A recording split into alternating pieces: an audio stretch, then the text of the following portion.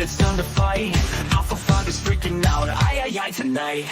The Theta Ranger, cosmic power in his hand, analyzing movies while defending the land. He's the geeky hero with the brain so strong, breaking down the lore while he's morphing along. From sci-fi to comics, he theorizes it all, but when monsters attack, he answers the call. From the Morphin Grid, our power cosmic flows. The sword is rising up and Golden's going toe-to-toe. Sword's watching through the glow, guiding him to fight.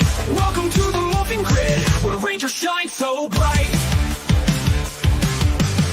Lord Theta's scheming, making monsters grow, but Theta's got his intellect, he's stealing the show. With his Thetazord stomping 20 stories tall, no putty patrol or sorcery can make him fall. He dissects tropes with his mighty mind, a warrior for nerds, one of a kind. But when the grid's in peril, he steps away, from analyzing trilogies to saving the day. Welcome to the Morphin Grid, the power surges high. Theta Ranger takes a stand, no monster will get by. Alpha shouts, Theta, hurry up, the Earth's under attack. Welcome to the Morphin Grid, there's no turning back. Zed sends his beast, Golder leads the charge, but Theta's bladed and wits leave him fully discharged. Cosmic energy flows from his Morphin coin. When chaos erupts, the Theta Ranger joins. The viewing globe reveals a city in flames, monsters growing bigger, but it's all the same. The sword comes alive and the battle is won. Theta Ranger's legacy has only just begun. To the Morphin Grid, our power cosmic flows. The sword is rising up and Golder's going toe-to-toe. Sword's watching through the glow, guiding him to fight. Welcome to the Morphin Grid, where Ranger shines so bright. Now the grid's at peace for now, it seems. Theta Ranger scheming nerdy dreams, analyzing films, comic shows on the side, but he's always ready for the next grid ride. Welcome to the Morphin Grid. Welcome to the Morphin Grid. Theta Ranger, welcome home. Now the grid's at peace for now, it seems. Theta Ranger scheming nerdy dreams, analyzing films, comic shows on the side, but he's always ready for the next grid ride. Welcome to the Morphin Grid. Welcome to the Morphin Grid. Theta Ranger, welcome home.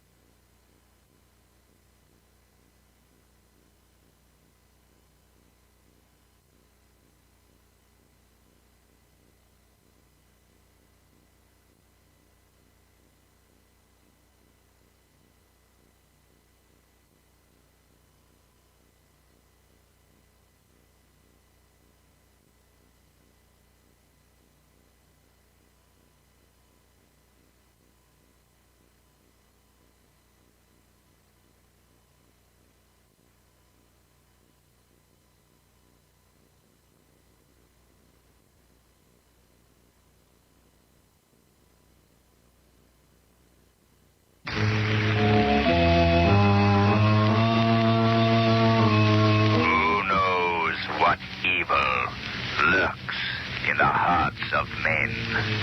The Shadow knows.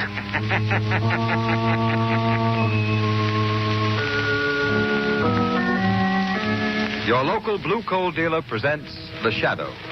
These half-hour dramatizations are designed to forcibly demonstrate to old and young alike that crime does not pay. Before today's story begins, an important message to all householders. When ordering fuel, remember that there's a tremendous difference between various kinds of hard coal. And remember that there's one hard coal that offers you better heat with less furnace attention. And that's blue coal. You'll find that blue coal banks and burns better and gives you absolutely the most for your money in heating service and satisfaction.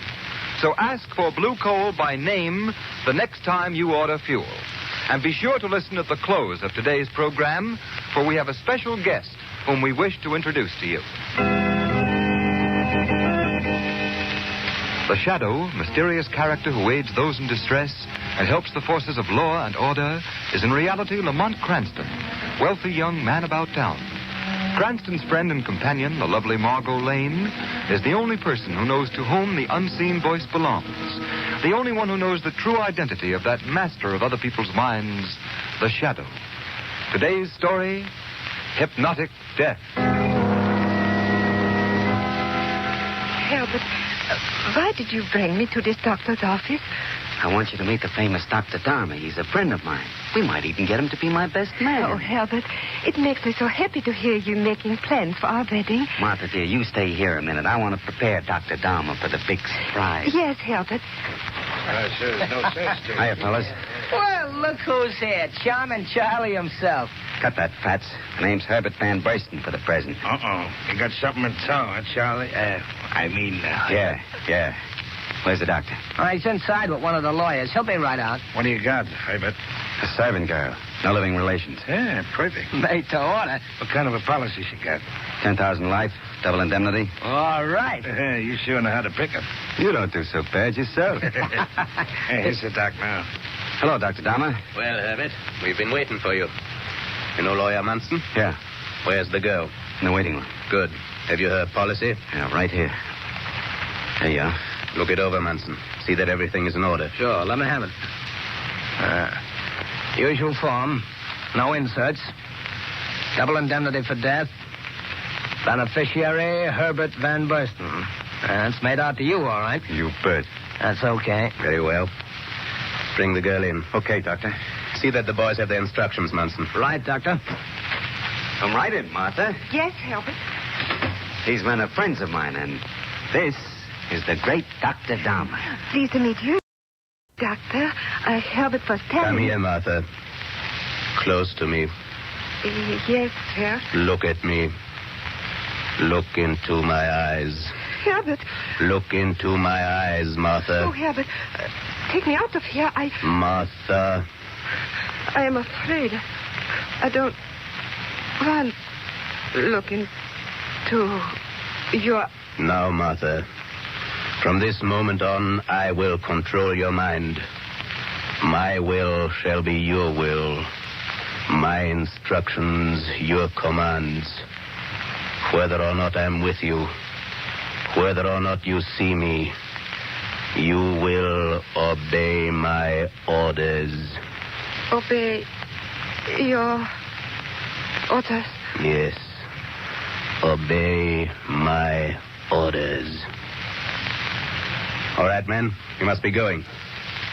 You are about to witness an even greater demonstration of my principle of telepathic hypnosis.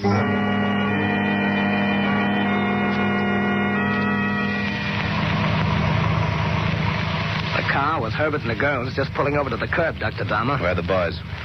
See, they're standing on the corner. Herbert's getting out of the car. Very well. Stop the car. Oh, this far away, Doctor? Distance in no way affects my powers. I must close my eyes and concentrate. Keep me informed of the results, Munson. Right. Say, a girl stepped out of the car. Yes. Now to test my theory of telepathic hypnosis. Martha, move close to the curb. She's doing it, Doctor. She's there. Stop, Martha. Wait for my orders. She's standing at the curb. Is there a car coming, Munson? Yes, there's one coming down the street at a fast clip. How far from the girl? How about 200 feet? Yes. 150 now. Yes. 100. Uh-huh. 50. And now, Martha. 25. Walk, Martha. Walk. 10. She's...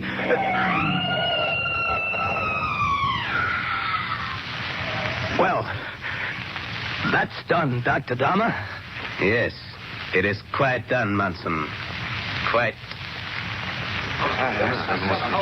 Look, she's dead. Dead. You murderer. You killed my fiancée. I didn't mean to do it. Right there, you people. Stand back.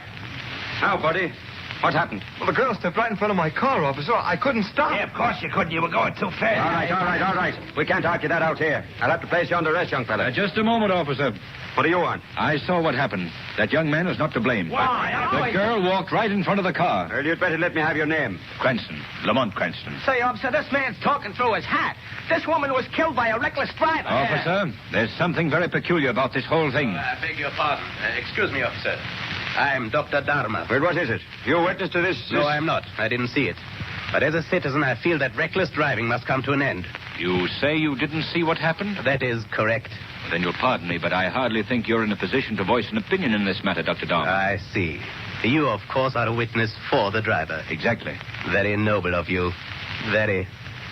I assure you, sir, that you and I will meet again.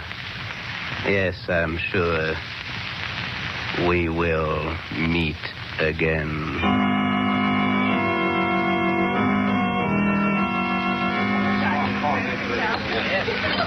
Lamont, you've hardly touched your dinner. Are you ill?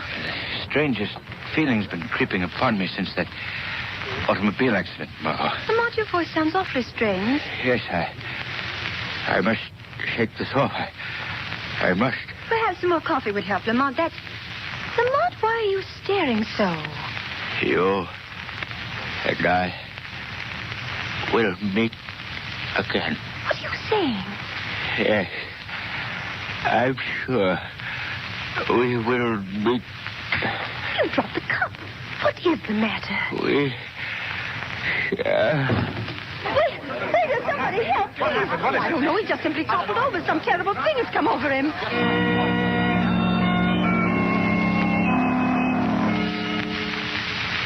Now, Miss Lane, try and calm yourself.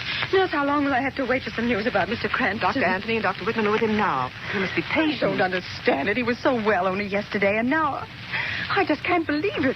Oh, here's Dr. Anthony now. Dr. Anthony, how is he? Just a moment, Miss Lane. Nurse, will you stay with Mr. Cranston? Yes, of course, Doctor. Sit down, Miss Lane. I want to talk to you. But, Doctor, how is he? No better. What? If anything, he's worse. That may be brutal, Miss Lane, but you should know the facts. Oh, Doctor, it sounds frightful. I've called in every specialist I thought might help. We're completely stumped, Miss Lane. Never in our experience have we encountered such a strange case. Well, what can it be? We don't know. All the vital organs are in excellent condition. Yet his energy is rapidly ebbing. Oh. I hate to have to tell you this, Miss Lane, but we're afraid Mr. Cranston won't last the night. Oh, no. Oh, no, that can't be possible. The most discouraging thing is Mr. Cranston's complete lack of cooperation. He seems to have lost the desire to live. Oh, I must go to him. He must fight this thing off, whatever it is. Come along, Miss Lane. We put him in this room right across the hall. There we are. Now, Miss Lane, try to arouse his interest in something. Yes, Doctor, I will. Step right in.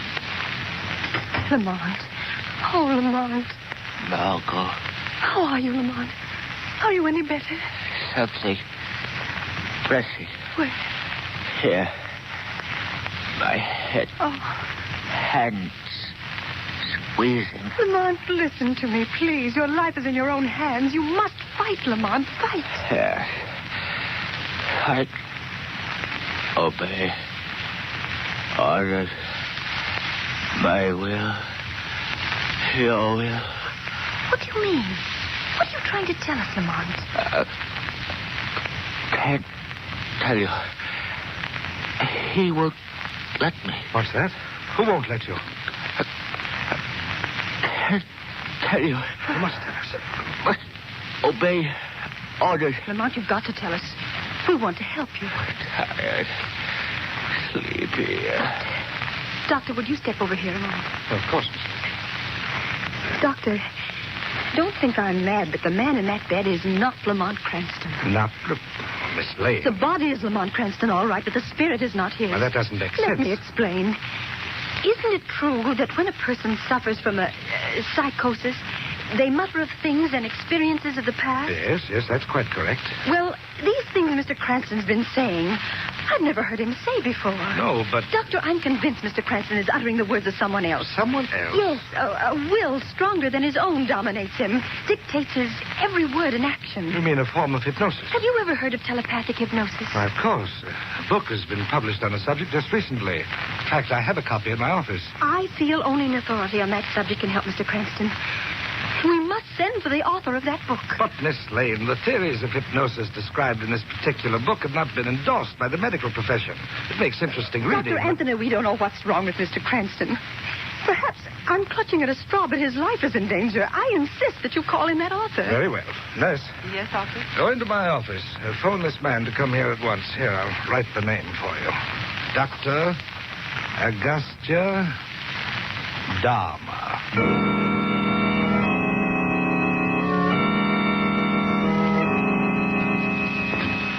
Yes, nurse, what is it? Dr. Dahman's here. Oh, thank heavens. How do you do, Dr. Dharma? I'm Dr. Anthony. Pleasure. This is Miss Lane, a friend of the patient. I'm honored, Miss Lane. Oh, it's good of you to come, Doctor. I hope you can help Mr. Cranston. I shall do everything in my power. I suppose you've come in contact with similar cases. Frequently, Miss Lane. Is it possible, then, that Mr. Cranston's will is dominated by another? Quite possible. His very existence is in the hands of, a master mentality. Oh, Doctor, please help him, please. Yes, of course, Miss Lane. I'll awaken the patient. No, Doctor. I'll awaken him. Mr. Cranston. Yes? Open your eyes. Open. Eyes. Why, Doctor, that's an amazing demonstration. Lamont, this is Dr. Dharma. He's come to help you. Obey. Obey. Don't you understand? Why do you stare like that, Lamont? Dr. Anthony, Dr. Dharma, that's the same expression he had on his face just before he collapsed in the restaurant. He seems frightened. Dr. Dharma, do you... Miss Lane, Dr. Anthony, I think it best that you leave me alone with the patient. Of course, Doctor. It's a little cool in this room. Would you mind closing that window behind you, Doctor? The window? Window? Of course, I'll take care of it. Now, if you please. Certainly, Doctor. We'll leave at once. Come, Miss Lane. Dr. Dharma, I place my last hope in you. Mr. Cranston will be well taken care of. Thank you, Doctor. Well, Cranston, we meet again, eh? We meet again. Oh, yes, of course. Your vocal cords. I'd quite forgotten. You can think clearly enough, but can't express yourself. Well, I shall lessen the pressure a bit for the moment so that you and I can have a little tete-a-tete, eh? You may talk, Cranston. You may talk. You murderer? You fiend? Rather a spectacular beginning for a tete-a-tete. Maybe a spectacular end to it, too, Dr. Dahmer. There's a limit to your control. The facts dispute you, Mr. Cranston. You are helpless. You can speak no louder or no longer than I choose to permit. You've grown rich by murder and fraud. But in some way, I'm going to put an end to you. Come now, Cranston. Your slight respite is over. I return you to the condition that baffles science and destroys you. My will is your will. My orders, your command. Obey. Obey. I will. Your will. Obey. Obey. Precisely.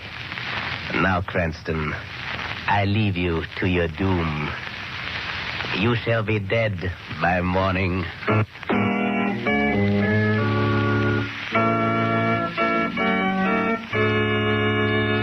Before our second act begins, let me ask you a question. Have you ever talked to an older person who said, well, of course, things are a lot easier for you people now than they were in my day?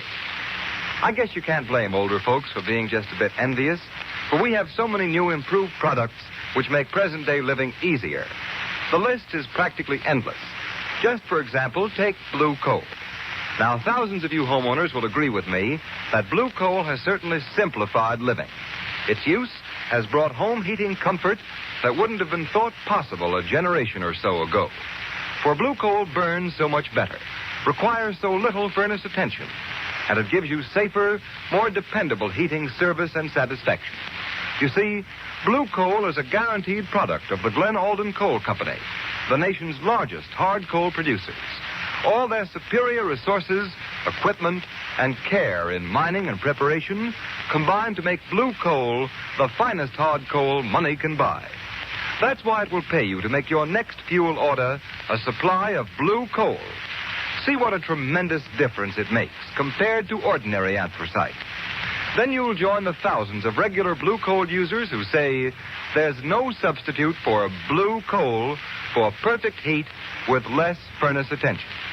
Call your dealer tomorrow. His name is listed in the Where to Buy It section of your classified telephone directory under the words Blue Coal.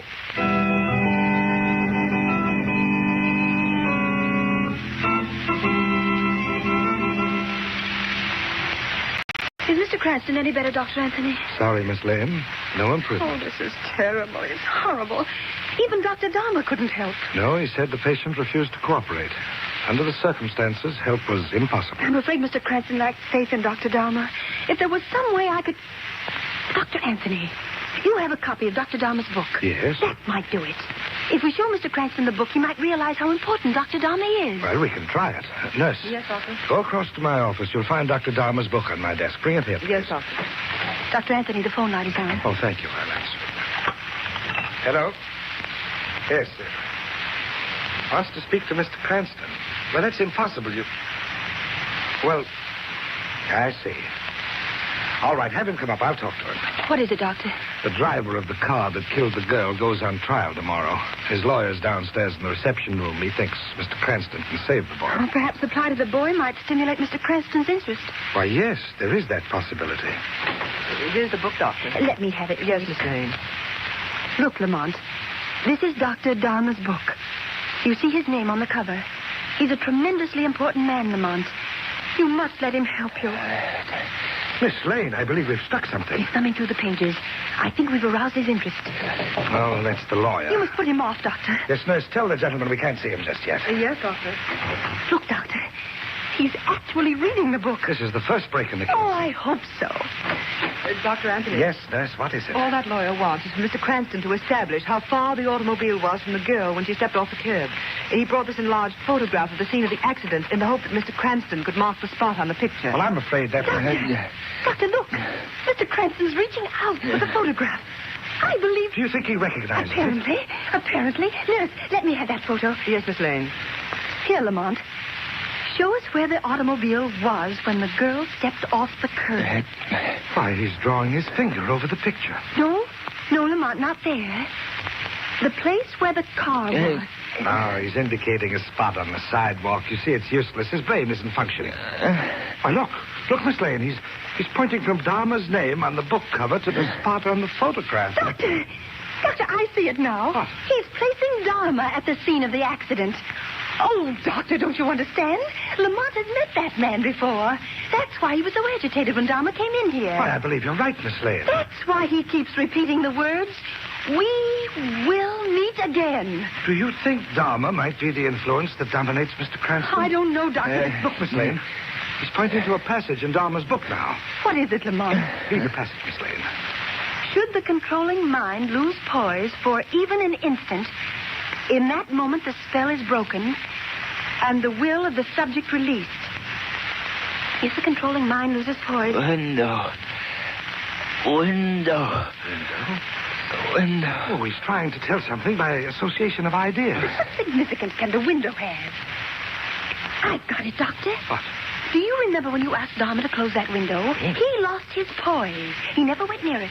He didn't dare look out of this 26th floor window. Of course. I thought his conduct strange at the time. Dahmer is a victim of a phobia. The fear of high places.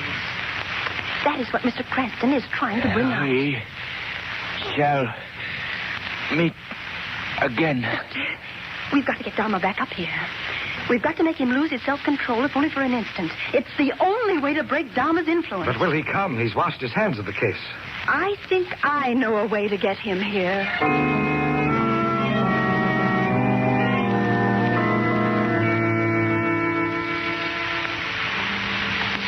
Get the chairs out there on the terrace, nurse. Yes, Miss Lane. Dr. Anthony, I think we'd better move Mr. Cranston's bed a little closer to the edge. Yes, hurry, Miss Lane. Dahmer's already on his way out. Where do you want this chair, Miss Lane? Right over there, close to the parapet. How did you manage to get Dahmer to come up here? Well, I simply phoned and told him Mr. Cranston was getting well. He nearly dropped the phone. He was so nervous. Oh, that must be Dahmer. Yes. Now, look, I'll go to the next room and leave you and Mr. Cranston alone with him. Nurse, you show Dr. Dahmer in, and you can go. Thank you, Doctor. Good luck, Miss Lane. I certainly hope this works Oh, I out. hope so, Doctor. Hurry, hurry. Good luck. Lamont, watch him. Watch Dahmer every second. This is our only chance to beat him. Oh, Dr. Dahmer, I'm glad to see you. How do you do? I, too, am glad. Isn't this rather unwise, having Mr. Cranston out here? It's quite windy at this height. Mr. Cranston requested it. Requested it? Mr. Cranston did? Yes, won't you sit down, Doctor? Here's a chair, right over here. Yes, pardon me, Miss Lane, but I'm pressed for time. Must examine Mr. Cranston alone. Do you mind? Not at all, Doctor. I'll leave it. Oh! Miss Lane, look out. I tripped. How awkward. You nearly fell over the edge. Oh, did I frighten you, Doctor? Oh, come away from there. I'm sorry. I'll leave you now with your patient. Yes, Miss Lane, look.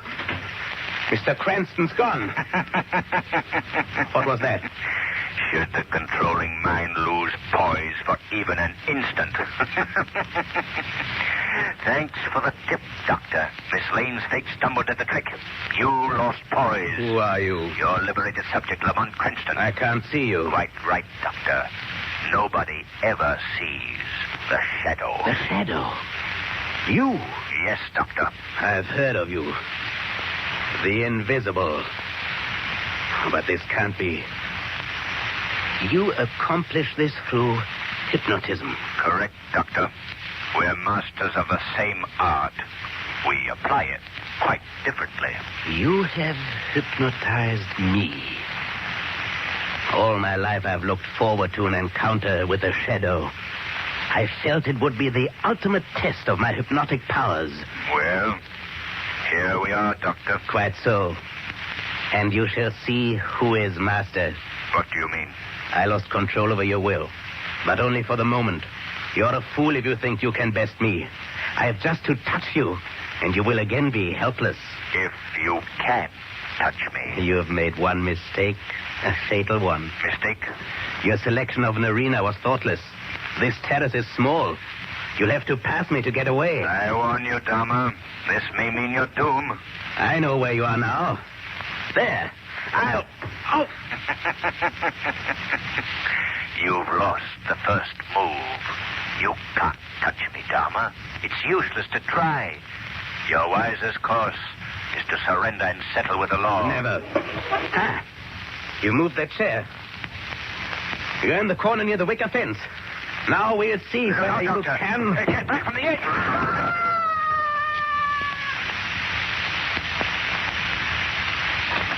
Lamont, are you all right? Yes, Margot. I heard a scream. It was Dahmer. Lost his balance. Oh. Fell 26 stories. Oh, Lamont. Well, thank God you're safe. Oh, it was so ghastly, you lying there, aware of everything, not able to express your thoughts. You expressed them very well for me, Margot.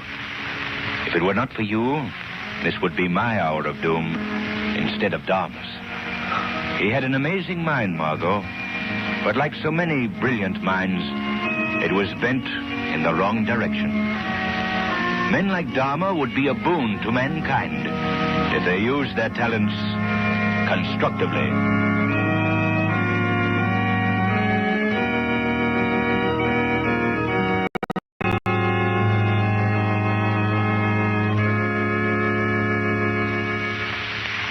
We'll introduce our special guest in just a moment. But first, let's hear from Blue Coal's heating expert, John Barclay. Thank you, Ken Roberts, and good afternoon, friends. Many homeowners are under the impression that all they need do to put coal on the furnace fire is throw on a few shovels full. I can assure you that that's neither the most practical nor the most economical way to get satisfactory heating results. First, the grate should be shaken gently until you see the first red glow in the ash pit. Be sure not to shake red-hot or unburned coals through into the ash pit, for then you'll simply be wasting coal. Next, pull a mound of live coals to the front of the firebox, just inside the fire door, with a shovel or a hoe. Now you have a fire bed sloping down toward the back of the furnace. Put fresh coal into the hollow formed by this slope, being sure to leave a few burning coals near the door. These live coals will act as a pilot light, which will burn off the gases which rise from the fresh coal contact with the burning coal. Try this method of putting coal on the fire and see if it doesn't give you far more satisfactory heating results. And remember, if at any time you have difficulty with your heating plant, get in touch with your nearest blue coal dealer. He'll gladly send a John Barkley serviceman to show you how to fix up the trouble. John Barkley service is absolutely free, so call your blue coal dealer. I thank you.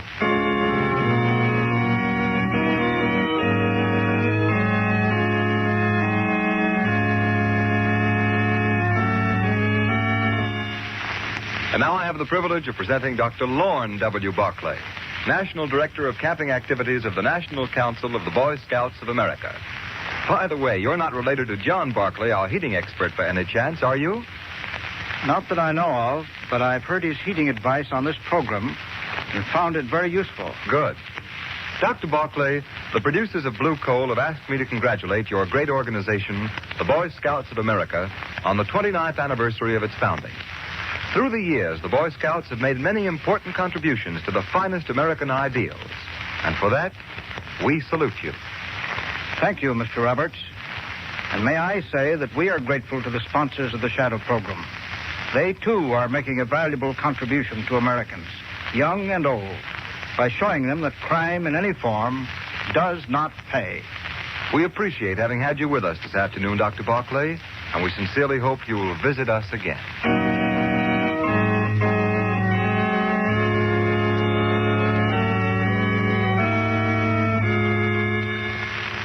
Today's program is based on a story copyrighted by the Shadow magazine. All the characters and all the places named are fictitious. Any similarity to persons living or dead is purely coincidental. The Shadow magazine is now on sale at your local newsstand.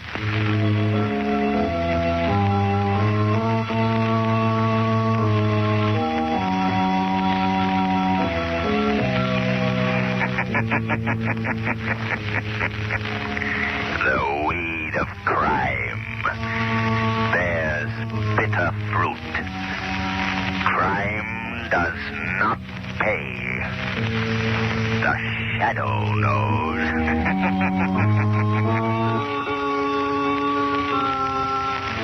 Next week, same time, same station, Blue Coal, America's finest anthracite, will again present another thrilling adventure of the Shadow. Be sure to listen. And be sure to burn Blue Coal, the solid fuel for solid comfort.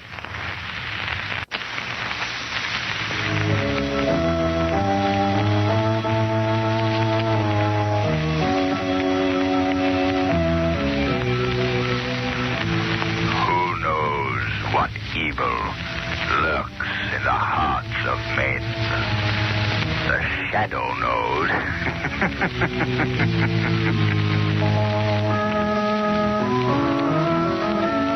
Your local Blue Coal dealer presents The Shadow. These half-hour dramatizations are designed to forcibly demonstrate to old and young alike that crime does not pay. Before we start the first act of today's Shadow story, attention homeowners. If you want better heat with less furnace attention, here's what you do. Get in touch with your nearest Blue Coal dealer. Order a supply of Blue Coal, the fine quality hard coal that's been mined and prepared by the most modern methods and laboratory tested for quality. You'll find that Blue Coal offers you by far the most for your money in heating comfort and satisfaction. Don't fail to try it. Order your supply of Blue Coal tomorrow. The Shadow, mysterious character who aids those in distress, is in reality Lamont Cranston, wealthy young man about town. Cranston's friend and companion, the lovely Margot Lane, is the only person who knows to whom the unseen voice belongs. Today's story, Friend of Darkness. It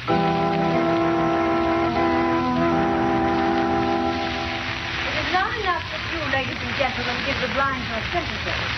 They hardly need that, and most would rather not have it. They would rather win an appreciation of their attainments and talents. When one faculty is denied us, nature compensates by developing others. To illustrate that point, I've invited here to my home a young man who has been blind from birth. I take pleasure now in presenting to you Mr. Peter Blair. And, oh yes, I want you to meet Peter's best friend, his guide and companion. Ladies and gentlemen, meet Rex. Peter is going to demonstrate how generously nature has compensated him for the loss of his sight. We'll need a couple of volunteers to help with this. Lamont Cranston, will you be a courageous soul and come up here in front of all these nice people? All right, Margot. I hope I'm not going to be sawed in half or anything like that. No, Lamont, it's usually a woman that's sawed in half. Right. Now, we need one more volunteer. Commissioner Weston, I know you're not afraid of a crowd. Would you be so kind? Gladly, Miss Lane, gladly. That's fine. Now that we have our volunteers, I turn the platform over to you, Peter. Thank you, Miss Lane. Ladies and gentlemen, I first want to express my deep appreciation to Miss Lane and all you ladies and gentlemen who are launching this campaign for the economic and industrial advancement of the blind. As Miss Lane has told you, nature generously compensates for the loss of the sight faculty. In my case, I've been endowed with a rare sense of touch, and I'll show you now to what extent that faculty has been developed. I hold in my hand a piece of steel 3 inches thick. Commissioner Weston, would you hold this piece of steel against your chest? Yes, of course. Thank you. And now, Mr. Cranston, will you take the commissioner's hand and hold your middle finger on his pulse? Certainly. Come, Weston, come. There we are. I suppose that's the first time you two men have been asked to hold hands. Now, ladies and gentlemen, I'm going to place my fingers on the piece of steel that's against Commissioner Weston's chest. I'll count the beat of the commissioner's heart through this steel. And Mr. Cranston will verify my count by the pulse beat. And we'll start on a signal from Miss Lane. All right, now, Miss Lane, whenever you say. All right, when I say go. Go. 1, 2, 3, 4, 5, 6, 7, 8, 9, 10. Stop. The commissioner's heart beat 10 times. We stopped on the 11th beat, Mr. Cranston? Correct. 10 beats called exactly on the beat.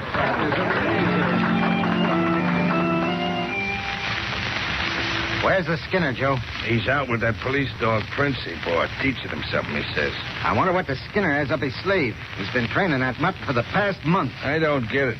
First he holds us up in his shack, and then he goes in for dog training. It's got me. Shut up. Here he comes.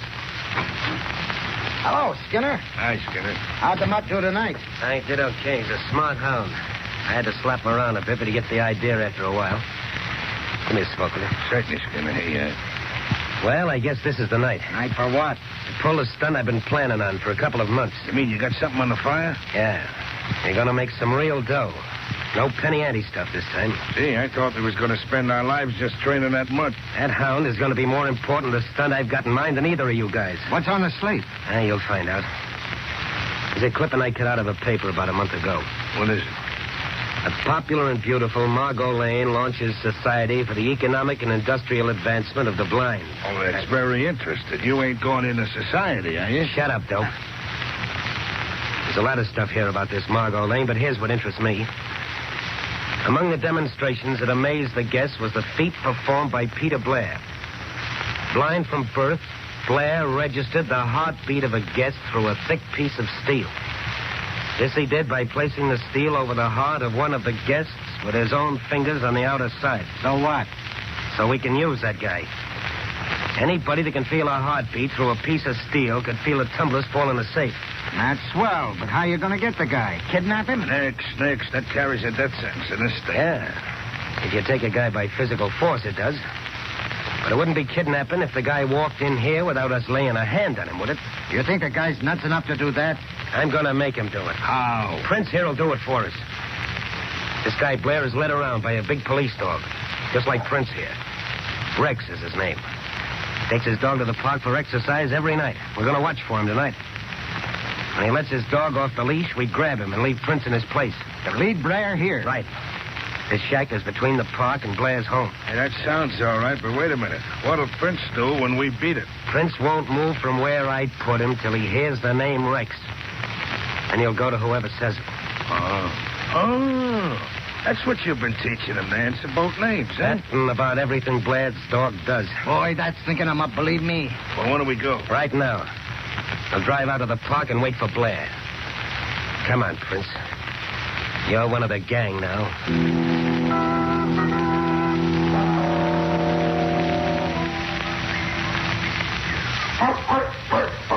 There's Peter Blair now, sitting on that bench over there. Is that his dog running around? Yeah. Joe, let Prince out of the car. Right. This is where we make the switch. Okay. Come on, Prince. Come on. Now, as soon as we get Rex over here to the car, we'll trade dogs. Prince, speak. Speak. Hey, look. The other mutt stopped dead in his tracks. And now he's answering back. Here he comes. All right, Prince. All right, boy, do your stuff. Ready to grab Blair's dog, you guys? I'm all set. He won't get away. Hello, Rex. Nice, Rexy. Come here, boy. Oh, that's a good fella. All right, fellas, grab and muzzle him. Got him, Skinner. In the car with a big snappy. Shut up. You'll find your boss in a little while. Okay, Skinner, we're all set. Dog's in the car. Right. Now lie down on the grass, Prince. That's it. Now stay put till Blair calls for Rex. No, boy. Down. That Prince ain't moving a muscle. Boy, you sure got him trained. Rex, time to go home. Come on, Rex. Look at Prince. You heard him call. Rex, over. Say, look at Prince jump all over Blair. Like he knew him all his life. He'll never know it ain't Rex. Will you look at that? Prince is leading the guy right out of the park. Right out of the park and right into our hands.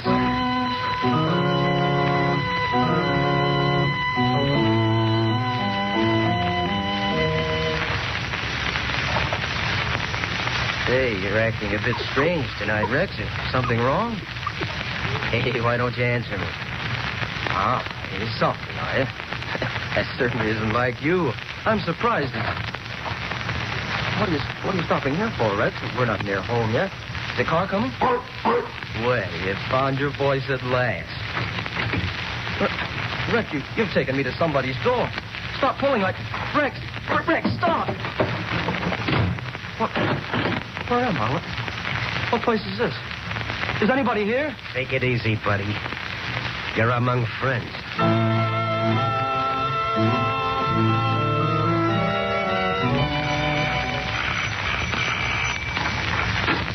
Margot, you're all excited. Something wrong? Oh, yes, Lamont. A terrible thing has happened.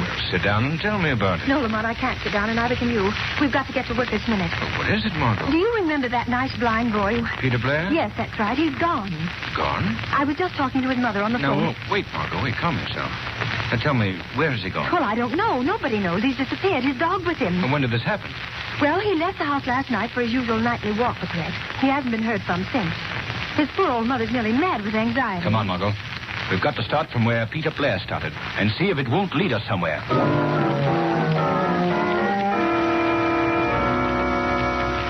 Now, take it easy, Blair. Nobody's going to hurt you. Oh, I don't care what you do with me. What have you done with my dog, Rex? He's okay for the time being.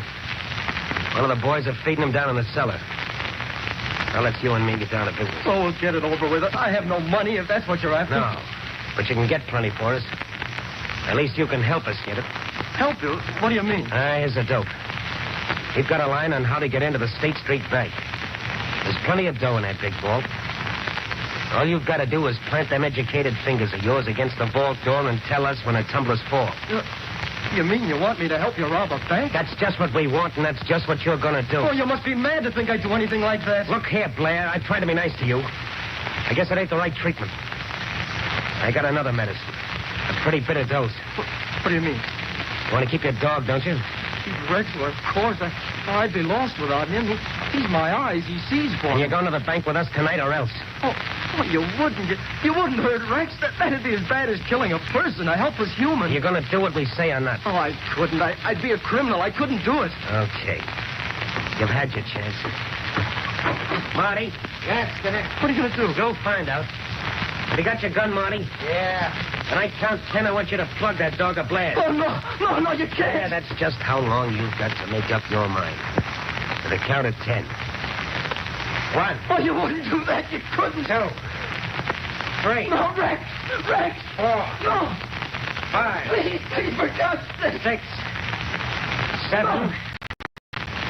8. Wait. All right. I'll do it.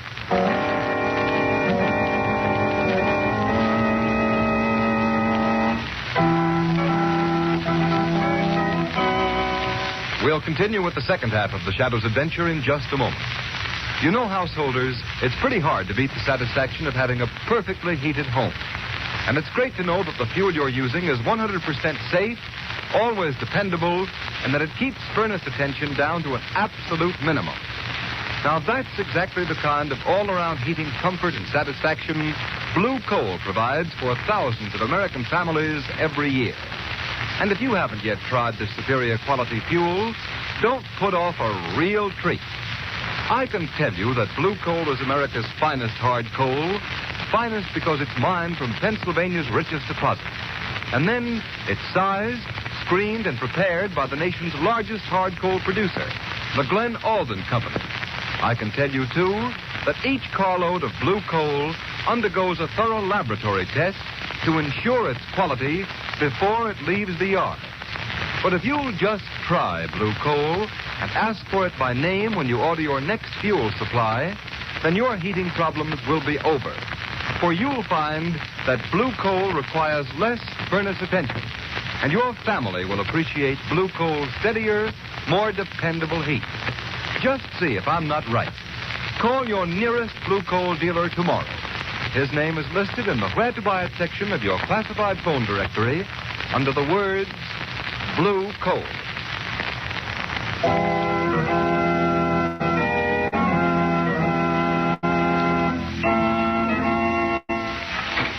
Well, good morning, Commissioner Weston. Cranston. You must have ridden down here with a milkman. What are you doing around at this hour? I've been anxious to know what the police are doing about the disappearance of Peter Blair. Oh, you've got your fist in that now, huh? Very much so, Commissioner. What news have you? None. We've been dragging the river for his body all night, but we've found no trace yet. I don't expect you will. Why not? That's the most likely place to find him.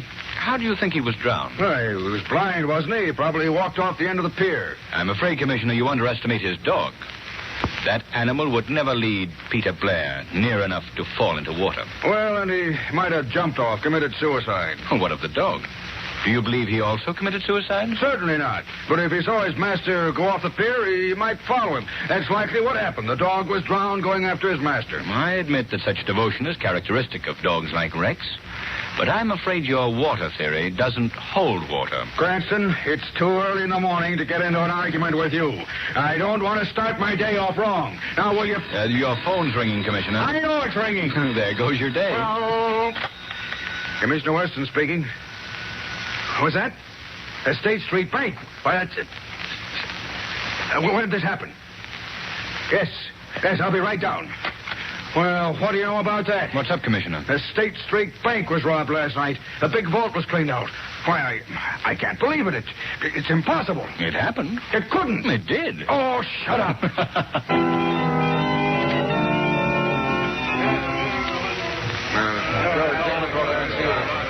Well, this vault was opened by a cracksman. He's the best one that ever lived.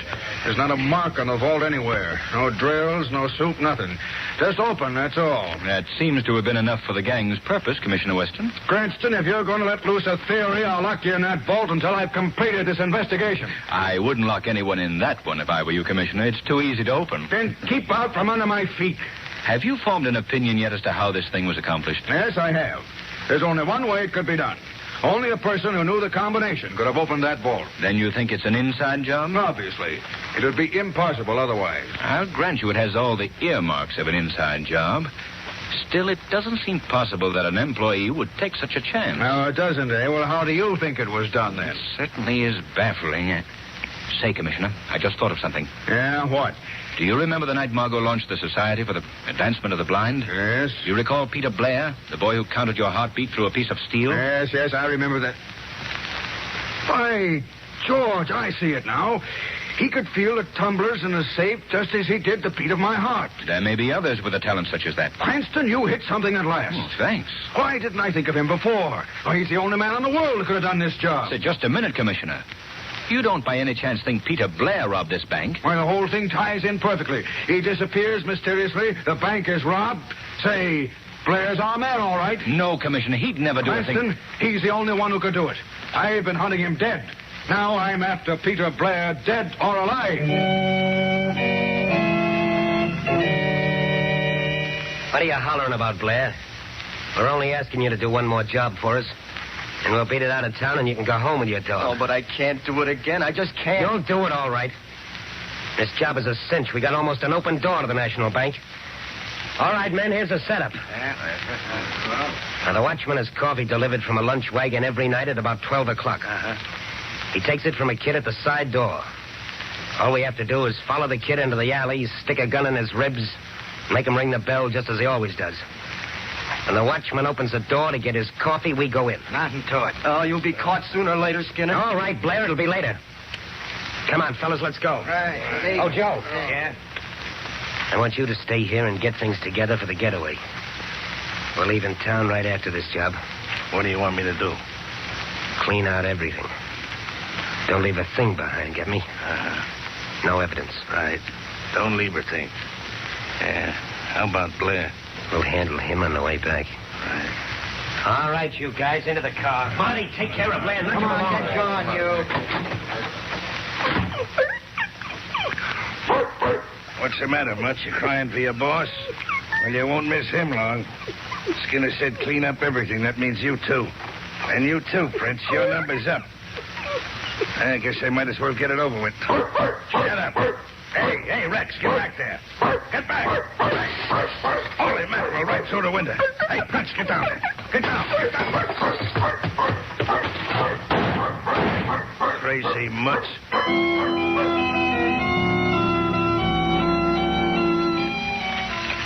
When did Rex get home, Mrs. Blair? Just a few minutes before I called you, Mr. Cranston, and he brought this other dog home with him. I see. Why, he is exactly like Rex. The same markings. Well, no, boy, no. We're not talking about you. So, Mrs. Blair. Yes, Mr. Cranston. Have you noticed that this other dog responds when he hears the name Rex? Yes, he acts like Rex in every way. By George, I see it now, Mrs. Blair. This dog has been used as a substitute to lure your son away. What is it, Rex? What are you trying to tell me? Mr. Cranston, Rex is pulling you toward the door. Yes. You keep the other dog here, Mrs. Blair. All right, Mr. Cranston. Margot. Yes, Lamar? Follow us in the car. All right, Rex, old boy. I think I understand. Come on.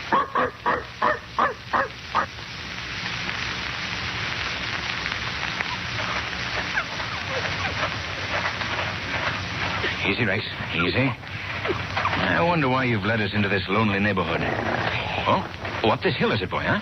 Margot, stop the car. I think he's trying to call your attention to that shack up there, Lamont. Yes, Margot. Evidently, that's where Peter Blair is or was. Turn off the headlamps, Margot. Wait here. The Shadow's going to see what or who is in that shack. Be careful, Lamont. I will, Margot. Come along, Rex. Come on, boy. Come on.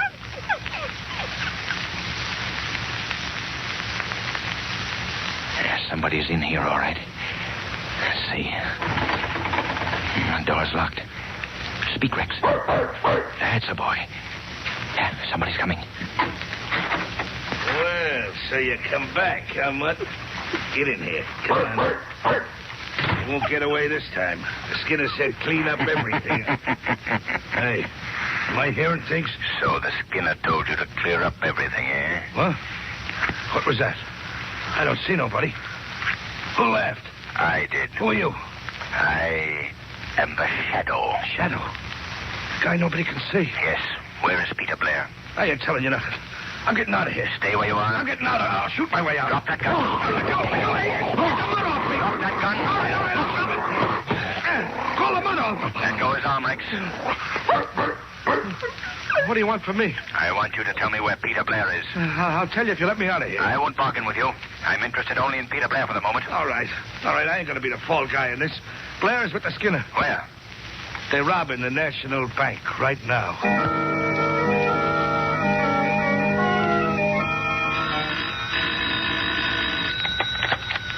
Hello, Commissioner Weston speaking. Commissioner, this is the Shadow. I've got to talk fast, so listen carefully. The National Bank is being robbed right at this moment. Robbed? By whom? Skinner Cross and his gang. They've got Peter Blair with them. Oh, so my dope was right. He's the guy that's been doing the dirty work. Don't be a fool. Blair is innocent. The gang is forcing him to do this. Yeah, so is Skinner Krause innocent. The boys are just doing this as a lark. Commissioner, you've got to believe me. That boy is not a criminal. Maybe not, but I am not taking any chances. What do you mean? That Skinner gang is a bad outfit. I'm taking a squad of men over to that bank with orders to shoot to kill. Commissioner, you can't do that. You may kill an innocent boy. The order is shoot to kill.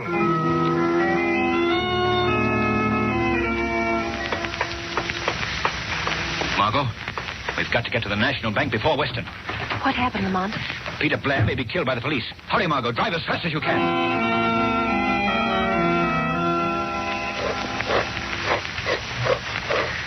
Okay, hold it. All right, Blair, what did you get on that turn? 55. Okay, spin the dial again, kid. Left this time. All right, stop. It's the last turn. We open now. What's the number, Blair? I'm not going to tell you. What? No, I'm not going to be party to robbery anymore. You tell me that number, I'll blow your head off. Go ahead. You'll do it anyway, so I can't give information to the police I'll later. give you one more chance. You going to tell us the number? No, I'm not. Why, you... What's that? Side doorbell. Who could it be? That'd be a friend of the watchman. What are we going to do, Skinner? Gotta answer it, otherwise I wonder what happened to the watchman. Come on, all of you. All right, come on. As soon as I open this up, you grab whoever it is, drag him inside. Right. All right, here we are. You guys get back there. Palm your rods. I'll open it up. What is this? Nobody out here. What? That's funny. What do you make of it, Skinner? I don't like it. Better finish this job quick and scram. You better not wait to finish the job, Skinner. Who was that? The Shadow. Shadow? Yes. I've got no time to waste, Skinner. Circumstances force me to be here alive for the moment. I've got to warn you that the police are on their way here with orders to shoot to kill. I ain't falling for that, Shadow. Maybe the guy's telling the truth, Skinner. I'd hardly warn you if it weren't necessary to save the life of an innocent man. Listen, Skinner, the cops. You hear him? Yeah, it's a straight guts. Straight, fellas. Don't leave me here. The police will shoot me. Don't be afraid, Peter. Just do as I say. Follow the sound of my voice, and I'll lead you out. The Skinner and his gang have run into the police. Come along, Peter. We've got to hurry. This way, Peter. Close your guns, man. There he is. The real brains of the gang. We've caught up with you, Blair. Just a minute, Commissioner. The Shadow. Yes, Commissioner. You certainly got here fast. Just barely fast enough to keep you from making a complete fool of yourself. Where's my dog? Where's Rex? What's happened to him? He's in a car not far from here. If you call out loud enough, he'll hear you. What? Rex? Rex! Rex! Oh, it's he! It's Rex! He's hurt me! Now, see here, Shadow. I'm not going to let this fellow off so easy. He's got a lot of explaining to do. Very well, Commissioner. It'll all be explained so even you will understand. Oh, Rex! Rex, old fellow. Oh, I thought sure you were done for. I'm so glad you're all right. Why, George, I've never seen a dog act so happy. Cute son of a gun. Come on, Blair.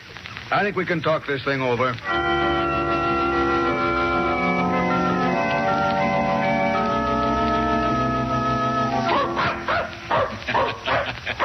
Well, you've got two fine animals now, Peter. You going to keep them both? No, Mr. Cranston. I'm going to give Prince to a sightless friend. You'll be a great companion for him. No doubt about it. Look at Rex and Prince gobble that ice cream. I don't know how to thank you, Mr. Cranston, and you too, Miss Lane, for everything you've done for us. Oh, don't mention it, Peter. I wish it were possible to thank our invisible friend, the Shadow, too. I'm sure he feels your gratitude, Peter. I'll wager that none of his exploits brought him more satisfaction than the apprehension of the Skinner and his gang.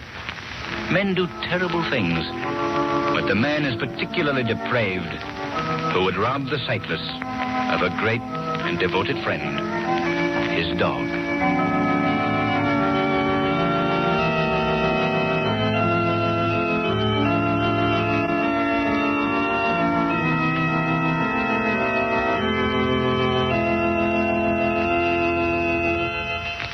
And now here's blue coal heating expert John Barclay. Thank you, Ken Roberts, and good afternoon, friends.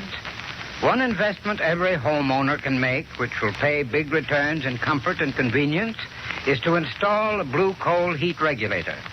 I've heard some people say what time and trouble savers their oil and gas burners are. But those people forget that their oil and gas burners are dependent upon thermostat control for their heating performance and for maintaining an even degree of temperature. By simply installing a blue coal heat regulator for your coal furnace, you too can control room temperatures and enjoy exactly the same kind of heating comfort that the most expensive oil or gas burner could give you. The blue coal heat regulator is a thermostat which controls your furnace dampers automatically. All you need do is set the thermostat control at the exact temperature you wish. Your heat regulator will maintain that temperature day and night. What's more, it will stop your house from becoming overheated in warmer weather and save you from wasting coal. Get in touch with your nearest blue coal dealer. He'll be glad to show you how a blue coal heat regulator can pay for itself in the time, trouble, and amount of coal it saves you. I thank you.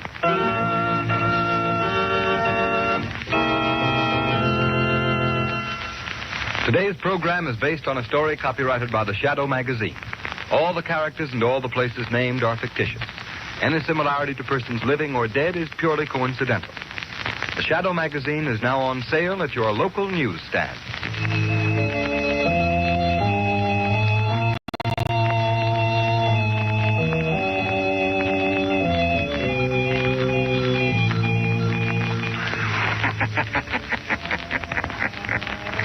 The weed of crime bears bitter fruit. Crime does not pay. The shadow knows.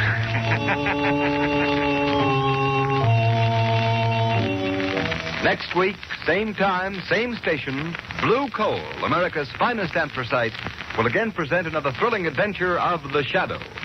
Be sure to listen, and be sure to burn Blue Coal, the solid fuel for solid comfort.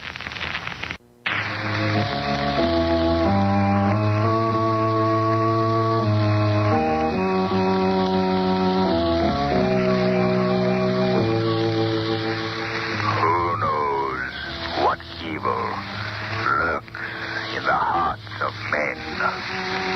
The shadow knows. Your local blue coal dealer presents The Shadow. These half-hour dramatizations are designed to forcibly demonstrate to old and young alike that crime does not pay. Before the curtain rises on Act One of today's adventure with the Shadow, remember this, homeowners. Because of abrupt changes in temperature, the coming months are the most treacherous of the entire year. So do the safe thing, the wise thing, and order blue coal for your next fuel supply. You'll find that this quality-tested hard coal gives steadier, more healthful heat. It's easier to bank and control, and it burns evenly and prevents your home from becoming suddenly chilled or overheated. Remember the name Blue Coal for perfect home heating comfort in any kind of weather. The Shadow, mysterious character who aids those in distress and helps the forces of law and order, is in reality Lamont Cranston, wealthy young man about town. Cranston's friend and companion, the lovely Margot Lane, is the only person who knows to whom the unseen voice belongs. Today's story, Horror in Wax.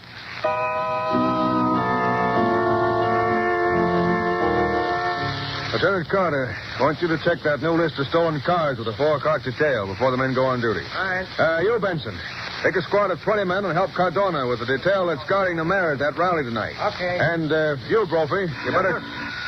just a minute. Hello? Commissioner Weston speaking. What's that? When did this happen? All right. Give me the address. Yeah. 22 Prince Street. I got that. Yeah. I'll send a man out right away. Brophy. Yes, Commissioner Weston? This is a job for you. Rest of your men can go now. Get out on the job and keep awake. Here you are, Brophy. Take this address. It's a rooming house out on the south side. Woman's been found dead in one of the rooms. Ah, now the poor thing. Murdered by some blackguard, I suppose. Never mind shedding any tears about it. Get out there and find out what happened.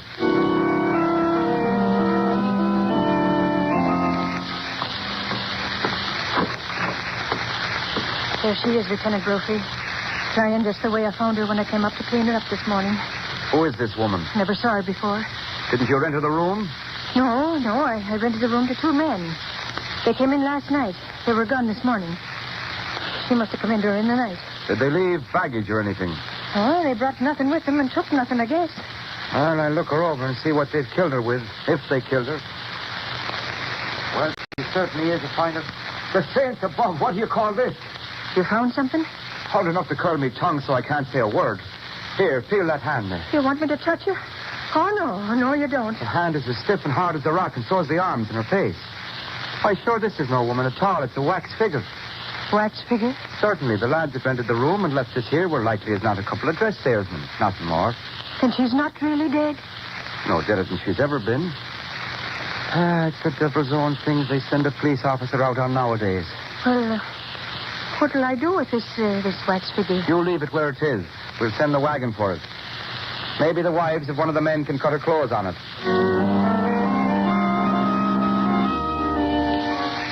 But, Commissioner Weston, it's the truth I'm telling you. It was nothing more than a wax figure as hard as rock. A fine thing to leave behind in a furnished room. Well, you better send the wagon out there. Hello? Commissioner Weston. Yes, who's this? This is the Shadow, Commissioner. Yes, well, what do you want now? We've had peace and quiet around here lately. Say, just a minute. Hold the wire a second. Listen, that Shadow fellow, Bobby. I'm going to have some fun with him, listen. Say, Shadow, we just got a case that has us all baffled. Would you like to help us? Of course, Commissioner. You know I'm always willing to lend whatever assistance I can. Oh, fine. Well, here's the dope. A woman's been found dead at 22 Prince Street, out on the south side. We don't know who she is or how she died or a thing about her. I'll put the case into your hands if you want to tackle it. Well, I'd be glad to, Commissioner. I'll go out there right away and investigate. That's fine. But, Shadow, you've got to make me one promise. Well, yes, Commissioner. What is it? Well, the medical examiner hasn't cleared the case yet. So I'd appreciate it if you wouldn't touch the body or disturb it in any way. All right, Commissioner. I hardly think it'll be necessary. Well, good luck then, Shadow. I'll see you later. Oh, no, Commissioner. You'll hear me later. How's that? Oh, yeah, okay. I'll hear you later. Opie, he fell for it, yeah? Fell for it. Hook, line, and sinker. I'd give me eyepiece to be there when he examines that dead body. This is funny, Brophy. We've got the Shadow, a great crime expert, investigating the death of a wax figure.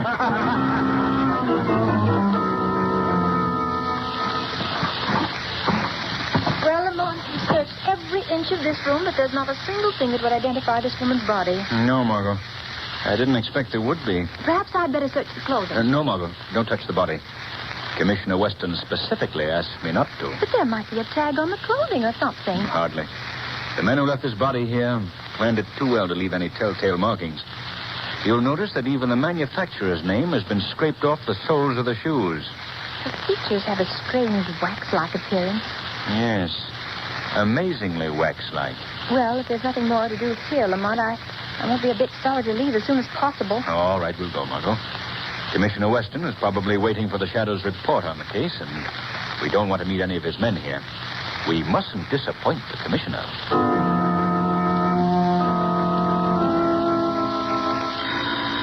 Wait a minute, Brophy, till I see who this is. Hello? Commissioner Weston speaking. Hello, Commissioner. This is the Shadow. Oh, yes. Well, Shadow, how did you make out? Have you made any progress on that case I gave you? Yes, Commissioner. A little, I think. The case is fairly obvious. You don't say. The woman did not meet her death in that room. What's this? You're sure about that, I suppose? Positive. She died someplace else and was brought to the room. Well, it didn't take you long to figure that out, did it? What are you going to do, Shadow? We've got to find the men who brought the woman there. You're getting off on the right foot, all right. But how are we going to find them? Have you figured that one out? Not exactly. But I'm not going to waste any time. You hold the body until you hear from me. Oh, you're sure we're going to hear from you, aren't you? You'll hear from me a lot sooner than you expect, Commissioner. Well, now, in that case, Shadow. Shadow. He's hung up. Trophy, did you hear that? We worked, Commissioner, right? This is about the funniest thing I've ever run across. You pulled him good, Commissioner. She didn't die there, he says. I was right in that. He certainly was.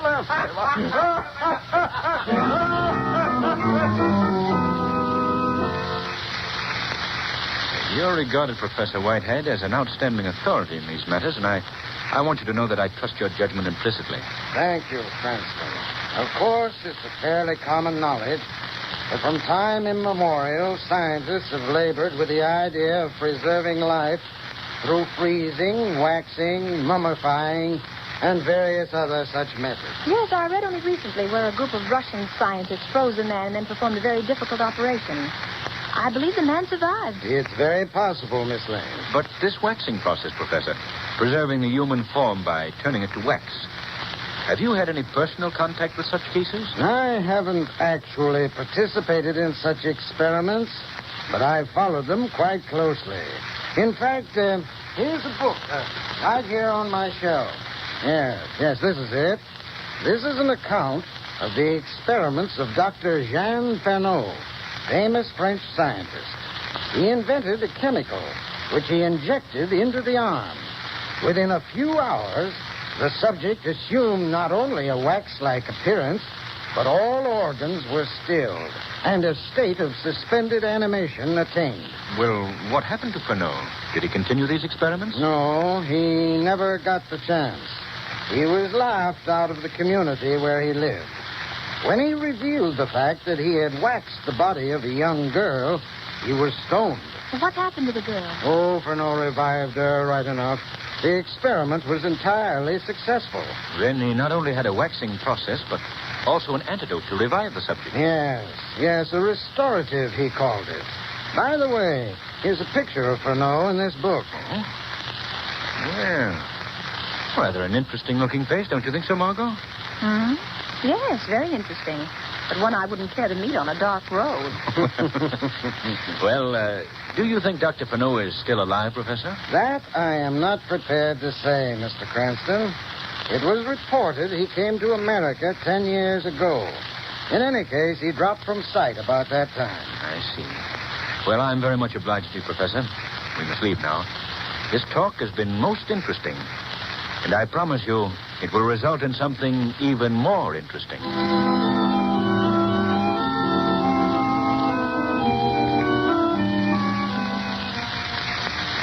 Are you nearly finished, Lamont? Yes, Margot. Quite finished. We've checked every wax figure dealer in this entire territory. The business connections of all of them are easily accounted for. That is, all but one.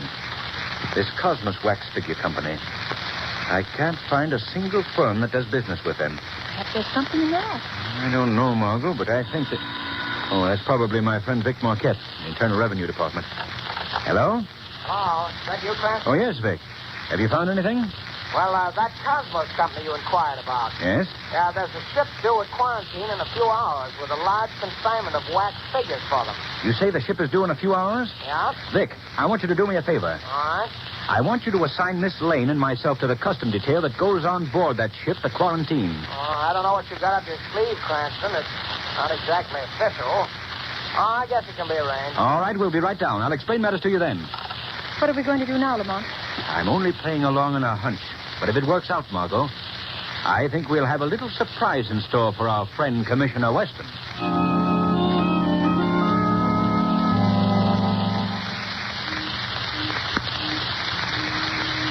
And you're the man in charge of this shipment of wax figures?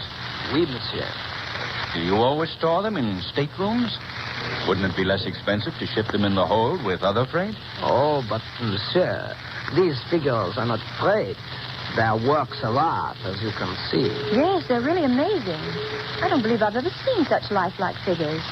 Yes. The attention to detail is astounding. Even to birthmarks and scars. Well, we're very much obliged to you for letting us see these figures, sir. And good night. Good night, monsieur. Good night, madame. Good night. Don't say anything for a moment, Margot. Let's get down to the companionway. Here, Margot. Now tell me, did you notice anything unusual about those figures? I thought they were simply astounding reproductions of the human features. No, I don't mean that. Did you notice on the left arm of each, there was the tiniest puncture, such as might have been made by a hypodermic needle? No, Lamont, I hadn't noticed. What do you think it means? I don't know exactly, Margot. But we're following that shipment of wax figures to its destination.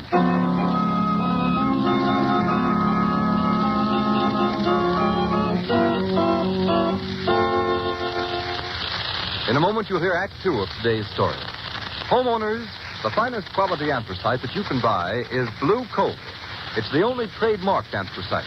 The only coal which is colored a harmless blue to identify it and to guarantee you that you'll get the most for your money in heating results and satisfaction. That's why it's important to insist on blue coal by name when you order fuel. Once you've used blue coal, you'll agree with me and with countless thousands of satisfied homeowners that it certainly is different from ordinary hard coal. And that difference is in the steadier, more healthful heat blue coal gives you, plus the fact that it requires less furnace attention. That's because blue coal is a guaranteed product of Glen Alden, the nation's largest coal company. Each ton of blue coal is carefully sized, prepared, and washed to remove any existing impurity. But most important of all, each carload is submitted to a thorough laboratory test to guarantee its superior quality before it's accepted for shipment. Those are the reasons why blue coal banks and burns better and gives longer intervals between firing. Those are the reasons why it will pay you to order blue coal by name if you want perfect all-around heating comfort and satisfaction in the treacherous months ahead. Call your nearest dealer. His name is listed in the Where to Buy It section of your classified telephone directory under the words Blue Coal.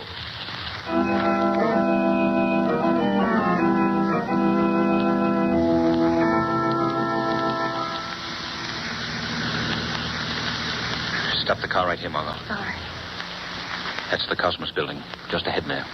Dingy-looking place, Lamont. Doesn't appear as though there's anybody inside. Yes, there is, though, Margot. Look down at the back there. You can just see a bar of light filtering through that shuttered window. Oh, yes. What do you suppose they could be doing in there at this hour of the night? They've already gotten the shipment of wax figures from that freighter. That's probably what occupies them now. Better turn off your headlights. All right. We'll sit here and wait a while. Look, Lamont. That side door is opening. Someone's coming out. Sit tight, Margot, and watch. It's a man. He's coming this way. Yes. Quiet. Margot. What? Look at this man. Look at his face. Why? Well, Lamont, this is amazing. It just can't be possible. Quite possible, Margot. That man who had just walked past was one of the wax figures we saw in the freighter tonight. Why, it's like seeing someone step out of the grave. It may be little less than just that, Margot. Men stepping out of the grave. Lamont, you don't actually... I don't know what it is, Margot. I've only got a hunch. I'm going to see if I can't get a glance through that window back there. I'll come along, Lamont. No, you better stay here. I'd feel more comfortable with you. All right, Margot. If you'd feel better, come along. We'll have to be very careful, Margot. The rest of the building seems to be deserted. All but that one room. Yeah, they're all probably busy in the back. Let me take your hand, Margot. It's pretty steep here. Yeah, quiet now, Margot. This window may be open. They might hear us. I'll see if I can take a peek through this crack here. See anything? Margot. Look. Why, the room is fixed up like a laboratory. Yes. There's some more of the figures we saw on board ship. That man with his back to us. He's dressed like a doctor. Yes. I hope he turns around so we get a good look. Margot. Over there in the corner. Recognize that face? Why, yes. It's the man that was in the ship cabin. The one who took care of the wax figures. Right. There, Lamont, the other man's turned around. Look at him. Yes. Isn't that the man whose picture Professor Whitehead showed us? Yes, Margot. It's Dr. Furneaux. What do you suppose they're doing? I can't see. They're working at the other end of the room, mostly. Margot, you go back to the car. What are you going to do? Look around here and see if there isn't any way of getting into this place. But there's a gang of men in there, Lamont. I've got to take the chance, Margot. Now go, Margot, quickly, quickly. This is a matter for the shadow. All right, Lamont, but do be careful. Even the shadow might be shot.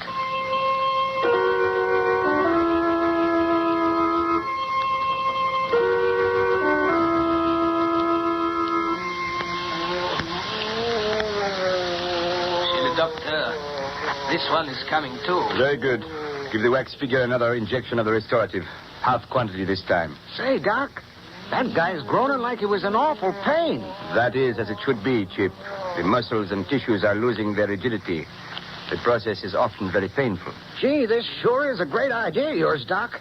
Imagine turning people to wax with a jab of a needle, and with a jab of a needle bringing them back again. Don't have quite so much to say, Chip. I wonder how people would react if they knew of your great accomplishment, Doctor. They would laugh.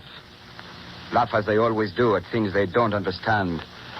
They laughed me out of the legitimate pursuit of my science. But now I have the satisfaction of accomplishment. Oh, where am I? Where am I? Say, that guy's coming too now, Doc. You're all right, my man. You've reached your destination. Then this is America?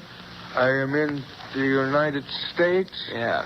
Put these clothes on. You must leave here at once. You will listen to my instructions, my good man, and be sure you follow them to the letter. Yes. In addition to the sum you have already paid us for smuggling you into this country, remember that our agreement is that you pay us 25% of your earnings for the next 5 years. After 5 years, you will return for another injection of the restorative. If you fail to come back for this injection, you will become wax again, and for all time. If you fail in your obligation to us, or if you ever reveal the means by which you were smuggled into the country, you will be denied the restorative. The effect, of course, will be the same. You understand? I understand. Dress then and go. Monsieur le Docteur, this one, he does not revive. I'm afraid he will not. You men on the boats are becoming very careless with the waxing fluid. We had a girl die on our last shipment. But I assure you, Doctor, I followed your instructions exactly. 1 injection, so much as is in this hypodermic, every 12 hours. You must have miscalculated the time. My solution cannot fail. Here, Chip, this body will have to be disposed of as you disposed of the girl a few days ago. Okay, Doc, it's as good as done. I want you to... What's that? What's the matter? You hearing something? I thought I heard footsteps outside. I'll take a walk around outside. No use taking chances. I will go with you. Okay. We'll take this guy out with us. Come on, you. Yes. I'm dressed now. I go. Be right back, Doc.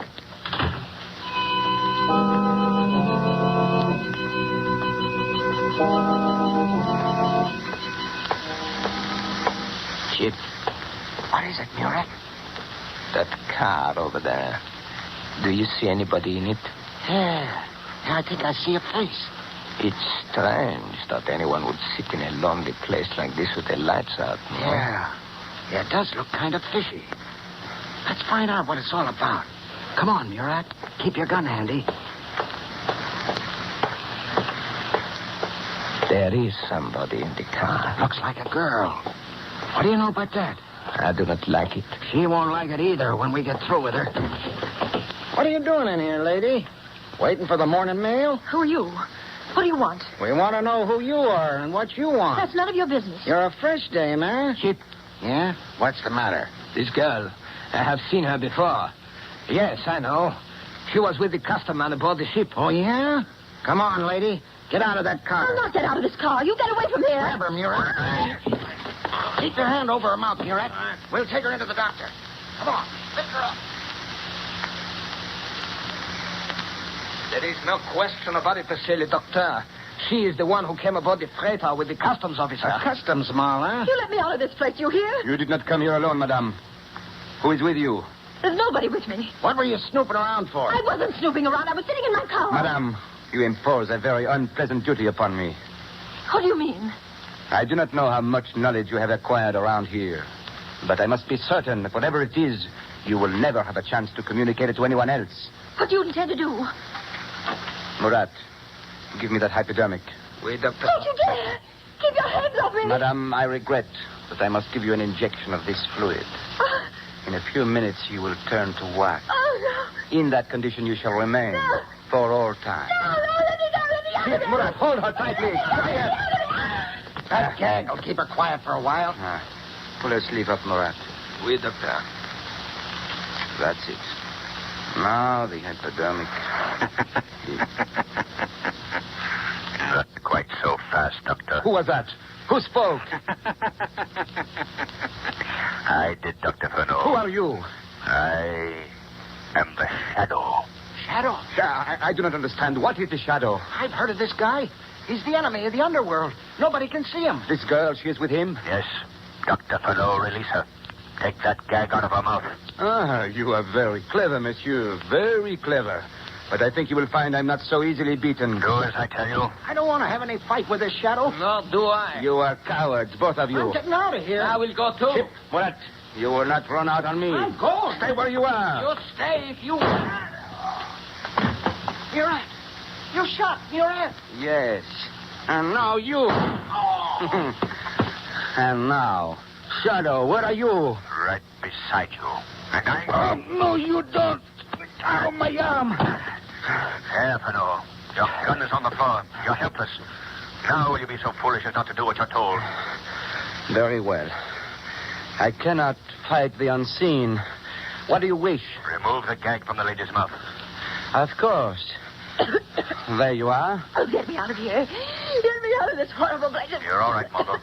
There's nothing more to fear. Madame, I will get you a glass of water. Oh, no, you don't, Doctor. Be too easy to poison the water.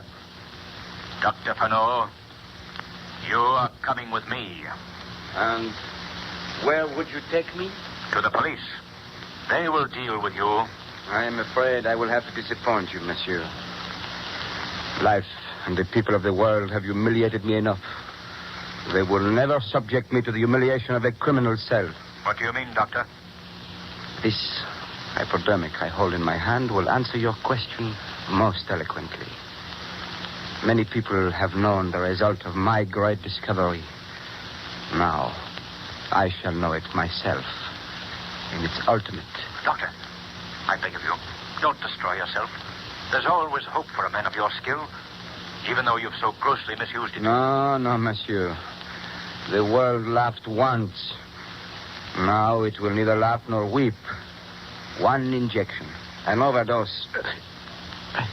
So, and you shall witness firsthand, monsieur, the results of a great discovery. Doctor, don't. You mustn't do this. It is done, monsieur. It is done.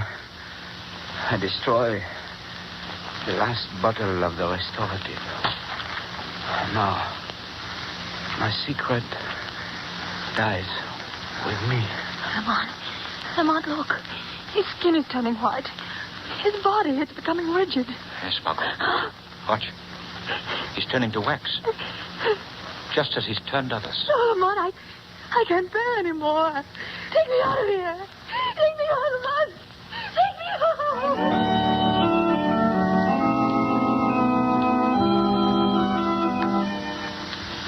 You mustn't worry anymore, Lamont. I'm quite all right now. Well, now, you've given me a couple of very anxious days, Margot, since our encounter with Dr. Fano. I'm sure I could never stand such an experience again. Now it appears as something I've dreamed. Lamont, what of those people Fano smuggled into the country? They'll die in 5 years if they don't receive the injection. Why, Margot, that was simply a bluff. I've checked through Fano's notes. He used this ruse simply to hold them to their promises. They're quite safe. I'm glad. It's strange. But I suppose, in a way, Commissioner Weston has the laugh on me after all. For my part, I don't feel there's much reason for laughing. As evil as Dr. Fano was, and as badly as he misused his great talents, I can't help but feel that his discovery might have had potentialities for good beyond belief. Perhaps it will occur again in a mind worthy of great things.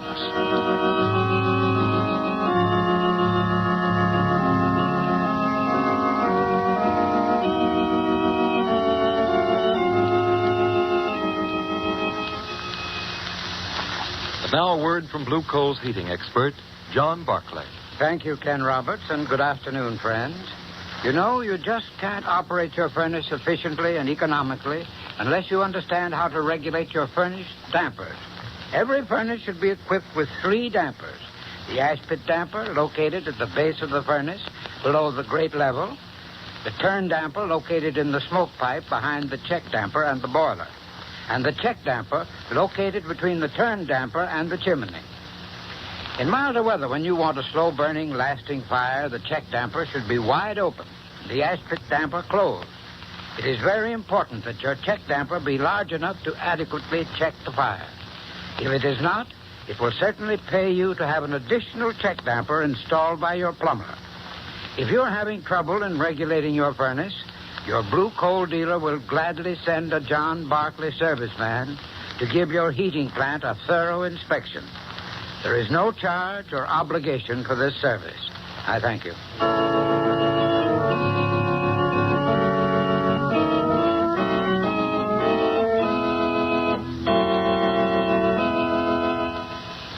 Today's program is based on a story copyrighted by the Shadow magazine. All the characters and all the places named are fictitious. Any similarity to persons living or dead is purely coincidental. The Shadow magazine is now on sale at your local newsstand.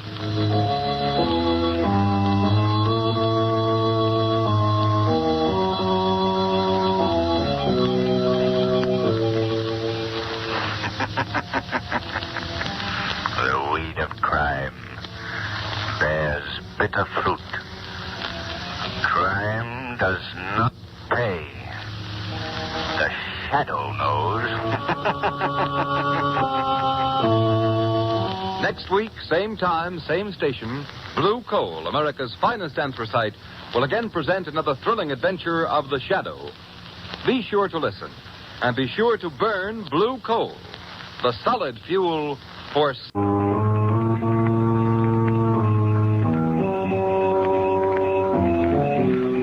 Who knows what evil lurks in the hearts of men?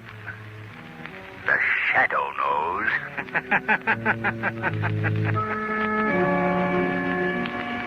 Your local Blue Coal dealer presents The Shadow. These half-hour dramatizations are designed to forcibly demonstrate to old and young alike that crime does not pay. Before we present the first act of today's Shadow story, a brief reminder to you homeowners. You all know what an unpredictable month March is. The weather's blustery, bitter cold one day and mild the next. And I don't have to remind you how very dangerous those extremes of temperature are to the health of everyone in your family. Now, if you want to ensure steady, comfortable warmth inside your home and help prevent late winter colds and illness, here's what you do. Call your nearest Blue Coal dealer. Get a supply of Blue Coal, the quality-tested hard coal that guarantees you steadier, more healthful heating performance and satisfaction. Don't gamble with just any ordinary coal. Insist on Blue Coal. Ask for it by name. It's the coal that's trademarked blue, so you can identify it at a glance. It's the coal that will give you better heat with less furnace attention. As our story opens, we find Lamont Cranston with his friend Margot Lane in his apartment, busily turning the dials of a shortwave radio receiver. Margot, a few nights ago, I came across a very peculiar noise on the radio. Couldn't figure out what it was, so I got my recording set out tonight, and I'm going to make a record of this strange broadcast. Yes, I remember when you first got the recorder. We recorded everything we could think of. It was a lot of fun. Yes, particularly our duets. Boris, there it is. Start the machine. We'll record it right now. The oddest thing I've ever heard. It doesn't make any sense. I can't make head or tail out of it. Doesn't sound like a human voice, and yet it's... Wait. I'll play our recording back on the phonograph. See now, wait a minute.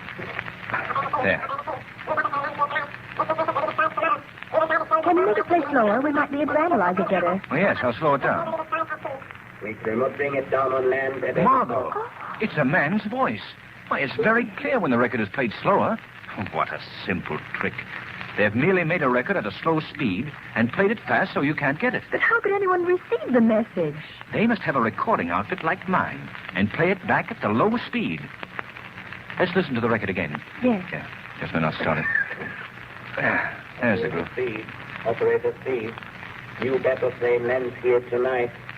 This mystery ship will be destroyed tomorrow. Margot. We will fly this plane to the Gordon Lightship and then 10 miles due south. Gordon We Lightship? will cruise to that point in our boat and pick us up. This plane will be destroyed at sea. What do you suppose? We cannot bring it down on land at any cost. It will never be recovered. We have the only existing set of plans, and the designer is dead. Operator one in command. Do you know what that means, Margot? No, I don't know. A new army plane is due tomorrow or next day at the aerodrome. It's one of the most revolutionary inventions in the history of military aviation. Only one of these planes has been built. And not one of the men who worked on its construction was permitted to know all its secrets. And its designer is dead. Oh, I see. With this plane in the hands of an invading power, this country would be wiped out before our defenses could be mobilized. Well, tell me about it. What kind of plane is it? The plane is revolutionary in design, Margot. It's equipped with a very intricate shortwave radio control outfit. By means of this shortwave, one of the planes can control up to 50 flying bombs. Flying bombs? That's precisely what they are. Unpiloted miniature airplanes. They're extremely fast, can be directed by the mothership at any target, from a speedy bombing plane to an army tank or battleship. As far as I know, they've only built 3 or 4 of the flying bombs. We have so little to work on. What can we do? We've got to find the shortwave station that broadcasts that record. But how can we ever find it? You know, Margot, the closer you get to a broadcasting station, the louder the program comes in. Yes, naturally. In my car, I have a simple device with a needle and dial that shows accurately when you're getting near a radio transmitter. With the aid of that device, Margot, we're sure to find that station.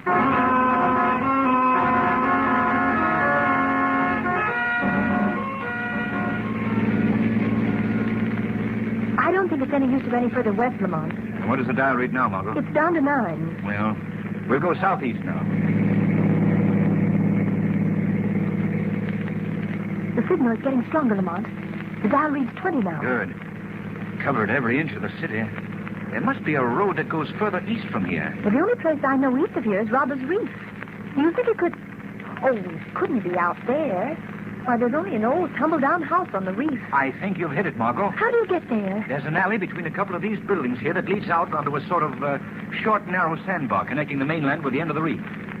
Is that it there between those old buildings? So hard to see in this fog. There. Yes, that must be it. We'll try anyway.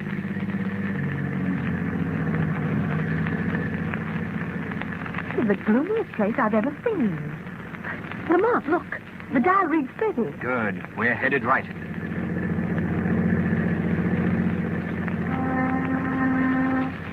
Margot, I'm going to stop here. Now, you stay in the car. Keep the doors locked. Till I come out of the house. Please don't go in there, Lamont. I won't, Margot. But I think the shadow will pay a call.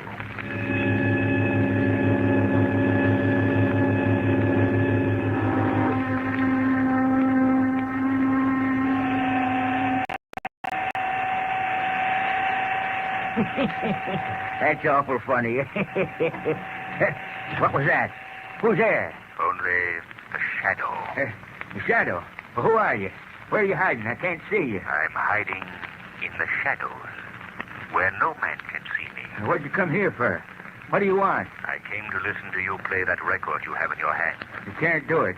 Nobody can hear these records, not even my son. Your son? Yes, this is his shortwave radio set. He lets me run it when he's at work nights. Did you make these records? You think I'm crazy? Of course not. I don't even make sense. Some darn fool pays me $5 to play him on the air. He says it's just a joke, and they do sound pretty funny. Who is he? And down if I know, he's some kind of a foreigner. Comes here every so often and leaves me some more of them to play. What's your name? Joe Ryan. Of course, Joe. I knew you. And all about these records. I was just testing you. Yeah. You and I are going to play a joke on our friend. I'll bring a record here in a little while, just like one of his. And I'll pay you $10 to play it in place of the one you've got there. He'll think it's a great joke. $10. You're twice as much of a darn fool as he is. What do you mean? You're paying me just twice as much. That's why. The joke's on you. He'll think it's very funny, too.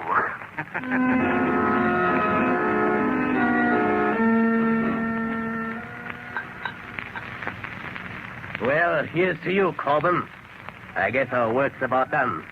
Tomorrow the Army's new plane will disappear, and so will we. Yes, Borla. We'll be all finished up. It's been a pleasure working with you. Perhaps your methods are a bit ruthless, but they produce results. Shall we listen into your last shortwave broadcast and record it? Just as a souvenir. No time for it now. Well, all right. Tune it in. Such a simple idea, but high-speed recording. No one in the world can understand that. Wait a minute. Listen, there's something wrong with that message. It's a good thing we are recording it. I think it's your imagination, Borla. It sounds like all the rest of your records. I know what my voice sounds like even at high speed. Now, play the recording back at the slow speed. Mm-hmm. Listen. Operator 1. Operator 1. Your plan to steal the new Army bomber Sounds has very been discovered. If you do not want this plan revealed, come at once to Joe Ryan's shack on Robbers Reef. If you want your secret to remain a secret, come immediately, for I have things of grave importance to discuss with you. I'll be waiting for you, Operator 1. This is the Shadow. Shadow. I've heard of him. He's dangerous. Perhaps we should leave tonight, Bowler. You have the only plans and the designer's dead. Let's leave at once. Fool, we have yet to destroy the plane. Besides, Corbin, the Shadow knows too much. Bowler will teach him a lesson he has long needed. Bowler will teach him not to meddle with affairs of importance. Let's go at once.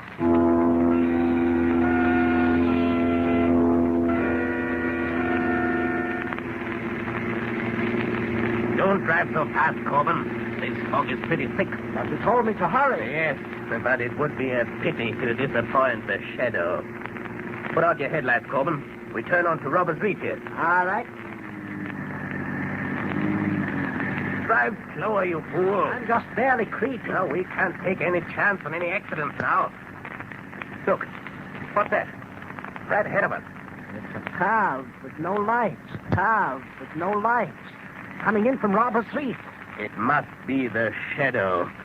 Quick, Corbin, steer out of its way. I can't without going into the bay. Going to hit us. Look out!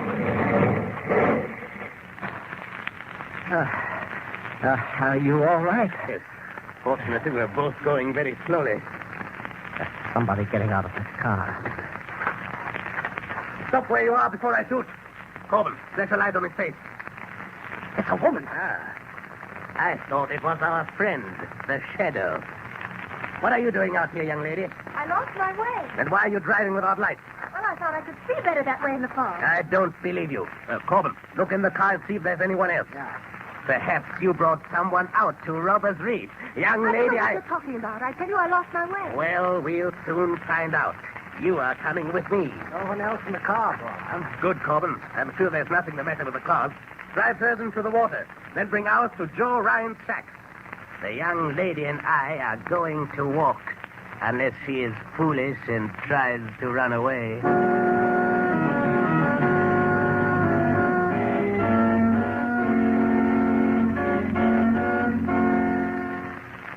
The Shadow's adventure continues in just a moment. You know, friends, it's true that nothing succeeds like success.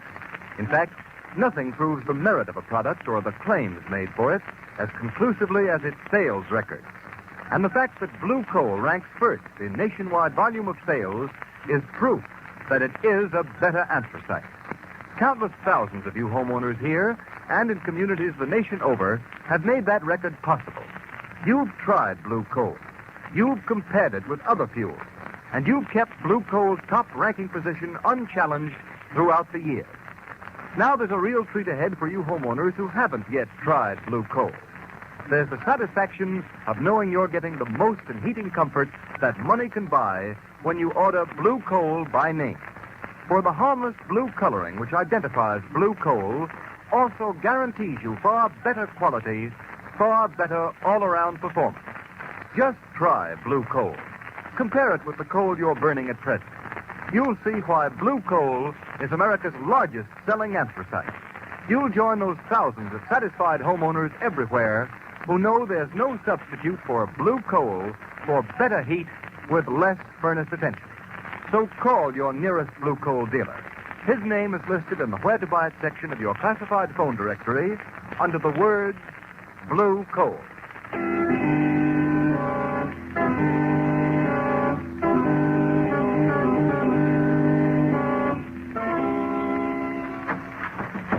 Step in there, young lady. What?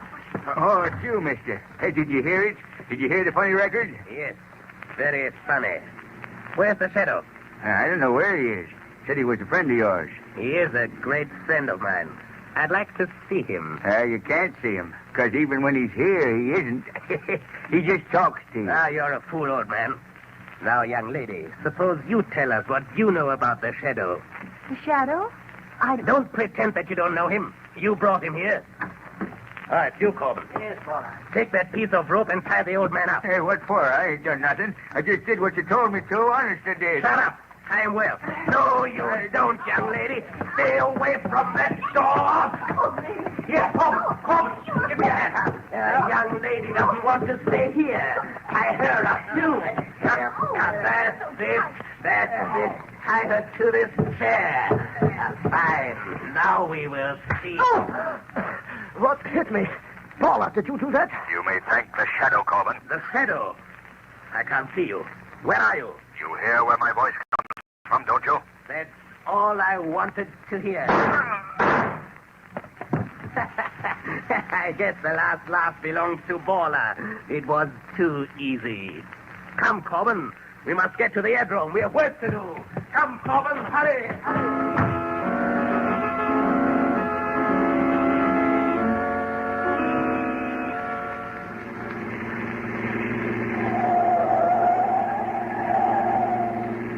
Hurry, Corbin. The X-1 should land just at dawn. It will be light in a few moments. I'm doing the best I can. I'm still worried about that girl and the old man back on Robert's Reef. You should have gotten rid of them. As soon as I leave you at the airport, I will go back and close their mouths forever. Leave me at the airport? Certainly, Corbin. You're a pilot. It's up to you to fly the army ship out to sea alone and bury it. Yes, but suppose something happens when I get out over the ocean. Suppose they don't pick me up. This is dangerous, Paula. Your strong suit is not courage, Corbin. But don't worry. You will be picked up, as will I. The rest of our operatives are waiting even now on the boat, 10 miles south of the Gordon Lightship. Do you still have the plans for the plane with you? Those plans have not been out of my sight since the day I got them. There's the entrance to the airport directly ahead. What do you plan to do, Paula? Simply this. The flight of this new plane has been veiled in greatest secrecy. There will be but one guard at the airport to meet her. Huh? You and I represent ourselves as inspectors from the War Department. Once we get aboard the plane, it is simple. We'll overcome the pilot and anyone else on board, and the rest will be up to you. Here. We can stop right here now. Look, Paula. Look, there she is now. She's just landed. And look right behind her. There are the 3 flying bombs coming in perfect formation. Come. Let's get over to the plane. Sorry, sir. No one's permitted on this field. Oh, I'm Harry Johnson from the War Department, and this is Mr. Andrews, my assistant. We have been sent out to check the landing of the new plane. Do you have any identification? Identification? Why, the best in the world. Look, here are the plans for that ship. Is that good enough identification? It sure is. Who is piloting her? I believe Lieutenant Flynn, sir. Well, I'd like to get his report as to how she handled on her trip east. Well, there he is, just coming out of the cabin. Oh, Lieutenant Flynn. Yes? Mr. Johnson and Mr. Andrews from the War Department, sir. We came up to get your report on the flight firsthand. Did you fly in alone? Yes, sir. She handled beautifully in the air, and the flying bombs responded perfectly. I've gone over these plans here, of course, but I would like to step into the cabin and see what it looks like. Certainly. Right this way, sir. The pilot sits up ahead here in this heavily armored cockpit. Now, by closing this metal door, he can be shut off completely from the rest of the ship. What is the purpose of that, Lieutenant? It's just an added armor protection for the pilot and the shortwave mechanism that controls the flying bomb. But, Lieutenant, can the pilot communicate with anyone in the other part of the ship when the door is closed? Yes. Step into the cockpit here.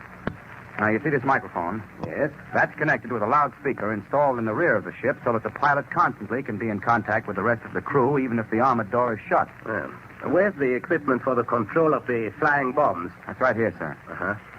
See this dial with numbers up to 50? You just set the indicator at any one of the numbers, and that throws the flying bomb of that particular number in line with the corresponding controls so that it can be manipulated separately. And these 3 dials here control speed, direction, and altitude. It's perfectly simple. Is there anything more I can show you, sir? No. You have been a great help, Lieutenant.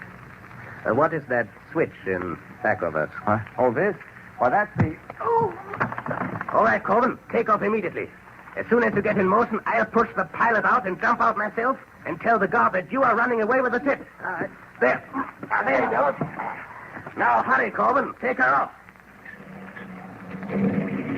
Good luck, Corbin. I'm going to jump now. Help! Stop! Help! Stop!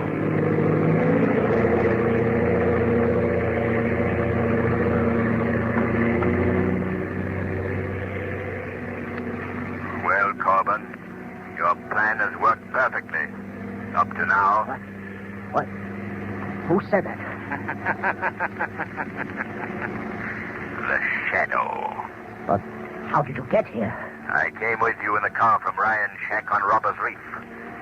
You cannot escape from the Shadow. But Bala killed you. No. He only shot at my voice. Where are you now? I am in the shadows of a cabin in back of you, but I can see you well enough to shoot you if you don't bring this plane down immediately. No, don't shoot.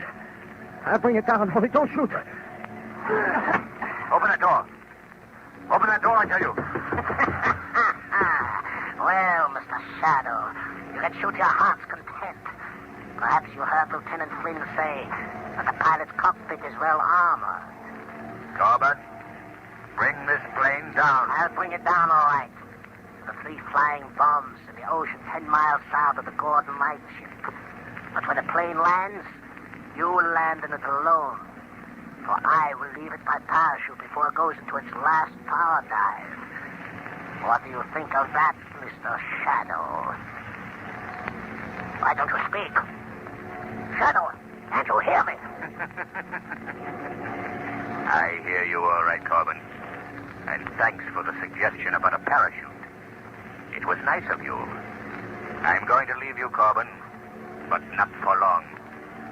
I'll chase you to the ends of the earth. You'll never get away. Goodbye, Corbin.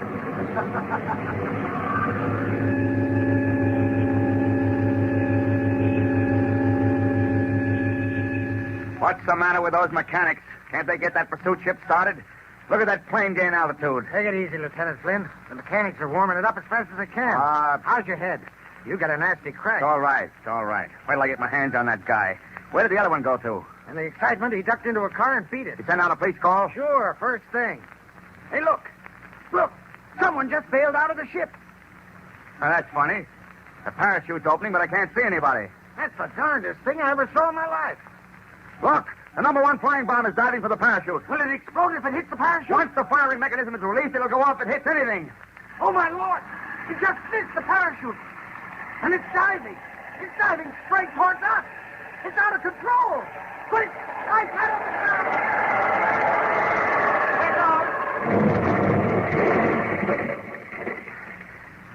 You all right? Yeah, but boy, I'd hate to be any closer. What happened to that parachute? It came down right in back of us. But I still can't see anyone. Well, I can't stop now. I gotta take off and force that guy down.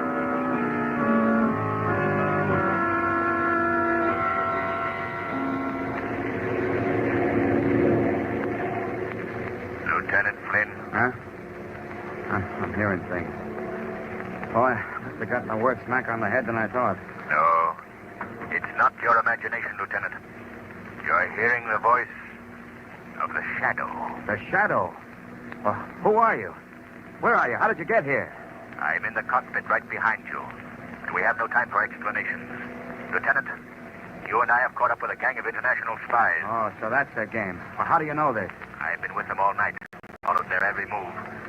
Perhaps you saw me bail out of the stolen plane. Yeah, and you nearly got blown to Kingdom Come by that flying bomb. Too close for comfort. What is your first move, Lieutenant? Well, I'm going to fly close to the stolen plane and call by radio. And if that crook won't listen to reason, I'll force him down. Good. You're almost close enough now. Yeah. He sees it. Look, one of the flying bombs is turning. It's heading right for us. Can you turn out of its way? I'll try.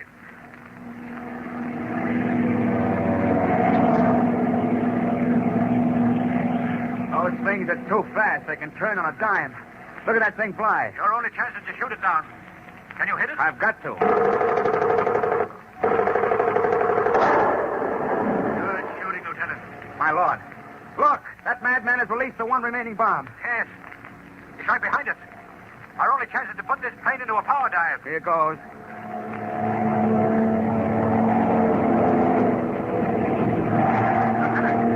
It's still right on our tail. If I could only get to that rear machine gun. I'll handle it. You know how to use it? Yes. You got it. You got it, Shadow. Wow, that was close. Now I think Corbin will listen to reason. I'll call him by shortwave. Calling plane X1. Calling plane X1. Corbin, this is your last warning. plane. No, don't shoot me down. Don't shoot. I'll land the plane. Only don't shoot. Turn immediately and go back to the airport. All right. I'm turning. Boy, that's a good day's work finished. For you, but not for me. Now, what do you mean, Shadow? There are several things left undone. The Coast Guard must be instructed to pick up a boat 10 miles south of Gordon Light. It has Baller's operatives on board. Oh, we can do that right now. As soon as we see Corbin safely landed in the hands of the guards, you must fly me to Robbers Reef. Baller's headed there and he must be captured. I'll call the ground at once and have the police notified to follow up.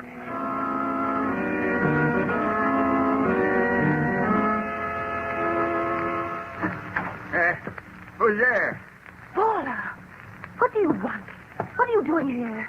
Well, I'm glad to see my little birds have not flown. And now, young lady, there are a few questions I would like to ask you. Can't you loosen these ropes a little? They're cutting my arms. In a few minutes, they won't hurt your arms anymore. Nothing will hurt you anymore. Was that a boat or did a plane land here? A plane? You couldn't land a plane on Robbers Reef. Say, mister, when are you going to untie me? I'm not going to untie you. I'm going to kill you. Me? I ain't done nothing. What you want to kill me for? I only did what you told me. Oh, you fiend. You are the only one left, young lady. The shadow is dead, and you... Who's there? Who closed that door? The shadow. But the shadow is dead. No, Baller, the shadow is not dead. Put that gun away.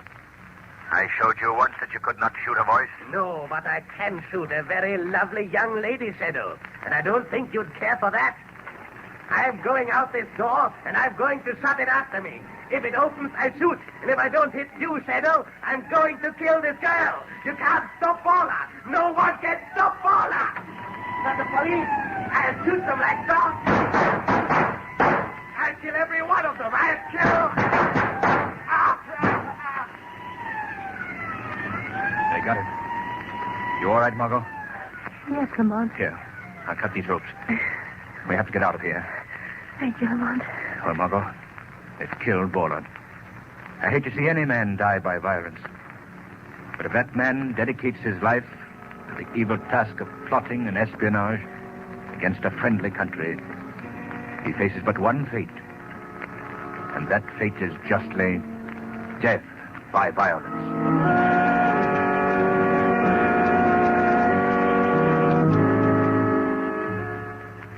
And now here's John Barclay, Blue Coal's heating expert. Thank you, Ken Roberts, and good afternoon, everyone. I think it's a fact that of all things a man owns and operates, he knows less about his furnace than anything else. Now, the weather this time of year, as Ken Roberts said earlier in the program, is particularly treacherous. You've got to pay strict attention to the control of your fire and your furnace dampers to keep the house from becoming chilled off or suddenly overheated as the temperature falls and rises outside.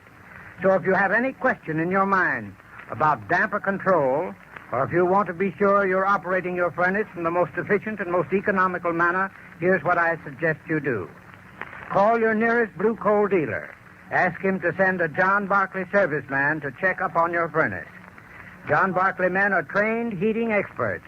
They can show you how to get the best possible heating results. And there's absolutely no charge or obligation of any sort for their advice. Always feel free to call on your Blue Coal dealer. I thank you. Today's program is based on a story copyrighted by the Shadow magazine. All the characters and all the places named are fictitious. Any similarity to persons living or dead is purely coincidental. The Shadow magazine is now on sale at your local newsstand.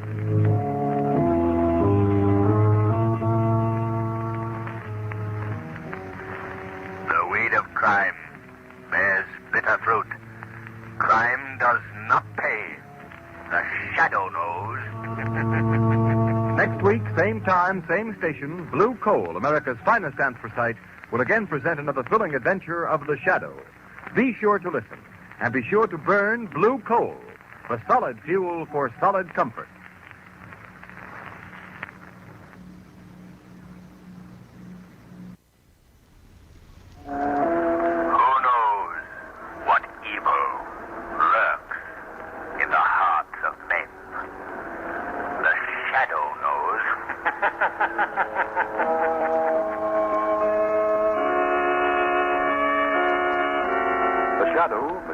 character who aids those in distress and helps the forces of law and order is in reality Lamont Cranston, wealthy young man about town. Cranston's friend and companion, the lovely Margot Lane, is the only person who knows to whom the unseen voice belongs. The only one who knows the true identity of that master of other people's minds, the Shadow. Today's story, Appointment with Death.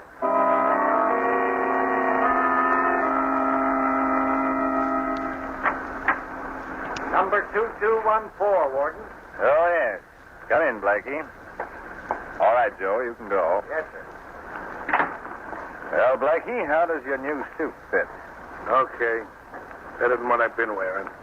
Here's your railroad fare and the money you've earned since you've been here in prison. Not a bad little sum. Ought to help you over the first bump. Blackie, you've been in this institution for 5 years. That in itself should prove to you that crime doesn't pay. Now, you've paid your debt to society, the slate's clean. Now it's up to you to go out, get yourself a job, and live within the law. I'm free now, Warden, right? Yes, Blackie, you're no longer a number. And I can say what I want. Yes, that's right. Well, then can that line of gab you handed me. I served my 5 years, yeah. Well, now I'm going out in the world, but I ain't going out to live within the law. You're a fool if you don't, Blackie. That's what you say. I've seen men with your attitude go out of here before, and I've seen them come back. Some of them to sit in the electric chair. Well, maybe I'll be back to sit in the chair, and maybe not. But I'm going to get the guy that put me in here. Nobody put you here but yourself. Can that, Warden? Sounds all right from your side of the fence, but you ain't talking my language. All the years I've been here, night and day, in my cell, in the workshop, in the recreation yard, I thought of one thing. Get the guy that put me in here. Well, who is this fellow you think you're going to get? He's a guy they call the Shadow. And I don't just think I'm going to get him, Warden. I know it.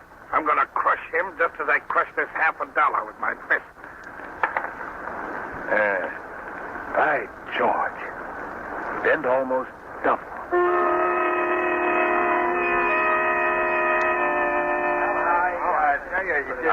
All right. There's no two ways about it. You guys have got to go along with me. You're the big shots of every racket in this town. This Shadow is as much an enemy of yours as he is of mine. If you don't get him, sooner or later he'll get you. Well, what do you say? Well, how do you figure you're going to get this Shadow, Blackie? I'll tell you that later.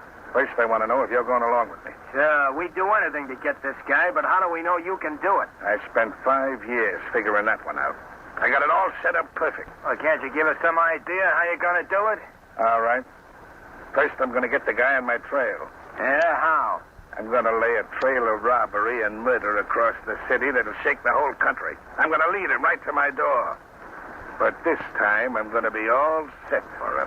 But you can't see this guy, Blackie. Yeah, I know. He hypnotizes you, but he's no further away than his voice. He can be gotten.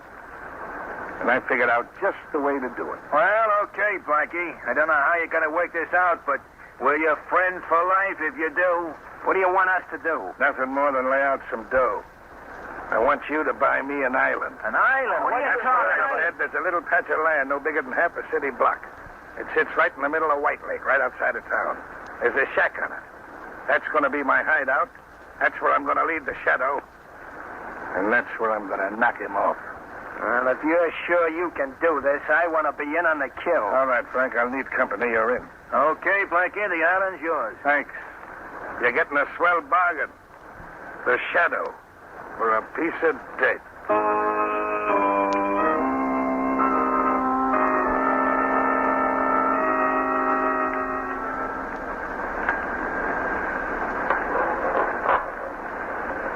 Hey, Lester. 5 gallons, 95 cents. 95 cents? All right. Here you are. Good night, sir. All right.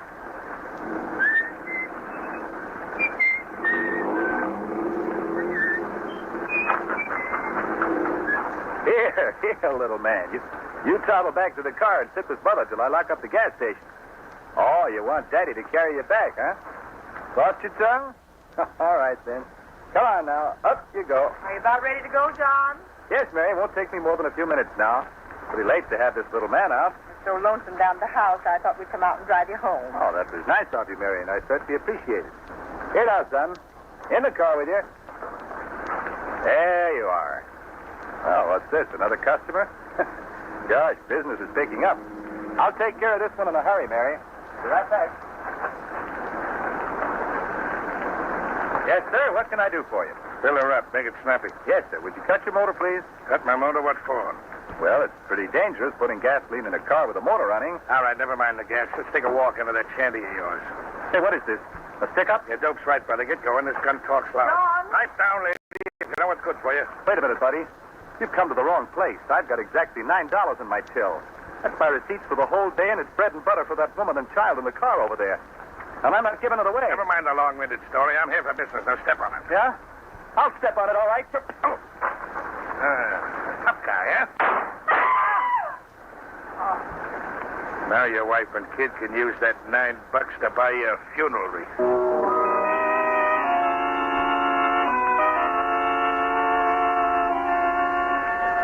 Special extra, wife and child witness murder. Extra, extra, wanton killer loose in the city. Read all about it.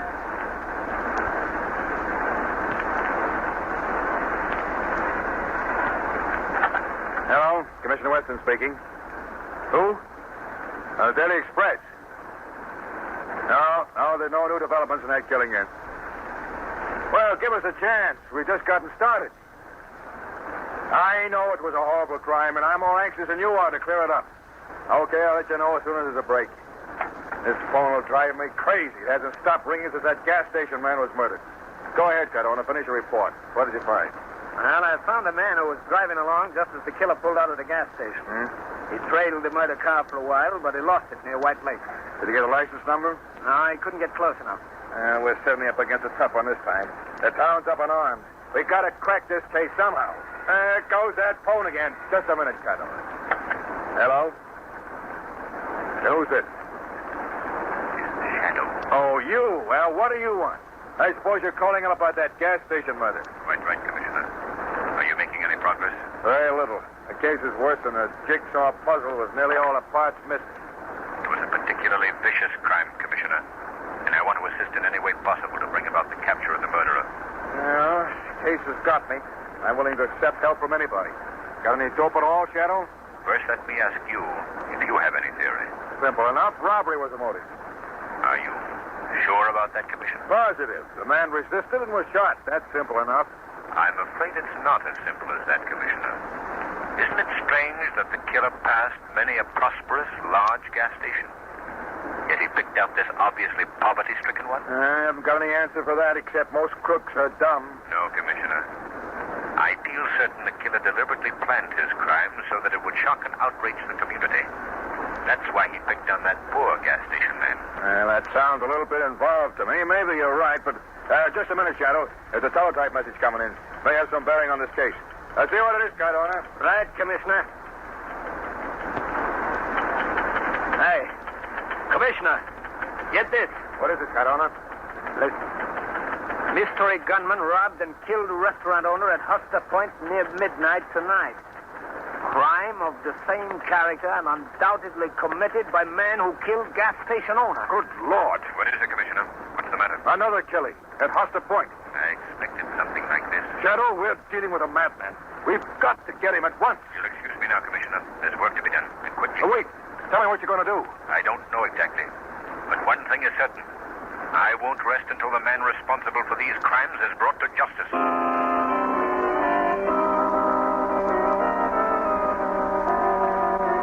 Extra, extra, couple robbed on Lonely Road. Mystery gunman terrorizing city. Read all about it.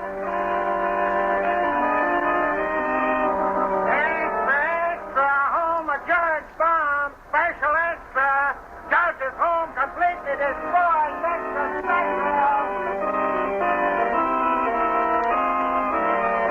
Read all about it. Mystery gunman robbed post office. Get your special extra. Mystery gunman robbed post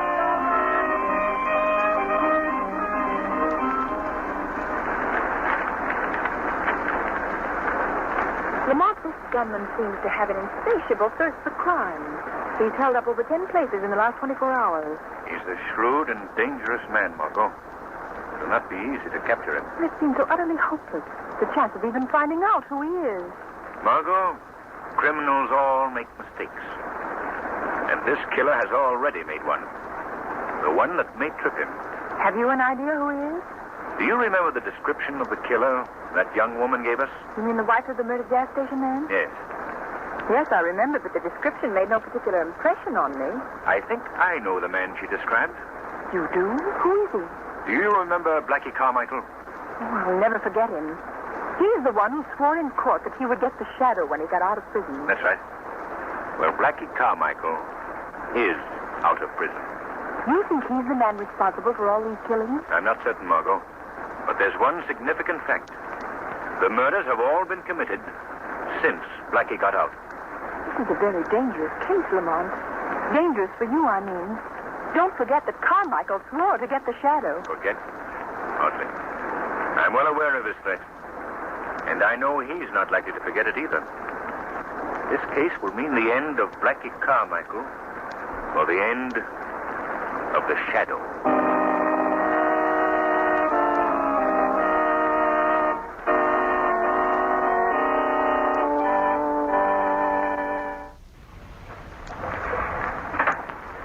Well, Blackie, did you see anything? No, Frank, nothing. I don't expect to see the guy I'm after. You sure got me stumped. I can't figure how you're going to get a guy you can't see. Well, just wait. You'll be in on it when it happens.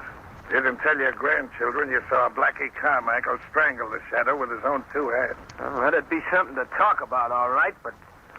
Listen, Blackie, if you want to lead the shadow here to this island, why do you cover up every time you knock somebody off? Because I don't want the cops to get wise first. I'm making it tough for them. You may be making it tough for the shadow, too. No. He's a smart egg. He got me the last time when I was well out to sea on the cleanest getaway a guy ever planned. And you're throwing out enough bait.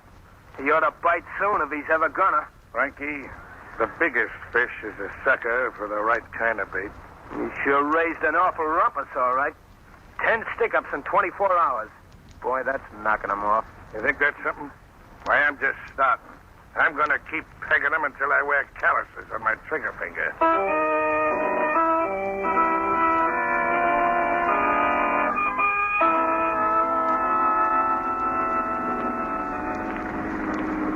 Drive a little further down the lakeshore, Margot. We'll be able to see the island just around this next bend. What do you expect to find there, Lamont? I don't know. But I've noticed that in nearly every one of these robberies, the hold-up car was seen in this vicinity. Here we are, Margot. Pull up right here. All right. Yeah. Look. There's the island I've been telling you about. Out there in the middle of the lake. But I understand that island's deserted. Nobody's lived there for years. I'm not so sure about that, Margot.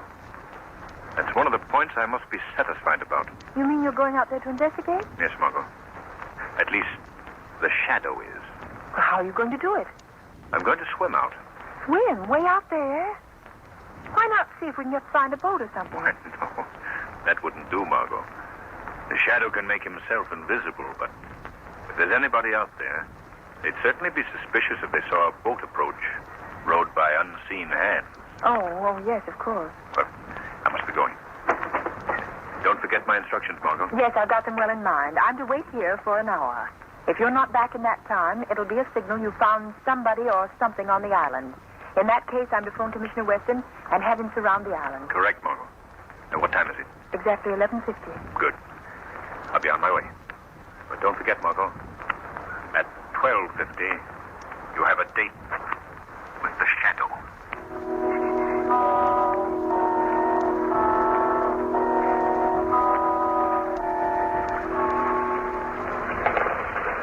This is getting me, I tell you, Blackie.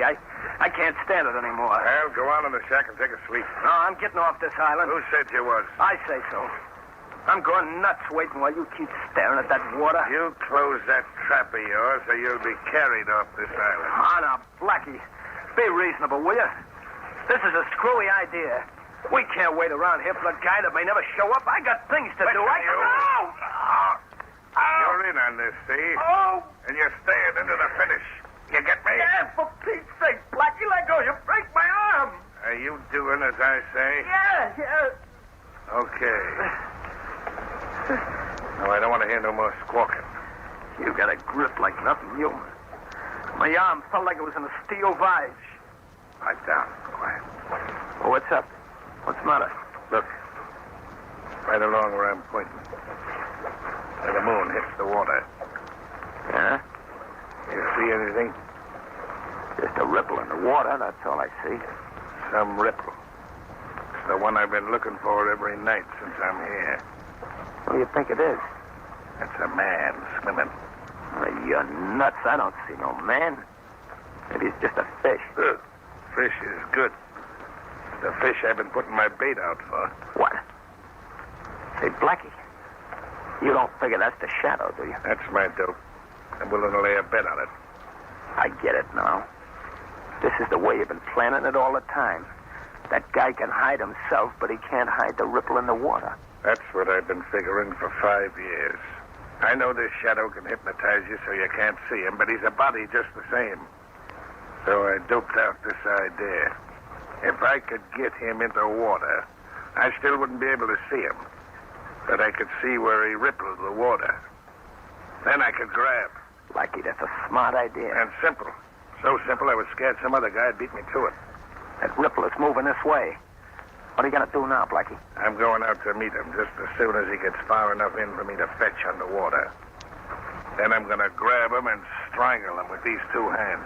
You ought to be a cinch for a guy as strong as you at any time. But now, after he swam that distance, he's ducked. It's time to go, Frank.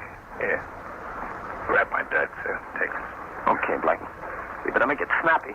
He's almost out of deep water. He's paddling in his own grave right now. Here goes. Keep your eye on the water, Frank. And watch the fun. Okay, Blackie. I doze on you. Don't disappoint us.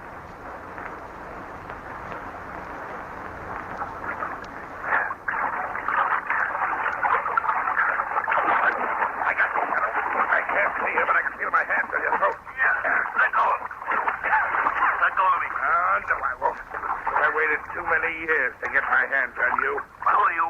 I can't see you, but I know you can see me. So take a good look. Do you recognize me? Blackie Carmichael. That's right. Blackie Carmichael, the guy you sent to prison for 5 years. You just have what you got, Blackie. Good boy. Now let me go. Sure, I'll let go of you after I strangle the life out of you. I know. You're joking me. You're finished, Shadow. This is the end of you. Now I'm going to hold your head underwater and drown you. Let go of me.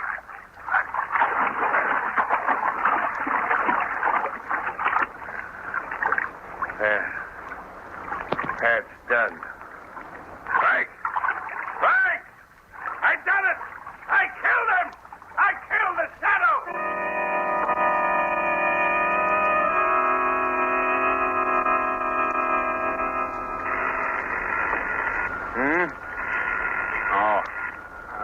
Confound it, who can that be at this hour of the night?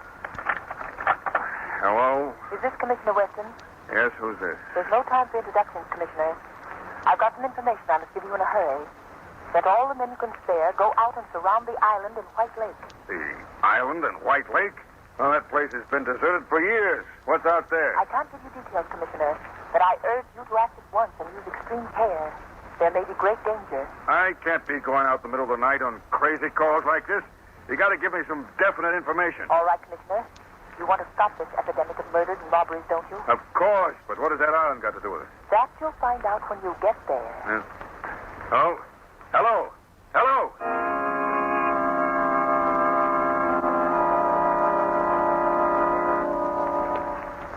Hey, Blackie, you'll be the biggest guy in the rackets after this. You done something that every guy in the underworld wanted to do. You killed the shadow. Got the gab and let's get going. All right, I'm all set. We better bind this shack down. We don't want to leave any fingerprints, any evidence for the cops. No use taking any chances now. Get that can of kerosene. Right, Blackie. Okay, I got it. All right. Pour it all over the joint. Boy, wait till the gang hears about this. It'll knock them all for a twister. Okay, that's enough. Get over here by the door. Okay. Now chuck some matches on it and let it go. Right, Blackie. This'll cover us completely.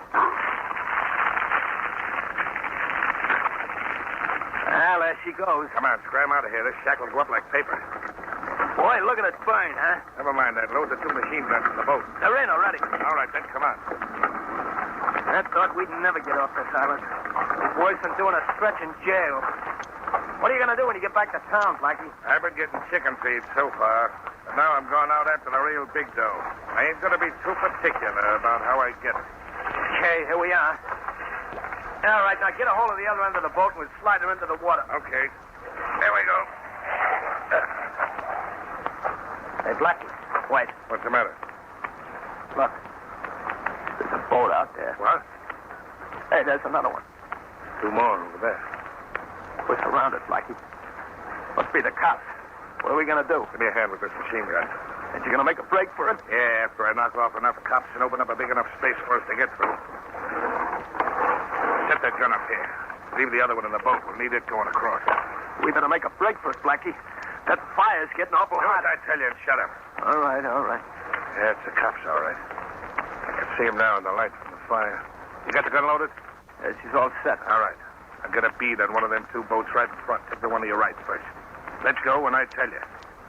Then we'll knock off the other one. All right. They're a perfect target now. Let them get closer. Let's go, Blackie. They'll be on top of us in another minute. You let go when I tell you, not before. All right. Get ready. Hey, you shot. You knocked the gun over. I didn't knock it over. What are you trying to hand me? Honest, Blackie, I didn't. I tell you. Who else could have done it? I don't know.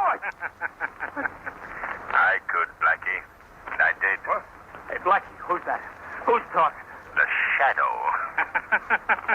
Blackie, you hit her? It's the Shadow.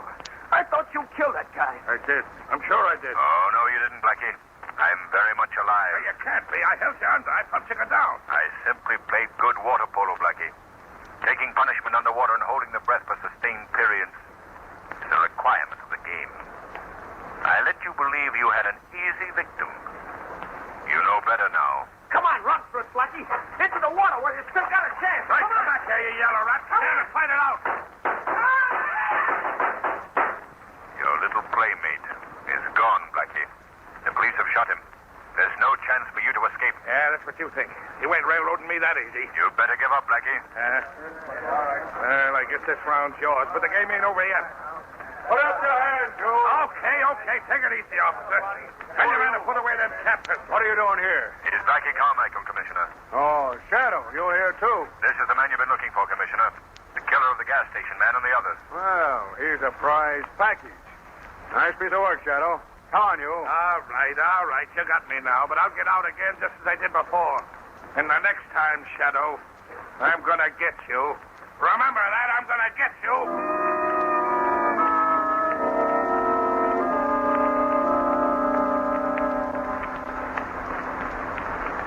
Say, Joe, Yes, Mr. Ward. get Blackie Carmichael's record card out of the big file. Yes, sir. Let's see. Pedro, Harlan. Yes, here we are, Carmichael. Albert Carmichael, alias Blackie. Here you are, Mr. Warden. All right, stamp it and put it in the small file. Yes, sir. There you are, sir. Just a minute, let me look at it. That's right, Joe. Albert Blackie Carmichael. Discharged by execution.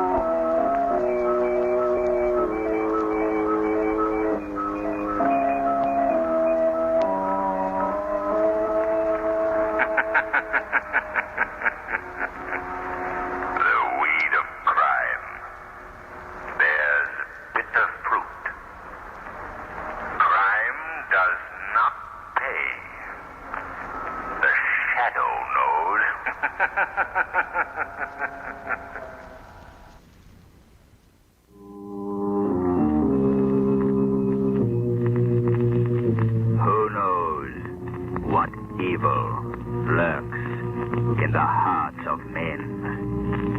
The Shadow knows.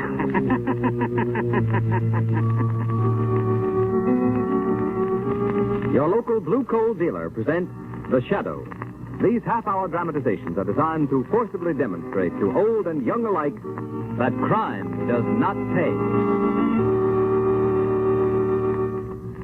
Before the final broadcast of this Shadow series begins, keep this fact in mind, homeowners.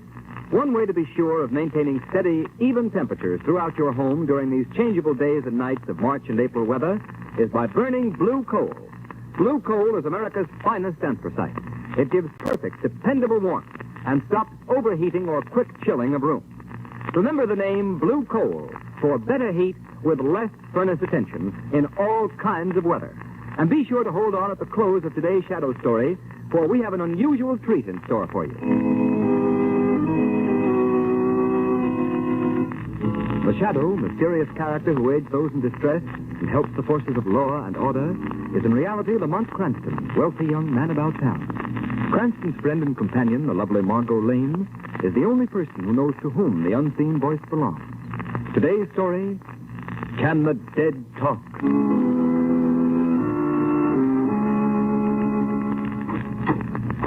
Oh, good afternoon, Miss Lane. Hello, Ames. Mr. Cranston in? Yes, Miss Lane. I want to... Hello, Margot. Hurry up, Lamont. We'll be late for Aunt Eliza's big charity benefit.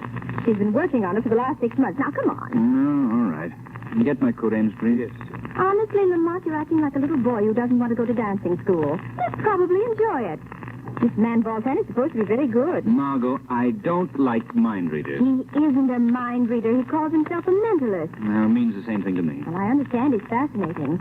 When he's not performing on the stage, he goes around exploding the myths of haunted houses and things like that. He doesn't believe in ghosts. Oh, my... Your coat, sir. My coat? Oh, yes. Thanks.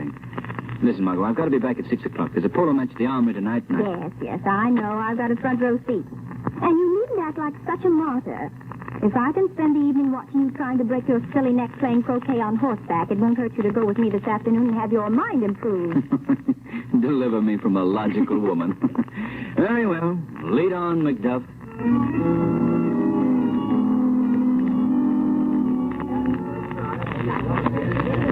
And now I will proceed with my next experiment. See, Lamont, I told you we'd be late. It started already. I'll sit back here and make this as painless as possible. Certain of you in the audience have written on the slips of paper that my assistant distributed questions you would like me to answer. Now, if you will concentrate on what you have written, I will try to get these questions by thought transference. But remember, you must concentrate. I must be in complete accord with your thoughts. I get the initials, E.K. Someone with the initials E.K. wants to know the date of her marriage. I think it was... Yes, I'm sure it was. March 24th, 1903. Is that right? Oh, yes, that's right. You hear that, Lamont? He's marvelous, don't you think? That's an understatement. Oh, don't be so superior. Everybody, please concentrate. I cannot conduct this experiment in thought transference without sympathetic cooperation from my audience. Now I get the initials BDM. BDM wants to know the street, number, and city where he was born. The street is Walnut. The number 2124. The city, Philadelphia. Am I right? Gee, he got it.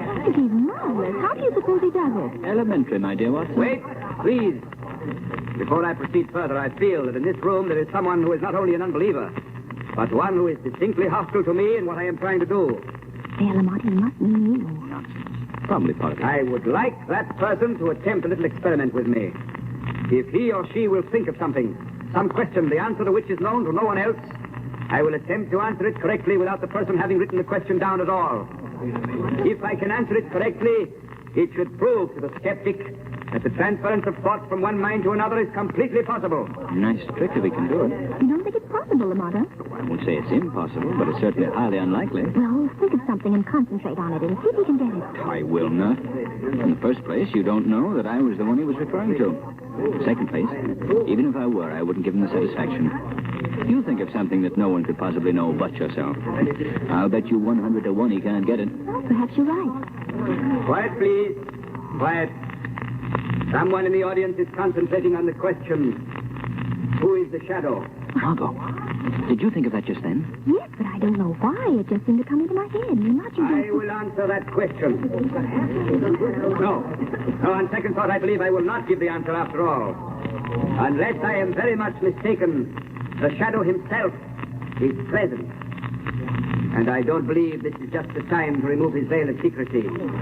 However, in case the shadow thinks this is merely a sham, I would like to inform him that within an hour, he will receive a cablegram from someone he never heard of. What do you suppose that means? I haven't the I faintest will now idea. proceed with the questions that have been written on the papers. Someone whose initials are LTZ wants to know the number of the license plate on his car. Oh, Lamont, let's get out of here. You can go if you like, my dear Margot. But I'm going to stay till the end. For heaven's sake, why? After the performance, I think the shadow will pay a little call on Mr. Voltan. I'm consumed with a burning desire to find out just what he knows.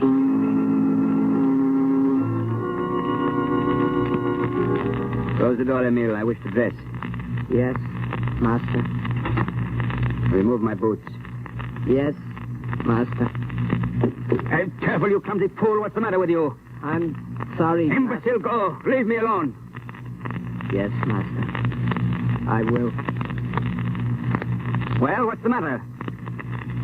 Master, the doorknob turned. The door is opening. But the hall is empty. Ah, good afternoon. Won't you come in? Have you gone mad, master? There is no one here. You are wrong, Emile. There is someone here. But I see no one. Of course not. You may leave us alone, Emile. Yes, master. Well, Shadow. Well, Voltan? Sit down, won't you? Unfortunately, I can't stay. I have an engagement. Really? Perhaps your engagement is with that well-known clubman, Mr. Lamont Cranston. Is Lamont Cranston a friend of yours? No. Matter of fact, we've just now met. Interesting. True. Why beat about the bush, Shadow? I know perfectly well that you're Lamont Cranston. Are you sure you haven't got me confused with someone else? Quite. Of course, at the moment, I admit I'm unable to see you, owing to a trick of visual hypnotics, which it is hardly worth my while to come back. However, your charming companion this afternoon, Miss Lane, wasn't it? Let her mind dwell on the subject quite intensely. Her thought waves were unmistakable. On second thought, I find I can spare you a few minutes, Voltan. Good. My respect for your powers is increasing momentarily. Well, now that you know, what are you going to do about it? I haven't decided yet. Remember, I and I alone know that Lamont Cranston and the Shadow are one and the same, with the exception of your friend Margot Lane. Of course, you realize how much your life would be worth if the underworld should ever learn that you are the Shadow. I have a rough idea. And yet that would be a pity. To terminate so unceremoniously the brilliant capabilities of one who, as the Shadow, is known and feared throughout the world. Just what are you getting at? Let me tell you a little story, my friend. Did you ever hear of Anton Proskovai? Anton Proskovai? The famous anarchist who at one time or another was kicked out of every country in Europe? That's the man. Well, the last I heard of him was some 10 years ago, when he was sent into exile. He's supposed to have died there. Anton Proskovai didn't die in exile. He escaped. But he dropped out of sight for 10 years because he was making a study of that least understood attribute of mankind, the human mind. You mean you? Yes. I am Anton Proskovai. You, Anton Proskovai? The man without a country? I do not need a country. What do you mean? Shadow, when I started my studies of the brain, I quickly found that people mentally are like sheep. They can be influenced, swayed in any direction by a mentality stronger and superior than their own. Of course. That's nothing particularly new. Wait. After I had made my escape for years, I wandered, living in ditches, eating in pigsties, hounded from country to country by government agents. But all the time, I was collecting subjects. Subjects? Yes, Shadow. Among the submerged, ill-used, half-starved rabble of every nation, there are potential leaders. Leaders who, given the opportunity, could be the dictators of tomorrow. Go on. These men, I know. I know them so intimately that from wherever I am, I can control their minds. You saw Emile, my servant. He is completely subjugated to my will. But that's hypnotism. Relatively simple. Not at all. It is not hypnotism. Although I dominate Emile's mind whenever I wish, to all appearances, he is a normal human being. He can be released only if I feel fear. And I am never afraid. Only if you feel fear. I put the idea of the Shadow's identity in Miss Lane's mind this afternoon, after which she unknowingly, yet obligingly answered it mentally. Come in. Excuse me, master. I have a cablegram here. It is addressed to someone called the Shadow in your care. Yes, I will take it and see that it's delivered. Go now. Yes, Master. You see, Shadow? You mean... On the platform this afternoon, I willed one of my subjects in Europe to cable you, saying, the downtrodden shall arise. Here, I will open your cablegram. I'll put it on the table where you can see it. Well, what does it say? The downtrodden shall arise. Well, that's amazing. Now do you believe me, Shadow? Through my subjects who are leaders themselves, I can control the vast mass mind of the rabble, the bulk of the population of the world. I suppose it's possible at that. Possible? Listen, Shadow. I have decided that in exactly 1 week, a vast uprising which I had so carefully planned for years will take place. Governments will be overthrown. Nations will exist no more. Chaos will reign. Yes, it could be done. It will be done. Why are you telling me this? Because on the threshold of releasing this world-shattering force, I hesitate. Why, Voltan? Because I and I alone can bring this chaos about. But after it's accomplished, then what? How can I control what I have created? Somewhat of a problem, I should think. Yes. I need another mind to share the responsibility. A mind which already has superhuman powers that I could train to assist me in the great work of reorganizing the world. And you want me to join you, is that it? Why not? Shadow, between us, we could rule the world. Suppose I refuse. Then, I shall be forced to divulge the secret of your identity to those who would be most interested. After which I shall proceed with my plans alone. I see. But you won't refuse. Join forces with me, Shadow. Next week we will plunge the world into chaos such as it has not known since the dawn of creation. A chaos over which you and I will reign supreme. Well, your answer? Give me 24 hours. Can you not answer me now? 24 hours. I will give you 7 hours. That is time enough. Come to me at midnight tonight. Where will I find you? You know the old Murray mansion in the slums over by the river? Of course. It's been boarded up for years. Supposed to be haunted, I believe. Haunted? Yes. That's why I use it for my headquarters. A reputation for ghosts is very convenient for keeping away prying eyes. I will be waiting there for you tonight at midnight. And I advise you to come alone.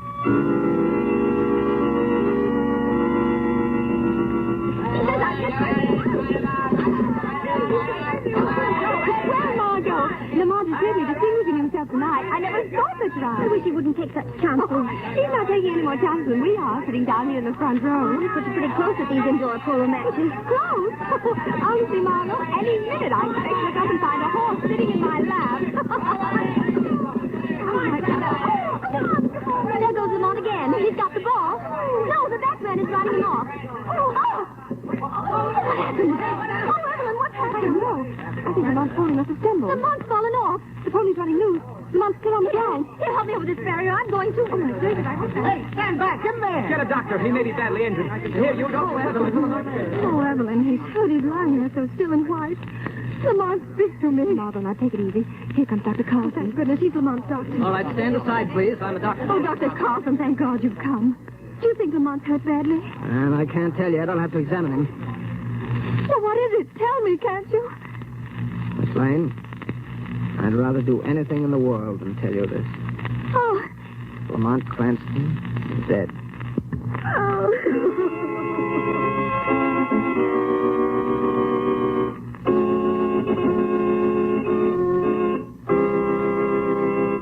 Act 2 of today's story commences in just a moment.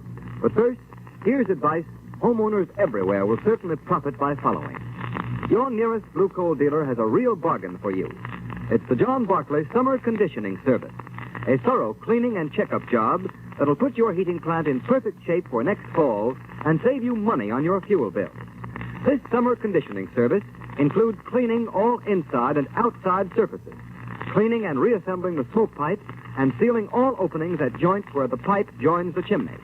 This service also includes a thorough check of all dampers, valves, pipes, and grates, plus the painting of all doors and surfaces. In fact, it gives you over 10 vital money-saving jobs that will improve the efficiency of your furnace, all for the price of one. It's worth $12.50, yet it only costs approximately $5 for the average size home. So next month, or whenever you decide to let your furnace fire go out, get in touch with your nearest Blue Coal dealer. Let him give your home heating plant, whether it's steam, warm air, or hot water, a thorough summer condition. You'll save time, trouble, and money in the long run. And remember, too, if you want steady, more dependable heat in your home throughout the changeable weather of early spring, order Blue Coal. You'll get better heat with less furnace attention.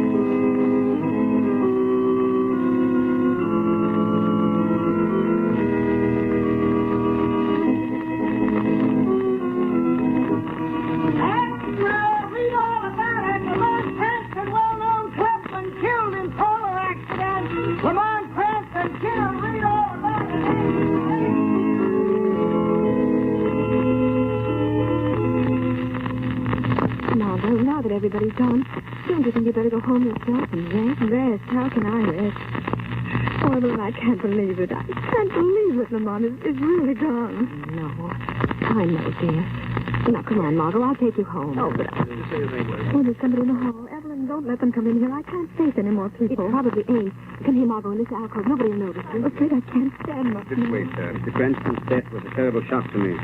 Are you an old friend of Mr. Cranston, sir? I don't seem to remember. Well, not exactly an old friend, but considering the length of our acquaintance, a fairly intimate one. Yes, sir. If you'll just step in here, sir, you may view that... Evelyn, that man, who was it? No one I ever saw before. His name's Voltan. He's a mind reader. He gave a performance this afternoon at Aunt Eliza's charity benefit. Rather strange looking. But you know, Lamont did have some weird friends. He wasn't a friend of Lamont. I mean, I don't think he was. I wonder just... Very sad to see a man cut down in his prime. I beg your pardon. Miss Lane, isn't it? Why, yes. I thought so. May I tender my sympathy, Miss Lane? Thank you. I know how you must feel. Great pity. Anson had a future. Possibly a greater future than even you suspect. Well, what's done is done. I must be going now. I beg pardon, sir. I can find my way out. Oh, now, Margot, darling. Won't you please let me take you home? Ames will take care of everything here, won't you, Ames? Yes, miss. I'll get your things. All right, Evelyn. I suppose there's nothing more I can do tonight. I'll go. Good. And I'm going with you, just to be sure you get there.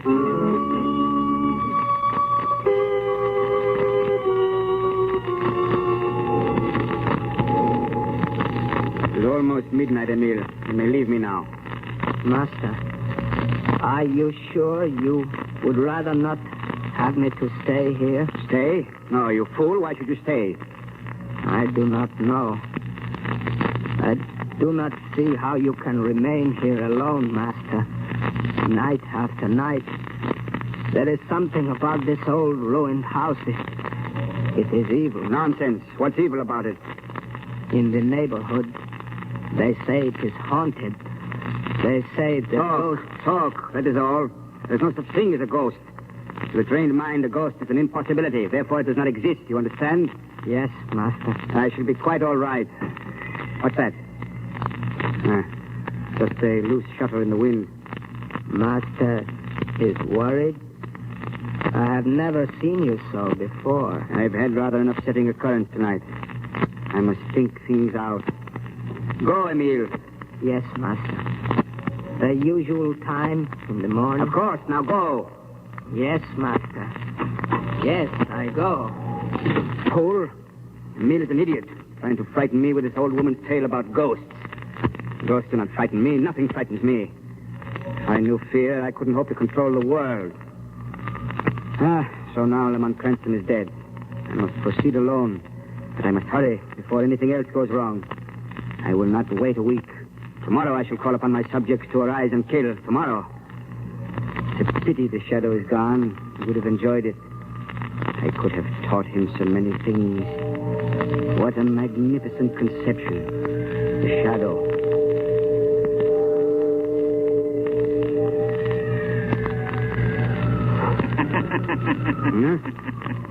What was that? I could have sworn I heard someone laugh.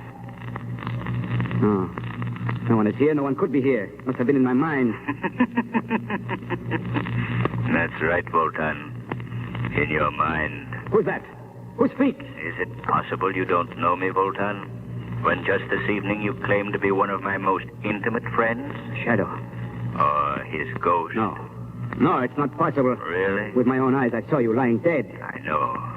So thoughtful of you to call. Stop. It can't be you. It can't. You hear me, don't you? I'm imagining things. My mind is overstrained, that's all. The shadow is dead. You see, it's midnight, Voltan. I have returned from the spirit world to keep our appointment. Spirit world? There is no such thing. There can't be. I won't allow myself to believe it. You're afraid, Voltan? No, I'm not afraid. You are afraid for the first time in your life. You're afraid. At last, the thousands of subjects you've held under your spell are liberated, are free. Who's there? It is Emil. You must remember me, Master. Your loyal servant, Emil.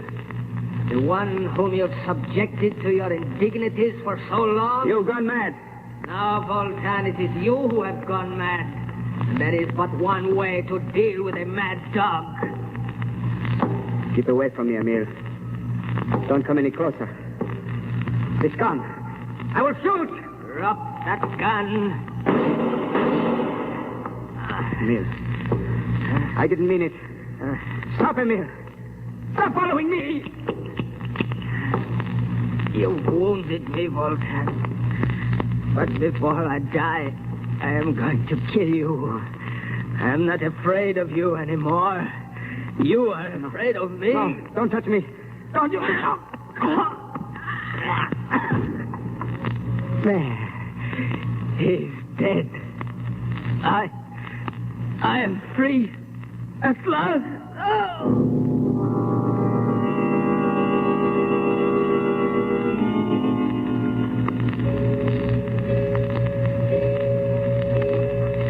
4 o'clock. It'll be dawn soon, Margot. I'm all right now, Evelyn. Why don't you go home yourself? You don't need to stay with me anymore. Well, if you're sure you're all right. Oh, of course I'm all right. I'll take a sedative and go to bed. Good, and get some rest. I could use some rest myself. You could. Well, if you want anything, don't hesitate to call me, Margot. If I don't hear from you, I'll drop over in the afternoon. All right, and thanks, Evelyn, for sticking by me. You've been a great help. Oh, nonsense. Get some sleep, dear. I thought you'd never go. Oh, Margot, don't you know me? well, Lamont, I must be dreaming. No, you're not dreaming. I'm here. But, well, you were killed. No, I wasn't killed, Margot. Oh, Lamont. But I don't understand. I saw you lying there so cold and still. It was a trick, dearest. A matter of suspended animation. I wasn't even hurt. But then how? It's quite a common trick in India, and it's been done in this country on several occasions. I've never had need to use it before. Voltan forced me to. Well, how does it work? Well, I can best explain it by saying I threw myself into a cataleptic trance. My heart stopped. Everything stopped for a short time. It even fooled Dr. Carlson. It'll be an awful shock to him when he sees me alive and well. You mean you did it on purpose? Of course, I had to. And you didn't tell me? I could tell no one, Margot. Oh, Lamont, how could you? I know what a shock it must have been for you, darling, but believe me, there was no other way. It was vitally necessary that Lamont Cranston should be thought dead, so that Voltan would keep his knowledge of the Shadow's identity to himself until I had time to figure a way out. But, Lamont, why didn't you tell me and spare me the suffering? I wouldn't have given you away. I didn't take the chance. Voltan might have read your thoughts. A sinister man, Margot, with some rather extraordinary mental capabilities. Would it surprise you to know that he had perfected plans for a world revolt? He had? You mean he... Yes. Voltan is dead. As the ghost of the Shadow, I faced him tonight in a haunted house. When he thought his mental powers were going back on him, he shot his servant, who very conveniently strangled Voltan before he died, too. How terrible. Oh, I don't think so, Margot. There's quite enough unrest among nations today without the machinations of an insane mental genius. Yes, I think the world will be a great deal better off without Mr. Voltan. It's a pity that others with a like capacity for stirring up trouble can't meet the same fate.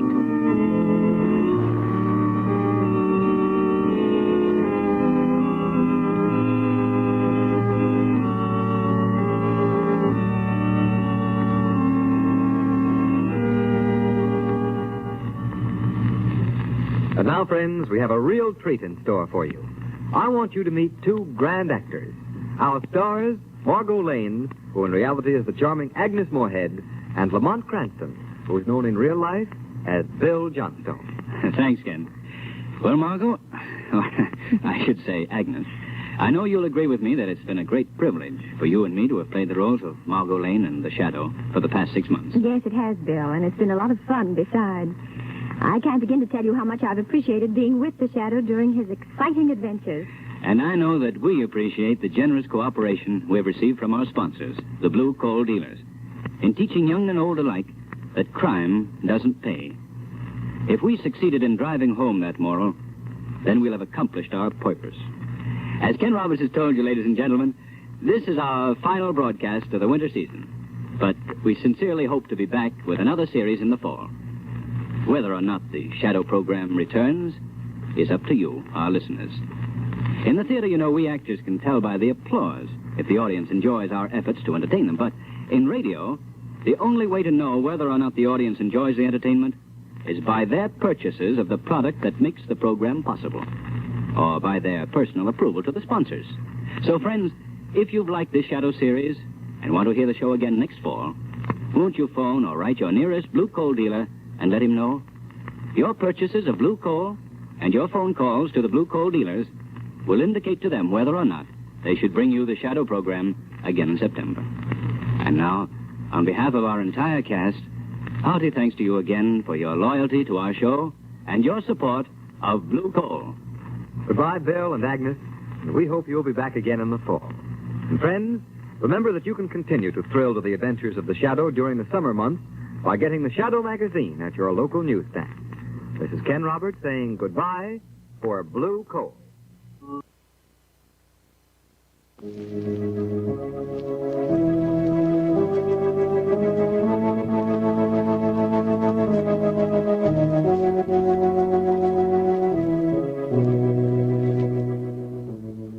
Who knows what evil lurks in the hearts of men? The Shadow knows.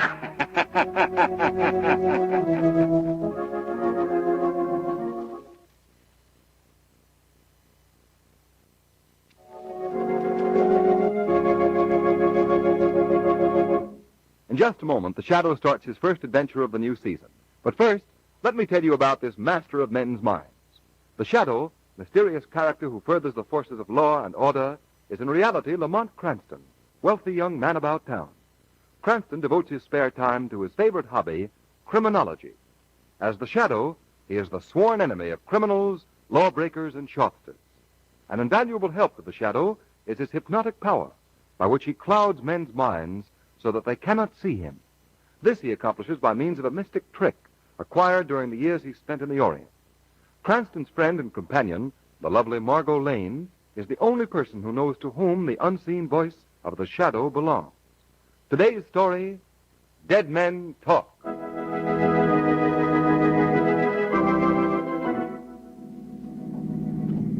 Lamont?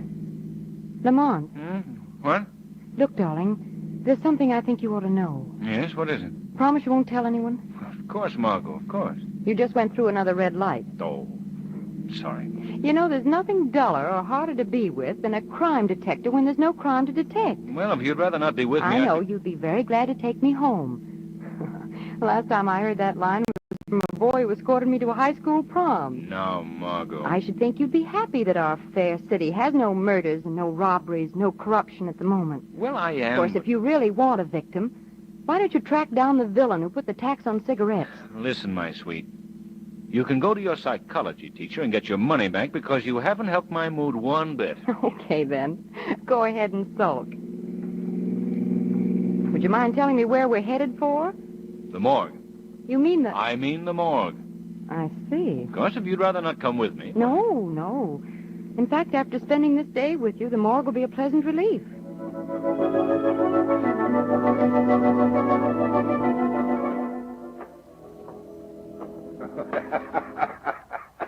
Well, glad to see you, Mr. Cranston. Oh, how are you, Mr. Tuttle? I'd like you to meet Miss Lane. Well, glad to meet you, Miss Lane. How do you do? Mr. Tuttle is our very efficient keeper of the morgue. I see.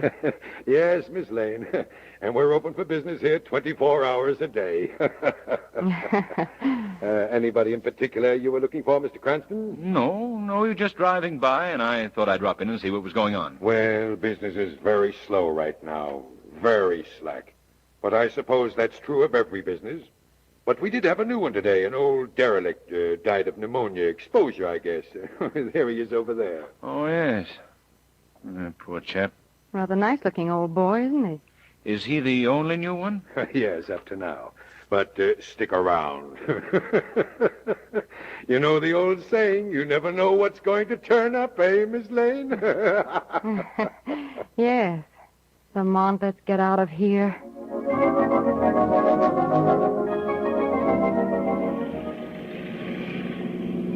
That Tuttle's an interesting type, don't you think? Yes. Yes, very. A jolly sort. Oh, Margot, I'll park here. Will you tell him we want the evening news, please? Yes, surely. Boy, Yes, miss? evening news, please. Here you are. Evening news it is. Thank you. Read all about... What do the headlines say? Well, the steamship Bremen has been seen in Chicago wearing a long white beard. Very funny. Very funny. What about local news? Well, let's see. Football team start the usual. Movie hero goes on. Nope, nothing new. Oh, why doesn't something happen? Good evening, Miss Lane. Mr. Cranston. How are you, Mr. Harvey? Hello, Harvey. Say, how are things at the bank? Well, just fine, thank you. Had any good robberies lately? Oh, we've been... What? Skip it. So long, Harvey. Yeah.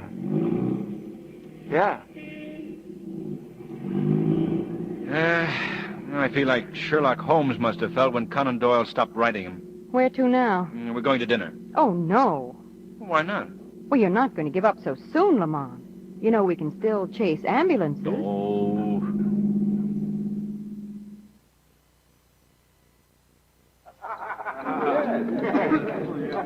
Margot, may I see that newspaper, please? You finish your salad first, Lamont. Okay, darling. Whatever you say. Say, you've gotten yourself an idea, haven't you? Uh-huh. What is it? Well, I've just been thinking. You know the old saying that if there's no news, then make news? Yes. Well, how about a rewrite on that? If there's no crime... Then make crime? Exactly. Just a minute. You're not going out and commit a murder. Hardly.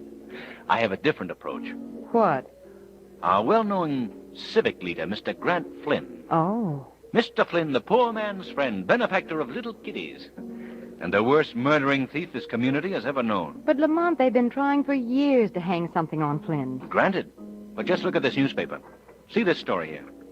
Whereabouts of John Gordon, Racket King, still a mystery. Well, what's that got to do with Flynn? John Gordon was Flynn's partner. Oh, not publicly, of course. Gordon did the dirty work. He ran the rackets, collected the extortion money from poor shopkeepers, and, when necessary, committed the murders. Well, what's happened to Gordon? About 3 weeks ago, he disappeared. Boom. Just like that. And nothing's been heard of him since. Well, do you think that Flynn had something to do with his disappearance? Definitely. Gordon was becoming too dangerous to Flynn's interests. Their names were being linked together. And Gordon was trying to cut in on Flynn's political interests. And probably threatened him. And you think that Flynn had Gordon murdered? Well, I'm not so sure of that. The murdered part, I mean. What I do think is that Flynn ordered him done away with. And now he's not so sure that his orders were carried out. But why? Because among those heading the investigation as to Gordon's whereabouts is his erstwhile partner, the same Mr. Flynn. Oh. And just what are you planning to do about all this? Well, if Mr. Flynn were to receive a phone call telling him that Gordon was still alive, we might stir up some interesting developments. I see. Particularly if he were to receive this phone call from the Shadow.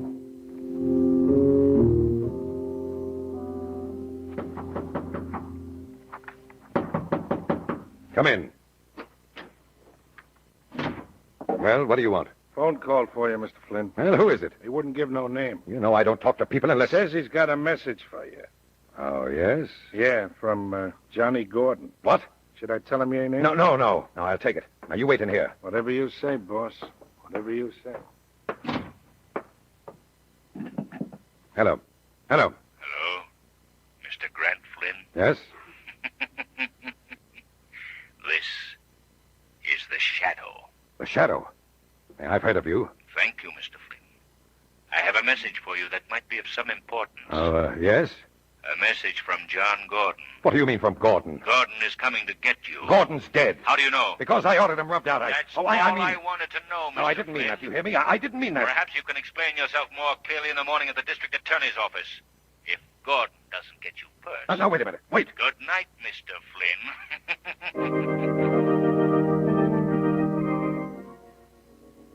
Yeah, good morning, Margot. Lamont, have you seen the newspapers? No. Well, look at this. Civic leader dies suddenly. Grant Flynn, pneumonia victim. Pneumonia? Expired at 9 p.m. last night Hey, at now, his wait a home. minute.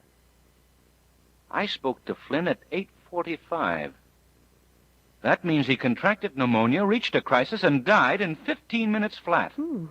Remarkable age we're living in, isn't it? Yes, to say the least. To say the least, there's something very phony about the whole thing. Let me see that paper. Here you are. Yeah. At his family's request, the funeral services will be strictly private. The body will be removed to Conrad's undertaking parlors this evening. Well, you can be certain of one thing, Margot. What's that? The services won't be strictly private. Because we're paying our respects to the late Mr. Flynn at the funeral parlor ourselves tonight.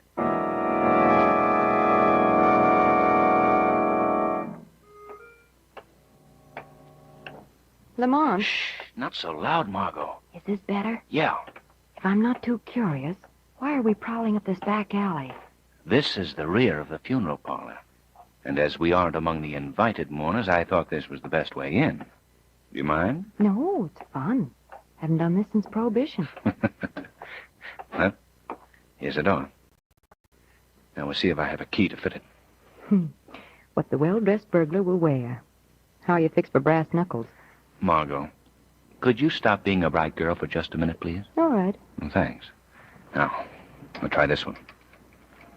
No, this one. Ah, there we are.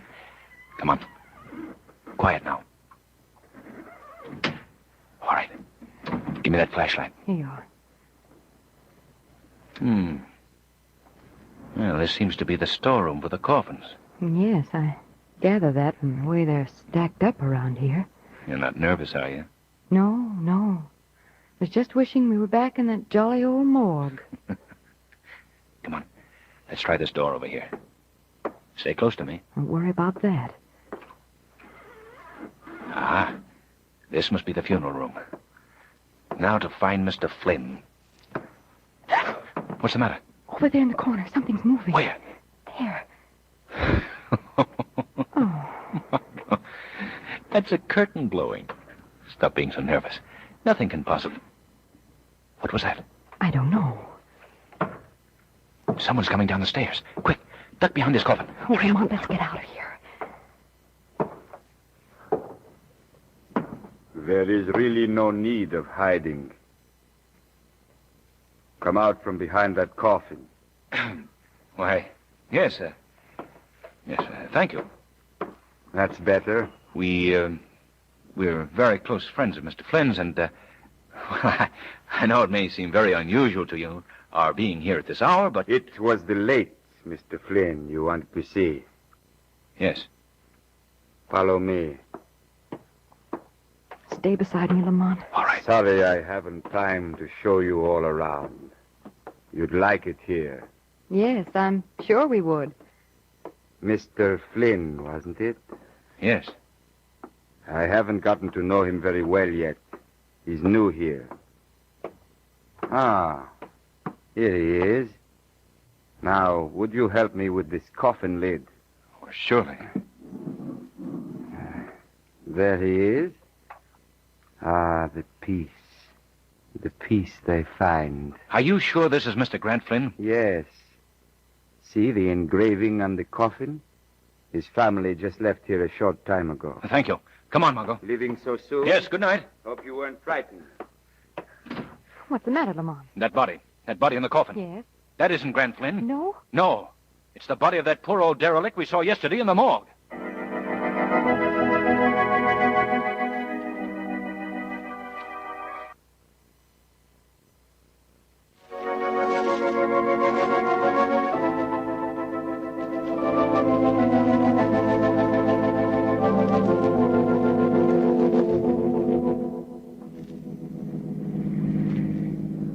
Would you mind telling me, Lamont, where we're going now? To the morgue, Margot. The morgue again? Yes? You know, Lamont, life with you these past 2 days has certainly been a merry whirl. First the morgue, then an undertaking parlor, then the morgue again. Well, we found out one thing. Flynn is definitely still alive. But where he is and why he so desperately pretended to be dead is something we've got to unravel. Well, what do you think you'll learn at the morgue? I want to find out who removed the body of the old derelict. What do you think they'll tell you? Not me, Margot. But they will tell the Shadow.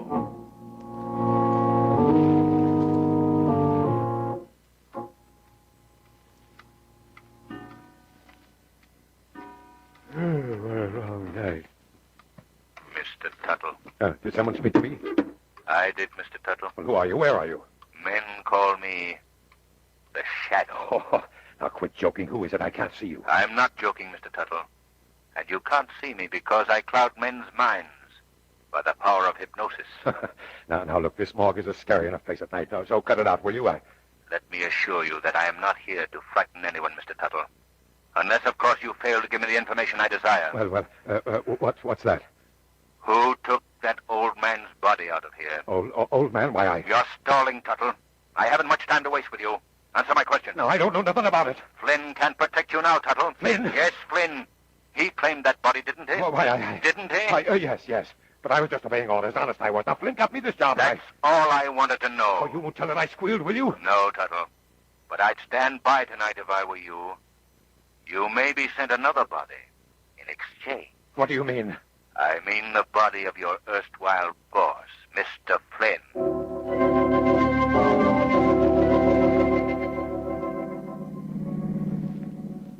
You didn't read this evening's paper, did you, Lamont? No. Why, Margot? Well, here's an item that might interest you. Sometime last night, the private vault of the late Grant Flynn in the First Security Bank was rifled and the entire contents removed. I might have known it. Remember that chap Harvey I spoke to last night when we bought the paper? Yes. He's been a trusted Flynn employee for years. Although he works for the First National Bank, he undoubtedly did the rifling. Oh, well, the plot thickens, huh? Sleepy? Oh, not exactly bright at 2:30 in the morning. Oh, remember those good old days when nothing was happening? Yes, remotely. What's up now, Chief? Another fire? I can take you home if you want. Not a chance. Where to now? A visit to Mr. Harvey. Harvey? Yes, the chap at the bank. If we were to find out where he delivered the contents of the vault, it might lead us to Flynn.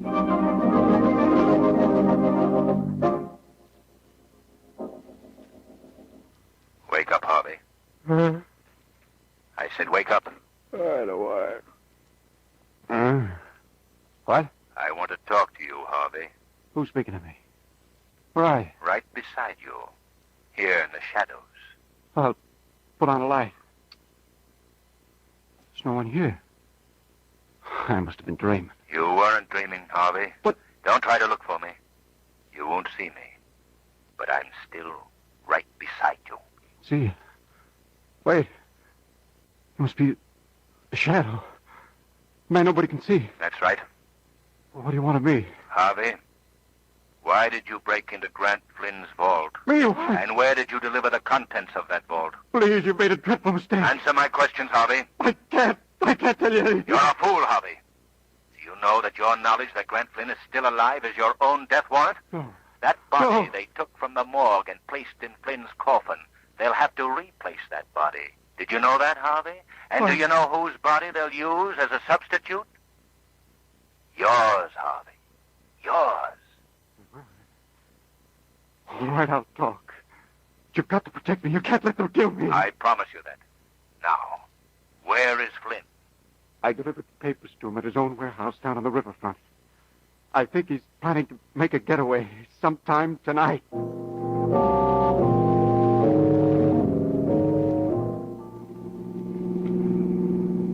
There's the warehouse right ahead of us.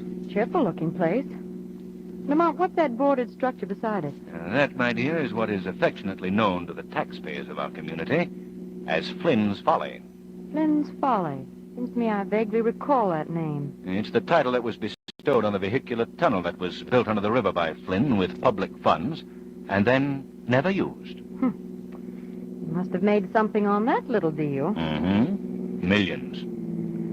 Yeah, I think it best that we leave the car here, Margot. Yeah, we'll look for a door in the rear of the building.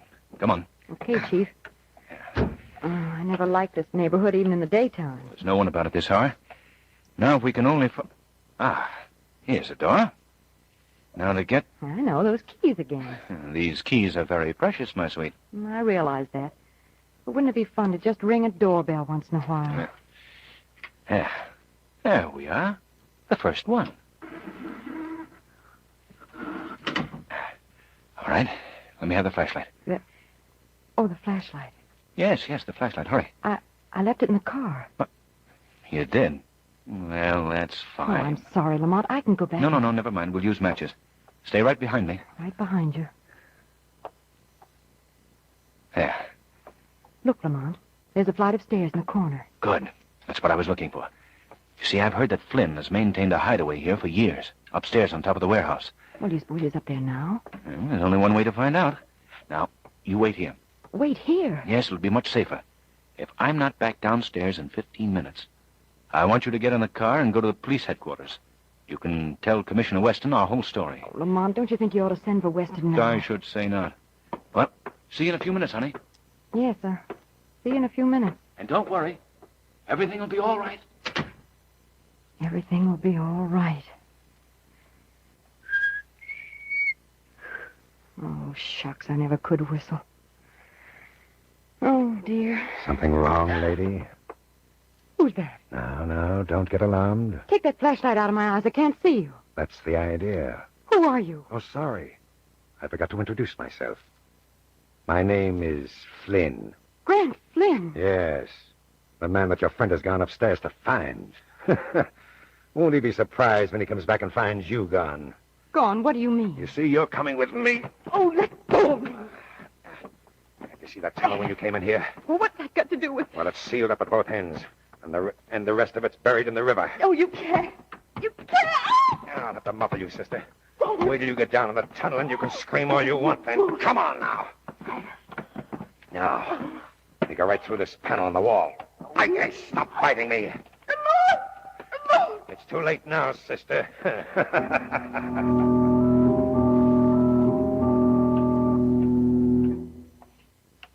You haven't told me how you liked it down here in the tunnel yet, lady. Oh, it's awful. Oh, now you'll get used to it.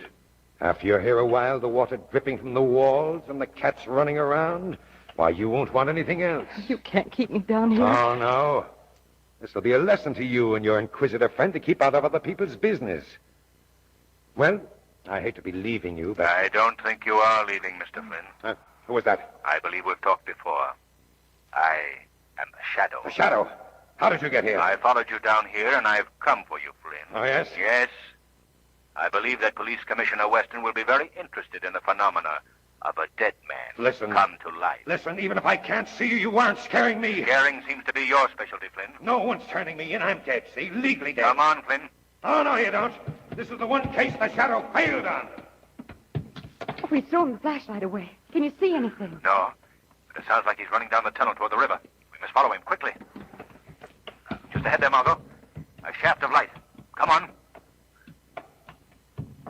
Careful, Margot. The floor of the tunnel here is covered with slime. Oh, Lamont, this is... I thought you'd be fools enough to follow me here. We have you trapped this time, Flynn. Oh, yes? That's what you think. Do you see this lever right by my hand? That's a valve, see? A valve that'll let water roll into this tunnel at hundreds of tons a minute. Now, you may be just a voice, Shadow, but you can die like the rest of us. And that goes for your girlfriend, too. Well, don't you think you're being stupid, Mr. Flynn? Remember, you're trapped, too. Oh, yes, I'm dead. I'm dead already. It can't hurt me. Don't touch that valve, Flynn. Who was that? Look, right at Flynn's feet, crawling along the ground. It's a man. 3 weeks ago, I was a man, lady. 3 weeks ago, I was brought into this hole and left to die. 3 weeks ago, I was John Gordon. Gordon. The missing John Gordon. But you can't be Gordon. You're dead. I ordered you killed and your body thrown down here. Your new trigger man's a bum shot, Flynn, but I'm not. You want a practical demonstration? Now, wait, Gordon. Put down that gun or I'll pull this valve. You haven't got guts enough. Keep away from me. Put that gun away. Lamont, do something. I'm the one that'll do something, lady. Come and get it, Flynn. my friends, I think that... Oh, Lamont! Lamont! Steady, Margot. Till I see what... Why, they're both dead. Gordon, too. Yes. He should have died days ago down here. The only thing that kept him alive was the hope of getting Flynn. Oh, how horrible. And I suppose the next thing to do is to notify Commissioner Weston. Yes, he could... Margot, look. What? Water. Water coming in through that valve. Oh, Lamont. Flynn must have turned it on. Come on, Margot, quickly, quickly. Here, here's a passageway. Oh, hurry. Let's get up these stairs. Here, the door. Oh, that was a close call. Oh. Well, what do we do now? Well, we'll notify the city department that the tunnel is flooded. But, as for telling Commissioner Weston about Flynn and Gordon, well, perhaps it's just as well that he never knows. Are you tired? Well, it has been a busy day. You like to go home? Mm-hmm. But stop off at the bookstore first, will you? A bookstore? Yes, darling. I want to rest my nerves by curling up in bed with a very gory mystery story.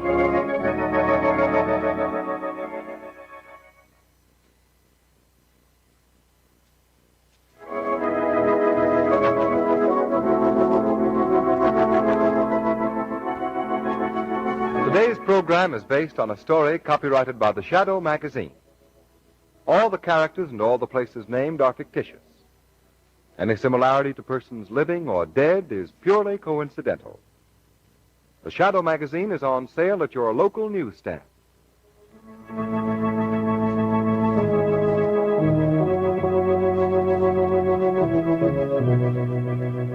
The weed of crime bears bitter fruit.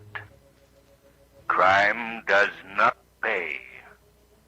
The Shadow knows.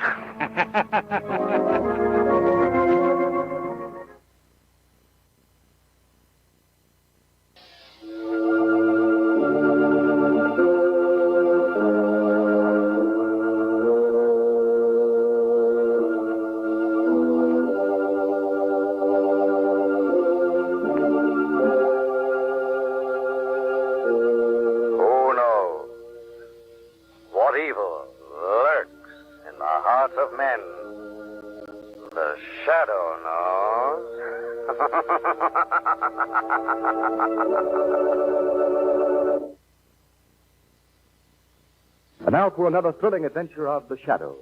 Today's story, The Night Marauder. The Shadow, mysterious character who furthers the forces of law and order, is in reality Lamont Cranston, wealthy young man about town. The Shadow uses his hypnotic power to cloud men's minds so they cannot see him. Cranston's friend and companion, the lovely Margot Lane, is the only person who knows to whom the unseen voice of the Shadow belongs. As the scene opens in our story, it is night. Dark, still night. And we find ourselves the unseen observers of two vague figures moving almost silently across a windowsill and into a darkened bedroom where lies asleep a beautiful girl at peace with the world. Then, out of the stillness,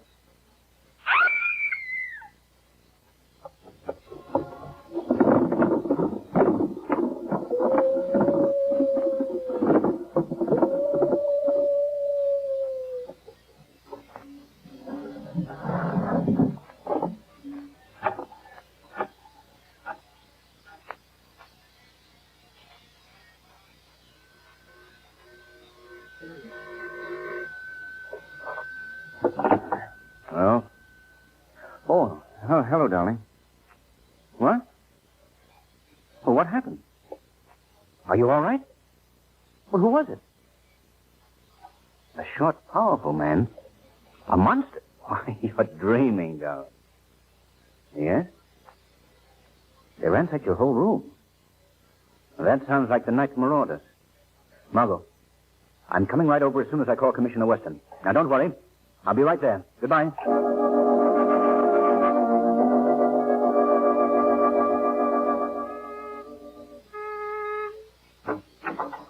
Lamont. Margot, are you all right? Yes, I guess so. My throat's a little bruised. Your throat? Yes, one of them had his fingers wrapped around my neck. Horrible. I guess that's what's known as getting fingerprints the hard way. Now, this is no joking matter, Margot. Oh, I'm aware of that every time I swallow. Did you see what they looked like? Only the one by my bed. But I could hear the other one prowling around the room. Ooh, it was creepy. What did the one by your bed look like? Well, the best description I can think of at the moment is Frankenstein's homely brother. He was quite short, with long arms and a really bestial face. That's an ugly description. It was an ugly face. That's probably Commissioner Weston. I asked him to come over. Come in, Commissioner. Thank you, Cranston. How are you, Miss Lane? All right, now, thanks. Now, where did it happen? Right in here in my bedroom. Did they take anything of value? A few years off my life. Yeah, no doubt. Now, tell me just what took place, Miss Lane. Well, I'm a little hazy as to detail. You see, I was asleep, and I was dreaming about pumpkin pies. What? Honest, pumpkin pies. You know, the kind that Mother never makes. Yes, Miss Lane, but tell me about your waking moments. Don't you like pumpkin pies? I adore pumpkin pies, Miss Lane. But this is a police investigation, not a cooking class. I'll listen to your dream later, Margot. Thank you, darling. Do you mind... Oh, sorry. Well, I was awakened by the realization that something was grasping my throat. And it incidentally wasn't pumpkin pie. Miss Lane, please. I started to scream, but the man put his other hand across my mouth. And then the other man ransacked your room, is that right? Yes, how'd you know? Well, he ought to know. These same two nocturnal nimrods have been driving Commissioner Weston and his department slightly insane. Now, it's not that bad, Cranston.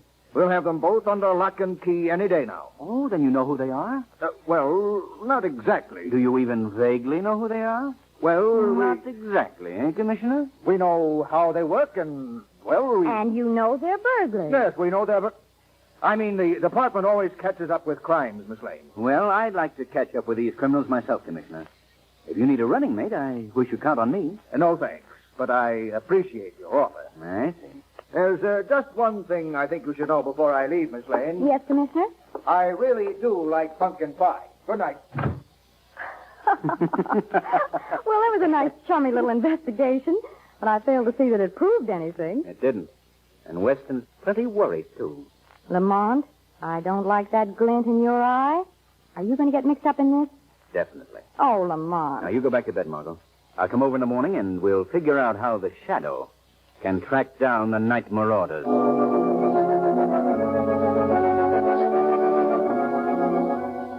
Yeah, Margot, you don't know how fortunate you were last night? What do you mean, Lamont? Now, look at this newspaper. Night marauders turned to murder. Murder? Yes. The body of John Kenyon was discovered this morning by his valet. He'd been brutally murdered sometime before dawn today. Due to the deep bruises on his throat and the fact that his bedroom had been ransacked, Commissioner Weston admitted that the night marauders were unquestionably guilty. Oh, Lamont. It might have been I. Yes, Margot. May I use your phone? Yes, surely. I'm going to ask Weston again if I can work with him. If he doesn't want me, I'm going to work on this case by myself. You can't tell Lamont. Maybe he'll make you a special deputy or something. That's right, he might. Hello?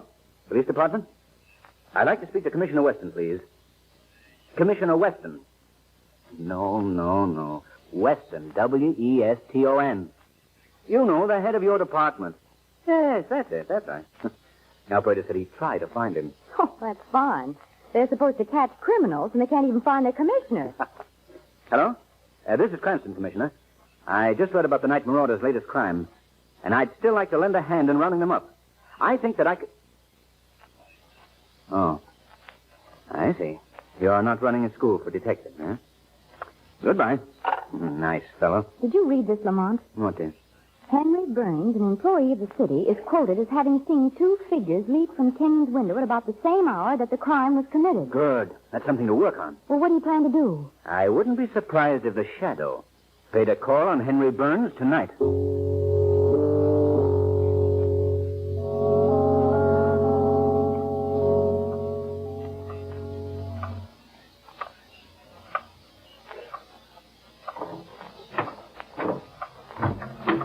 Thanks for making sure I got home safely. I guess you can go now, officer. No. Not until I take a look around your apartment, Mr. Burns. Now, you're so nervous that if a mouse... Nervous? How would you like to be locked up all day in a room the size of a cigar box? And hour after hour face the inquisition of questions hammered at your head? Now, they were only trying How would you like it? Answer me, how would you like it? Say, look, Mr. Burns, you'd better take it easy. I'll be dead before morning. No one's going to kill you, Mr. Burns, not with me on the job. I'll be right downstairs. Good night. Pleasant dreams.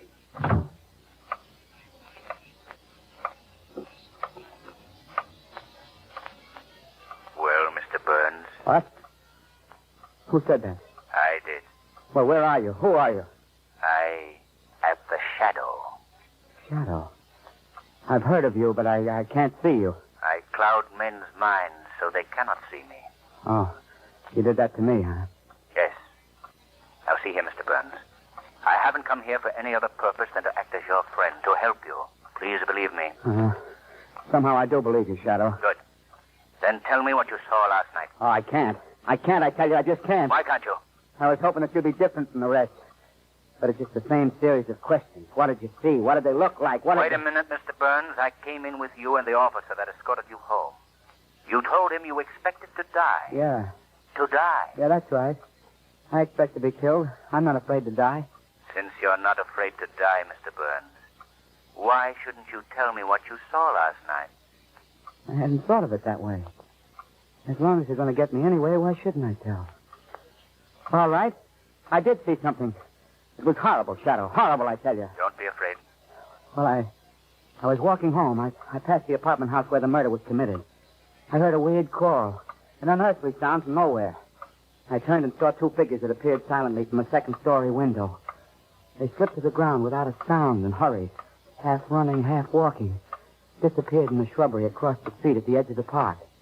One of them was short, massive, unbelievably horrible to see. And the other in his hand... What was that? Look at your feet. Huh? A piece of rock with some paper tied to it. I know. It's the night marauders. I know it's from them. Read it. Pick it up and read it. All right.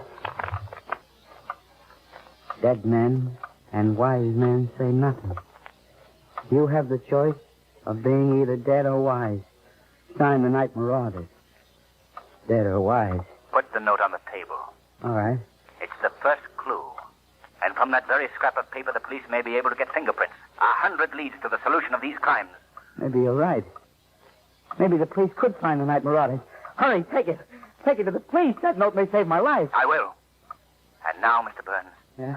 I suggest that you try to get some rest. The police are on guard. You're safe enough here. I guess you're right. You go out this way.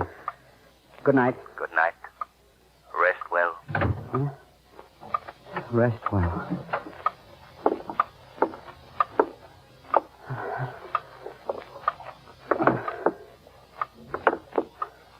Dead men and wise men say nothing.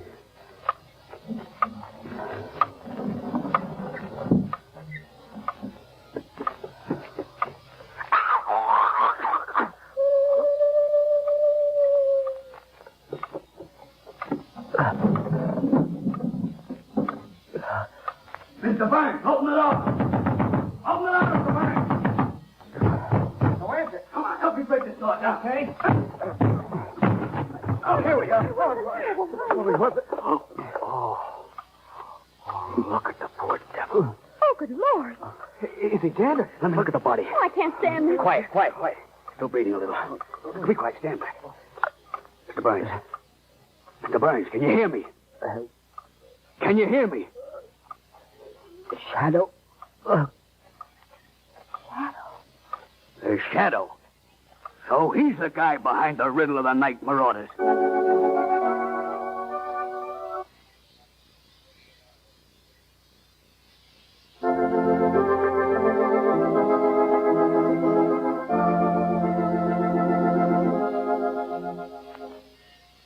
Murphy. Murphy. Yes, Commissioner Whitson. I want a list of every piece of jewelry that the night marauders have stolen from their victims. Yes, sir. Has any of it turned up at the pawn shops yet? No, sir, not a piece. We've been checking every fence for months, sir. All right, then we'll... Yes? Good morning, Commissioner.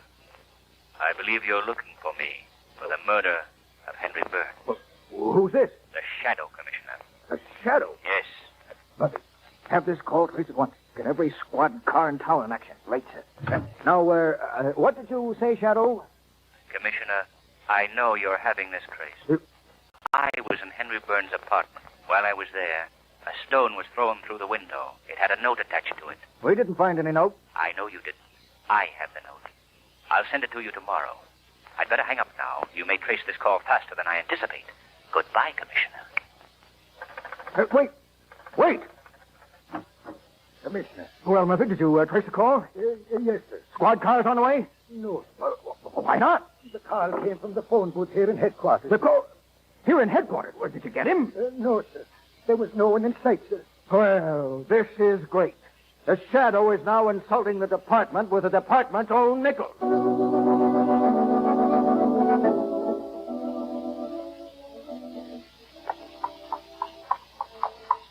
The park's beautiful tonight, isn't it? Yes, Lamont. What good does it do me? No, Margot. Don't be alarmed. I'll behave. You know, Lamont, I made a dreadful mistake last night. And what was that? Well, I just remembered. It wasn't the kind of pumpkin pies that Mother made at all. What wasn't the kind of pumpkin pies that My dream. It was apple dumplings. Now, wasn't that silly of me? Whatever made me think it was pumpkin pie? Hey, driver, watch out for that car. It's cutting off the road. Yeah, I see the gun on. Whoa, steady now. Yeah. Good evening, Miss Cranston. Commissioner Weston. Hey, you gave us a scare. Oh, I'm sorry. Commissioner, I was just telling Lamont. It wasn't pumpkin pie at all last night. It was apple dumplings. What was which? A dream, Commissioner. Last night, you remember. Oh, yes, I see. Well, I recognized you two riding along, and I thought I'd give you a little tip on detecting, Miss Cranston. Really? What's that? While you're driving around the park for a breath of fresh air, enjoying the sunset after a good dinner... And a very good dinner it was, too, Commissioner. I'm driving around in the park because after analysis, I discovered that all of the crimes of the night marauders have taken place within a block of the park. What do you think of that? Well, is that what you call a clue, Commissioner? Is that what I call it? It's the first significant fact we've unearthed. Do you really think that the Shadow is guilty, Commissioner? What else am I to think? He tried to mislead us today by calling up about some phony letter. And furthermore, I think he's right here in this park. Oh, no, Commissioner. Yes, sir, that's what I think. And I have a hunch we'll pick him up tonight. Well, I must be going. Goodbye. Goodbye. Well, maybe he's going to beat you to the punch after all. Maybe you've got something there. Lamont. What is it, Martha? You're white as a sheet. Did you hear that weird call? Oh, yes, well, what about it? That's the call I heard last night. I heard it while that man still had his hand on my throat. And when he heard it, he looked up and then let go immediately. Are you sure it's the same call? Oh, Lamont, do you think I could forget one detail of that awful experience? Driver, stop here. Yes, sir. It sounded as though it came from over there by the zoo. We're going to walk a bit. We'll be back shortly. Very good, sir. All right, down you get, Margot. Yeah. Margot, on second thought, I think you'd better go back and stay in the carriage. All right. Oh, but be careful, Lamont, please. I'll be as quiet as a shadow.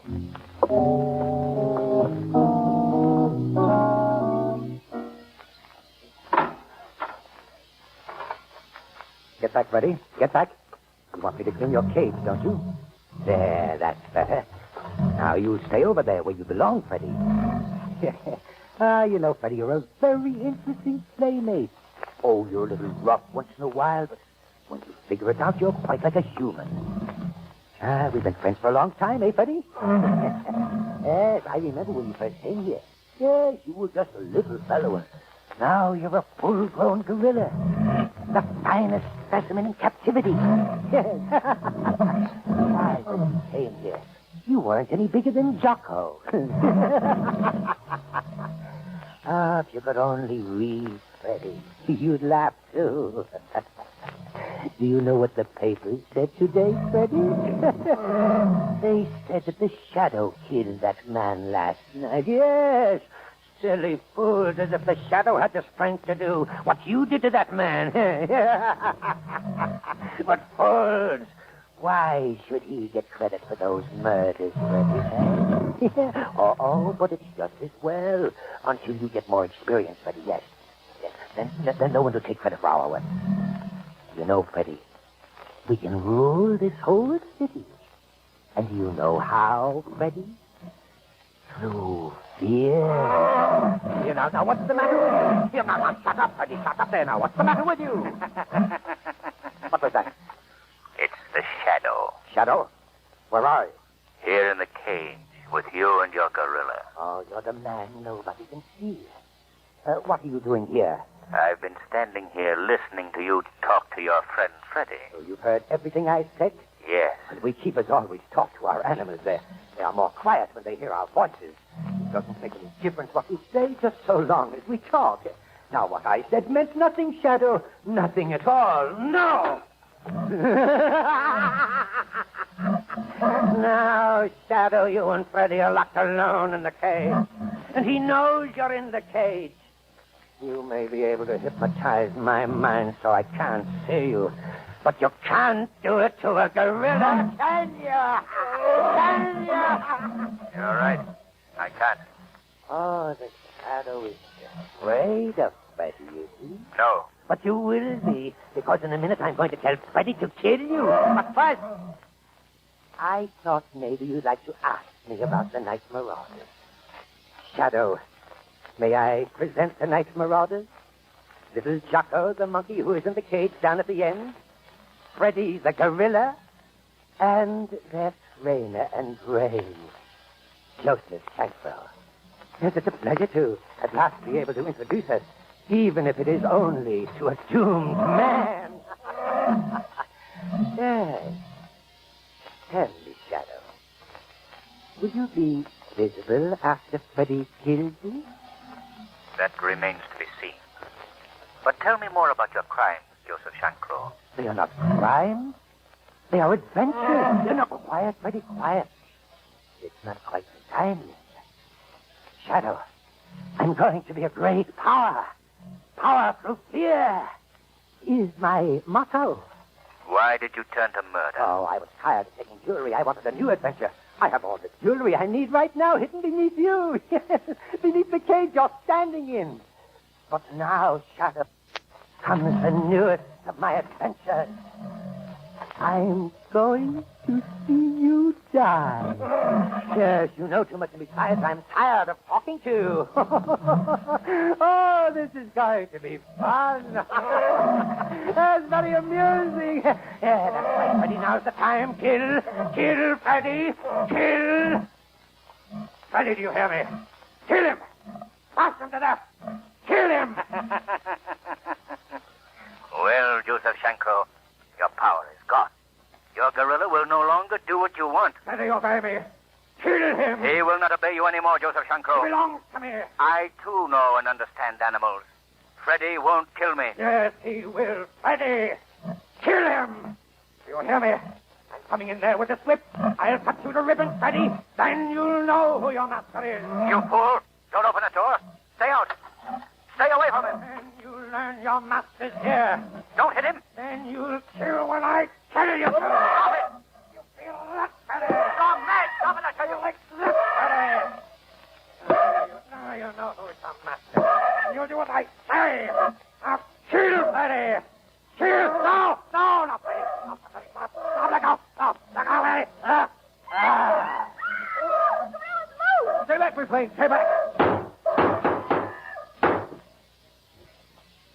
Are you all right, Miss Lane? Yes. Oh, Commissioner Weston, did you fire those shots? Yes, I did. I was standing behind that tree there. Oh, just a sec. Well, what are you doing? I'm shutting the cage door. A shadow's in here. It's a great moment for me. The gorilla is dead. The night marauders are no more. And I have at last caught the shadow. Not quite yet, Commissioner. Shadow, I was right here. I heard everything that went on between you and Joseph Shankro. I know you're not guilty of murder, but still there are a lot of things I want to know about you, and you won't get out of that cage until I find them out. But I am out, Commissioner. I came out when the gorilla escaped. And if you don't believe it, you'll find a bullet in the back of the gorilla that didn't come from your gun. Better luck next time, Commissioner. Miss Lane, if you were not here, I'd say a few things that no gentleman should ever say. Well, I don't mind if you do say them, but let me first say thank you for saving my life. Well, I did my bit, but I'm afraid that some of the thanks belongs to the shadow. So help me, someday I'm going to find out who he is. Margot, are you all right? Yes, Lamont. I heard shots. Good heavens, the gorilla, he didn't hurt you, did he? No, Lamont, he was dead before he got near me. The commissioner saved my life. Well, for that, Commissioner, I shall never be able to thank you enough. Well, sorry you weren't in on the kill, Lamont, in case the night marauders has been solved. And, Lamont, except for a very bad break, I would have been able to introduce you to the shadow. Really, Commissioner? I can think of nothing more interesting than to have you introduce me to the shadow. The weed of crime bears bitter fruit. Crime does not pay. The shadow knows.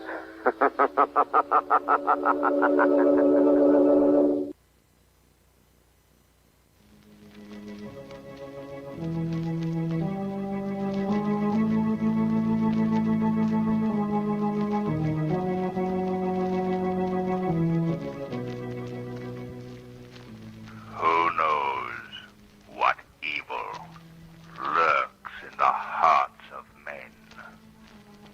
The shadow knows.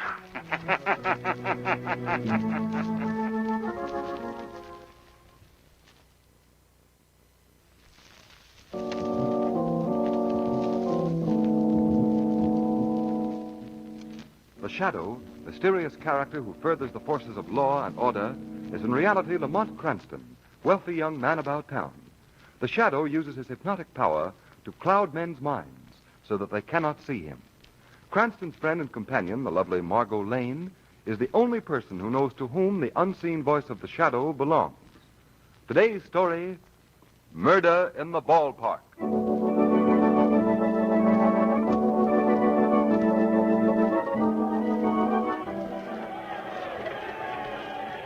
Well, sport fans, here we are back at Eagle Field. There's been no score in this game so far, you know. Whitey Brooks, the pitcher, is at bat, right-hand batter. Count is 2-2 on Whitey. 2 balls and 2 strikes. Here's the pitch. And Whitey hits one out into right field. It's a base hit. He's on his way now. And... Wait. Brooks is staggering on the baseline. Blood is running down his cheek. He's fallen. Extra, Whitey Brooks, ace hurler, murdered in ballpark. Extra, Brooks murdered in ballpark. Extra, read all about it. Hey, Andy, what are you doing here in that clubhouse? You're supposed to be out warming up. You pitched today. Look at him. He falls asleep 10 minutes before the game time. Come on, wake up, Andy. Andy. Here, come here, somebody, quick. Andy's dead.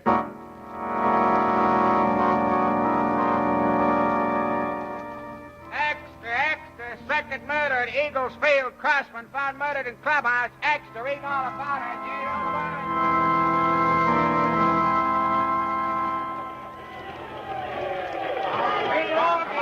Get your scorecard. Come on. Here, that peanut here. Yeah. Our seat's at the foot of this aisle, Margot. Right on the third baseline. Okay. Oh, do you mind if we stand here a second, Lamont? I've never seen anything like this. A night baseball game. Why, those big arc lights make the field as bright as day. That's right, Margot. It's very impressive. Keep moving, will you, lady? You're blocking the view. Oh, sorry. Lead on, Lamont. All right. Say, you know, I'm very curious to know why we've come to this game tonight. You promised you'd tell me when we got here. Well, Margot, my interest happens to be professional. Oh. You know that 2 killings have taken place at this ballpark within the last 2 weeks? Yes, I remember reading that 2 noted pitchers were mysteriously slain. And it happened in this very stadium. One was an ace hurler named Brooks. The other was a great pitcher by the name of Crossman. Oh, it's unbelievable. Why? Well, somehow you never associate murder with baseball. Nevertheless, it has happened. And that's why we're here tonight. I see. Say, Lamont, that hunchback certainly can play baseball. What? Yeah, there's one out there on the field. Oh, yes. That's Bogo, the mascot. He's been with the team for years. A good little ball player, too. He always clowns for the customers during practice. Lamont, it says here in the program that Joe Roberts caught more flies than any other shortstop. What's a shortstop, and what's he want to catch flies for? Well, Margot, a shortstop's one of the players, and a fly is... Oh, I know what a little fly is, silly, but why do they call him a shortstop? Well, because it... I'll tell you later, Margot. The game started. Who are the players in blue? Those are the umpires, darling. Oh, I won't say another word. Batteries for tonight's game. For the Eagles, Scragney pitching and Provis catching. Who did he say? I don't know, Margot. That's part of the game. You're never supposed to understand the announcer. For the Terriers, Marson pitching and Boythman catching. Play ball. I guess it's the thing to do. Lamont, are you sure they can see to play under these lights? Well, they have all season. Now, what do you say, Margot? Let's watch the ball game, shall we, huh? Who's the man in the center position? My darling, he's affectionately known as the pitcher. And one of the best pitchers in the baseball game, I might add, Ed Marson. What's he twisting all around for? He's winding up for the first pitch. And here it comes. Well, the lights have gone out. Lamont, what's wrong? I don't know, but I don't like it. Sit tight, Margot. It's so dark. And I don't understand it. Oh, there the light's back on again. I wonder what... Margot, look. Out in the center of the diamond. Marson, the pitcher. He's stretched out on the ground. Where are you going, Lamont? Out on the field to see what's happened to Marson. You wait there. What happened to Ed? I couldn't see nothing. Now, wait a minute. What's the matter? What? Don't move him until we find out what's happened. Ed, you all right? He's out cold. What? He's more than out cold, gentlemen. He's dead.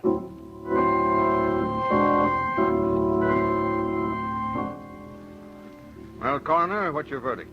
Commissioner Weston, this man was electrocuted.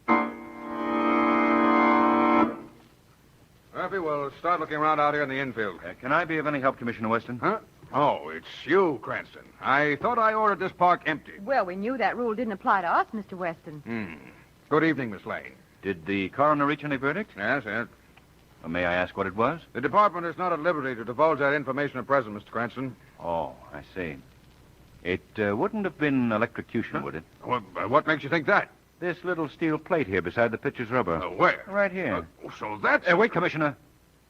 I wouldn't touch it if I were you until the wire is traced to its source. Oh, that's how it was done. The steel plates on his spike shoes made the contact necessary for the shot. Wasn't that clever of Lamont to find it, Commissioner? Yes. Who do you suppose did it? Well, the department is... Not at liberty to divulge that information at present. In other words, you don't know, isn't that it? Not at all. I'd like to point out a few things to you, Weston. What's that? Have you noticed that all the deaths have occurred on the teams that are playing the Eagles? Yes. And all the victims were pitchers? Very excellent pitchers, I might add? Yes, but what does that prove? Nothing conclusive. Just a lead, that's all. Oh. I have a favor to ask of you people, Cranston. And what's that? I don't want anyone to know that we're aware of how the victim died, so please keep it quiet, will you? Certainly. And now, I have a favor to ask you. Well? I'd like to be present at headquarters tomorrow when you conduct your investigation. It's a deal.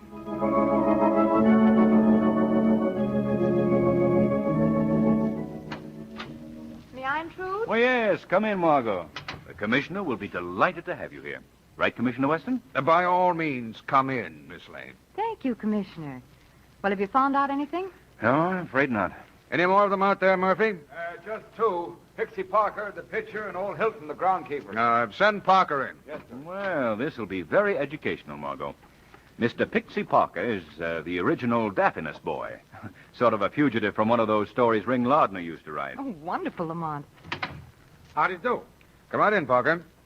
This is Miss Lane and Mr. Cranston. Oh, I'm very pleased to make your acquaintance. Thanks, Parg. Same here. Margot. Can you shed any light on our mystery, Pixie? Well, Commissioner, I am thinking while I am waiting outside that what happens last night is very much the same as happened to me when I'm having a 20-game win streak in Jersey City. Well, how's that? Well, as I am the sensation in the league, they are saving me for pitching night games exclusive on account of I am such a gate attraction. Yes, but what's that to do with Marson's death? Well, I am reaching that point. Now, go on. One night I am pitching for Jersey City, steaming them in my usual baffled style, when all of a sudden, the lights is out. Yes, go ahead. There is much nervousness and confusion. All right. And then all of a sudden, the lights is on again. Yes, and what then?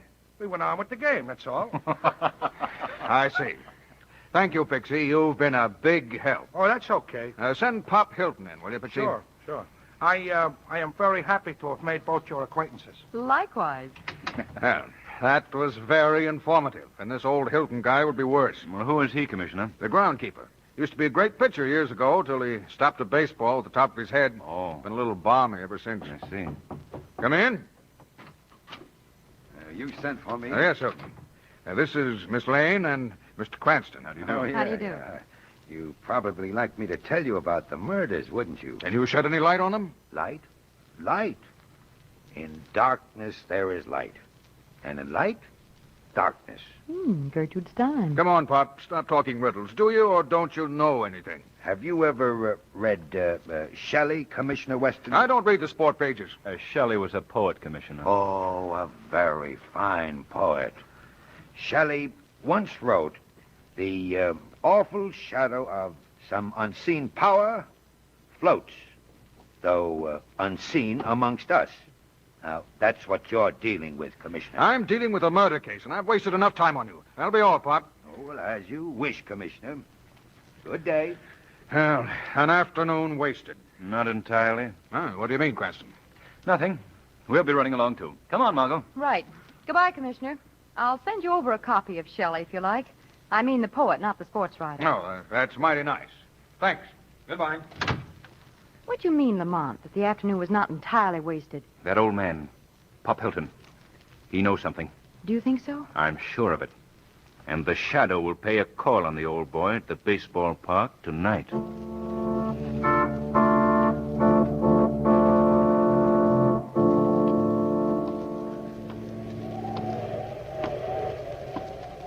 Lamont, I can't believe that this ballpark is the same place that was full of cheering spectators last night. Yeah, it is rather eerie, isn't it, Margot? Those rows and rows of empty seats. Deserted, completely empty. Oh, it gives me the creeps. It seems almost haunted. Maybe it is haunted, Margot. Haunted by the ghosts of great players and the games they've played. Lamont, look. Out there on the playing field. Where? You can see it in the moonlight. Oh, what is it? I don't know. Why, it's moving. It's a man. It wouldn't be one of your ghosts. No. It's old man Hilton, the groundkeeper. He seems to be very interested in something on the ground by the pitcher's mound.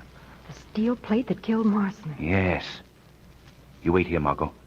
I think the Shadow should know what Hilton's up to. You won't be frightened here alone, will you? No. No, go ahead, Lamont. I'll just sit down in one of these empty seats.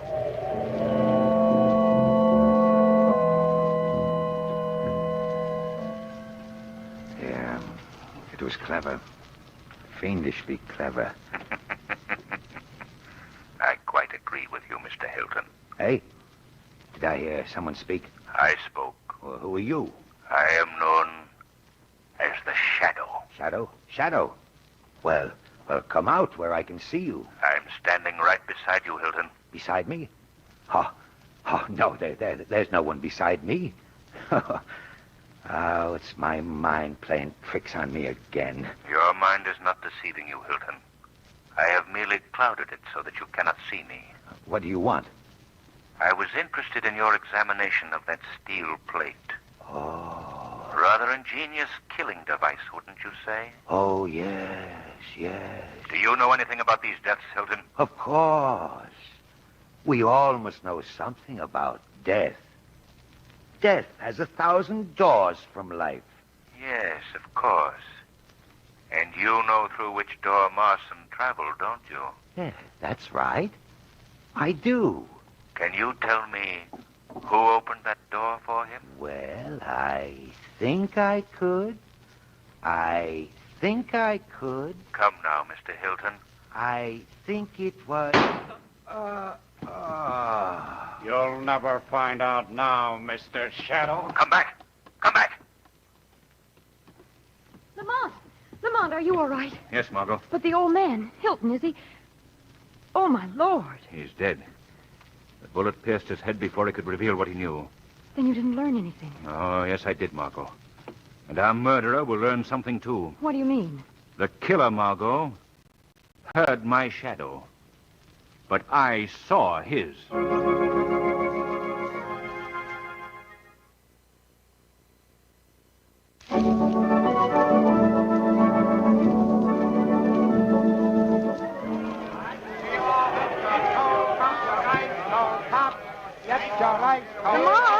Lamont! Margot, what are you doing here? Oh, you think I'd have missed this, Lamont? Say, isn't that uniform a little large for you? All right, now, no ribs. Well, just what's the idea of your putting on that uniform and becoming a member of the Eagles baseball team? It's all in the line of duty, my sweet. I wanted to find out what goes on when they play a game, and the best way I could think of was to join the team. Are you going to be in the game? Hardly. Oh, what a pity. I had trouble enough getting permission to sit on the bench. Well, why are they playing in this park today? the matter with the stadium we went to before? They haven't used Eagle Field since the murders. Now, will you excuse me, dear? I'm going down to the bench and sit with the players. Okay. Oh, Lamont, Yes? if there's a tailor down there, have him take in those trousers. Oh. Come on, I'll knock out a few to you. Okay, what's up? Pardon me, didn't I meet you down at police headquarters? Yes, that's right. You're Pixie Parker, aren't you? Uh-huh. Are you maybe becoming a member of this team, sitting on the bench like this? No, Pixie. With your manager's permission, I'm visiting here today. Oh, you're like a visitor, huh? Yes, that's right. I get it. Hey, Bogo. Yeah? Come here. I want you to meet Mr. Cranston. Mr. Cranston, and he's like a visitor here today. How do you do, Mr. Cranston? Hello, Bogo. Bogo is our bat boy. Oh, yes, I've seen him on the field. You're a good little ball player, too, Bogo. Thanks. Yeah, he would be an even better ball player if it wasn't on account of his hunchback. Got it, Pixie. Golly, you'd never know that me and Bogo is pals the way he gets sore at me sometimes, would you? I'm sure you're pals. Hey, Pix, Yeah? get out there and warm up. You're pitching today. No good. What do you mean, no good? I am not working today. I am not in the mood. Now listen, Pixie. I have spoken. Well, I'm still the manager of this team, and I say you get out. Let me talk to him, Mr. Stewart. What? He'll work today. I'll have him out there in a few minutes. Now listen, Shut Bogo. up. He'll pitch, Mr. Stewart. He'd better. Fine ball club where the manager has to get the bat boy to convince a player to pitch. Bogo, I don't care what you say. You listen to me. Look at me. Now, who's the greatest pitcher in baseball? Who is? Answer me. Answer me. I am. You see all those people there in the stands? They're here for just one reason. To see the great Parker pitch. That's right. You're not going to disappoint them, are you? You're going to give them their money's worth, aren't you? Yeah, their money's worth. Good. Come on. Let's go out and warm up. Whatever you say, Bogo. Whatever you say. Mr. Stewart. Yes? Does this Bogo always influence Parker like that? Yeah. He's the only one who can do anything with him. Bogo's like a little god to him. That's strange. There's a lot of strange things in baseball, Mr. Cranston. Would you excuse me a second, please? Sure. Thanks. Margot. Oh, I know. They want you to play after all. No, now be serious. I wish you'd do something for me right away. What? Go up to the front office, find out the home address of Pixie Parker. Why? What's up? He's going to receive a visit this evening from the Shadow.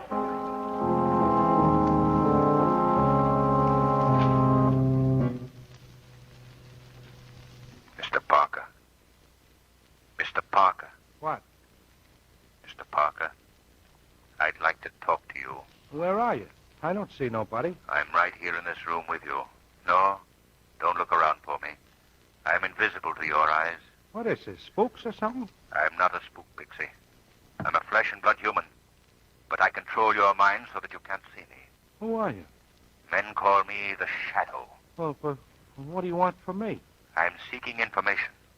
Information about your little friend Bogo. Bogo? What's the matter with Bogo? He ain't done nothing. You're wrong, Parker. Bogo has done plenty. Well, what do you mean? I mean that I have reason to believe that Bogo is responsible for the murders in the ballpark.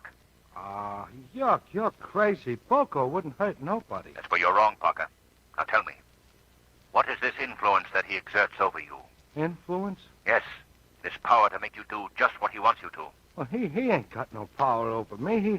He just thinks I'm the greatest pitcher that ever was.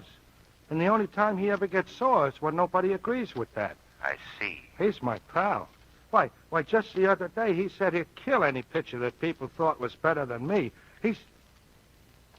Kill anybody? No. Oh, no. No, he didn't mean nothing by that, though, honest. You're wrong, Parker. No, he wouldn't hurt nobody. He's just rooting for me, that's all. Why, if anything was to happen to me, I think he'd die. We'll give him a chance to prove that tonight, Parker. What do you mean? You'll see, Parker. You'll see.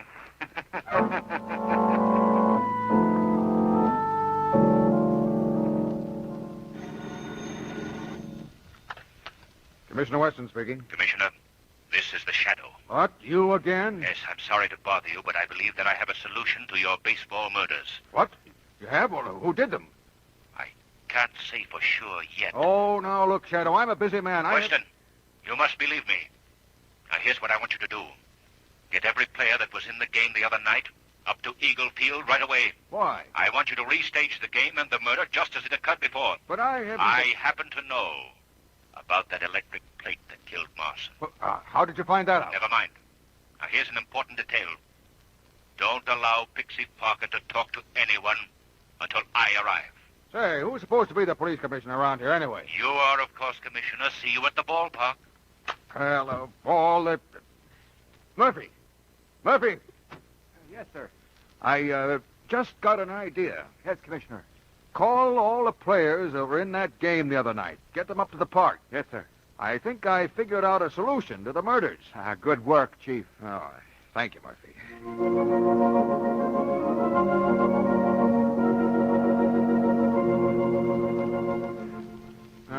Wonder where that shadow is.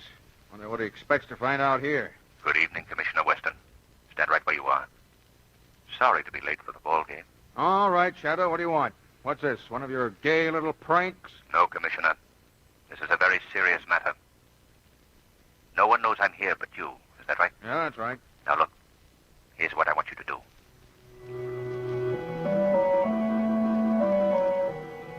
Now, look, here's what I want you to do, men. Listen to the commissioner there, We're fellas. going to replay the events leading up to the crime exactly as they happened the other night.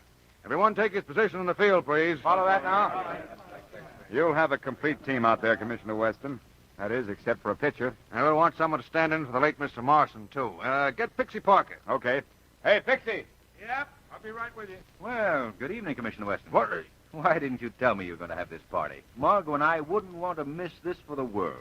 Here again, eh, Cranston? Good evening, Miss Lane. Not a very cordial reception, Commissioner. What are you doing, giving up your job in the police force and becoming a baseball player? Now, look here, you two. Now that you're here, you can stay, but keep quiet. This is a very serious job. All right, we won't say a word. Pixie Parker, Yes, sir. I'd like you to reenact Marson's role in the game the other night. Well, you mean I should be standing in for a dead guy? There's no danger, Pixie. Of course, if you're afraid... Who's Wait a afraid? minute. Don't do it, Pixie. Why, Bogo, do you want him to think maybe I'm scared? I don't care what they think. Let him use someone else. But I want Parker to do it, Bogle. Well, he ain't doing it, see? Now, wait a minute, Shorty. I said he's doing it, and that goes. I guess that settles it, huh, Bogo? You want I should go out there now? Yes, Pixie, now. Okay. Where are you going, Bogo? Well, I'm going back to the clubhouse. I'm not going to watch my pal play a dead man. You'd better stay here. What for? Stay here, Bogo. Stick with him, Murphy. What is this? You guys can't keep me around. Mr. Stewart, did you tell the man to put out the floodlights just as it did the other night? Yes, Commissioner. Get out there on the pitcher's mound, Pixie. Okay. I want you to wind up just the way Marson did. Then we'll put the lights out. No, don't do it, Pixie. Shut up, you. Ready, Parker? Pixie! Pixie, no, she'll be electrocuted. How did you know he'd be electrocuted, Bogo? Why, you fellas were talking about it. No one knew how Marson died except myself and you, Bogo. I don't know what made me say it. Honest, I don't. I know what made you say it. You said it because you murdered Ed Marson. Oh, that's a lie. Then why didn't you want Parker to get out in the pitcher's mound? And why did you want to leave here? Because you wanted to turn off the current so that Parker wouldn't be electrocuted like Marson? No. And why? Why?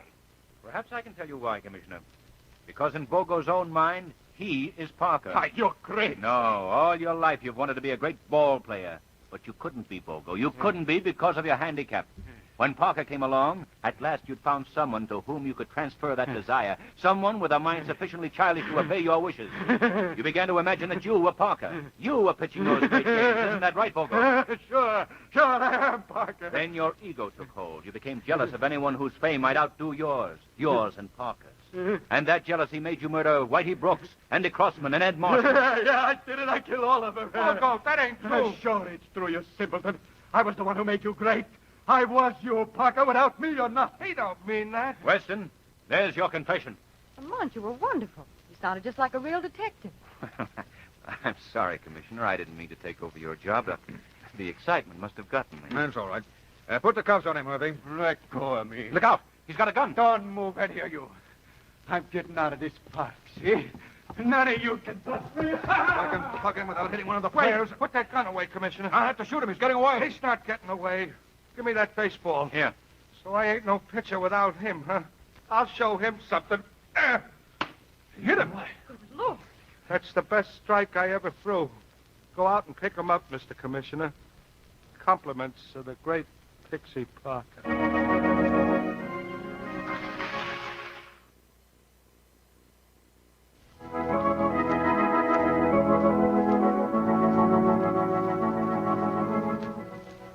Today's program is based on a story copyrighted by the Shadow magazine. All the characters and all the places named are fictitious. Any similarity to persons living or dead is purely coincidental. The Shadow magazine is on sale at your local newsstand. The weed of crime bears bitter fruit. Crime does not pay. The Shadow knows.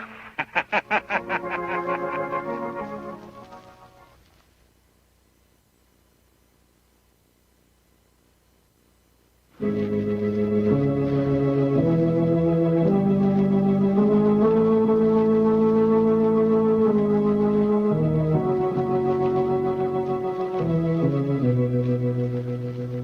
knows what evil lurks in the hearts of men?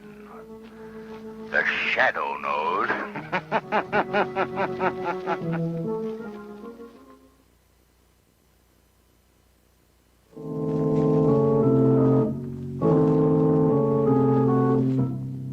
The Shadow, mysterious character who furthers the forces of law and order, is in reality Lamont Cranston, wealthy young man about town. The Shadow uses his hypnotic power to cloud men's minds so that they cannot see him. Cranston's friend and companion, the lovely Margot Lane, is the only person who knows to whom the unseen voice of the Shadow belongs. Today's story, The Village of Doom.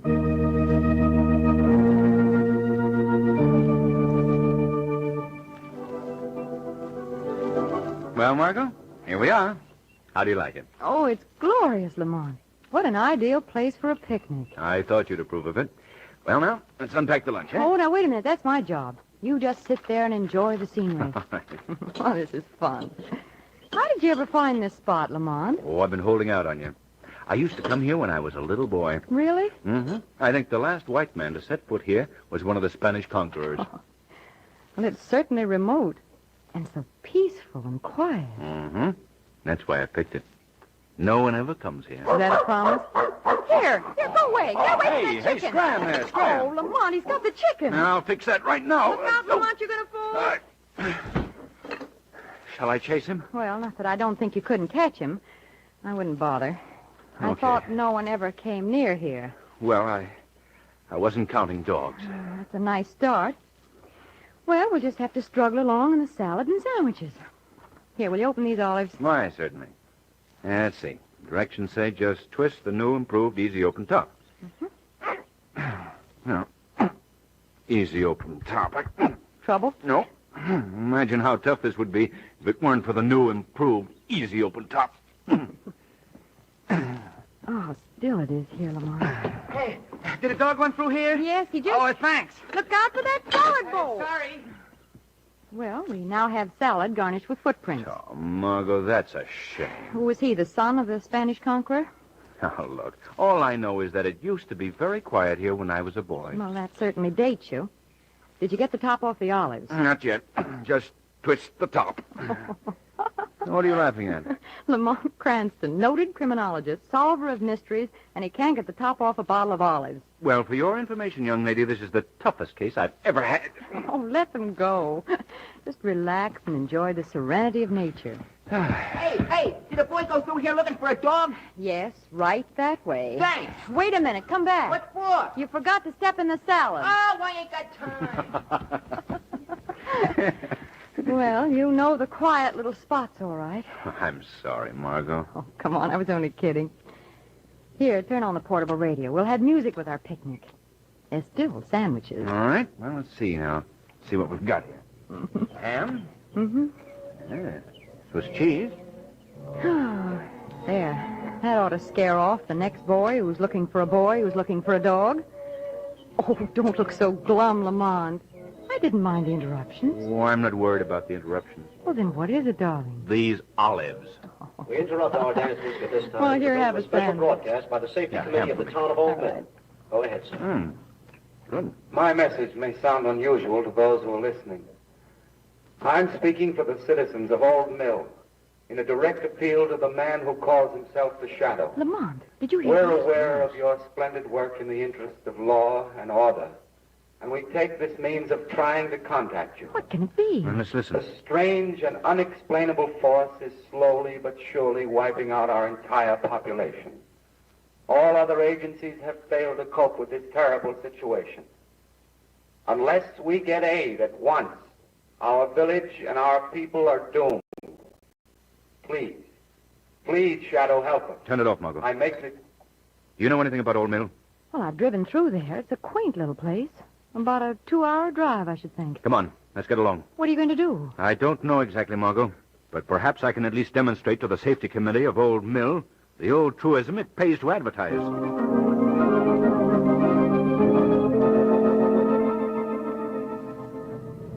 Pull over there. Yeah, you want the whole road? Yeah, come on, step on it, step on it. Oh, it's slow driving, Lamont. Where do you suppose all these people are coming from? I don't know. Cars are loaded with bits of furniture and personal belongings. It's possible they're fleeing Old Mill. They're certainly in a panic. Look out, Margot. That car's stuck right in the middle of the road. Stop alongside of it. All right. Pardon me, sir. Could you tell me how far it is to Old Mill? Old Mill? Did you say Old Mill? Yes, we're near it, aren't we? Too near it, mister. Well, what seems to be the trouble there? Who knows? All we know is that people die. Everybody in Old Mill has lost someone. Took my wife, it did. You mean she was killed? Maybe. Maybe she just died. Nobody can tell how it happens, but every night it's somebody. Those that have sense have gotten out.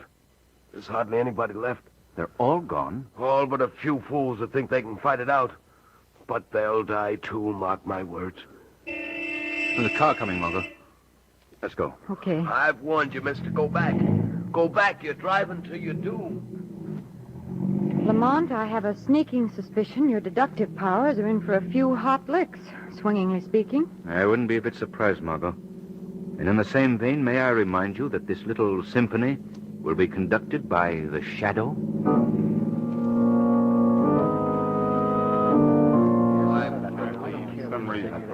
We can't spend the rest of our lives bottled up here in Town Hall. We've got to stick it out. I know most of you men want to leave Old Mill. I don't blame you.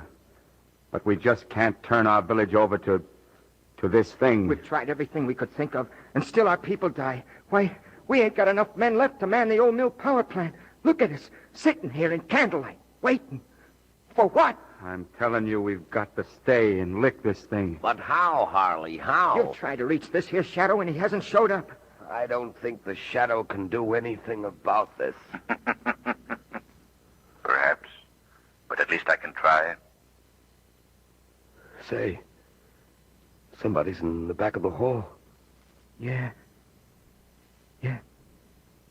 But I don't see anybody.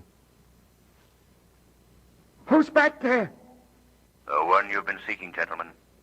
I am the Shadow. The Shadow? He's come. He's here. What did I tell you? Shadow, I knew you'd come. I hope I can help you. Tell me what it's all about. I don't know if there's so much to tell, Shadow. The story's been the same every night for months. Not a night passes that somebody in the village doesn't die.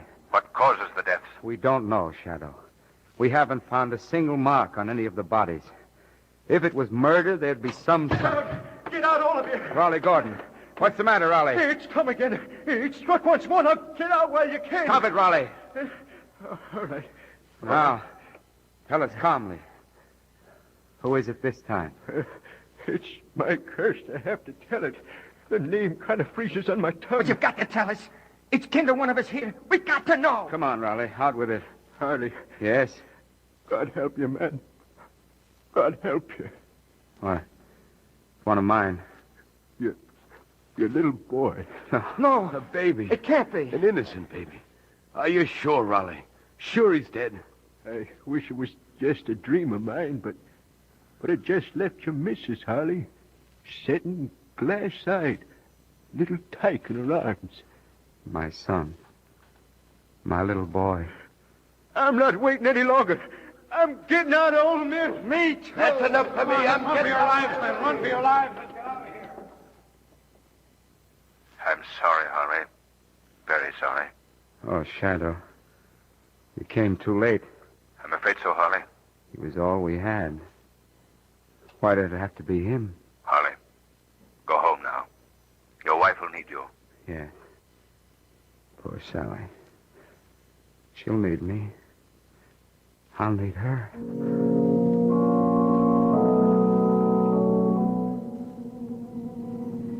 Margot, step on it. Follow that car. What's the matter, Lamont? I've never seen you so excited. The son of that poor man ahead has just been killed. The Shadow's after a baby killer.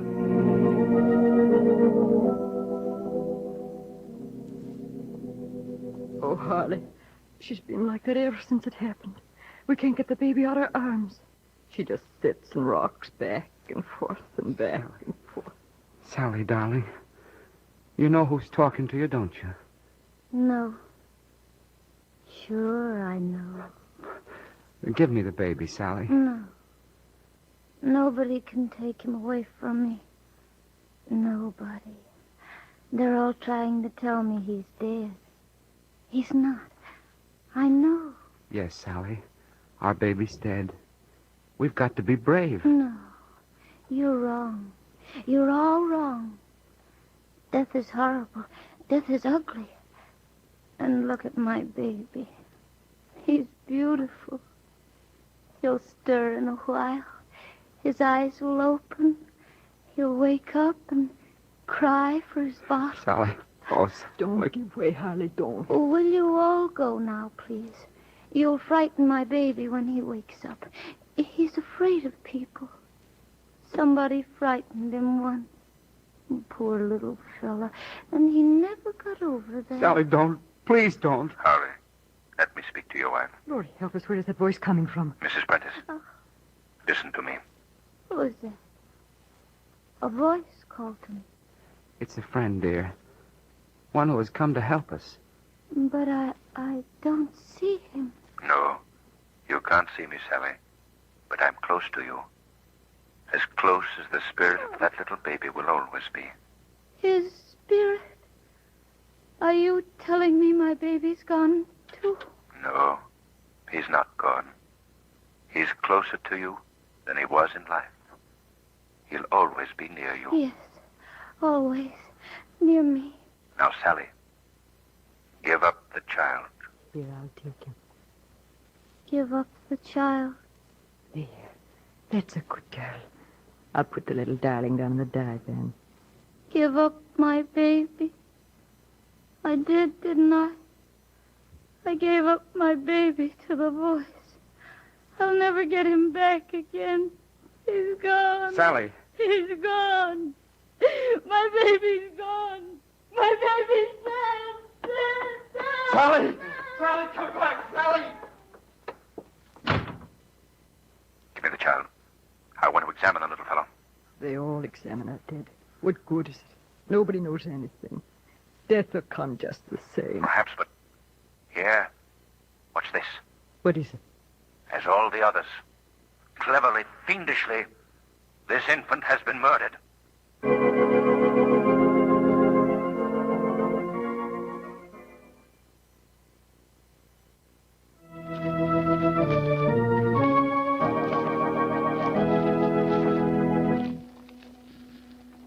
Well, Margot, they've all deserted the town.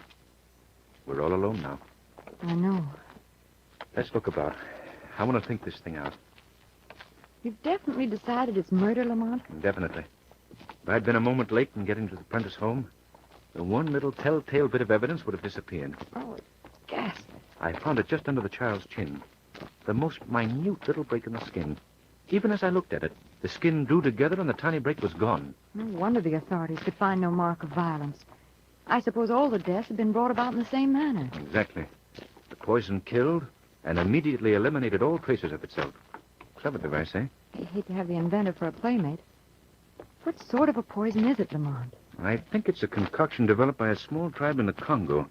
Sadusella, they call it. They make it from herbs found only in that locality. And you say it leaves no trace? None whatever. It passes quickly through the blood.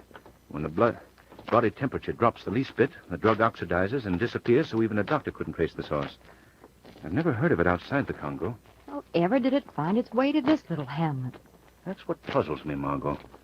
If we knew that, the rest would be simple. Oh, Lamont. You frightened, Margot? Oh, I'm not entirely at ease. An empty village can certainly be a ghost-like place. Yes.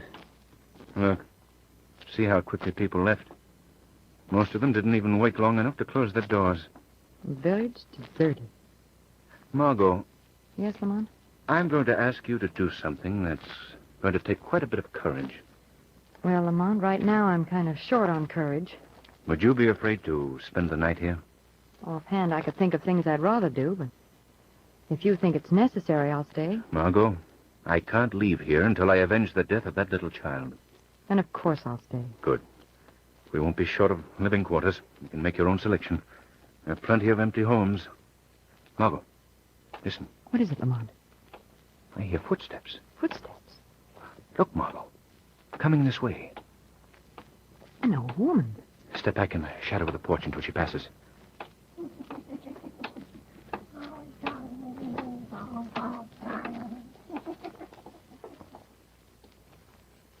All right, Margot. She's gone. Well, I wonder who she is. Rather a courageous soul, braving this thing alone. Let's follow and see where she goes.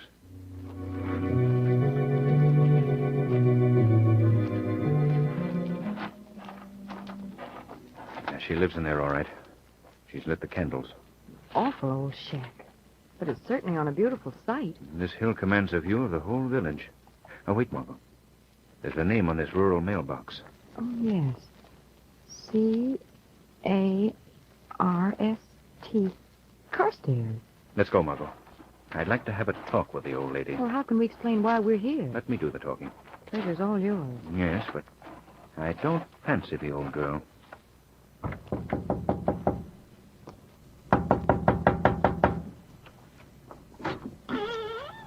Well, what do you want? Pardon us, but you see, we had trouble with our car. We thought you might have a telephone we could use. Got no use for them. Come on. It's all right, Margot. Heavens, what's that? Gave you a good scare, didn't it? Oh, he takes good care of me, don't you, Arcus? Arcus, good boy. Good boy, Arcus. Yes, Arcus, good boy. Why, it talks. It's a jackdaw, Margot. Member of the crow family. Quite a bird you've got there, Mrs. Carstairs. What? How'd you know my name? Why, we saw it on your mailbox. You're a sharp one, ain't you? What you doing here in Old Mill? Well, we've taken a house down on Main Street. Are you mad? You know what you're doing? Ain't you heard what's happened to people who's lived here? We've heard all about it. Made it easier to get a house, as a matter of fact. You know, it's my idea that plague, or whatever it was, is all over now. Pretty sure of yourself, ain't you? Well, don't you think so? You're staying here. I'm an old woman.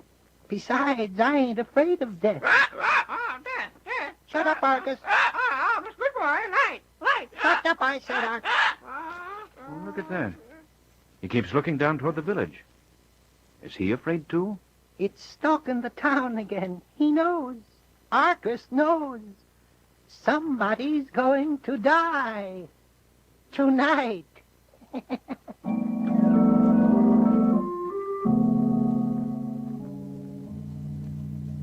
There.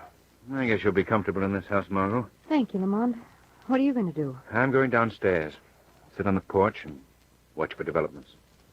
You go to sleep and don't worry. I just can't get that old woman out of my mind. Horrible-looking creature, wasn't she? You know, Margot, there was something familiar about that face. I'm sure I've seen it somewhere before, but I just can't place it. Well, Margot, I'll go on downstairs. And don't forget to put out the candles. No, I won't. Good night, Lamont. Good night, Margot.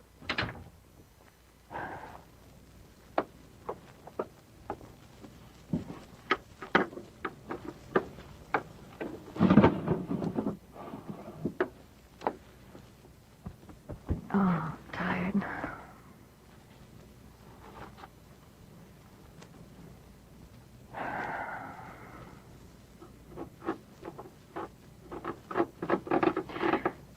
Who's that? Lamont. Lamont. Lamont. Lamont, it's come. I've seen it. Lamont, don't you hear me? Lamont! Lamont!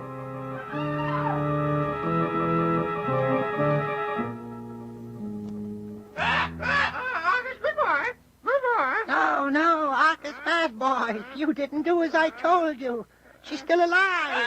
Yes, I can hear her yelling down there. Right, dead. You didn't wait long enough after the light went out. You go back again. Right. That's right. You go where the light is. This time complete the job, but wait till the light goes out.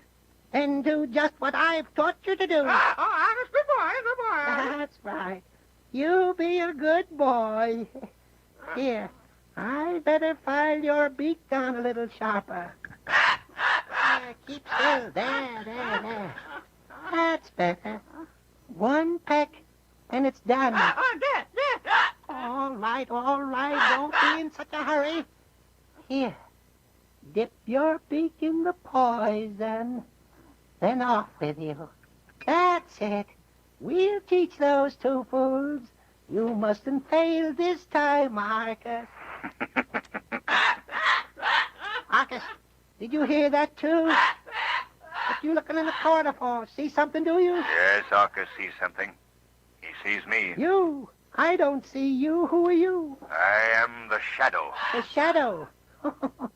Well, now, ain't that interesting? You're the great invisible crime expert. You've heard of me, I see. Oh, indeed I have. And who hasn't? But what could you want with a poor old woman like me? You know full well what I want with you. Oh, have you come to ask me to help you solve the mystery of Old Mill? Is that it? The mystery of Old Mill is already solved.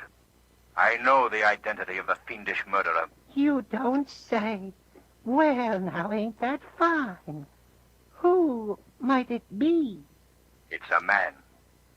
By the name of Matthew Carstairs. Huh? Ah? That sent your hand to your head, didn't it? You might as well take off the wig, Matthew Carstairs. It'll serve you no longer. Oh, you're only guessing. You don't know. You're trying to trick me. I knew your face was familiar the moment I saw it.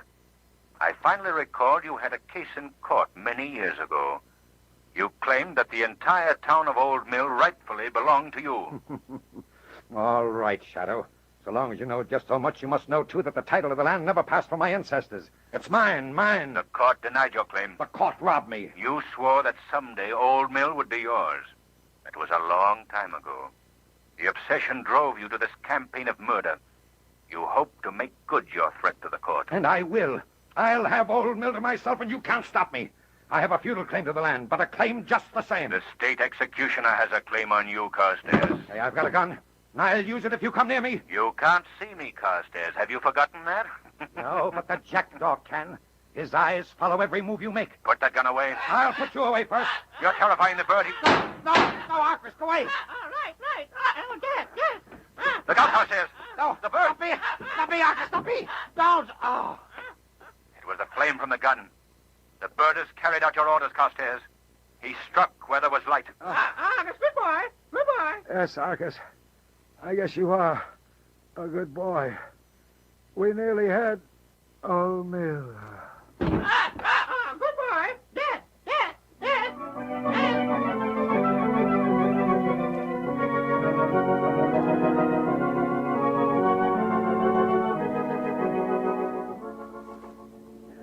Well, Margot, the jackdaw's been destroyed. Carstairs is dead. And the village of Old Mill lives again. Lamont, how did you ever happen to suspect Carstairs? Well, it was a series of fortunate circumstances. First, the face was familiar. But more important than that, I noticed several trophies in his shack that unmistakably came from the Congo. The presence of the strange poison was easily understandable then. Oh, I'm proud of you, Lamont. No, you shouldn't be. Why not? I still can't open this bottle of olives. Oh, have you been carrying them around with you all this time? Mm-hmm. And take them, with my compliments. Here. Give up? Mm-hmm. What are you supposed to do? Twist the top like this? Yes, but it's impossible to... Margot, you opened... Lamont, will you have an olive?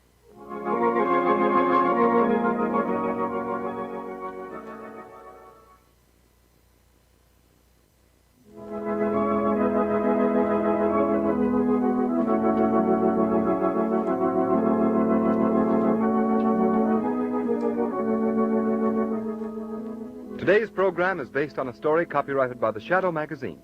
All the characters and all the places named are fictitious. Any similarity to persons living or dead is purely coincidental.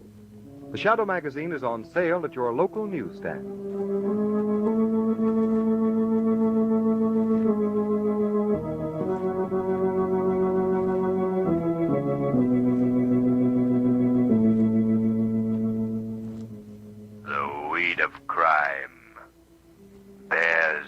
bitter fruit. Crime does not pay. The shadow knows.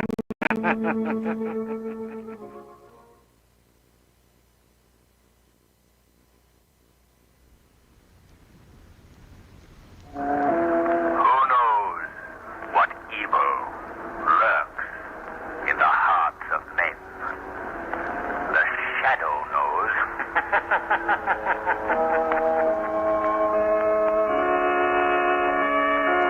The Shadow, mysterious character who aids those in distress and helps the forces of law and order, is in reality Lamont Cranston, wealthy young man about town. Cranston's friend and companion, the lovely Margot Lane, is the only person who knows to whom the unseen voice belongs. The only one who knows the true identity of that master of other people's minds, the Shadow. Today's story, House of Fun.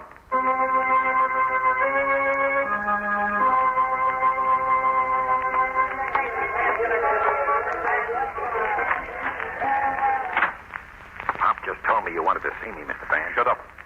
You know better than to mention my name around here. Oh, I'm sorry, boss. Something special you wanted? Yes, Captain. I came here to the carnival to find out why all the delay. Well, Chief, you had your orders 3 weeks ago. I sent you a complete description of the man I wanted you to kidnap. But there ain't been no one like him. Come out here to the house of Never fun. mind the alibi. Now I want that man, and I want him tonight. Yes, boss. It's worth $1 million to me, Lupton. $1 million. $1 million bucks? Say, how do you figure that? Never mind. Just do as you're told. When my plans are completed, Lupton, I'll rule the world. I'll rule the world. Now, get me that man. Tonight.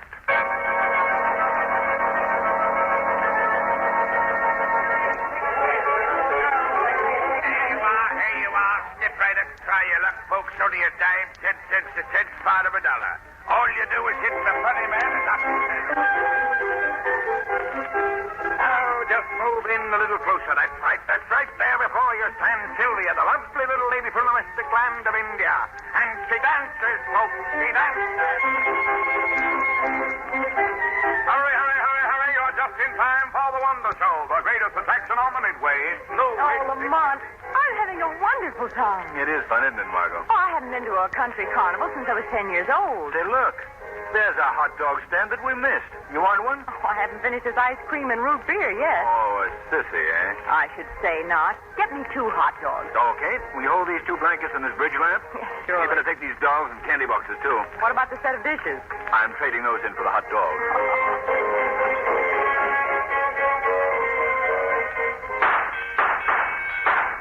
Lamont, you're a regular Annie Oakley. Annie Oakley was a woman. Then you're a brother. Can I try it? Well, sure. Let's have another gun, will you? Here you are, sir. 2 bits worth. How do you hold this thing? Hey, not under your chin. Your shoulder. Oh. Yeah, that's it. Now, fire away. Here goes. Say, I knocked the hat off that dummy. Don't look now, darling, but that's the proprietor.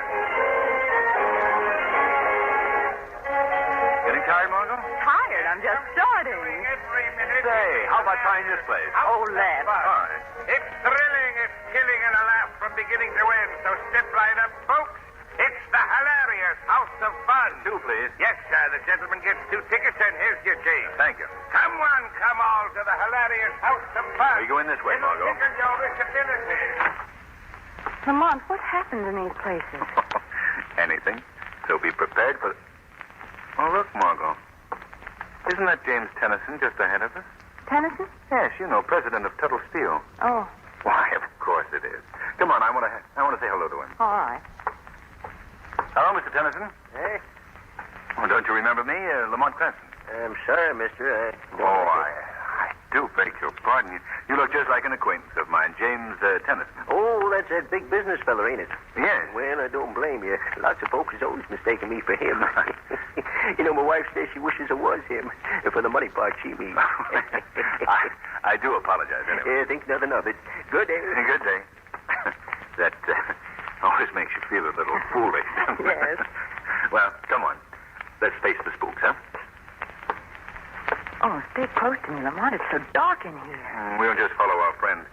We'll let his light suit be our guide. Lamont, what's that? just a skeleton. Ignore him. Oh, yes.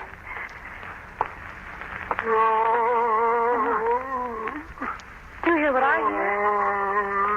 Oh, Margot, just relax. Oh, yes. Sure. What's that awful thing in front of us? Where? Right there, look. That great big head with tiny arms and legs. Oh, if I tell you, will you promise not to be upset? Yes. That's you. Me? Yes. You're looking into one of those distorting mirrors. Oh, go ahead and laugh. You don't look so pretty in it yourself. Oh, is that so? Down this passage, baby. Gosh, it's dark. Why do they call these places fun houses? Because it's so much fun when you get out of them. Here, let go of me. What's that? Our friend up ahead must be getting a scare. My throat, you're choking me. Margot, come on. What is it? I don't know, but it doesn't sound right. Something's happening to that man. Look ahead, Lamont. He's being pulled through a door in the wall. Stop, I say. He's gone. Are you sure you saw him disappear through this wall? Well, yes, of course. But there's no door here. It must be a sliding panel. Open up. Open up in there. Here. What's going on? A man just disappeared through a panel in this wall. Well, what's the matter with you, brother? Has this place gotten you? Well, who are you? Well, I'm the manager here. And you can take my word that there ain't no secret panel. Well, we saw him disappear. Oh, yeah? What'd he look like? Middle-aged man wearing a light gray suit. Why, that fella just left the place. I passed him on the way in here. Are you sure? Of course I am. Oh, that's funny. Well, why shouldn't it be funny, brother? This is the house of fun.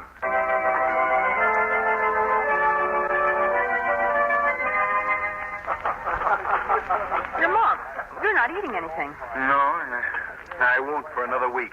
Why not? Have you forgotten our little orgy at the carnival the other night? 12 hot dogs, 6 frozen custards, 4 bags of peanuts, and an apple on a stick. Lamont, you're slipping. Yes, I guess so. The way the stock market has behaved this week hasn't helped my appetite either. I thought the market was going up. It is. But there are a few companies that are solvent, successful enterprises, yet their stocks have done a complete nosedive these past few weeks. Well, why? I don't know. There's a rumor that it's the result of bad business deals by the presidents of these companies. Bad business deals? Yes. Think of what's happening to the poor man who's holding those stocks. The butcher and the baker. And even the employees of the companies. What are these companies? Well, the latest stock to tumble is Tuttle Steel. Oh, well, isn't the president of Tuttle Steel a chap you thought we saw at the carnival? Yes, James Tennyson. I still think I saw that man who looked like him disappear through that panel. And I still believe you. But we couldn't do anything about it. Lamont, Mm-hmm. speak of the devil. What do you mean? Look, there's 2 men getting up from that table. Isn't one of them our missing man from the carnival? Why, so it is. What a coincidence. Then we were wrong about it. It looks that way. Oh, look, they're coming toward us. Can we tell him about the scare he gave us? Sure, why not? Hello there. You remember me, don't you? We saw you the other night at the carnival. I'm sorry. You must be mistaken. Come on, Mr. Tennyson. I have got to catch that train. Yes. Excuse me, won't you? Oh, yes. We're certain. Well, what was all that about? I don't know. That other man called him Mr. Tennyson. Well, you've mixed them up again. No, I haven't. That wasn't James Tennyson. That's the man we saw at the carnival. Then why did he call him by name? Because he wanted me to think he was Tennyson. He didn't know that Tennyson knows me. Well, this is like coming in the middle of a moving picture. I don't get it. I don't either, Margot, but I'm going to. I'm positive that man was the chap we saw at the carnival. Well, then why should he say he wasn't? That's something for the Shadow to learn. By paying a visit to the carnival again. Tonight.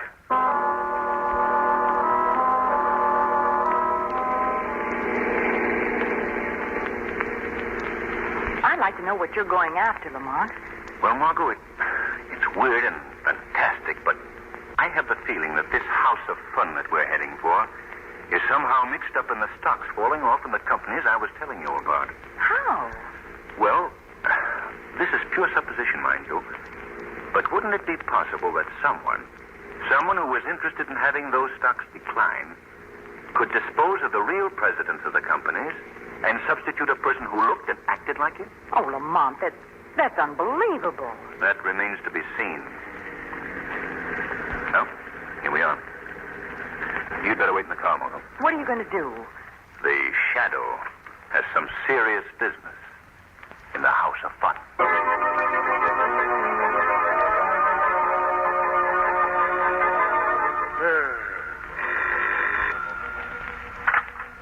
Hello. Oh, yeah, boss. What's that? A girl. But what must she look like? Dark, medium height, slender. Okay. I'll be on the lookout. Just send me a picture of her and I'll do the rest. Sure. Goodbye. Is it a tiresome business, Mr. Lufton? Huh? Who said that? I did, Mr. Lufton. Well, where are you? I'm standing right beside you. Beside me? But I don't see anyone. That's because I've clouded your mind. You can't see me. Who are you? I am known as the Shadow. The Shadow? I've heard of you. You can't be seen. I was listening to your conversation on the telephone, Lufton. Well? Kidnapping is a rather serious offense these days. Kidnapping? Yes. That is your work, isn't it? No. You're lying. Hey, what are you trying to do to me? I ain't crooked, see? I'm running a legitimate business. It's a house of fun where people come and enjoy themselves. Where people come to be kidnapped, you mean? You don't know what you're talking about. I know that some people have come into this place and never were seen again. No, you're all wrong. I can prove what I'm saying, Lufton. To the police. The police? Yes. You can save your protest for them. No, wait. Don't turn me in. I'm honest, I tell you. I don't know what happened to those people who disappeared. Then you do admit they disappeared? Yeah. I just obey my orders. What are your orders? Well, they give me a description of a guy, see? Then I keep a watch for someone who looks like him. Sometimes that takes weeks. Then when I see one, I give the tip off and they snatch him as he goes through the House of Fun. Who are they? The men I'm working for. They own this show. And these doubles that you're watching for, are they the doubles of any specific people? Usually a big businessman or something. Why do they want these doubles? I don't know. I just told you everything. Not everything, Lufton. Who's behind all this? No, I can't tell you. Who is the man that you just spoke to on the phone? The man you called boss? Please, I can't. Then you tell the police in the morning. I already have your confession as a kidnapper, Mr. Lufton. I'll tell you. But you've got to protect me. Who's behind this? My boss is Mr. You will never know, Shadow. You will never know.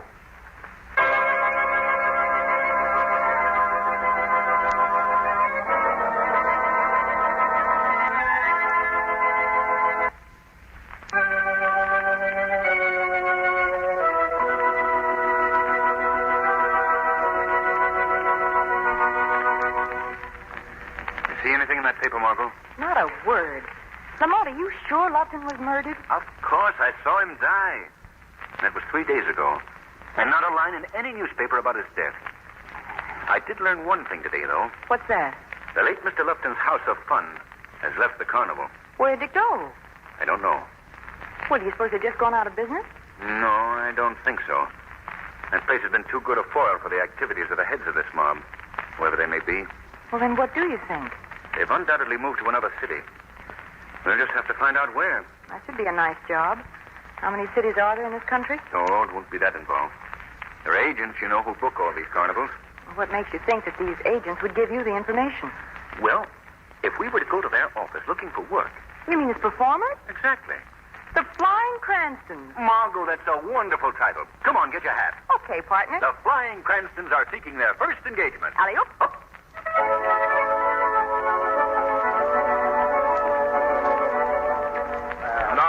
Nope, Charlie, nothing today. Well, how about me, Mac? Charlie, you keep in touch with the office. I think we can get you 20 weeks at Bourne's Wonder Show. Oh, swell. Who did you want to see? Well, we don't know exactly. What was it about? Well, work, of course. What do you do? We're an aerial novelty act. Flying Cranston. Flying Cranston? Never heard of you. The idea. Never heard of us, huh? Never heard of the Flying Cranstons, the king and queen of the high wire, defiers of gravity, daredevil supreme. Margot. Daredevil Supreme. Yes. I still never heard of you. Well, Mr. Lufton told us to see you. Lofton? Well, yes, the proprietor of the House of Fun. Oh, Johnny Lofton. Yes, that's right. Good old Johnny Lufton. Well, I'll have to see the act before I could book you any place. Well, I realize that. Oh, by the way, where is John these days? I ain't seen him in months, but his show is up at the Winkler County Fair. Winkler County Fair? Thanks. Wait a minute, where are you going? I just remembered we left the trapeze home all along. And you know how trapezes are. You can't leave them for a minute. Certainly not. What? We'll be in to see you again. Goodbye. Yes, goodbye. Yes, wise guys.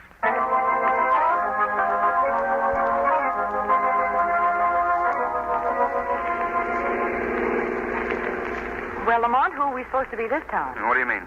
Well, are we the Flying Cranstons or... No. The Flying Cranstons are back in the trunk. And what does that sign say? County Fair just ahead. Good. But I have another impersonation for you, Margot. What's that? When I saw Lupton the other night, he received a phone call from the head of the mob. Yes? And I gathered that he was told to look for another victim. I see. This victim was to be a girl. Dark, medium height, slender. Well, that could be anyone. Could be me. Exactly. Oh. Now I get it. You want me to... Only if you want to, Margot. It's liable to be a very dangerous task. Well, you know me, Queen of the High Wire, Daredevil Supreme. Now, this is no joking matter, Margot. These men are killers. Why do you suppose they want a girl this time?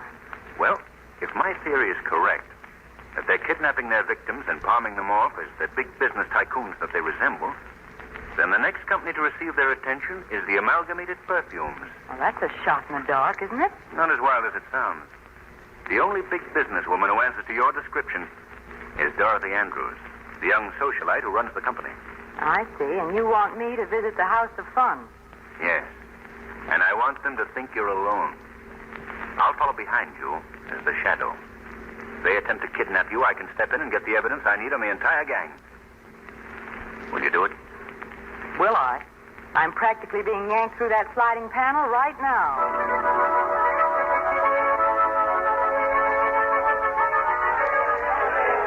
There's something doing every minute in the hilarious House of Fun. It's thrilling, it's chilling, and it's a laugh from beginning to end. Go ahead, Margot. One, please. The little lady what? You all alone, miss? Yes, isn't that allowed? Oh, sure. Sure, here's your ticket. Go right in. Go right in. Thank you. Hey, Pop. Yeah? Tell that dame she's just what the big guy ordered. Sure. Hurry, hurry, hurry. This is the House of Fun. It's thrilling and it's people's job. It's a business. Pardon me, miss. Yes? Is this here a very scary place we're going into? Well, that depends on what scares you. Well, I thought it was a real honest-to-goodness fun house. I don't like the look of all them bony things. Too spooky. Well, old man, you just stick close to me. I won't let them bite you. Thanks. Thanks. And it's dark, isn't it? Yes. Great day, what's that? I don't know, but I don't like it either. Here, now, don't go too fast. You'll be leaving me behind. Oh, sorry. Look, over there. What? Oh, let go of me. All right, Billy, now keep quiet. Let go of me, I say. Now, we'll just open this panel. Where are you taking... No yelling, see? Lamont! Shut up, you. Come on. Margot! Margot! Margot! Open that panel! Open that panel! Margot!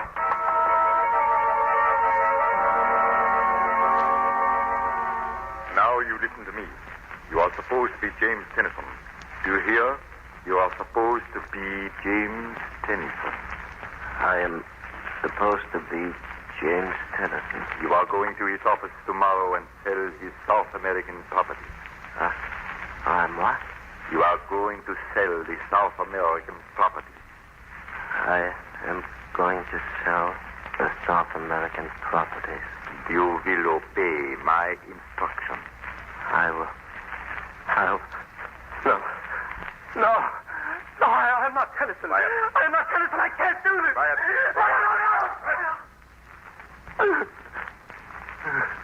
Listen, you fools. If you are trying to pit your will against mine to regain your freedom, you had better forget it. If you don't, when you have completed your job for me, I shall dispose of you as I have the other. Now, obey me. Concentrate on what I say. Look at me. Look into my eyes. Now, repeat after me. I am James Tennyson. I am James Tennyson. I will obey my instructions. I will obey my instructions. That is better. You may go now. Yes.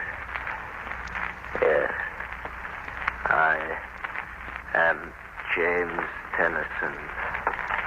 I am James Tennyson. Yep. Hopper's out here. He's got that dame from the carnival with him. Send him in.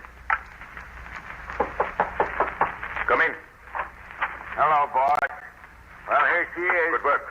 Bring her over here. Come on, you. Oh. All right. Untie her.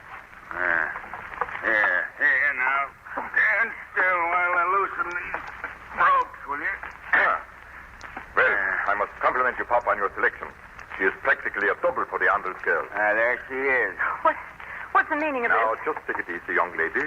Nobody is going to harm you if you do as you're told. What do you mean? You will see. Okay, Pop. You wait outside. Yes, sir. Take a seat, Miss Lane. But I want to I know... will do the talking for a while, Miss Lane. Miss Lane. That's not a very good name for you. I think you'll have to change that. Change my name? Yes. From now on, you'll be known as Dorothy Andrews. Please tell me why you brought me here. Look at this photograph. Why? Look at it, I say. Do you notice anything unusual about it? Why, it looks like me. Exactly. That's a photograph of Miss Dorothy Andrews, a young society girl who is the president of a very, very, very large perfume company. Well? Well, as I told you, from now on, you are Dorothy Andrews. You can't keep me here. Oh, but I can. These walls are soundproof. And as for help reaching you, well, just look out of that window. Oh. That this story about the street is a long time. Now, will you listen to me? No. I'll get help some way. You can't do this. We will dispose of the real Miss Andrews tonight. Tomorrow you will go to her office and take a plea. But how do you expect me to fool... That's my job. You will obey my orders. I have a complete file here of all her daily habits, her acquaintances, her business deals. But how could I learn them in so short a I time? will teach you, and our lesson can begin right now. Look at me, young lady. No. Look at me, I say. Look into my eyes. No. No, I won't do it. You will. That's it. Look at me. Look at me. Don't look at him, Margot. What is that? Shadow, you're here. The shadow? Yes, Van Buren. You remember me, I see. Remember you? Yes, from the night that you killed John Lupton. I don't know what you're talking about. I've been listening to your conversation with the young lady, Van Buren. Well? Quite a racket you're running. What do you mean? Substituting your own people at the heads of big corporations. Hypnotizing them into ruining these corporations for your personal You're gain. crazy. Oh, no. You are the one whose sanity should be questioned, Mr. Van Buren. What do you want with me, Shadow? First, I want you to release that girl. Then I shall turn you over to the police. Oh, not a chance. Do you think that I am going to be frightened by you? A shadow that doesn't even dare show himself to me. We shall see. I know your power, Shadow. The power of hypnosis. But mine is as strong as yours. I shall force you to become visible. You're a fool, Van Buren. And I'll prove it to you. I'm standing right in front of this desk. Huh? Here. I'll pick up this pen to prove it. You see? My eyes are on a level with yours. Now, make me become visible. Make me. I will. You shall become visible, Shadow. You shall. Your ego is greater than your talent, Van Buren. You can't do this to me. The guy has a gun. How did you like that, Shadow? Shadow. He does not answer. I've killed him. No. You didn't even hit me. Try again, Van Buren. I'm over here by the window now. You're a poor shot, Van Buren. No more bullets. I'll get you. I will get you Get anyway. away from that window. He's coming after you. Look out, Van Buren. That window's open. Van Buren. He's fallen to the street. Third story. Come on, Margot. I'm taking you home. What did Commissioner Weston have to say, Lamont? Well, they found the real Mr. Tennyson and several other victims all alive in one of Van Buren's hideouts. The only murder committed was the one at the House of Fun.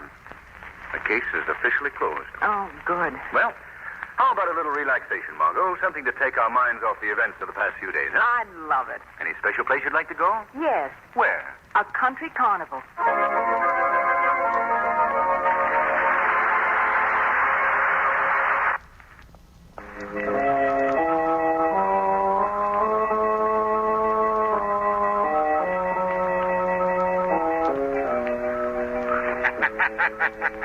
The weed of crime bears bitter fruit. Crime does not pay. The shadow knows.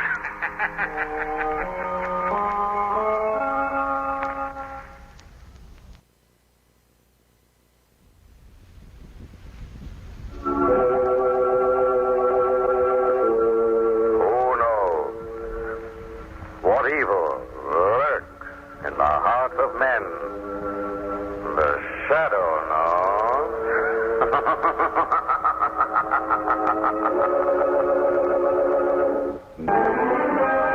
shadow, mysterious character who aids the forces of law and order, is in reality Lamont Cranston, wealthy young man about town.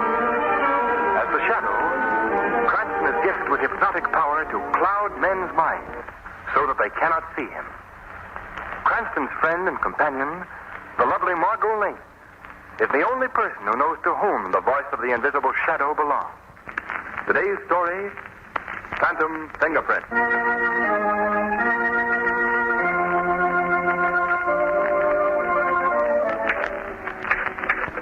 But you must understand, Lord Hawley, I am a woman. No. Let's see. I am a lady. No.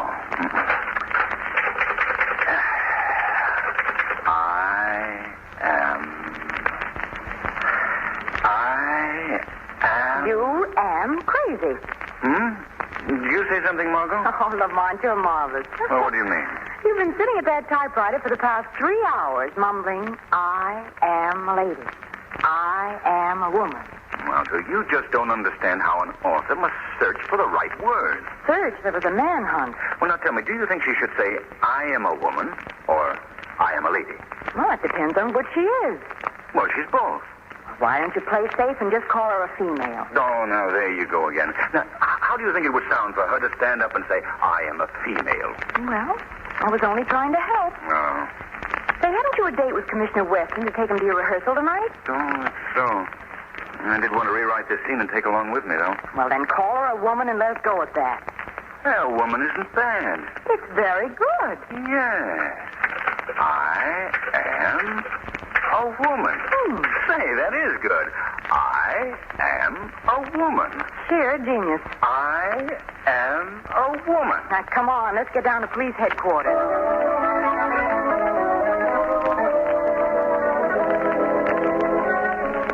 All right, Commissioner Weston.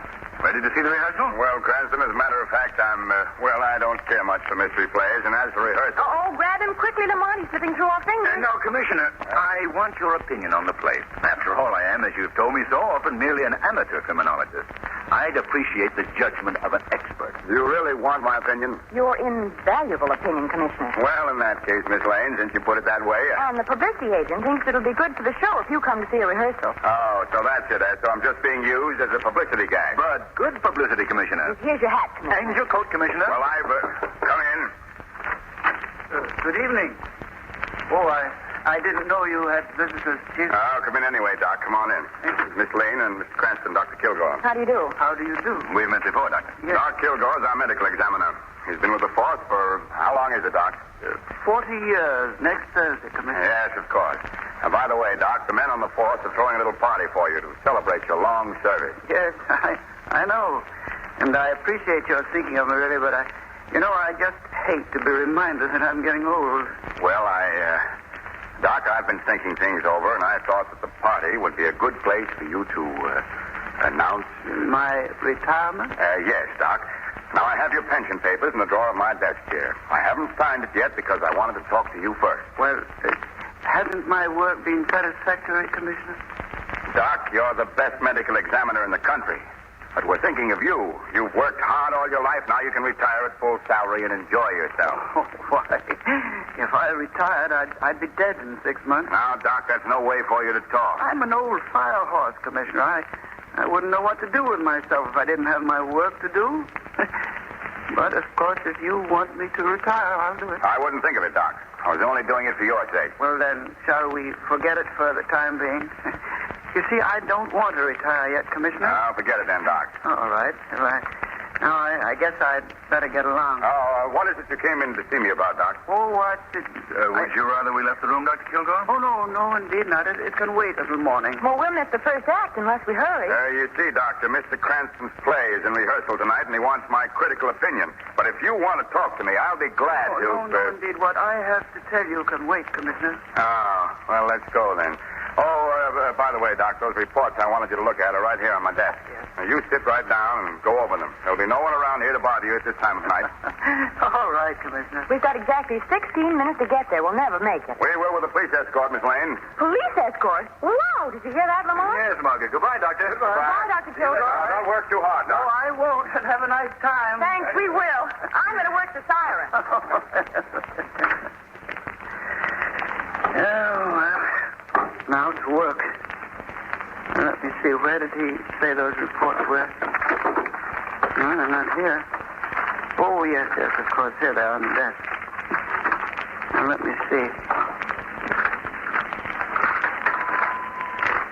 Oh, yes, indeed. This is going to be a mighty interesting case.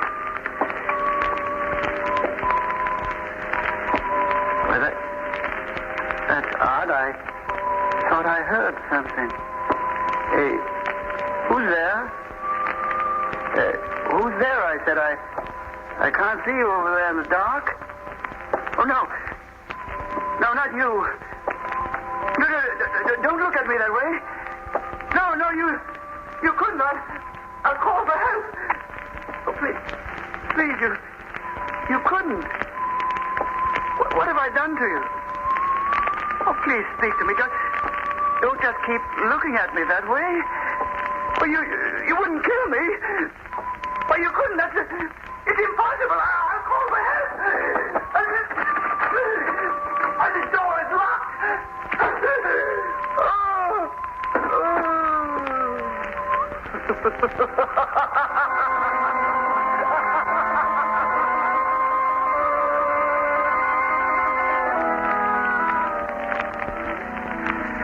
Well, Commissioner Weston, what's your opinion? I think you've got a mighty nice theater here. A mighty nice I think Lamont's more interested in your opinion of his play, Commissioner. Well, of course. Oh, that. Well, now look, Cranston, your villain is supposed to be a master criminal. Yes? He makes a foolish blunder, for one thing. Well, then, you don't think a master criminal would leave his fingerprints around, even by accident? Emphatically, no. Well, I don't see why. You're being paged, Commissioner. Yes, one of my men from headquarters. Guy, what are you doing here, Giles? Well, Dr. Giles, hello. Chief, I've got bad news for you. Doc Kilgore is dead. Dead? What? Why, we just left him 2 hours ago in my office. He's been murdered.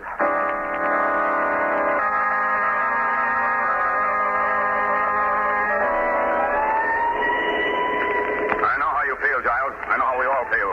Who did it? Who would want to kill him? I wish I knew, Giles. Step on it, Murphy. Yes, sir. Dr. Giles, you were Dr. Kilgore's assistant, weren't you? Oh, he was more than just my superior. He was the best friend I ever had. He put me through medical school, got me the job as his assistant. Why, he was so good to everyone. Why should anyone want... Come on now, come on. Pull yourself together. Oh, I'll be all right. I'll be all right. Have you had a chance to examine the body? Yes, I have. What did you find?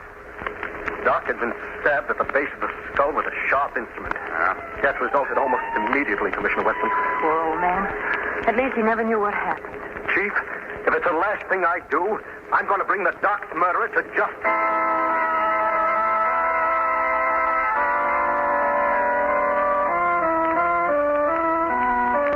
Who did you say was with you when you discovered Doc Kilgore's body, Molly?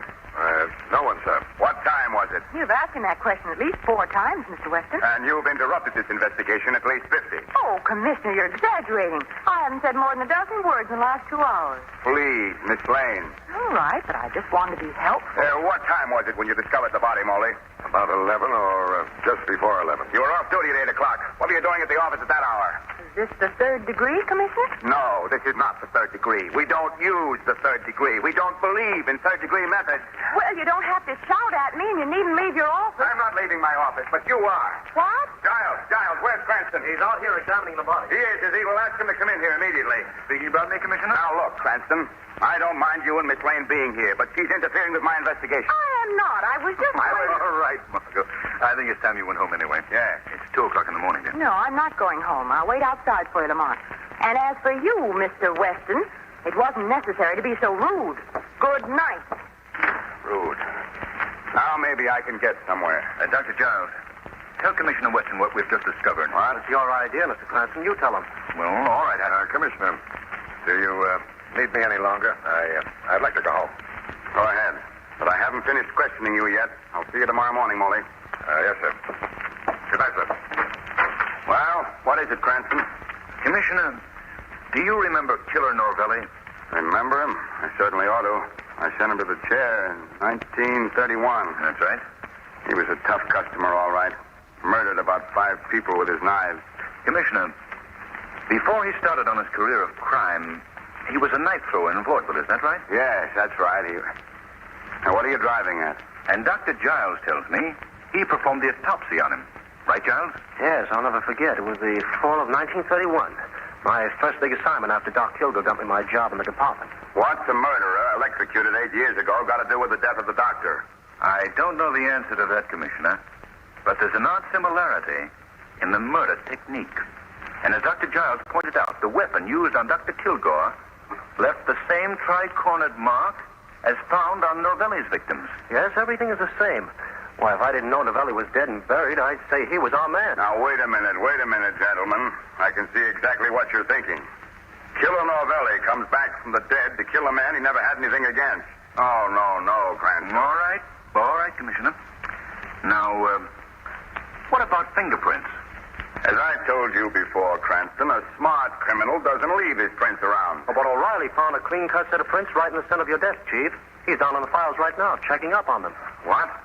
On my desk? You say a complete set of prints was found? 4 fingers and a thumb, all perfect. No smudges. Perfect? Well, you're very fortunate, Weston. We'll have the murderer within an hour, Cranston. I wish you luck. Chief, I've got the murderer. Here's the rat who killed Doc Kilgore. Molly? I knew your story sounded phony. I didn't do it. Dr. Kilgore was a friend of mine. You've got to believe Shut up. Now, what is all this, O'Reilly? Well, I was developed in the photographs with the fingerprints we found in your office, Chief, when I heard a noise in Doc Kilgore's office. Yes? I rushed in and caught Moley red-handed going through the Doc's papers. And this paper was in his hand when I jumped him. Let's see it. Sure, I was going through his papers. But I didn't kill Doc. I can swear it. Why, he was the best friend I ever had. This is getting to be most interesting. What does the paper say, Weston? It's a note for $850. Made out to Doc Kilgore and signed Charles Moley. Well, that doesn't mean anything. I can explain that. Yes, I'd like to have you explain this, Molly. Well, I did owe Doc $850, but I paid him back early this evening. He was busy in the lab and didn't have time to get the IOU for me. After he was dead, I realized how bad things would look for me if the note were found, so I went to his office to get it. Go on, Molly. Well, that's about all there is to tell. He lent me the money to pay off the men I'd been gambling with. I didn't want to lose my job, and I knew I would if you found out that I'd been gambling. You say you paid the money back to Dr. Kilgore? Yes, early this evening, and I swear I did. No money was found on Doc Kilgore. Now, I'll tell you what I think, Molly. You owed Doctor money and you couldn't pay him. He threatened to come to tell me about it and about your gambling. You got desperate and killed him to save yourself. I gave him the money, I tell you. I'll get you for this. Keep away. Come on, get him. None of that, Giles. I know how you feel, but doesn't anybody believe I didn't do it? Take him away, O'Reilly. All right, Chief, come on. Come on, give him a hand, Giles. All right, Chief. Well, there you are, Cranston. You're convinced you have Doc Kilgore's murderer? Absolutely. Motive and all. I don't think you have, Commissioner. There are too many loose ends. What about the fingerprints in the center of your desk? Why was the knife thrown and... How do you know it was thrown? Just a hunch. You can't convict a man on hunches. I've got proof and a motive. What happened to the money? There never was any. That was part of Moley's phony story. Oh, I see. You know, Commissioner, those fingerprints intrigue me. Well, go to work, Sherlock Holmes. Oh, for me, I'm going home and get some much-needed sleep. Come in. I'm sorry to bother you, Chief, but is O'Reilly here? No, he's busy. What did you want? Well, it's about the prints, Chief. The ones we found on your desk. What about them? Well, I've checked them, and I've rechecked them. And they don't make sense. What are you talking about? The fingerprints we found on your desk, Chief, belong to Killer Norvelli. But he's been dead since 1931.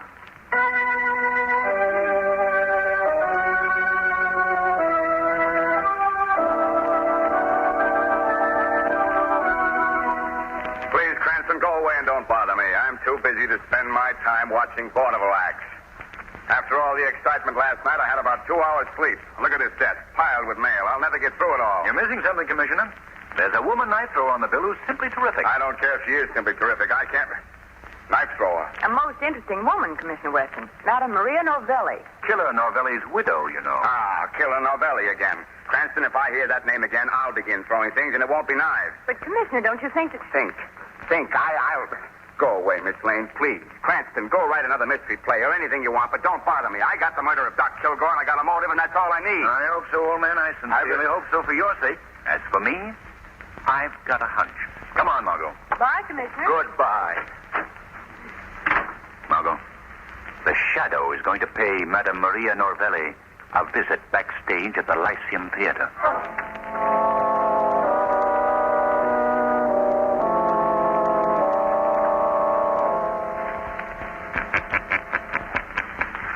Maria Norvelli. What? Who is there? I can see no one. It is I, the Shadow. You cannot see me, but I can see you. And you must answer my questions. Who are you? What do you want here in Maria Novelli's dressing room? Who murdered Doc Kilgore, Madame Novelli? I don't know what you mean. Is it Killer Novelli? Novelli? No. No, it could not be. He is dead. Novelli was your husband? Yes, but he is dead. Dead, I tell you. That is the truth? That is the truth. He was evil. He killed with the knives, the beautiful knives. I teach him the great art to throw the knives, and he used it to kill. Who else have you taught to throw the knives? Many. But there was one last year I taught him. He was very good. He learned quick. He learned as good as Novelli.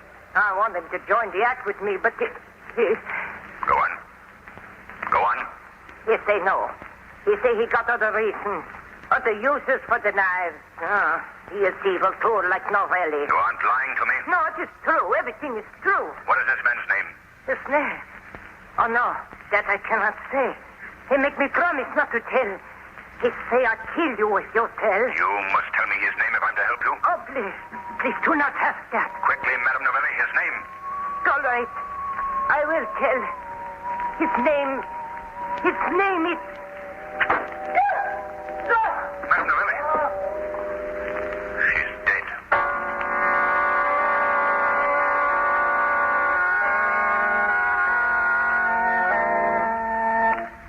That's the story, Margot. According to Dr. Giles' report, the same weapon that killed Doc Kilgore also killed Madame Novelli. Any fingerprints found this time, Lamont? Oh, yes. The ever-present fingerprints were there. Perfect set as usual. And, of course, they belonged to our friend, the late Killer Novelli. But how could a dead man go around killing people? He couldn't, Margot. That's just it. The murderer is merely using a very clever device to throw the police off his trail. Yet the fingerprints do match, Lamont. Yes, confound it. That's the confusing part of this whole thing. If I knew how the murderer performed this neat little trick, I'd know better where to look for him. Well, darling, at least you were smarter than Commissioner Weston. He thought Moley was the guilty party. Yes. Old boy was a bit upset that the killer should have struck again and Moley safely guarded miles away under lock and key. Still, I can't be too hard on Weston. My record hasn't been too good on this case either. All I know, maybe Killer Novelli is alive. Maybe he's the man we're after all. Oh, I know that mood of yours when I hear it. Come on, Chief. You and I are going out for a nice brisk walk. Oh, it's getting pretty late, Margot. Besides, No, I won't take no for an answer. Now, come on. Here's my hat and my gloves and... Oh, dear, look at them. Just look at them. Look at what? Oh, your gloves. Oh, what's the matter with them? Well, they're ruined, that's all. Ruined. I just got them back from the cleaners, and they washed them instead of dry cleaning them. Now, look. Yeah. They've ripped. Of course they've ripped. All the oil's been washed out of the leather. If they had any sense, Hey, they'd wait a minute, know. Margot. Oil, leather, preserve. Margot, if the oil was still in the leather, the preserving oil, they'd still be good. The gloves, I mean. Lamont, sometimes That's I it, think... Margot. Of course that's it. You've just given me the one link I need to solve the case. But how? I don't understand what Remember I told you if I knew how the murderer performed his trick, I'd know where to look for him? Yes, but what... Well, Margot, right now the Shadow has to make a call on a gentleman in a dissecting laboratory.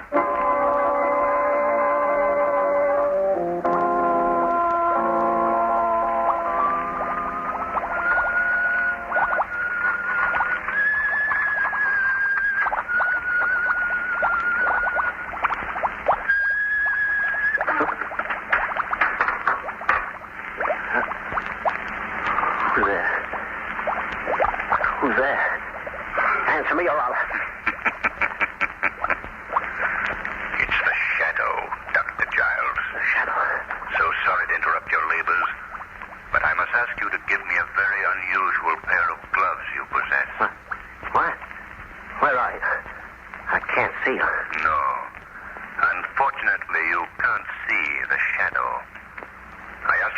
No. What do you mean? You can't know anything about me. I know this, Giles. That only you and Dr. Kilgore would have been able to get the fingerprints of Killer Novelli after he was electrocuted. And with Dr. Kilgore dead, it was pretty obvious who the murderer was. You know a little too much, Shadow. I have a knife in my hand. I can't see it, but I can hear you. Why don't you throw your knives? Yes, Shadow.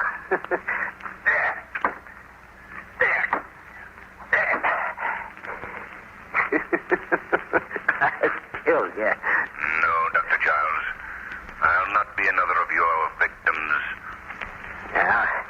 Well, what do you want of me? I want your confession to the murder of Doc Kilgore and Maria Novelli. I also want that pair of gloves you made of human skin. The skin you took from the tips of Killer Novelli's fingers when you performed the autopsy and then kept in preserving oil. You know too much, Shadow. But I can talk plainly to you, because you won't live to tell. You killed Doc Kilgore? Yes, I kill him. But why? Why, Giles? Because he stood in my way. I should have been head of the department long ago. But I had to wait for him to die. You also had found out that you had Killer Novelli's fingerprints and was going to tell Commissioner Weston the night you murdered him. Is that right, Giles? That's right. But he can't tell now, can he? Madame Novelli's dead, too, because she knew too much. Everyone thought Novelli did it, didn't they? You were very clever, Giles. Yes. I prepared for years to do this. First, I stole the fingerprints from Novelli's hands when I performed the autopsy on his body. Then I got Novelli's own wife to teach me to throw the knife the way he did. No one would catch me. No one would suspect me. My crime was perfect. No crime is perfect. In some way, the criminal slips up and is brought to justice. What is all this? Huh? Why'd you send for me, Giles? I sent for you, Commissioner. The Shadow. Shadow? Here in headquarters? Yes, Commissioner. And this is the man you want. The murderer of Doc Kilgore and Madame Novelli. What? Giles? Yes, Giles. Surprised, eh, Commissioner? Yes, I did it. I did it, but you couldn't catch me. You'd never have found out. And now that you have, you're not gonna take me alive. Not alive, you hear me? Listen, stop him. Giles, drop that knife! Afraid it's too late, Shadow. He's dead. Killed himself.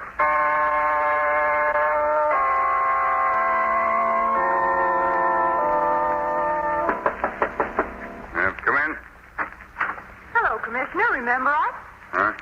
Oh, hello, Miss Lane. Cranston. I'm busy. Sit down. Say, Commissioner, I wanted to see you this morning because I have another idea about the Kilgore case. What? Hey, wait a minute. Don't you read the papers? The papers? I broke the case wide open last night. It was Giles. I knew it all the time. Giles? Yeah? Well, what do you know about that? Giles? Well. Do tell us, Commissioner, why did Giles do it? Go out and buy yourself a paper, Cranston. I'm sorry. I've got a luncheon date with the mayor, and I'm late now. You know, Commissioner Weston will actually get to hate you if you tease him too much. Did you notice, Margot? He didn't give the Shadow any credit for the solution of the crime whatsoever. I broke the case last night, Cranston. Oh, but Lamont, that was a horrible case. How could Giles kill the man who was his best friend, who helped him through school, got him his job here? How could he? Well, Margot, Giles was obviously suffering from a persecution complex.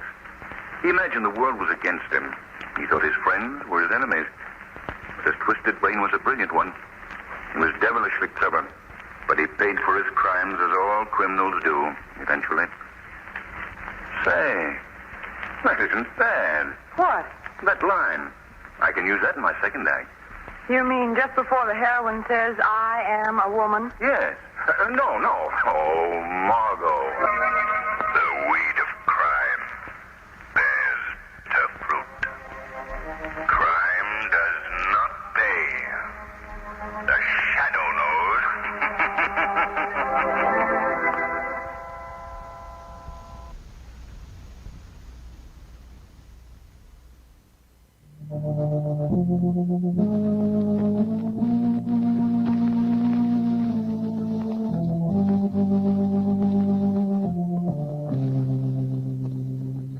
Who knows what evil lurks in the hearts of men? The Shadow knows.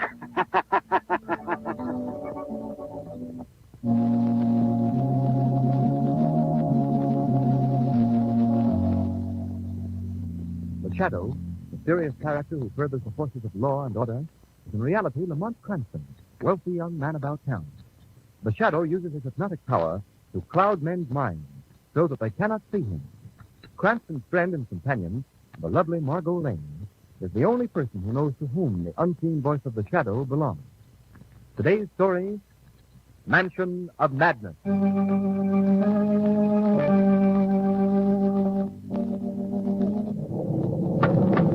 Hello in there. Hello?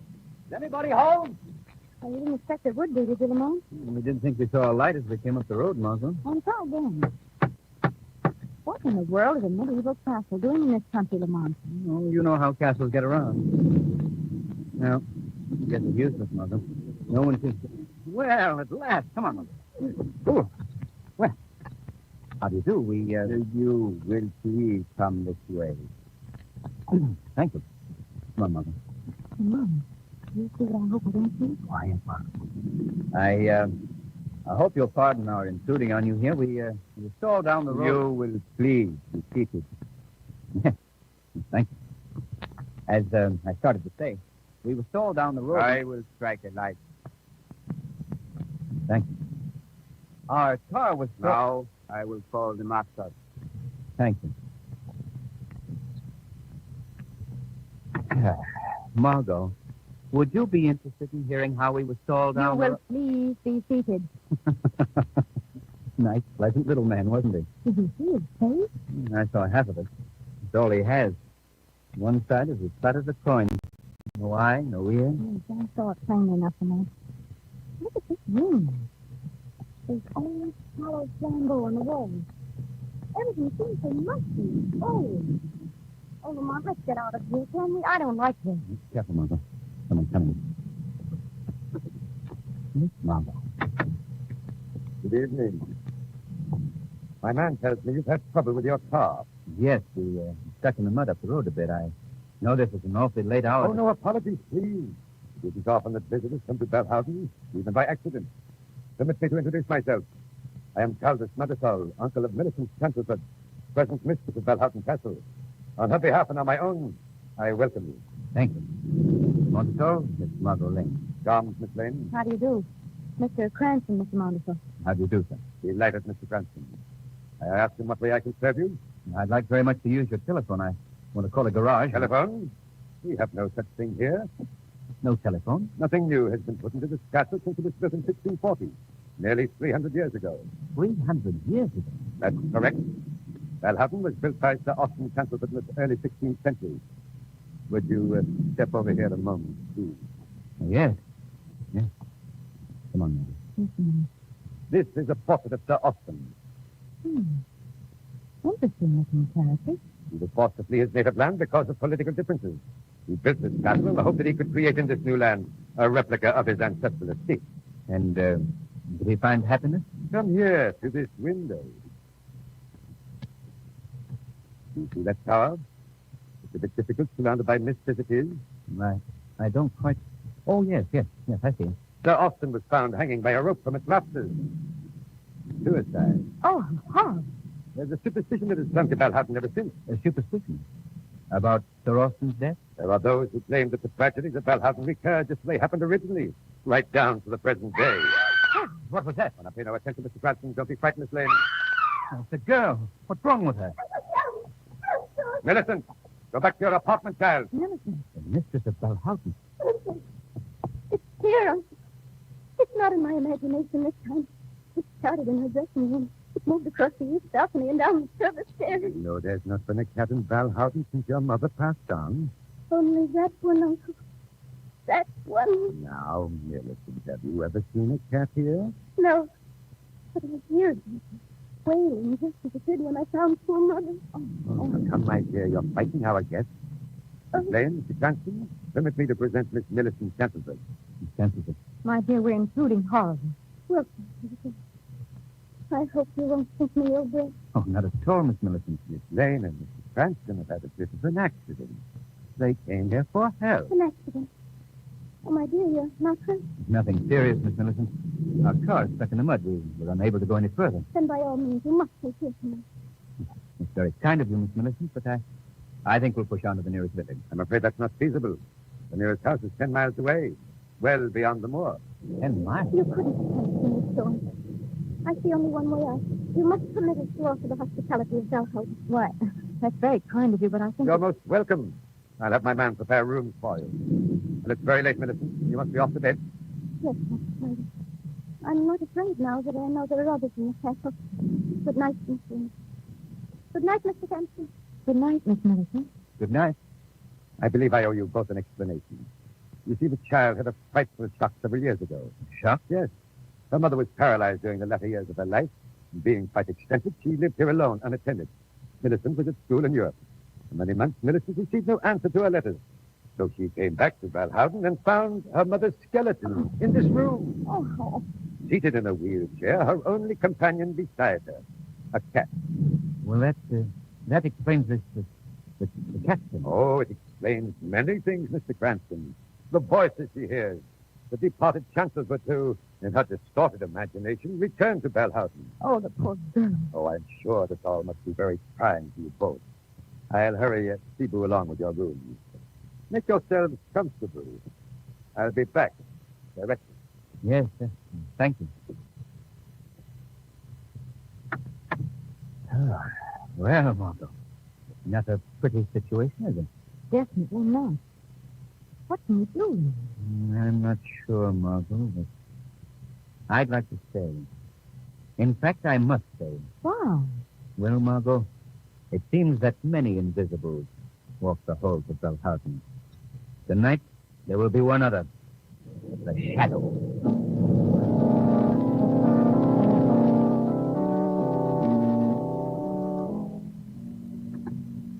Who's there? Don't be afraid, Miss Millicent. I mean no harm. What do you want? To help you, if help is possible. I'm a friend. I don't recognize your voice. You say you're a friend. What's your name? I have no name, really. I'm called the Shadow.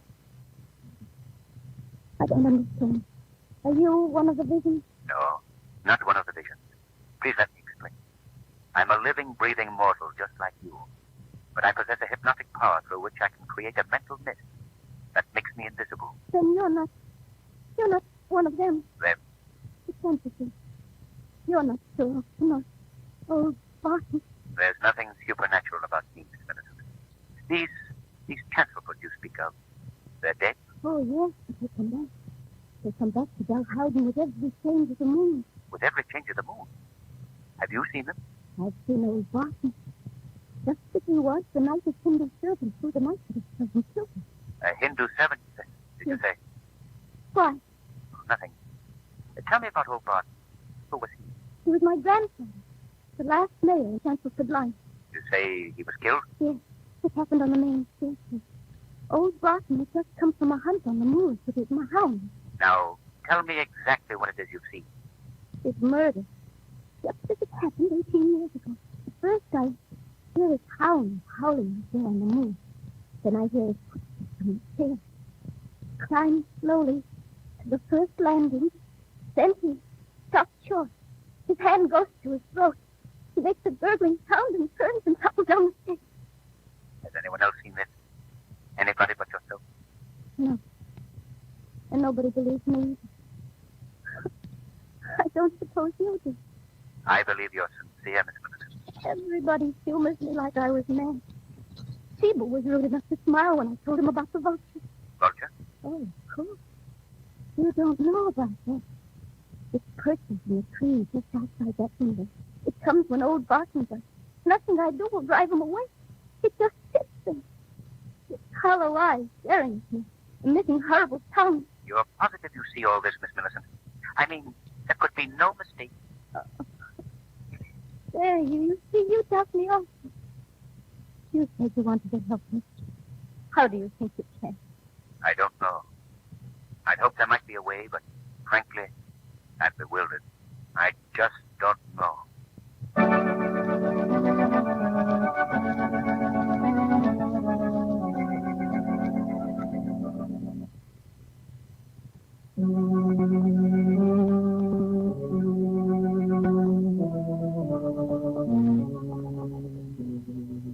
Lamont, will you please explain to me why we've been called to court? I've told you, Margaret. Mr. Montesol has asked us to testify to what we saw and heard that night at Belhausen Castle. But why have we been waiting here all this time? Why can't we just go in and tell what we saw and get out of here? Because the court isn't in session. They've declared a recess. Recess? Oh, ridiculous. Schoolboy stuff. I'll bet you that if women were running these places, things would happen a lot faster than they do now. Now, wait a minute. I seem to recall a few shopping trips with you, my dear. Oh, well, that's different. And the people that hang around here. Look at them. Pure criminal types, every one of them. Who, for instance? Well, that man who just came out of that room, for instance. That man there? Yes. Darling, that's the judge. Oh. The court is reconvening. Let's go inside.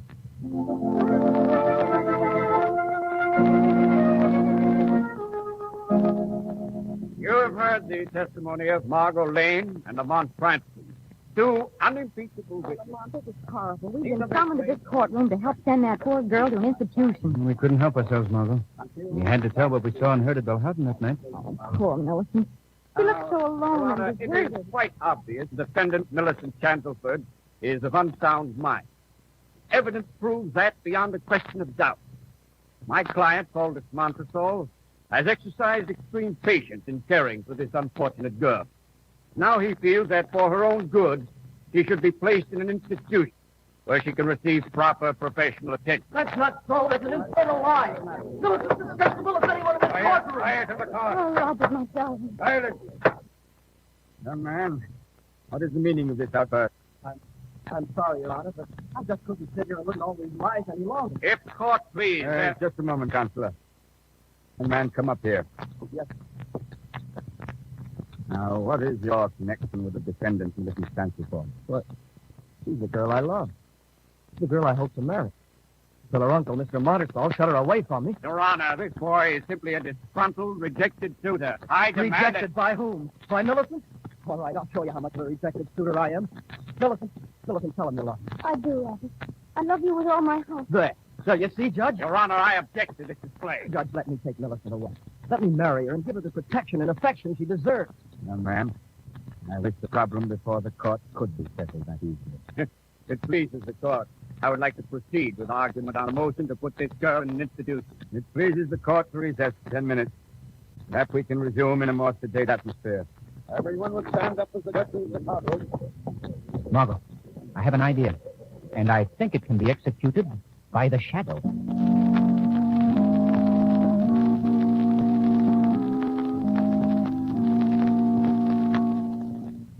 That's good.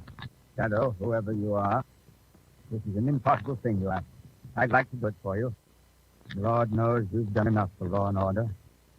But I've got to hand down a decision. Sign the girl's commitment papers today. Give me 2 days' time, Your Honor. Just 2 days postponement. But I just can't grant postponement on nothing. Your Honor, you've got to give me some time to accomplish my job.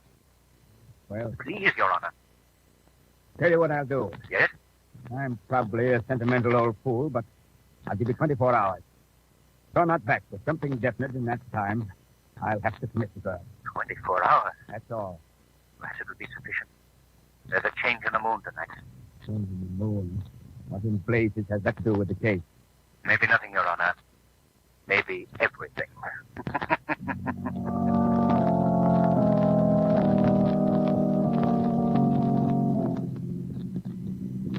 It's funny, Miss Lane, the way things changed in just a few hours. Today, when you and Mr. Cranston were testifying, I was sure I could go on hating you both for the rest of my life. We were in a bad spot, Robert. Well, but I can see now just how Montesol made use of your visit to Belhausen. What is the sort of a break he was looking for? Two prominent people like you to bear out its contention that Millicent was mad. I saw that, Montesol. He'd make a nice trophy for a hunting room. I think you're incorrigible. Hey, we're getting near Belhausen. Don't you think we'd better go over what we're expected to do, Mr. Cranston? There's not much to it, Robert. You and Miss Lane will wait in the car. I'll get into the castle somehow. And I'll open the side door under Millicent's apartment for you and Miss Lane. But we must move quickly before Montesol notices us. Sounds simple the way you tell it. How are you ever going to do it? I'll let you in on a little secret, Robert. I do it all with mirrors.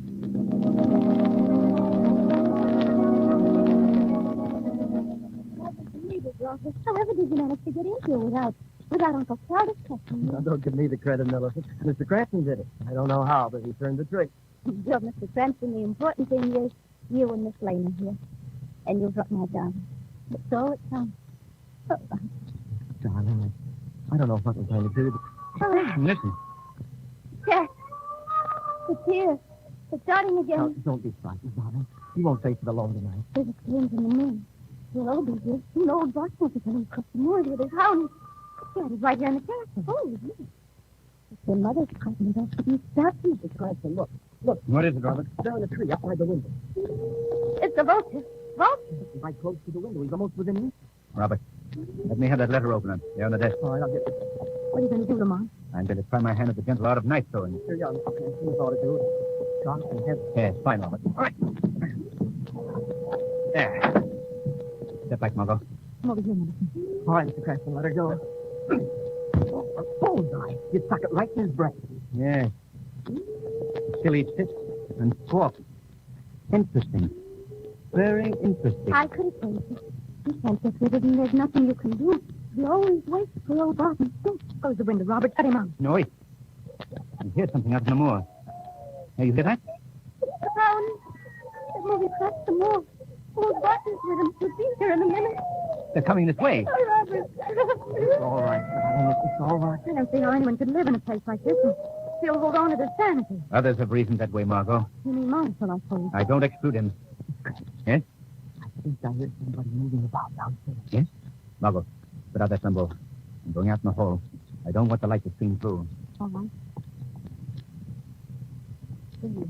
Now, quiet while I open the door. Oh, wait a minute, Mr. Cranston. I'm going to... All right, Robert. Open up. Be careful, Robert. Easy, boy. Step through, Robert. Right.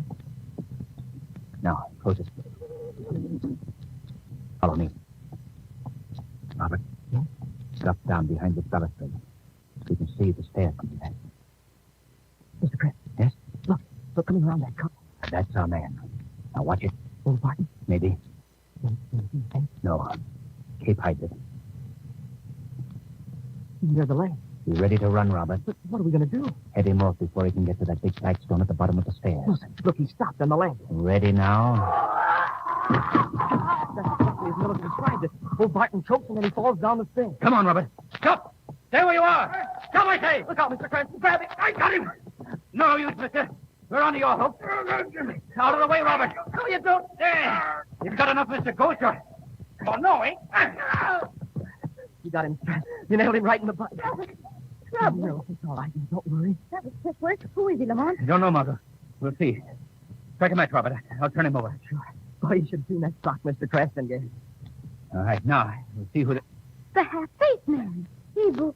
Robert, Yes, Mr. Cranston? take Millicent to her apartment. Margot, you come with me. All right, Millicent, let's go. Come on, Margot. Oh, what's next? I want to look at that vulture. Tree's right outside this door.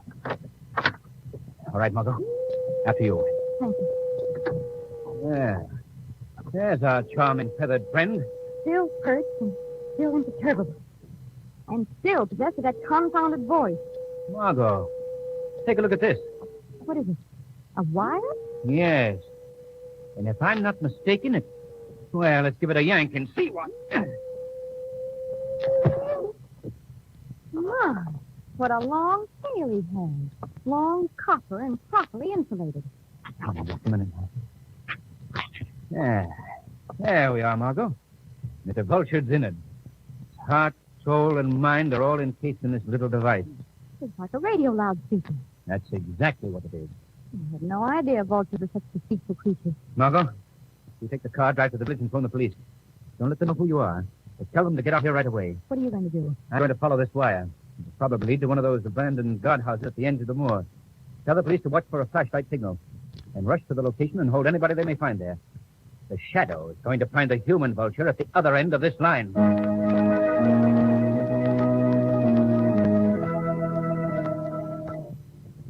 All right, Simpson. The vulture once more. Longer this time.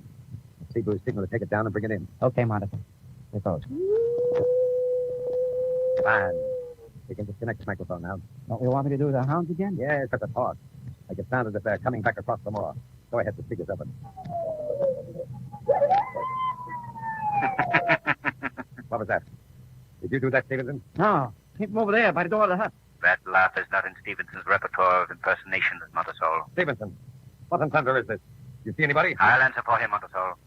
He can't see me any more than you can. Well, who are you? I am the Shadow. Shadow.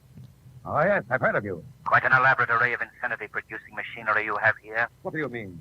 This is a simple portable broadcasting outfit. We're radio amateurs, that's all. Hey, yeah, sure, that's all. Amateurs at radio, but professionals at crime. I'm afraid you're making a mistake. You're the one who's made the mistake, Montesol. You made the mistake of thinking you could drive Millicent Chancelfoot mad. Or at least make her believe herself mad. This is ridiculous. I don't know what you're talking about. Your denials don't interest me, Montesol. I'm only concerned with destroying your plan.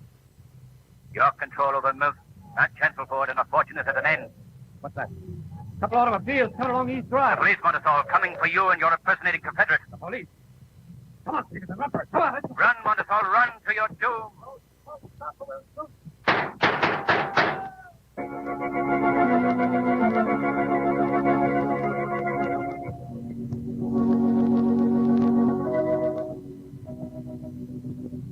Yeah. The old castle looks a lot different than it did the first time we came here, eh, Margot? So glad those kids are getting married. She looks very lovely in that wedding gown, doesn't she? Say, are you listening to me? Yes. Yes, I was just thinking. What about? What would happen if you were ever married? Oh, Margot. Oh, don't be alarmed, Lamont. This is pure supposition. I was just thinking of you walking up the aisle just as Robert is now, Yeah? ready to take the sacred vows that would endure for the rest of your life. Yes, Margot. And all of a sudden, somebody would shoot the best man, the minister would fall down poisoned, and the bridesmaid would be stabbed, and you'd be off again on another case that would bust up the whole darn thing.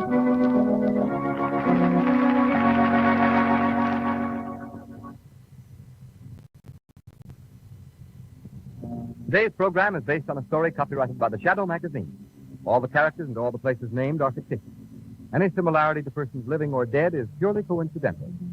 The Shadow magazine is on sale at your local newsstand.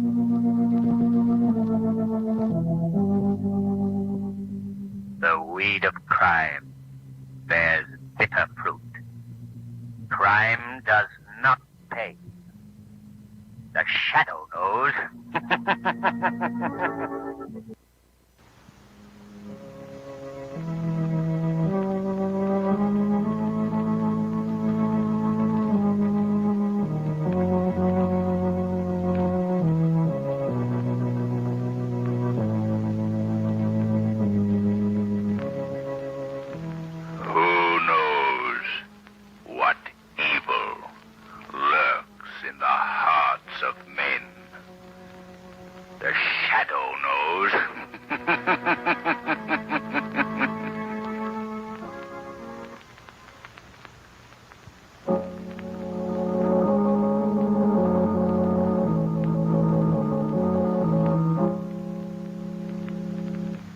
The Shadow, mysterious character who furthers the forces of law and order, is in reality Lamont Cranston, wealthy young man about town.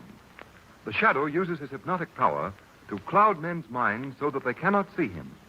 Cranston's friend and companion, the lovely Margot Lane, is the only person who knows to whom the unseen voice of the Shadow belongs. Today's story, The Inventor of Death.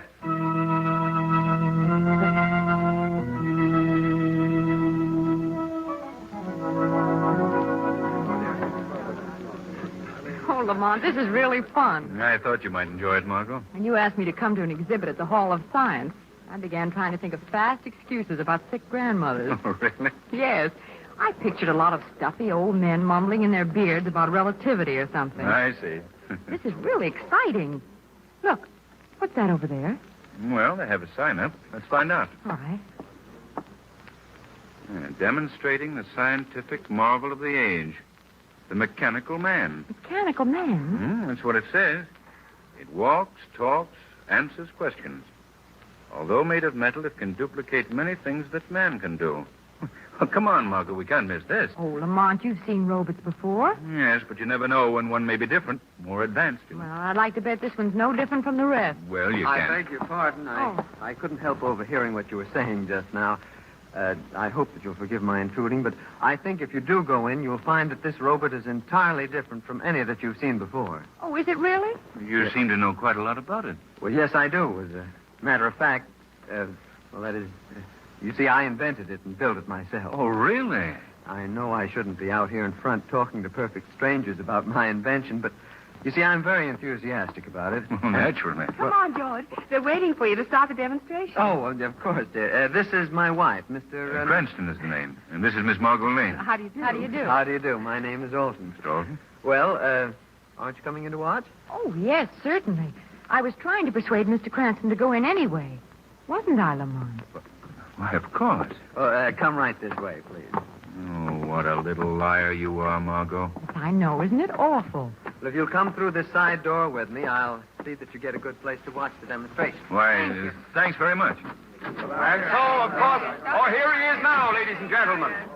I'd now like to present the inventor of this mechanical man, Mr. George Alton. Mr. Alton, would you please step up here on the platform? Thank you. Thank you. Thank you very much, ladies and gentlemen. Before I proceed with the demonstration, I'd like to tell you a little about this invention of mine. This galvanized gargantua is constructed on an entirely new principle. He is electrically controlled and can be operated by this small box here on the table. But he also responds to commands in the mind of the operator, rather than to certain sounds of the human voice, as has heretofore been the method of operation. Now, I'll bring out the big fellow and give you a demonstration which I think will convince you that I have not exaggerated in any way. Oh, Lamont, do you think such a thing is possible? Well, in the realm of science these days, Margot, anything is possible. I suppose so. Lamont, don't you know it's rude to stare? Oh, was I staring? I'm sorry. That man over there in the crowd interests me. Who? The hunchback? Yes. You notice anything peculiar about him? Peculiar? Yes. I'm speaking of his size. Size? What do you mean? Have you ever seen a hunchback so tall? Why, no, I don't believe I have. Now, ladies and gentlemen, I'd like you to meet my mechanical man, whom I have named Henry. Roll it right out here, if you please. Well, speaking of being tall, look at that robot, Lamont. It must be at least 10 feet high. That's right. I'm now going to order Henry to step down from this little platform that he's standing on. Now, you will notice that I don't give him any particular word. I just think the command, and Henry will obey. Now, watch.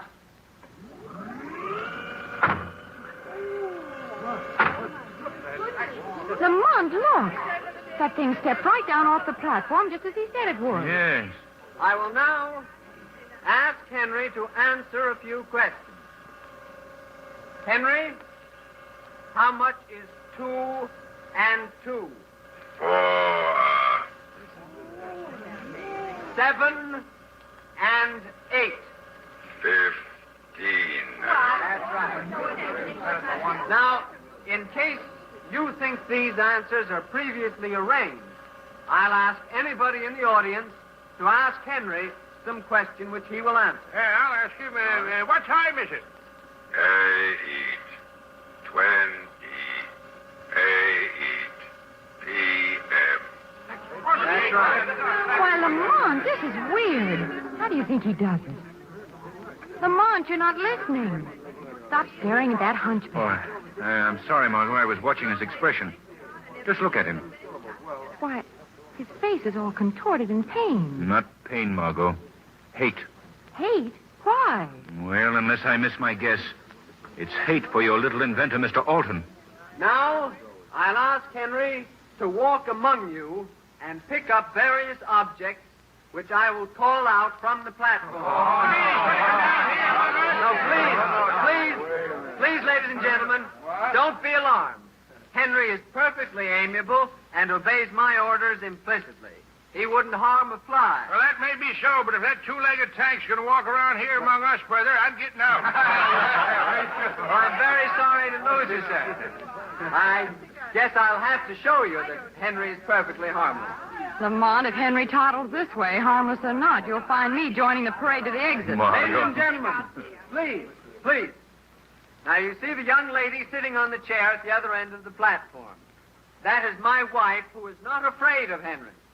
Therefore, I'm going to ask him to walk over pick her up in his arms and carry her back to me. And you will find that she is none the worse for the experience. All right, Henry. You know what I want you to do.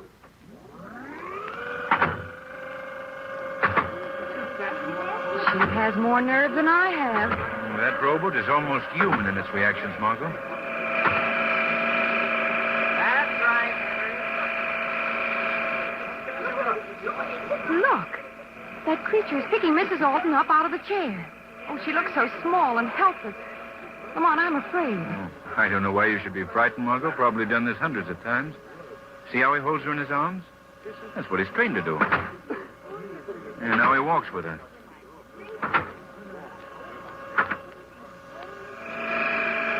Well, look, Lamont.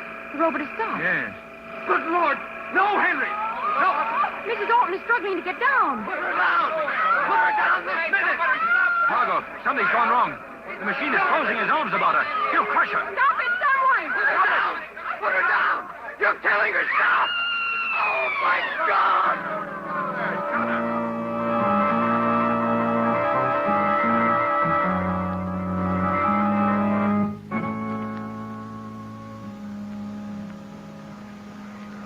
Jim, I've simply got to get out of here. Darling, the police have ordered us to stay here.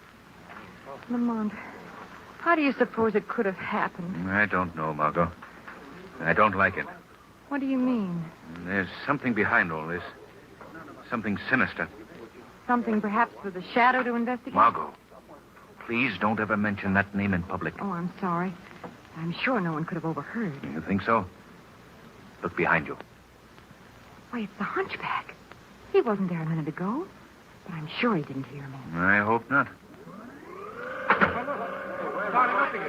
Lamont, look, the mechanical man, it's moving. Yeah, so it is. Its mouth is open. It's going to speak. Shadow must die. Oh, Lamont. Well, I'll be... Lamont, what does it mean? I haven't the faintest idea. Let me go! Us to stay here. Lamont, how do you suppose it could have happened? I don't know, Margot. I don't like it. What do you mean? There's something behind all this. Something sinister. Something perhaps for the shadow to investigate? Margot, please don't ever mention that name in public. Oh, I'm sorry. I'm sure no one could have overheard. You think so? Look behind you. Why, it's the hunchback. He wasn't there a minute ago, but I'm sure he didn't hear me. I hope not. Lamont, look, the mechanical man, it's moving. Yeah, so it is. Its mouth is open. It's going to speak. Shadow must die. Oh, Lamont. Well, I'll be... Lamont, what does it mean? I haven't the faintest idea. Let me go! Let me go, I tell you! Mr. Alton, the doctor said... I don't care what the doctor said. I don't care what anybody says. I got to do this before it's too late. Please, Mr. Alton. Go! Oh, look, Lamont. The inventor's going up to the robot. What's he going to do? He's smashing his invention to bits. The shock has put him out of his head. Margot, we've got to get that boy out of here.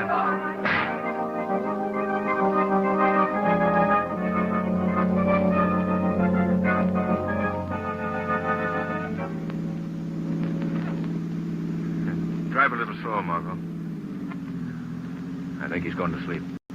Oh, Lamont, the poor fellow. Yes. I imagine that outburst when he broke the machine relieved the nervous tension. He seems relaxed enough now. What a shock it must have been to him to see his wife killed in such a horrible accident. Yes.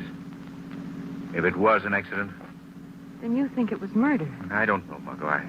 I really don't know. Look, Lamont. Alton's eyes are opening. I think he's waking up. No. Where am I? What's happened? We're just taking you to a place where you can get some rest. Oh. I see. My wife. My poor wife. Easy now. Easy. Mr. Alton, you've got to help yourself at this point. Myself? What does it matter about me? Mr. Alton, do you have any enemies? Anyone who might be jealous of you or your invention? Enemies? No. Well, unless Dr. Zaruga... Dr. Zaruga? Who's he? Well, he's an inventor. He devised a radio-controlled incendiary bomb which was turned down by the Army a year ago. It was too frightful a weapon to use even in modern warfare. Well, what has Dr. Zaruga got to do with you? What? Well, at the time the Board of Science accepted my invention for display, they turned down the robot invented by Dr. Zaruga. He was furious and... Oh, what does it matter now? What does anything matter? Why was Dr. Zaruga furious? He felt that he was being discriminated against in favor of others whose inventions were not as good as his. Made a scene about it. Then went back to his laboratory next to mine on Providence Street and locked himself in. He wouldn't see anyone for days. I see. One more question, Mr. Alton. This Dr. Zaruga, is he a hunchback? No. No, I believe he was at one time a high military officer in some European army. He was distinguished by his military bearing and piercing black eyes. Why do you ask? Oh, just an idea. I guess it wasn't a very good idea. Margot, see that car coming? Get over to the right-hand side of the road, Mark. Lamont, something's wrong with the steering wheel. What? I can't control the car. Well, put on the brakes, quick. I can't. The controls are locked. Margot, you've got Look to out, drive. we're going to crash.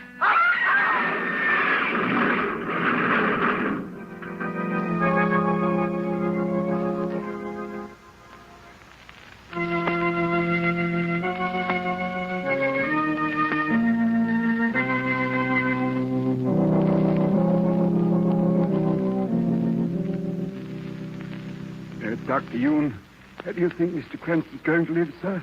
Why, of course, Alan. Of course he's going to live. Takes more than a simple automobile smash-up to permanently damage a man with the physique of Lamont Cranston.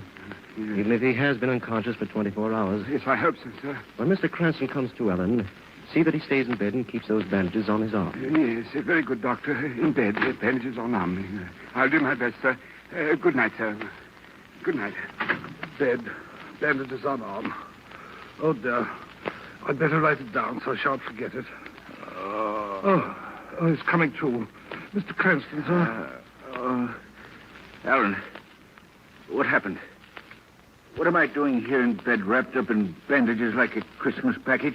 Don't you remember, sir? You've been unconscious for 24 hours. If I've been unconscious for 24 hours, how could I remember? Well, yes, sir. Quite so, sir. Well, what happened? How did I get here? You're in bed, sir. Let me see now.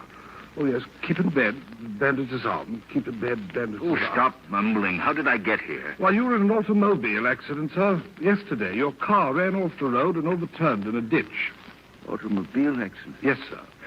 Oh, yes, of course. And the others? How about the others? If you're referring to the young gentleman who was apparently riding in the car with you, sir, I'm afraid, well, that is... Dead? Yes, sir. His neck was broken in the crash. Oh. What about Miss Lane? Miss Lane? Yes, Miss Lane, you idiot. What about her? What happened to her? Was Miss Lane riding with you in the car? Was Miss Lane riding? Alan, what's happened to Miss Lane? Speak up. Well, I don't know, sir. There was no sign of her at the scene of the accident. The police just reported finding you and the other gentleman. Alan, give me my clothes. I'm getting up. But, sir, the doctor said in bed and bandages... Blazes with the doctor. But I've got to find out what happened to Miss... Mr. Cranston, if you go out now with the condition you're in, I shan't be responsible. You're just flying in the face of Providence. Providence, that's it. That's it, Alan. Providence Street. It's a wild hunch, but it may be a good one. Now, hurry, man. Give me my clothes at once.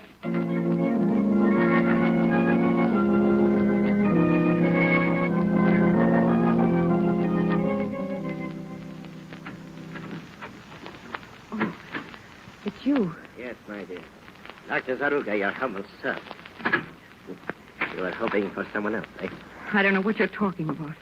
Oh, yes, you do, my dear Miss Lane. Why do you keep me here, locked in your laboratory? Why don't you let me go? Oh, you fiend. You inhuman fiend. Inhuman? Perhaps my character deceives you. I think you are being confused by my appearance. My hunchback. Oh. Why, you're not... No. That hump on my back contains the electrical equipment by which I not only control my own inventions, but those of other inventors, who unfortunately are not as brilliant as I am. Then you're not a criminal. No. No, I tricked them all. Silly fools. They wouldn't look at my inventions. So I caused your car to crash off the road, killing that little upstart Alton. I made his robot run amok. I forced it to kill his wife. Oh, you... Now, what do you think of me? I think you're a madman. A maniac. Oh, that poor girl. Seeing her crushed like that. Oh, you murderer. Oh, you still don't believe I'm the greatest inventor the world has ever seen. I'll show you. What are you going to do? Why are you keeping me here? Because, Miss Lane, I overheard you make some reference to the Shadow. The Shadow? Yes. You see, I have always wanted to meet the Shadow. Meet him on my own grounds. Because the Shadow is the only man who could possibly ever unmask me. I thought perhaps if you disappeared, the Shadow might try to rescue you. Oh, no. But I see I overestimated his powers. The Shadow has not appeared. Therefore, Miss Lane, I am going to slightly alter my plans. I am going to give you a treat. What do you mean? I am going to demonstrate for you a robot I have invented. When you have seen it, I think you will admit that a terrible injustice has been done me. No. No. You will see it. Of course, you may not survive the demonstration. Oh, no. But that can't be helped. As a matter of fact, it's just as well. You know too much about me. Stop taunting me. I keep it in a secret compartment. I open this panel. Oh. And there it is. Oh, how ghastly. I admit it is not a pretty sight. You see, my dear, your little friend Alton built his robot for constructive uses to benefit mankind. Mine is for destruction, a weapon for war. Imagine a regiment of robots like this marching against flesh and blood men. Oh, horrible. And now, I will show you how he works. Robot, step forward 3 paces. Oh, no. No, don't. Please. Now, I want you to go to that girl. No. Pick her up. But delicately. No, please. Delicately. I want her to see how gentle you can be. First. Now. No. Oh, no. No, don't let it come near me. No. Help! Useless when the place is soundproof. Don't waste your breath trying to run away. The robot is so devised that electrically he can detect a living person. It will follow impeccably until he catches up. Or until I give the command to start. Watch. Stop, robot. Oh, let me out of here. Very well. I'll open the laboratory door. Please, let me. You can run over the whole house if you like. The robot will follow you till he tracks you down. It's all right, my dear. Now, just stand still. It will be over very quickly. Walk, robot. No. No! Now, Robert, pick her up in your arms. No! That's it. Let me go! Let me go! I do not like to be held in his arms. He's hurting me! Stop him! Stop him! Do not worry, he won't crush you yet. First, he will just hold you to a useless embrace. Please, let me go! Please, let me go! Oh, she's fainted. Let her down, Robert. Later you will hold her again.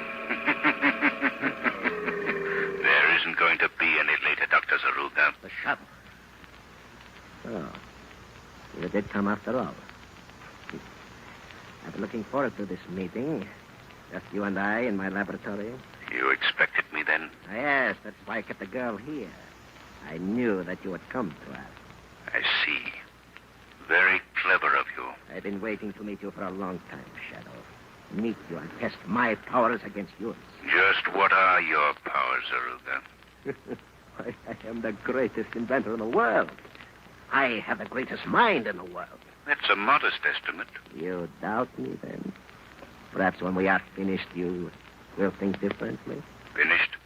With what? You will find out. You see that robot? He is my servant, my slave, obedient to my every command. He is not bound by human limitations. He can see you, Shadow. He can see you. Wherever you are in this room, he will find you. When he does, I think you know what the result will be. What? You will be crushed. Crushed to bits in his arms. You and the young lady, too. Dr. Zaruga, you've chosen a dangerous game. But let me warn you. Two can play it, remember? You can't talk yourself out of this, Shadow. Robert, find this man. Rush him. I've warned you, Dr. Zaruga. You warned me. At last, Shadow, you've met your match. What avails man's mind against a machine? I agree with you, Dr. Zaruga. So I think we better eliminate the machine. Here. Let go of me.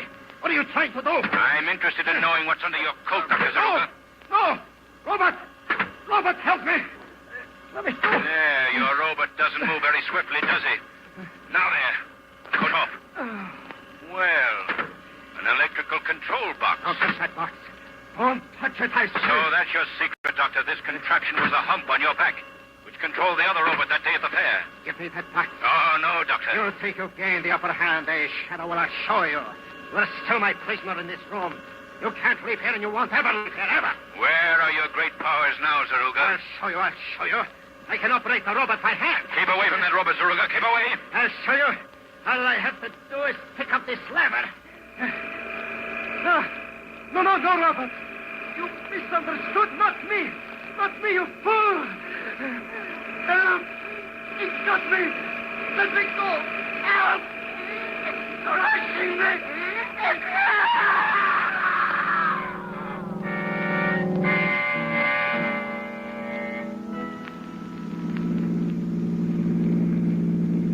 You feeling all right, Margot? Well, I guess so, thanks. It does seem good to be out of that place. Yes. They're destroying Zaruga's robot. It's a pity in a way. Those mechanical gentlemen might be very serviceable if they were properly directed. Oh, you think so, huh? Well, after my little experience with the doctor and his mechanized murderer, I'll think twice in the future before I even use an electric toaster.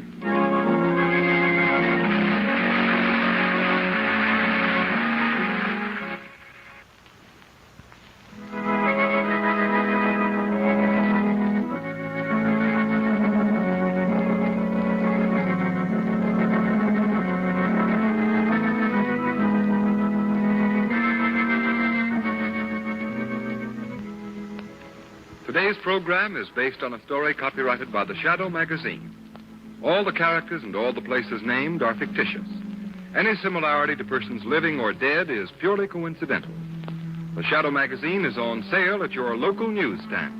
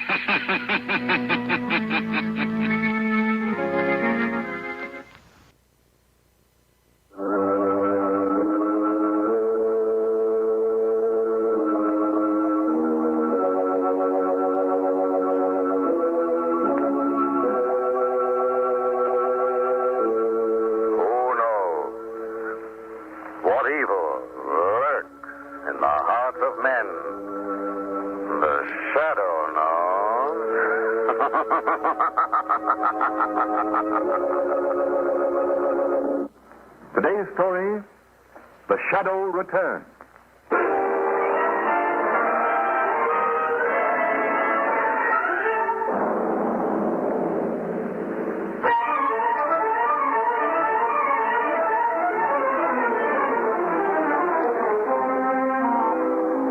Gentlemen, a situation has arisen that's causing shipping great concern. It's in the hope you shipmasters may be able to offer some solution or explanation that you've been called here. Mr. Kenchner has come from the Washington office to acquaint you with the facts. Gentlemen, Mr. Kenchner. Thank you, Commodore. Gentlemen, during the past few months, we've been getting reports of an alarming series of strange accidents aboard incoming ships. Out of 60 ships that have tied up at this port recently, some 100 crew members have been put in hospitals for infections in arms, legs, and shoulders. Really, gentlemen. And 15 seamen have either lost a leg or an arm in the past few months. Really, it's true, gentlemen. And in addition, 4 have died as a result of their injuries. Have you any idea of the cause? Any clue at all? The only thing we're sure of, Commodore, is that unless something can be done at once, there are men on the sea right now who lose an arm, a leg, or maybe their lives.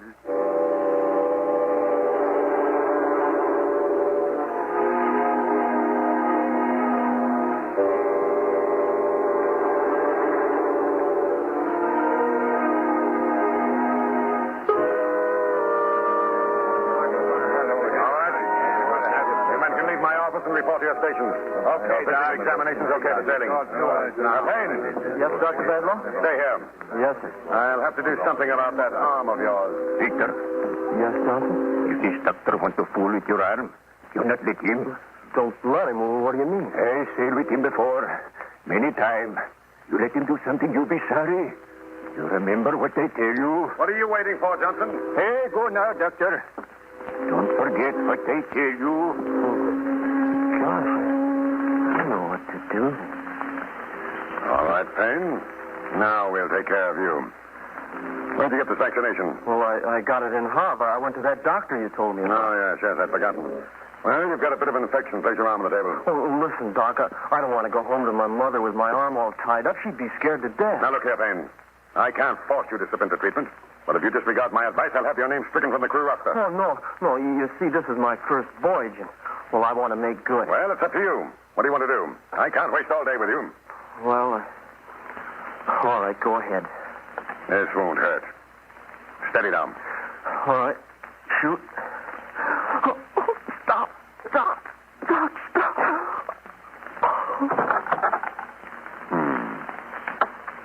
Fainted, eh? A very effective anesthetic. Now, Victor Payne will perform a real operation.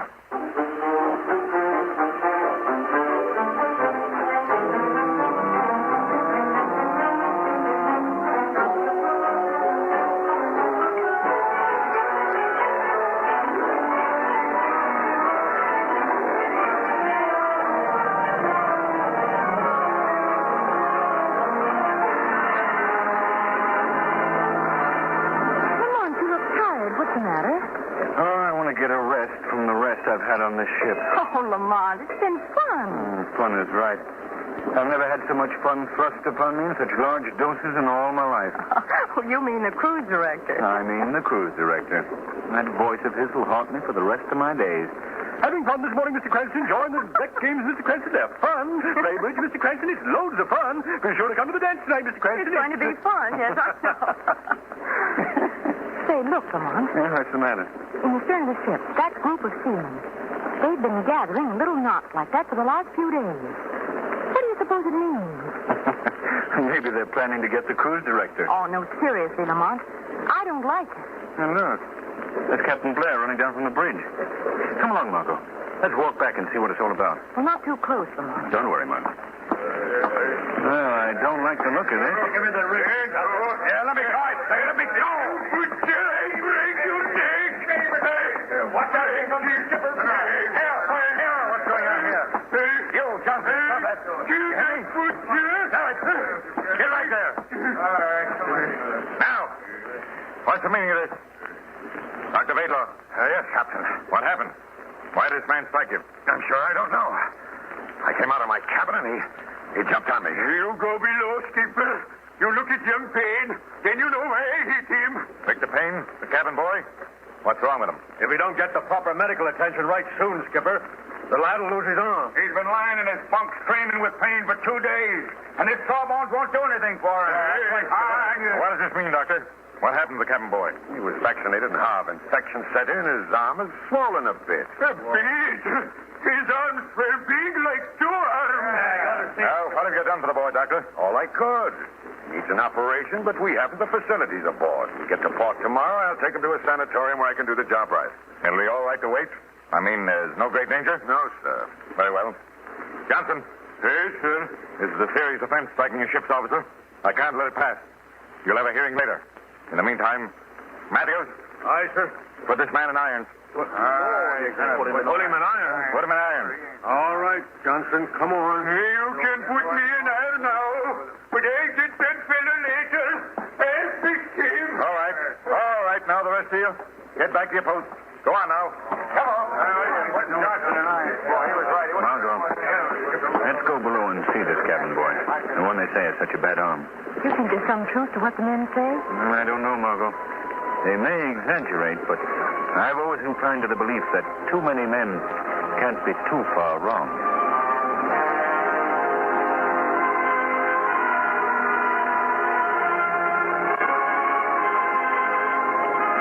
Well, you ain't got much farther to go, sir.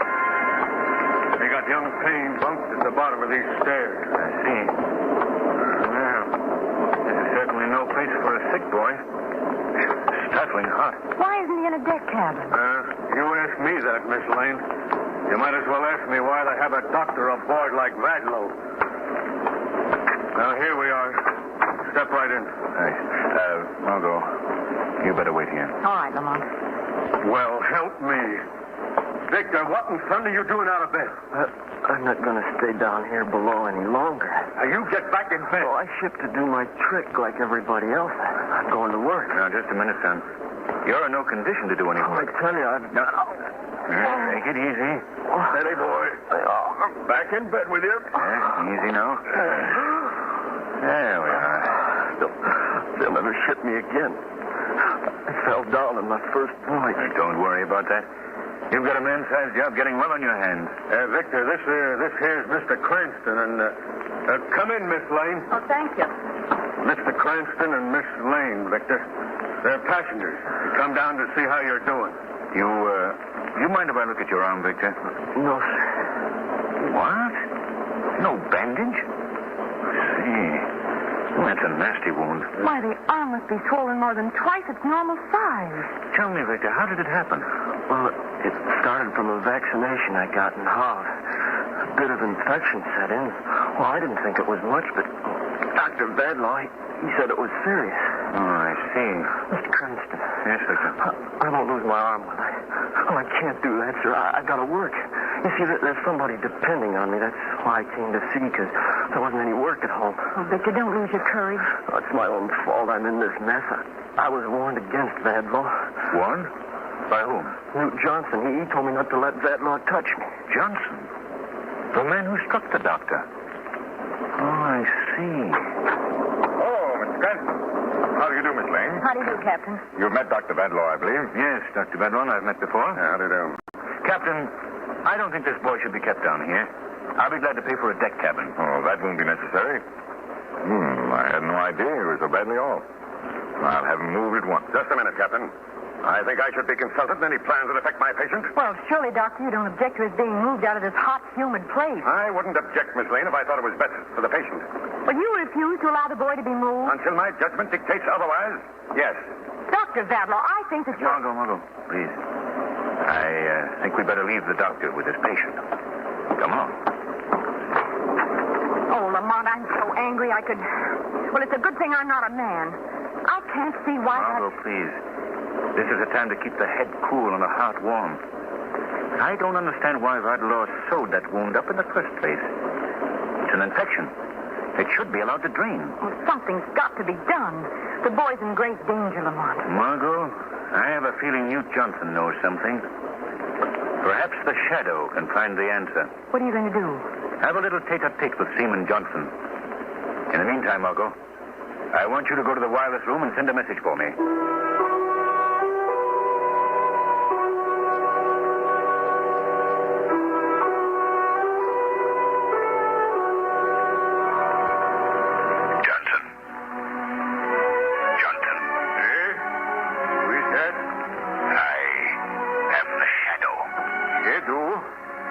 What you mean? I don't see you. I'm standing right here in front of your cell. I see nobody. Somebody play trick on me. You can't see me, Johnson. You can only hear me. Huh?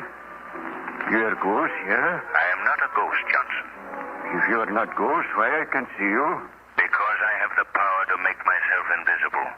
Yeah? What you want from me? I'm here to help you. To help young Payne, if I can. I want to know why you attacked the doctor. Why you warned Victor Payne against him. 'Cause he is butcher. This is not first time he make people suffer. He trade firemen on Cerebic. Firemen lose leg. He trade Cook on Francis William. Cook lose arm. That certainly is not a flattering record. You think that bad? He killed my friend, Tage Olsen. Killed him? How? Tage have infection in shoulder. This doctor fool with him and he die. You believe me, this young Payne, he die too. Johnson, I want you to leave this matter entirely in my hands. Well, you may be smart fella, Mr. Shadow, but you believe me, you won't be able to do anything. This Victor Payne is going to lose arm, may lose life. Hey, no. You see.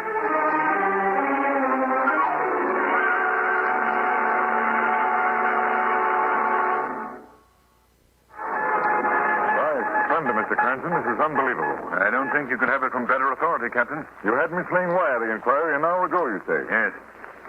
And there you have the answer. George Badlaw refused license to practice because of failure to qualify in ability and character. Well, there's certainly no disputing this. You see, Captain, Badlaw's papers are forgeries. He has no right to practice. Well, you must know we're on to him. We can't find him anywhere aboard. We've searched the ship from top to bottom. There's only one answer. He's gone over the side. Well, my greatest concern right now is young Payne, Captain. If something's not done at once, he'll lose his arm. Well, I've ordered the boy moved to a deck cabin. What else can we do? There's no doctor aboard. Well, perhaps you could transfer the boy to another ship. I'm afraid not. We could never put him over the side in a sea like this. Too rough. I see. Captain. Yes? At least we can get some advice. There must be a liner in our vicinity with a competent physician aboard. Perhaps. Miles. Aye, sir. What was the last ship you logged? I raised the Empress Marguerite about an hour ago, sir. Where did she lie? Dead on our course, sir. Good. That's our ship, Cranston. I know the doctor aboard. Good man. Contact him. In the meantime, I'll see what I can do for young Payne. All right, Miles. Get Dr. Sparrows on the Empress Marguerite. Emergency.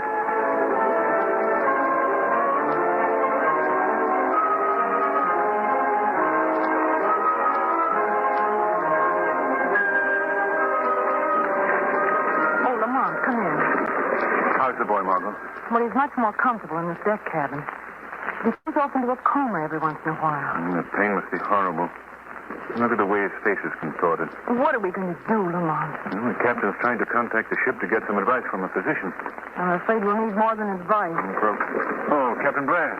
Any luck? Yeah, I've got an answer from the Empress Marguerite. Good, let's hear it. Description of boy's arm indicates immediate operation imperative.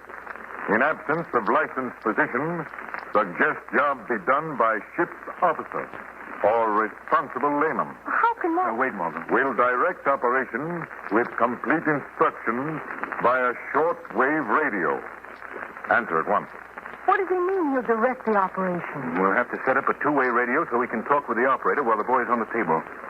Captain, that boy's life is in your hands. In my hands? You're the ranking officer. You'll have to operate. Oh, no, Cranston. That's out of the question. I don't know the first thing about surgery. Lamont, why don't you do it? What? You've had some medical training. But I've never done anything like that. You've had medical training? Cranston, you must. For the boy's sake. That youngster's life is at stake, Lamont. You can't let him down. Captain. Yes? How long will it take to hook up the shortwave set? Oh, about 15 minutes. All right. Tell the Empress Marguerite we'll operate in 15 minutes.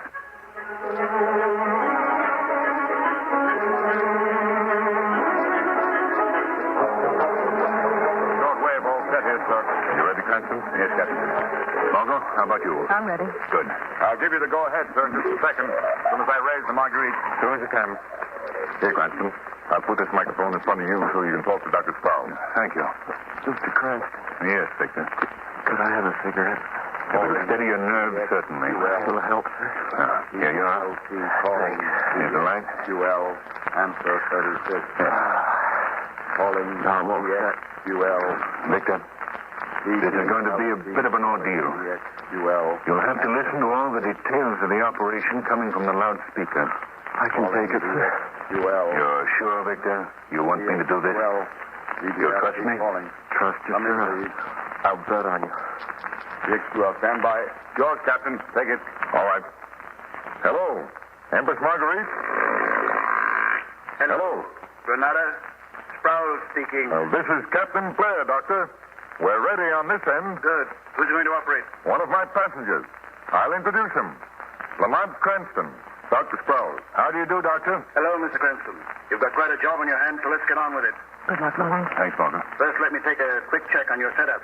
You've got a good, sharp scalpel, I suppose. Yes, Doctor. Plenty of towels. Few dozen. Any way of sterilizing them? Baking them with hot irons. Good. Gauze. Yes? Roll it into small strips about the size of cigarettes. Margot, will you take care of that, please? Yes, Lamont. You lead those to drain the wound. Now, the disinfectant. Iodine. Anesthetic. I'm using a local, Doctor. I know how to administer that. I've done it before. Just one thing more. Yes, Doctor. Will you confirm all my instructions as I give them so there'll be no chance of misunderstanding? Yes, Doctor. All right. Now then, you say you know how to administer the anesthetic? Yes, Doctor. Hypo's all ready. All right. First, the alcohol. Alcohol, Margot. Here's one. Ready, Doctor. Swab the arm. Right. Feels good. Hypo. Hypo. Victor, it's going to hurt for just a second. So, brace yourself. Let it go, sir. All right. Oh. Good boy. There you are, Doctor. Iodine. Iodine. Paint the entire area. Right. Entire area of infection. Make an incision about 2 inches long, passing through the most infected area. That's all there is to it. All right, Doctor. Don't move anybody. What is this? I have a patient here, and I'm not going to let any meddler usurp my authority. You have no authority here. I hold my authority right in my hand, Captain. And unless you do as I say, this gun's liable to start making a noise. Mr. Cranston. Just a moment, Doctor. We've had an interruption. We've got to get on with this operation. Oh, you do, Doctor? The player's liable to prove fatal. We can't let this... Get away from that radio, Badlaw. Get away! Now we'll get on with the operation. Without your help. What do you mean? I'm still the ship's doctor. I'm justified in taking any measures to protect my patient. You're a charlatan, Badlaw. A faker. Your papers are all forgeries. Shut up, Cranston, or I'll kill you. Come on now, all of you. Get out. Well, Margot, Captain Blair, it looks as though we'll have to leave. Oh, but Cranston, this man... I'm sorry, Captain. There's nothing we can do. Well, if you think I'm going to let that boy undergo an operation... Please, Captain. All right. I'll follow you right out. What are you waiting for, Cranston? Get going. Take your hand off that light switch. Put on those lights. Are you? He's gone. There. We won't be disturbed now. Well, Victor, they've all gone. We're alone. Just you and me. Keep away. Keep away. Don't come near me. Why, Victor, I'm your doctor. I don't want anything to do with you. But I want to help you. You haven't before? I'm going to now. What do you mean? You have a very bad arm. Yes, thanks to you. It'll have to come off. At once. No, Mr. Cranston.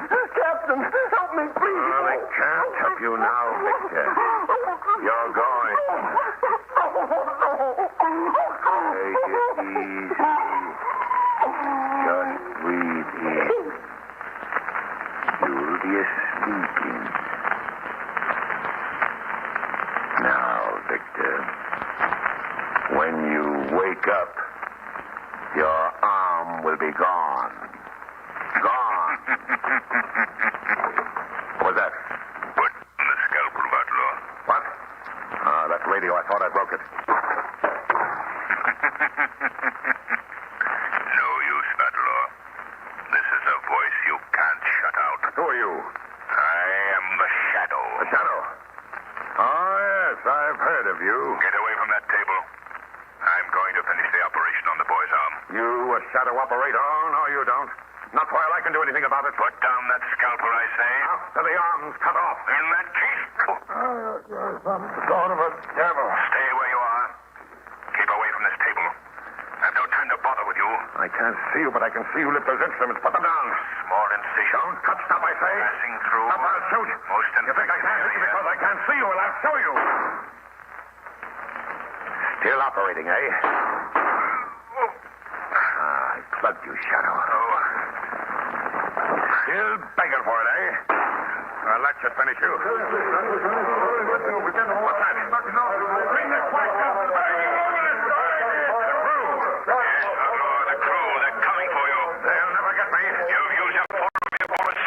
Only one left, but this time I will finish the last one. Well, stand up. Here's for the last bullet. Break the door down, men. Easy now, men. Easy. Right there. You're hurt, Lamont. You're bleeding. Never mind about me. I've got to finish with Victor. What happened to Badlaw? Shot himself. Here, Margot, hold the boy's arm while I finish. All right, men. Back to you, folks. Badlaw's dead. Margot. Captain. Yes? Look. Under this muscle. Lamont. What is it, Cranston?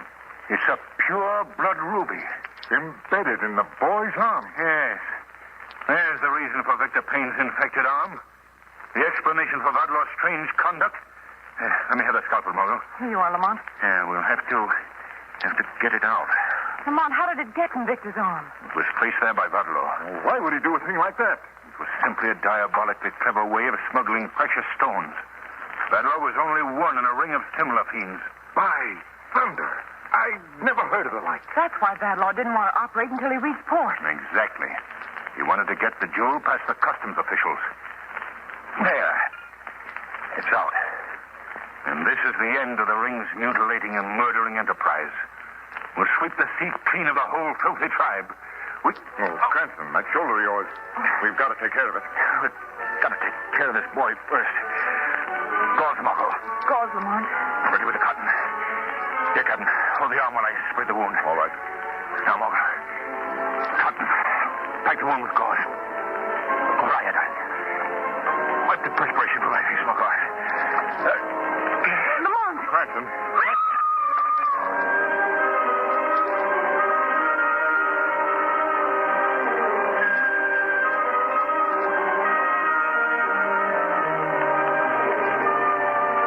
Look, Lamont. Here's an article in the newspaper that should give you some satisfaction. Yes? What is it, Margot? Listen. Surgery smuggling ring broken. 10 fake doctors taken into custody. Their private hospital raided. Well, I guess that winds up the case very effectively. Listen, Lamont. It says that the ring had their own hospital where they extracted the gems from the unsuspecting carriers. Yes, that was Victor Payne was. An unsuspecting carrier. Well, Victor's none the worse for his experience. And the ring's broken. Vadlaw is dead. Yes, and your wounded shoulder is healing very nicely. The doctor told me this morning that you'd be up and around again in a day or so. Well, that's good news. I imagine that if I take care of myself, eat the right food, exercise, build myself up, that eventually I'll be in proper condition to take another rest cure at sea.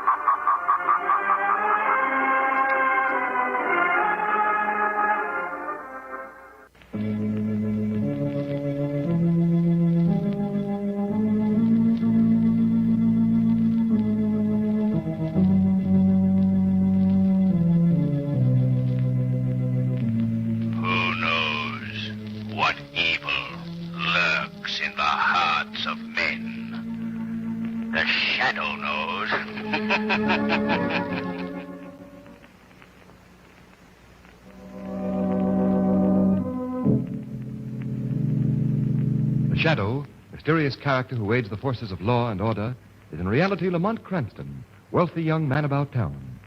The Shadow uses his hypnotic power to cloud men's minds so that they cannot see him. Cranston's friend and companion, the lovely Margot Lane, is the only person who knows to whom the unseen voice of the Shadow belongs. Today's story, Sandhog Murders.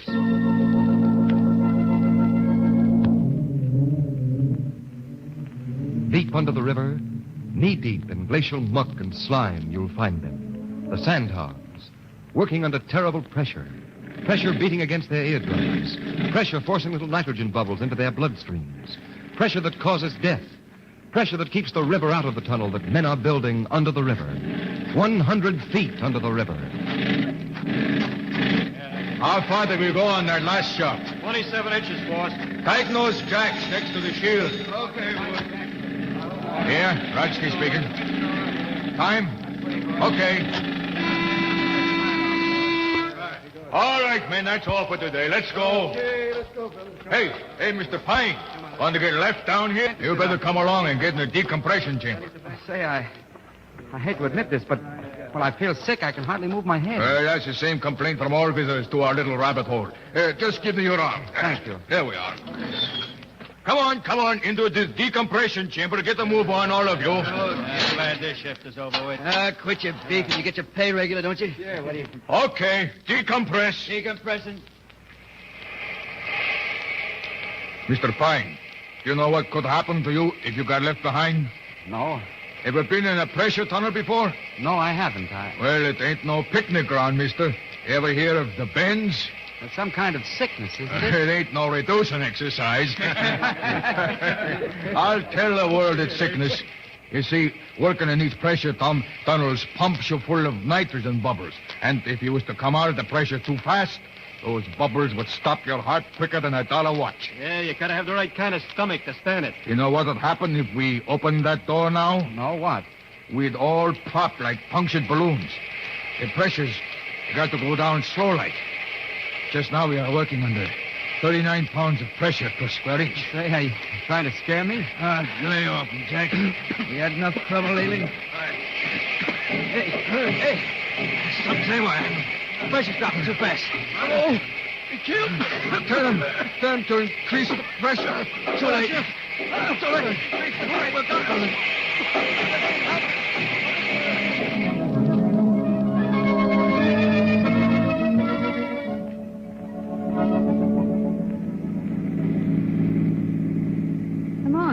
Did you read the comic strips this morning? They were very humorous.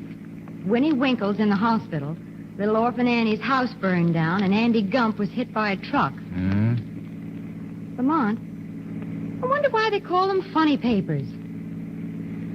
Say, are you listening to me? Listen, Mr. Cranston, you haven't paid the slightest bit of attention to anything I've said to you for the last hour. I'm sorry, Margot, but that horrible business in the new intercity tunnel has been on my mind. What business? 8 men were killed in the decompression chamber yesterday. Decompression chamber? Something evidently went wrong. Pressure was lowered too suddenly, and they all died terrible deaths. Well, how did it happen, Lamont? Well, they don't know. It looks pretty funny.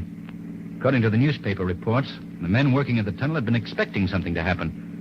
There had been several near accidents, and the men were pretty jittery. Well, you don't suppose that... Oh, Lamont, I know that look in your eye, that old crime detector look. You think that someone had something to do with that accident. I don't know anything about that, Margot. The reason I'm upset is that Pete Stockton is an old friend of mine. I know just how he must feel to have 8 of his men killed working on his tunnel. Pete Stockton? Yes, the contractor. We went to school together.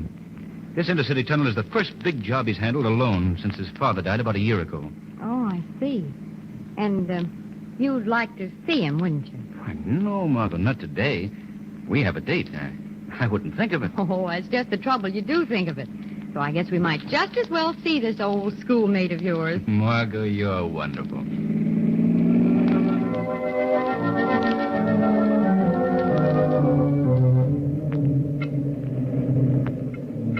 But about those men who died in the decompression chamber, Pete, how do you explain that? I can't explain it, Lamont. There's been so much trouble around here on this job, and then to have this terrible thing happen. Well, it'll never happen to me again. What do you mean? I'm quitting. I never wanted this tunnel work. I was just doing it for Dad's sake. Well, he's dead now. Joe Brandley and other contractors agreed to take the whole thing off my hands. Quitting? Yes. I couldn't stand another experience like this one. All those men left wives, sweethearts, and mothers. How can I ever repay them? Make up to them for their loss? Hey, Pete, the men want to talk to you. They want to go back to work. What, did you tell them that Brandley was taking over Monday? I told them, but they want to work for you, not Brandley. Well, I guess I'll have to tell them myself. Oh, by the way, this is Pop Berkey. Miss Lane. How do you do? Mr. How do you do? Cranston. How do you do? How do you do? Pop's an old-timer. He and my dad broke into the business together. Well, ask him anything you want to know about sand hogging. I'll be back in a few minutes. He's taking the whole thing pretty hard, isn't he? Yes. I'd like to help him, Margot. He's a swell guy. First time you two have been around the tunnel in the making? What? Oh, yes. It's very interesting, isn't it? But is it necessary to keep everything so greasy? Mr. Berkey, what caused the accident in the decompression chamber? Are you asking me what or who? So, you think that the accident wasn't exactly an accident? I got my own ideas, but I'm not saying. If you know anything, Mr. Berkey, you've got to tell me. Well, now, supposing you were in the contracting business, and another contractor beat you out on a big job, an important job. Wouldn't you try a couple of little things to get the job back? You call the murder of 8 men little things? Maybe you didn't want to kill the men in the decompression chamber. Maybe you just wanted to scare them so they'd be afraid to work for your rival. But to take a chance with men's lives. Lady, you don't know Joe Brandley. Joe Brandley?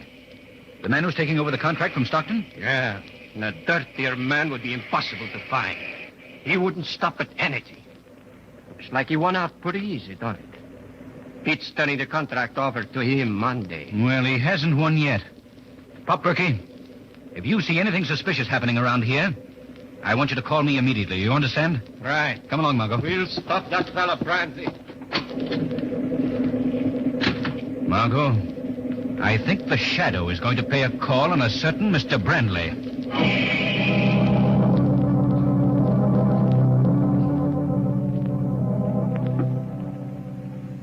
No. Why should I be afraid? What?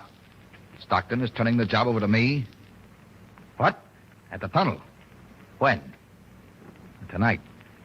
Yeah, well, let him try it. I'll be at that tunnel and settle this thing once and for all. Yeah. Thanks for the information. Goodbye. Thank you for the information, Mr. Brandley. What? Who spoke? I did, Mr. Brandley. Who are you? I am called the Shadow. Where are you? I can't see you. I have willed it that you won't see me, Brandley. I've cast a mist over your mind that makes me invisible to your eyes. What do you want of me? I would like to know more about that phone conversation you just had. I believe it was concerned with the murders in the new intercity tunnel. Murders? Those men were supposed to die by accident. Did you have anything to do with that accident, Mr. Brandley? What are you talking about? I'm asking you, did you have anything to do with those murders? No, nothing. Then who were you speaking to on the telephone? Why should I tell you? You'd better talk, Mr. Brandley. You haven't got anything on me. That's true. I can't pin anything on you just now. But let me warn you, Mr. Brandley. The Shadow intends to prevent anyone from destroying the intercity tunnel.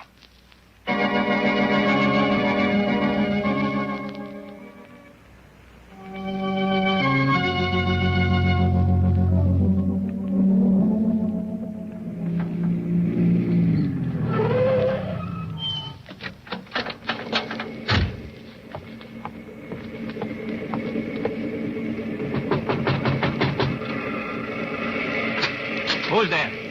Oh, it's you, Mr. Cranston. I couldn't see you in the dark. Yes, Pop Berkey. Oh, Mom, thank heaven you've come. Margot, what are you doing here at the tunnel? Well, I was waiting for you at your apartment, Lamont, when Mr. Berkey called. You asked me to call you if anything suspicious was going on here. And something suspicious is going on here. There's someone down in the tunnel, Mr. Cranston. Yes, I know. I expected the killer would make his move tonight with the tunnel deserted. But what are you doing here, Margot? Well, I don't know, but I didn't know how to get in touch with you, so I thought I'd see what I could do in your absence. I left a note for you at your apartment, Lamont. Oh, am I glad you've come. The very idea of going down into that empty tunnel gives me the cold chills. Now, wait a minute, Margot. What were you expecting to do down in the tunnel? What was I expecting to do? Why, I was... Well, now that you mention it, what was I expecting to do? Margot, we're dealing with a desperate man. Do you realize what might be waiting for you down there? Mr. Cranston, he's down in the tunnel, all right? The elevator was at the bottom of the shaft when I came back from dinner. Berkey, what can he do to the tunnel? He could set a time bomb and blow it to pieces. Well, let's go. Where? We're going down into the tunnel, Margot, on a manhunt. You better wait here. All alone? We won't be going long. Not me. I'd rather go down the tunnel. All right, then, let's go. Now, where's the elevator, Berkey? Over this way. I have some boots for you to wear. It's a little muddy down below. All right. Yeah, step in, Margot. It's like going down into a coal mine, isn't it? Margot, have you ever been down in a coal mine? No, but this is the way I imagine it would be. Oh. How deep is this? What? This elevator shaft. About 100 feet or so. It isn't very deep. It's deep enough for me, thanks. This will take us down to the tunnel. What happened? We've arrived, Margot. That's all. That's enough. All right, step out. Look out for the mud and water. Better walk on the planks. Wait a minute. Flash your light around, Berkey. Well, no one here. All right, lead on, Berkey. It's a gloomy-looking place, isn't it? Sort of scary, too. You're just outside the tunnel now. All right, step in, Margot. Is this the tunnel? Not yet, lady. This is the decompression chamber. Oh, yes, the what? I'm not going in that thing. It was the only way we can get into the tunnel, Margot. Well, isn't that the place where those men were... Say, I don't think I'm going to like this. Come on, Margot. It's too late to back out now. Well, I'll get in, but it's under protest. Okay, Berkey. Shut the door. What's that hissing sound? That means that air is being pumped into this chamber. We're going under pressure. No, I don't like it. Your ears hurt, huh? The pressure. You'll get used to it. I don't intend to get used to it. It's necessary, Margot. You see, we've got to adjust the pressure in our bodies to the pressure in the tunnel before we can enter it. Well, pressure's even now. Ah, this is the tunnel. The river is right overhead, lady. Oh, it's so dark. Can you give us some light, Berkey? I wouldn't want someone sneaking up behind me in the dark. Yeah, that's better. Goodness, it's muddy down here. Now what, Mr. Berkey? Now we'll take a look around. Knowing you, Lamont, certainly gets me into the darndest places. You're not sorry, are you? No, but I do wish Hey, that... look. I'm going back to the decompression chamber to see that whoever it is don't try to slip out while you're looking toward the center of the tunnel. That's a good idea. We'll go on ahead. Come on, Margot. Lamont, do you think that was such a good idea? What? Sending him back to guard the exit. Suppose whoever it is down here overpowers him and locks us in. Don't be silly, Margot. That couldn't happen. Berkey's no... The lights, they've gone out. Berkey! Berkey, what's wrong? Berkey! Come on, Margot. We've got to get out of here. I can't see anything, Lamont. I can't run in the dark. Over this way, Margot. Here, give me a hand. All right. Here's the door. Let us out of here. Berkey! Berkey! I don't think he can help us now. Well, what are we going to do? I guess we'll have to wait until someone comes and lets us out. That's a pleasant thought. I don't really spending a night in this place. What's that? It sounds like a phone. Down here? Yeah, a foreman probably uses it to speak to his boss above ground. Well, where is it? Well, the sound came from... Oh, there it is. Hello? Well, Mr. Cranston, I guess this'll teach you not to poke your nose into something that doesn't concern you. Who is this? Makes no difference now, Mr. Cranston. You're gonna die. You hear me? Die. Brandley, listen to me. I don't care about myself. But surely you won't do this to a woman. Sorry I can't oblige you, but she's got to go, too. Now I'm gonna step up the pressure in the tunnel till your eardrums crack. Up it'll go until the whole tunnel will explode, just like a punctured balloon. The river will rush in, and you'll be drowned like rats in a trap. Hello? Hello? Oh, he's hung up. What is it, Lamont? Oh, the lights. The lights are on again. Margot, I've got something to say to you, and it's not going to be easy. Yes, Lamont? This is the end for us. We're going to die here in this hole, Margot. Lamont, I'm not afraid to die. Margot, all I can see is I know now that I've been right about you. Thanks, Lamont. Is it Brandley? I don't know, Margot. I think so. Lamont, what's that? I'm afraid he's going to carry out his threat. He's going to increase the pressure till it blows this tunnel to bits. Well, if this is to be the last few minutes I'm going to spend on this earth, I'm at least going to be gay about it. I'm not going out with a frown on my face. And a very lovely face it is, too, Margot. Why, Lamont, do you realize it's practically the first compliment you've ever paid me? Well, It just proves what a stuffy guy I've been. Oh, a pretty swell guy, if anyone should ask. There's never been a dull moment on our merry-go-round. We have had a great times together, haven't we? I wouldn't trade them for anything, Lamont. Oh, Lamont. Oh, my ears hurt. My head. Yeah. I know, Margot. Pressure's going up very rapidly. I guess he wants to finish us off in a hurry. Oh, it's warm. Damp down here. Yeah. Pressure must be up pretty high now. We won't have long to wait. Here. Here's getting so misty. Margot. What is it, Lamont? Margot. The minute that weak part of the tunnel up there, the part that hasn't been reinforced, is going to give way. The river's going to rush in. If we climb up this framework here, we'll be able to hold out longer. Well, what difference will that make? I don't know, Margot, but come on. Let's climb. All right, Lamont. If it'll make you any happier. Here. Give me a hand. I'll help you. Come on. Lamont, help!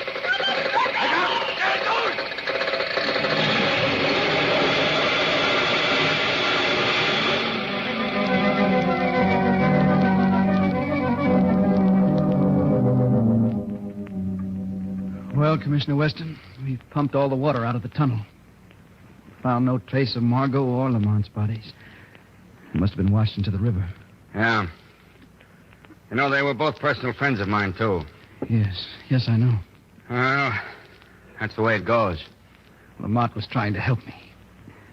I was going to give up the whole job, Commissioner, but now I'm going ahead with it. If he thought that much of me, Well... Yeah, I understand. Well, now tell me about this Pop Berkey. Well, it's simple enough. I found Pop myself. He was just outside the tunnel, unconscious from a blow on his head. How long have you known him? Well, he and my dad broke into sand hogging together. Later, when a tunnel accident made Berkey unfit for work underground, Dad always found a job for him up above. Ah. And, well, I sort of followed in Dad's footsteps. Well, this whole business proves one thing. That so-called accident in the tunnel where the 8 men were killed was no accident. I'll have my men stationed at the tunnel tomorrow when you go back to work. Oh, I'd appreciate it, Commissioner Weston. That's all right. You know, I'm going to miss that fellow, Cranston.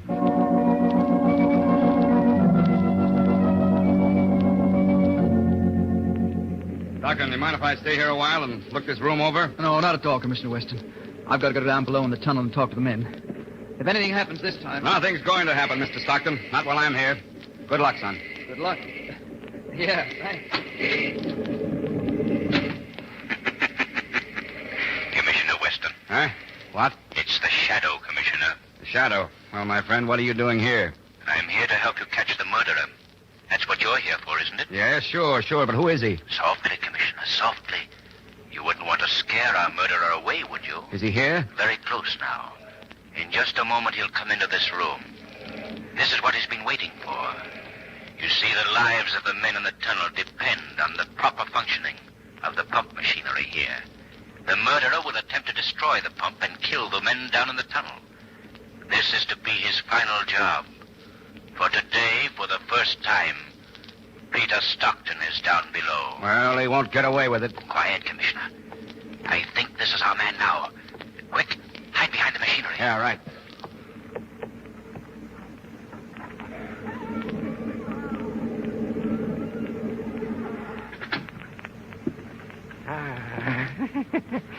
Here it is. The main induction valve. Now, Mr. Stockton, you're going to pay for what your father did to me. Listen, stop him! I'll get him! Hey, try and stop me! I'll stop you, all right? Now, let's see who it is. Why, it's Pop Berkey. I've killed old Pop Berkey. No, Commissioner. He'll live to pay for his crimes.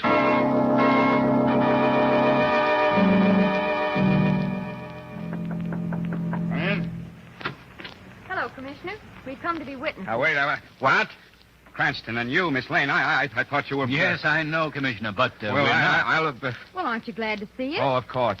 Now, but how did you get out? Where have you been? What are you... You were in the tunnel, weren't you? One question at a time, Commissioner. Yeah, We were in the tunnel, all right, but we escaped. Escaped? Yes, we climbed to the top of the tunnel just before the blow-off came. You climbed? There was an air pocket, a very wonderful air pocket. Don't forget the details, Margot. Oh, yes, I ruined a perfectly good pair of stockings. Oh, that's... No, but how did you get out? Through the escape chamber. Berkey had forgotten all about that. But Lamont hadn't. He found it, didn't you, Lamont? Right at the top of the tunnel. Let me tell you something, Commissioner. Yeah? If you ever get stuck in a tunnel, have Lamont along. Well, I still don't understand it. Now, what about Berkey? He confessed everything last night. It seems he hated Stockton because he thought Stockton's father was responsible for his accident. Also, because Stockton's father married the woman he loved. Couldn't get even with his old man, so he was going to take it out on the son. Then he tried to implicate Brandley to shield himself. Well, I guess you've got all the evidence you need, Commissioner, so Margot and I will be running along. Wait a minute. I'm not through with you two yet. Why didn't you let people know that you were safe? Because, Commissioner, we couldn't resist satisfying a lifelong ambition. What's that? Reading our own obituaries.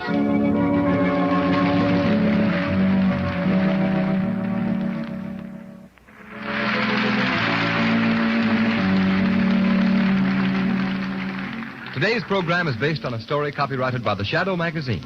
The characters, names, places, and plot are fictitious. Any similarity to persons living or dead is purely coincidental. The Shadow magazine is on sale at your local newsstand.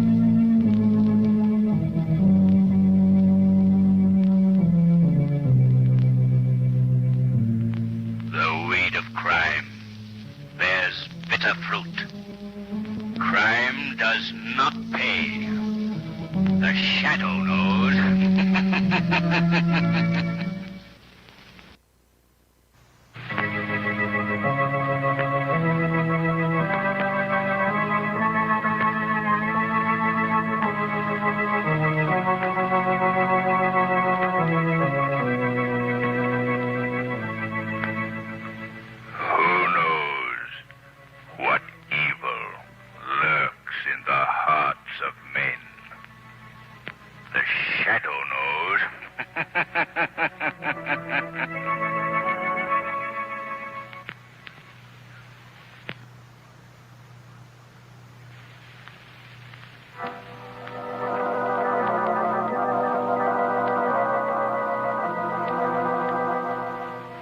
The Shadow, mysterious character who aids the forces of law and order, is in reality Lamont Cranston, wealthy young man about town. The Shadow uses his hypnotic power to cloud men's minds so that they cannot see him. Cranston's friend and companion, the lovely Margot Lane, is the only person who knows to whom the unseen voice of the Shadow belongs. Today's story, Death Shows the Way.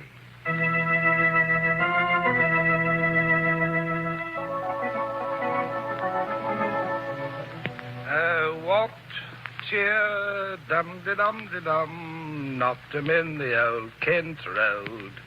Yes, Mr. Cranston. Water, cheer, lum-de-dum-de-dum. Alan. Doctor, yes, sir. Dum-de-dum-de-dum. Alan, what in the world are you doing? Taking your clothes, sir. Now, just a minute, Alan. I'm going away for the weekend.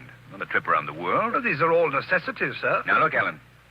All I need is a change of linen, a toothbrush, and a razor. I'm sorry, sir, but that's impossible. What do you mean? I mean that I shan't send you any place without the proper appointments. Oh, I have nothing to say about it. Is that it? Quite correct, sir. Laugh.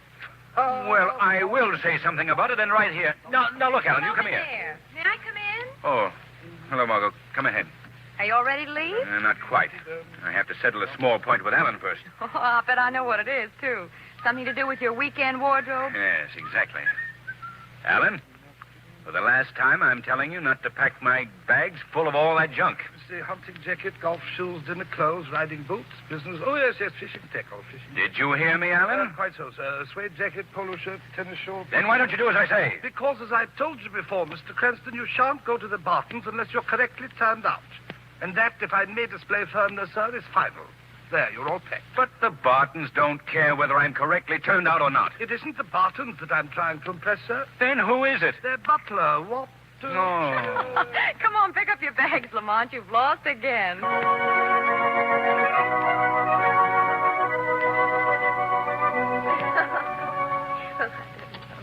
Sometime before this weekend is over, Lamont, we must have the Count tell us about his marvelous experience on Capri. No, Mrs. Barton. I'm afraid it would be too long and dull for Mr. Cranston. Why, not at all. That's my specialty. Long, dull stories. I collect them.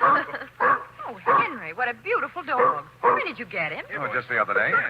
Come here, Major. What do you call that kind of dog? Great Dane. He's a big, ferocious-looking beast. Now, lie down, Major. How about some crackers and cheese, you people? That's for me, Henry. Okay, help yourself. Oh, Henry, that's a nice way to talk to a guest. What do you mean, guest? When Lamont Cranston spends a weekend with us in the country, he's a member of the family. Well, thanks, Henry.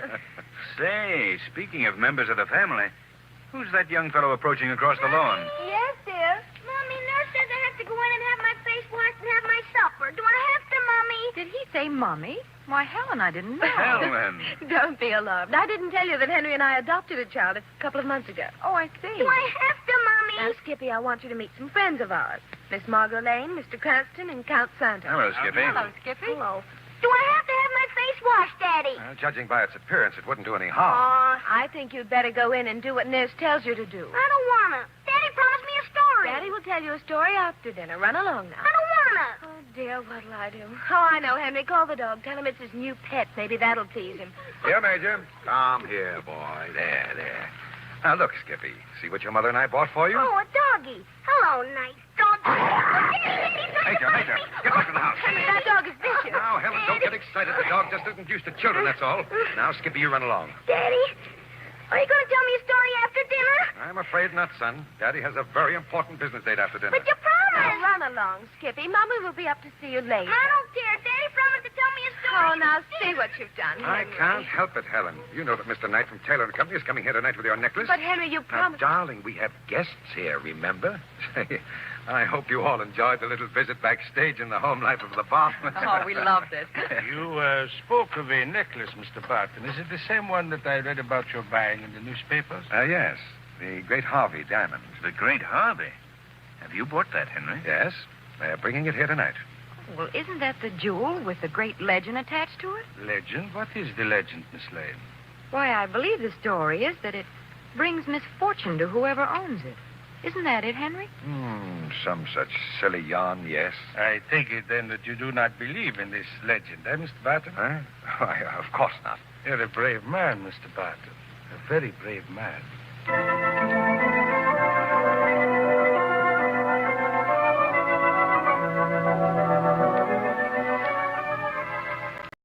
Mr. Barton, I trust that you've arranged to keep the necklace in a safe place. At least until you've paid me in full. Oh, naturally, Knight. Well, I guess our business is finished here, then. I imagine you'd like to get back to your guests. No, on the contrary. I find it very difficult to tear myself away from this necklace. Beautiful stone. Yes, it is. It's all right, Skippy. You can come in. Skippy, this is Mr. Knight, a business friend of your father's.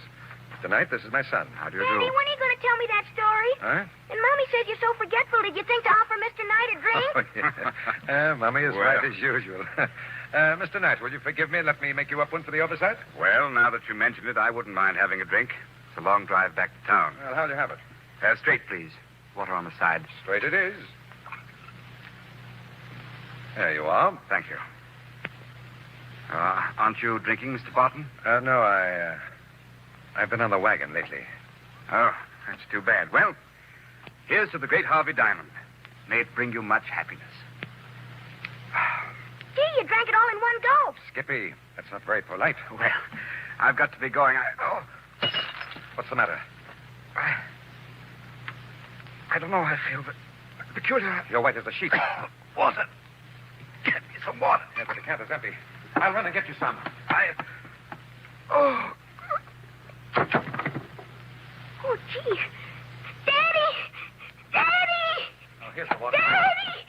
Here, what's happened? Oh, Daddy! He's gone down like that. Skippy, go out and play now, and don't say anything to anyone about this. You understand?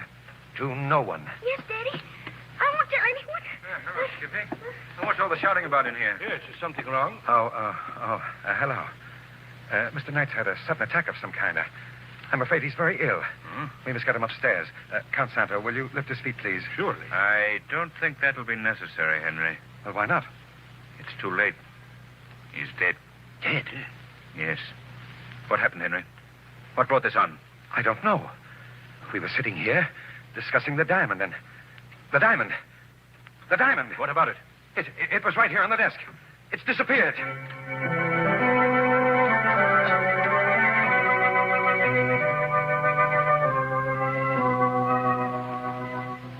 You know, Lamont, someday, sometime, we're going to go someplace where we'll actually spend 2 consecutive days when absolutely nothing happens. Margot, tell the truth now. You'd be bored to death. Yes, I suppose I would. It's the fire horse in me, I guess. Lamont, what do you make of this thing? Well, it's undoubtedly murder. The killer made off with the Harvey diamond. Well, why did Mr. Barton raise such a fuss about calling the police? I'm not sure. Probably didn't want his name dragged into a bad mess. Incidentally, what's keeping the police? Why haven't they gotten here? We're out in the country, Margot. It'll take them some time. And meanwhile, we're faced with a familiar question. Who done it? Yes. Margot, I think there's a partial answer to your question just leaving the back door of the house. Who is it, Lamont? I'm not sure, but it looks like our continental friend, Count Santo. Well, where's he going? My guess would be to the garage. Come on, we'll find out. Do you know something, Lamont? What? I don't think he's any more of a count than I am. Yeah? Do you know something, Margot? What? Neither do I. Do you think he's trying to make a getaway? I don't think I know. Come on, we better hurry. Well, what are you going to do? Have a talk with Mr. Santo and find out why he's so anxious to leave here. Oh, but Lamont, that's dangerous. If he is the murderer, he'll try to kill you, too. Don't worry, Margot. The shadow will take care of that.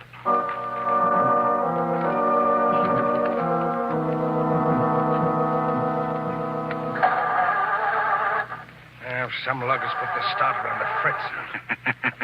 What was that? I wouldn't bother wearing out the battery, Count Santo. The ignition wires have been cut. Who is speaking to me? I am called the Shadow. Huh? Shadow? So you've heard of me, eh, Count Santo? Heard of you? Why... I thought probably you had. My name is quite familiar to those of the underworld. Underworld? Never heard of that either, I suppose. Who are you? Where are you? I am right beside you. Here. In the shadows. Oh, don't try to look for me. You see, I've clouded your mind so you cannot see me. Well, what do you want of me, Mr. Shadow? May I suggest first that you forget your accent? Well, what do you mean? I mean that when the starter of your car didn't work, you had no difficulty with the English language at all. You're a pretty smart guy, aren't you, Shadow? That's better. Well, what do you want of me? I'd like to know why, after a robbery and a murder have been committed in the Barton house, you are leaving it so hurriedly. That's my business. It's also mine. Now listen to me, Santo. Whatever your real name is. I'm seeing to it that you're not leaving this place until the police arrive. So you'd better tell me all you know about what happened in the house. I don't know anything. You're lying, Santo. So I'm lying, but I still don't know anything. Then what were you doing here, under an assumed name, accepting the Barton hospitality? Shall I tell you? Yes, do, Shadow. You came to steal the Harvey diamond. No, that's a lie. You'd better tell me the truth, Santo. There's been a murder committed tonight. The finger of guilt points straight at you. All right, Shadow. All right, I'll talk. But you're not hanging any murder rap on me, see, because I don't know anything about that. That's the truth. How did you become acquainted with the Bartons? I met them last year in Europe. I made them think I was a count because, well, that's my racket, see? When a sucker gets taken by nobility, they don't feel so bad about it. Well, the Bartons looked like a soft touch, so I gave them a play. Go on. I didn't tap them for anything over there. I just had a hunch on it, that's all. I felt I could build them up for a bigger take later on. I was right. You mean the Harvey diamond? I mean the Harvey diamond. I read about old man Barton planning to buy it, so I looked him up again. I swung this weekend because I knew he'd be getting the necklace. I see. And you came up here to steal it? Yes.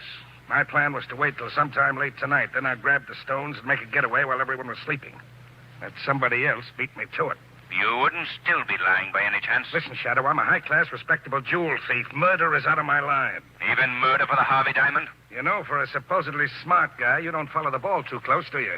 What do you mean? I mean there's somebody else in that house who wanted that diamond. Somebody who'd kill for it. Who are you talking about, Santo? Well, maybe I'm not saying. Come on, Santo. I know enough about you to put you behind bars for life. Name the killer. Okay. I'm speaking. Santo! Santo! Got me. Got me, too. Who is it, Santo? Who is this murderer? It's Mr. Lamont, are you all right? Yes, Margot. Oh, I was standing just outside the door and I heard the shot. Did you see anyone as you came in? No, but I heard footsteps running down the driveway. Lamont, is he? Yes, he's dead. Come on, Margot. We've got to catch this killer before he makes a getaway. Did you learn anything from Santo? No. Just as he was about to reveal the murderer's name, shots were fired. Lamont, what's that? I don't know, but it came from the house. Come on. What's happened now? What's up? What's the matter here? It's Skippy. What's happened to him? I left him sitting here on the porch. I came out and he was gone. And then I looked in the lane at the foot of the grounds and 2 men had him. They put him in a big sedan and drove away. Skippy's been kidnapped.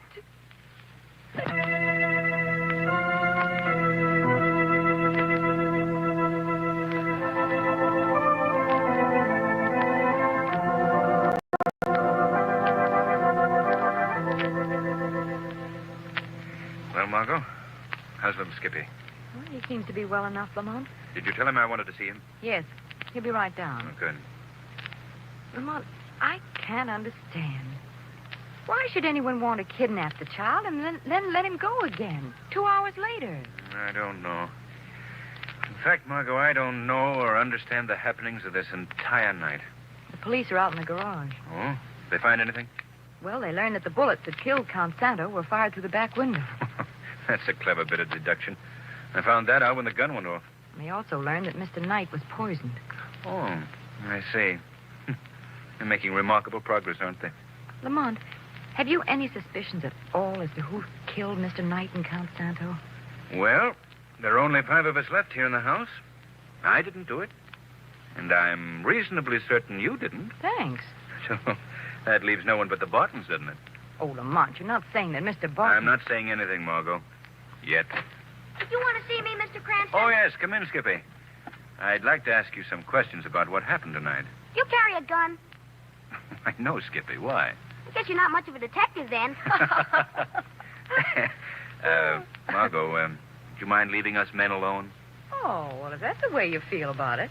All right, I'll go down to the garage and see if the detectives who do carry guns will talk to me. Oh, no, Margot, I didn't mean that. Skippy, if he tries to give you the 3rd degree, you just call out and I'll come a-running. Well, Skippy, now let's see. What was it Miss Lane said you'll give me, Mr. Cranston? Oh, nothing, Skippy. But she said you'll give me... Let's forget what she said now. Instead, suppose you tell me exactly what happened to you. Well, I was sitting on the porch just like Mommy told me, and then the first thing I knew, there was cement standing beside me. I see. I got scared and I started to call for Mommy, but one of the men put his hand on my mouth and I couldn't. Did you ever try to call your Mommy with a hand over your mouth? No, I don't think I have. What happened then, Skippy? Well, he took me down to a car and he put me in the car and we drove away. Yes? And then we... Hey, what was it Miss Lane said you'll give me? She was only having fun with you, Skippy. Now tell me what happened next. Well, they took me to an old house that was right in the middle of a big, dark woods, and they tied me up with rope and everything, and then they went away. And then what? Then they came and got me and brought me back here again. Is that all that happened? Yep. Well, what did they talk like? Talk like? Yes, what were their voices like? What did they talk about? Well, they talked awful funny. They didn't speak American at all. And they had big, long knives. Oh, I see. Kidnappers must have gotten scared and brought you back. Well... Oh, here you are, Lamont. Well, Henry, what's the matter? It's about the diamond. Oh, what about it? It wasn't stolen at all. What do you mean? The police were just searching the late Mr. Knight's clothing. They came across this package. Look. What? Why, it's the necklace. Yes. I've just finished examining it, and there isn't a doubt that this is the genuine stone. But the one that was stolen. It was a copy of the original. It's customary, you know, for all valuable gems to have imitation substitutes. And Knight must have accidentally given me the wrong one first. Then the murderer got nothing but a worthless imitation. Exactly. You know what this means, Barton? No. When the killer discovers his mistake, he'll come back for the original stone. That's so. He might at that. Well, if he does, I'll be ready for him. I have a better idea.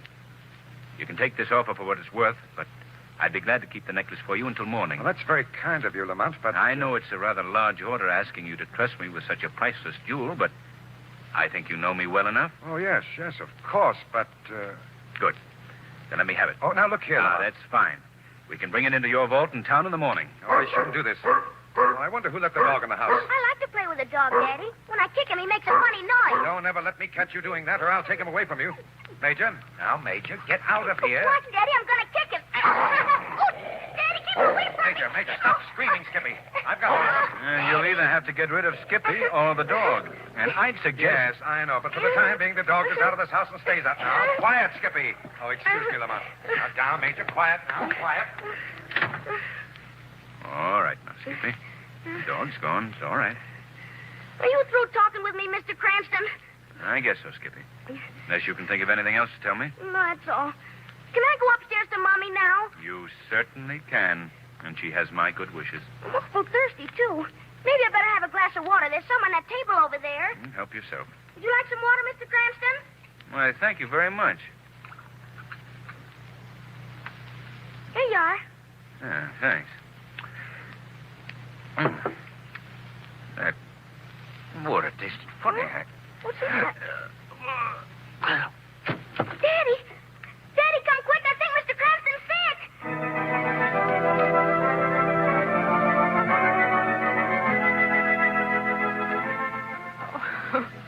I asked him not to do it. Why in the name of thunder did I let him? What do you mean, Henry? Lamont was keeping the diamond for me. That's why he was poisoned. It must be. The diamond, the real diamond, is missing. Daddy, what was the matter with Mr. Cranston? He looked so funny when you carried him upstairs. Hush, Skippy. Why doesn't that doctor come down? Why must he be so long? Now, Margot. Doctor, how is he? I'm afraid I have bad news for you. No. No. Mr. Cranston is dead. No, he can't be. I don't believe it. Where are you going, Margot? I've got to see him. Come back, Margot. I wouldn't go up there now. Please, please, Margot. Oh, Lamont. Take it easy, Margot. What? Did you? Yes. I spoke, Margot. Now, dear, take it easy. But the doctor said that you... Yes, I know. He said I was dead. I fooled the good doctor with a little trick of suspended animation that I once learned. I'm sorry, darling, that you suffered from my hopes. But it was very necessary. Necessary enough to break me into pieces like this? Yes, Margot, yes. What do you mean? Just this. As far as everyone downstairs is concerned, I'm dead. You mean permanently? No. Just for the next few minutes. Now, you've got to help me with this. How? I want you to go back downstairs. Behave just as you would have if I had really died. Yes? The shadow will join you down there. But first, you must do as I say.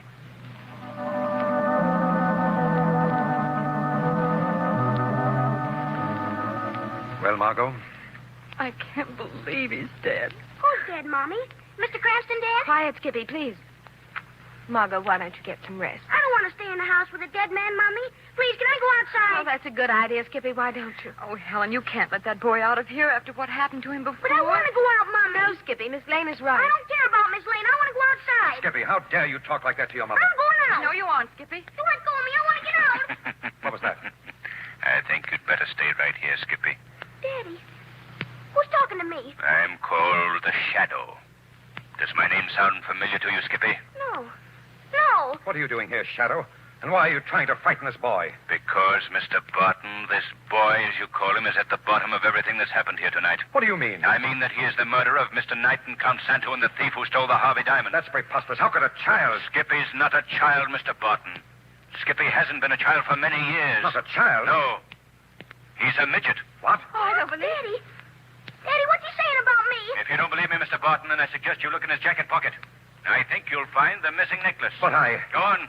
Look. Daddy, please, I want to go out. I don't like that man. Now come here, Skippy. No. Why don't you let him search you, Skippy? Well, Skippy, there's no harm. All right. Keep away from me, all of you. Look out, Henry. He's got a gun. Yes, and I'll use it on the first one of you that makes a move. And let me warn you, Mr. Shadow. I can't see you. But if you lay a hand on me, I'll get these people before you get me. Skippy, what are you saying? All right, can of Skippy stuff.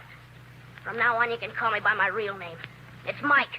Mike Karate, see? Mike Karate? Sure, and I got your diamond, too, Mr. Barton, right here in my pocket. Put that gun down, Hirati. Not a chance, Mr. Shadow. I'm getting out of here right now. He's turned off the lights. So long, Daddy. He's climbing out the window. We've got to stop him. He's running across the lawn. No. Quick, Henry. The dog's attacking him. Oh, he's here watching. I'll go and help him. I'm afraid that Mike Hirati is beyond help now, Mr. Barton.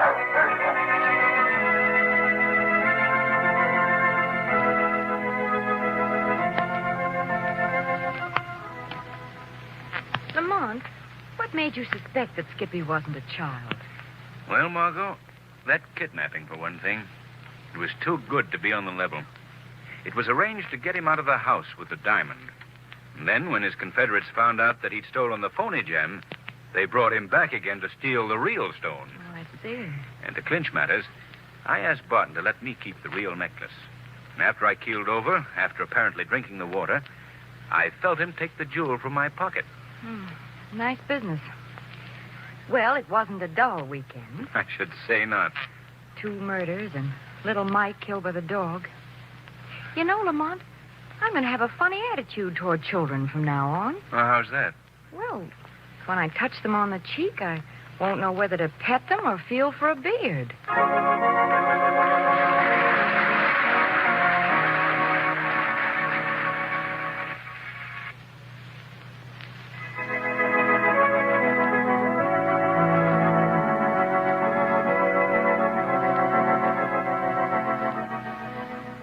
Today's program is based on a story copyrighted by the Shadow magazine. The characters, names, places, and plot are fictitious. Any similarity to persons living or dead is purely coincidental.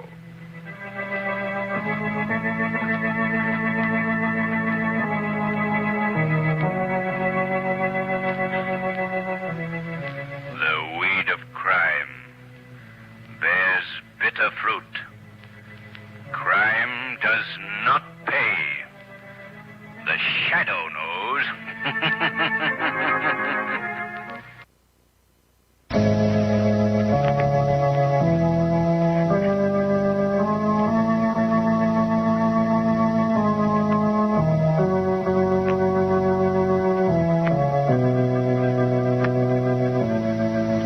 Who knows what evil lurks in the hearts of men? The Shadow knows.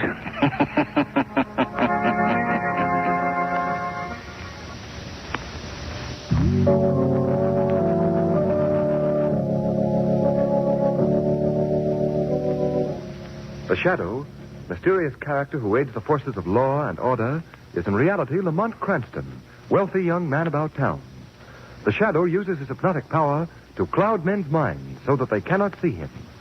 Cranston's friend and companion, the lovely Margot Lane, is the only person who knows to whom the unseen voice of the Shadow belongs. Today's story, The Flight of the Vulture.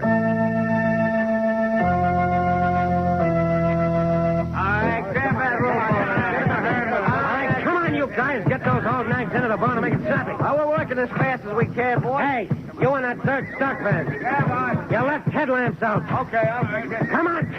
Lock up those vans. We'll be here all night.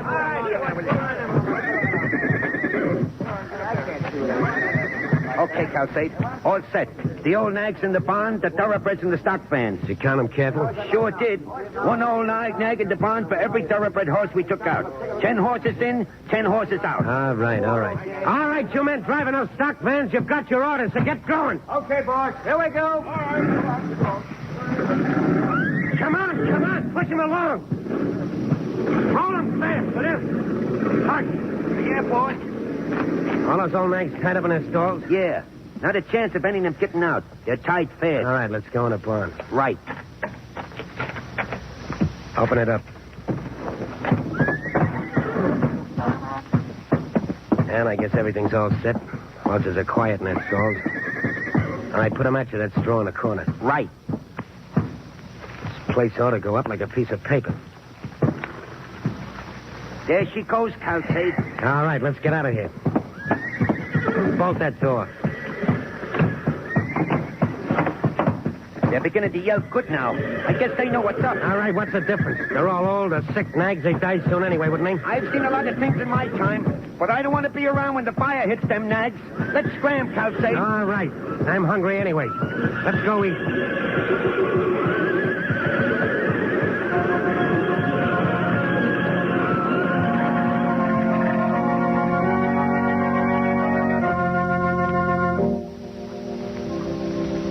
You think this Mr. Calcade's going to show up? He said he would, Clara. Honest, Mark, I most wish he wouldn't show up at all. I know how you feel, Clara. I hate to part with old Jim myself. Well, that old horse practically raised our Bobby.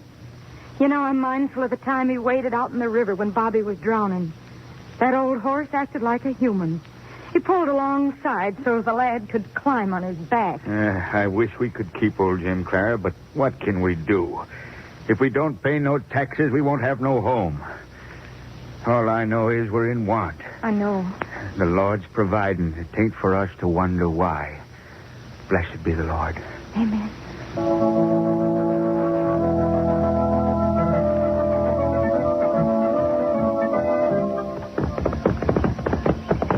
Hold it, Margot.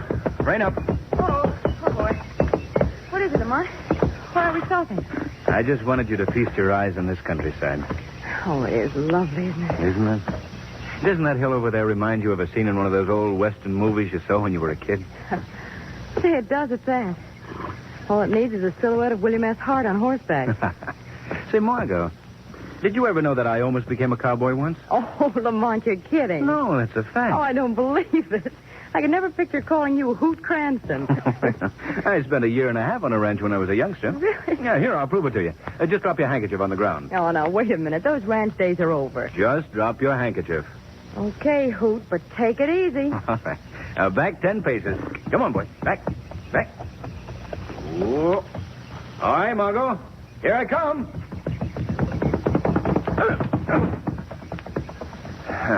Well, anyway, you got the handkerchief. Yes, but who's going to get my horse? Here he comes back again. Listen, from now on, Hoot, I'd advise you to do all your handkerchief picking up in department stores. I think you're right, Margot. Hi, Mr. Cranston. Miss Lane. Well, hello, son. Well, Bobby Heflin, you're getting to be quite a little man.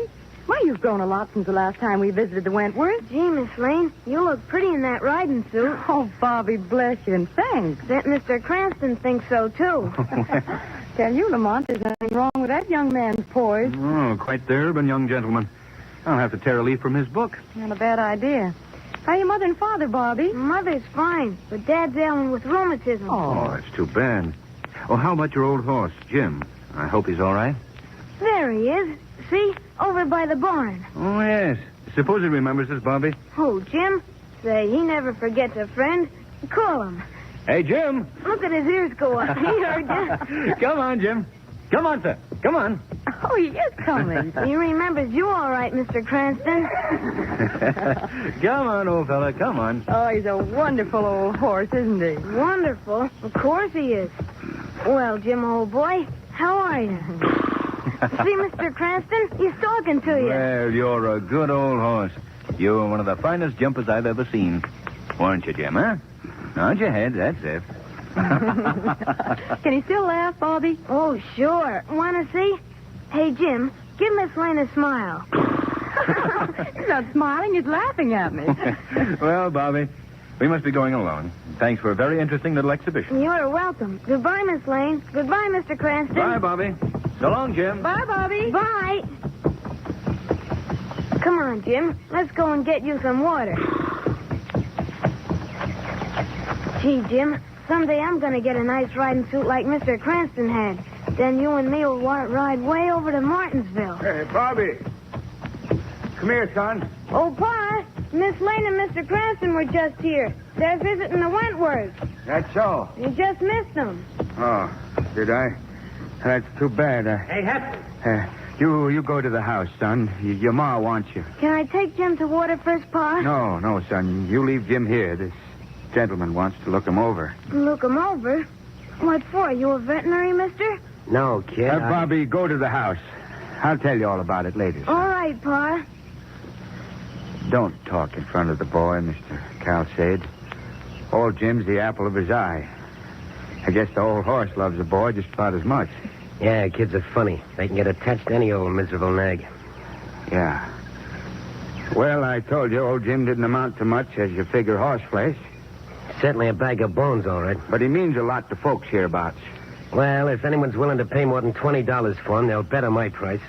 $20. Is that what you're offering me? Well, I'll tell you what I'll do. I'll give you $35. Now, before you answer me, look at my stock van out there on the road. See them old nags? Huh? Well, I bought the push of them for what I'm offering you for this one. All right. All right, the horse is yours. Treat him well. He's been a good old fella. Yeah. Don't worry about that, mister. I know how to treat horses. Yep. Poor old Jim. Pa! Oh, Pa! Bobby, go back to the house, son. Go back. That man, he's taking old Jim away. Where's he taking him, Pa? Where's he? Look, son, you love your ma, and Pa, don't you? Yes, Pa, and old Jim, too. I love him. Yes, I know you do. We all do.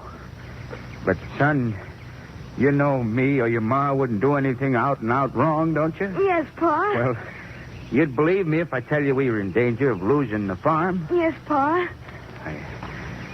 You know, Jim never refused to do anything to help us. No, never, but Pa... Listen to me now, son. All right, Pa. That's what Jim's doing now. He's helping us, same as always. Helping us keep our farm. And you got to help, too, son. By being a little man now, you... But, Pa, how's Jim helping us by going away with that man? Well, son, it's like this. We need money, need it bad. Taxes... Pa, you ain't sold Jim. Answer me, Pa. Yes, son, we had to. Oh, no. Oh, don't, Pa. Get him back. Easy now, son. Pa, Jim's our friend. Do people sell a friend? No, Would but... you sell me, Pa? Oh, Lord bless you, no, son, of course not. You sold Jim. Son, I'm trying to make you understand. There's a lot of things people have to do against their will. This is one of those things. Don't you understand that? No, Pa. Well, you will someday. Someday you'll understand. Now, come on, son. Let's go to your ma. Pa, look. That man. Yeah. He's making Jim get in with those other Well, horses. don't look over there, son. Come to the house now. He's whipping Jim. Pa, stop him. Don't let him do that. Come on, son. Come on. No, make him stop. Make him let Jim go. Son. Jim. Come back, son. Let him be. You can't do Come that. back, son. Jim.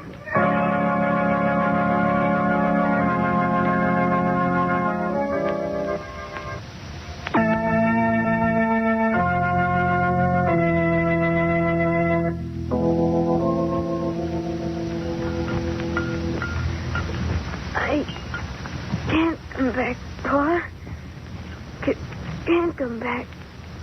Gotta save Jim. Bobby, here, son. Take this for your ma. Come on, like the doctor said you ought to. Do people sell a friend, Pa? Oh, Jim. Your pa's gone to get Jim back, son. Now, won't you take this? So she'll get a little bit of sleep. Jim.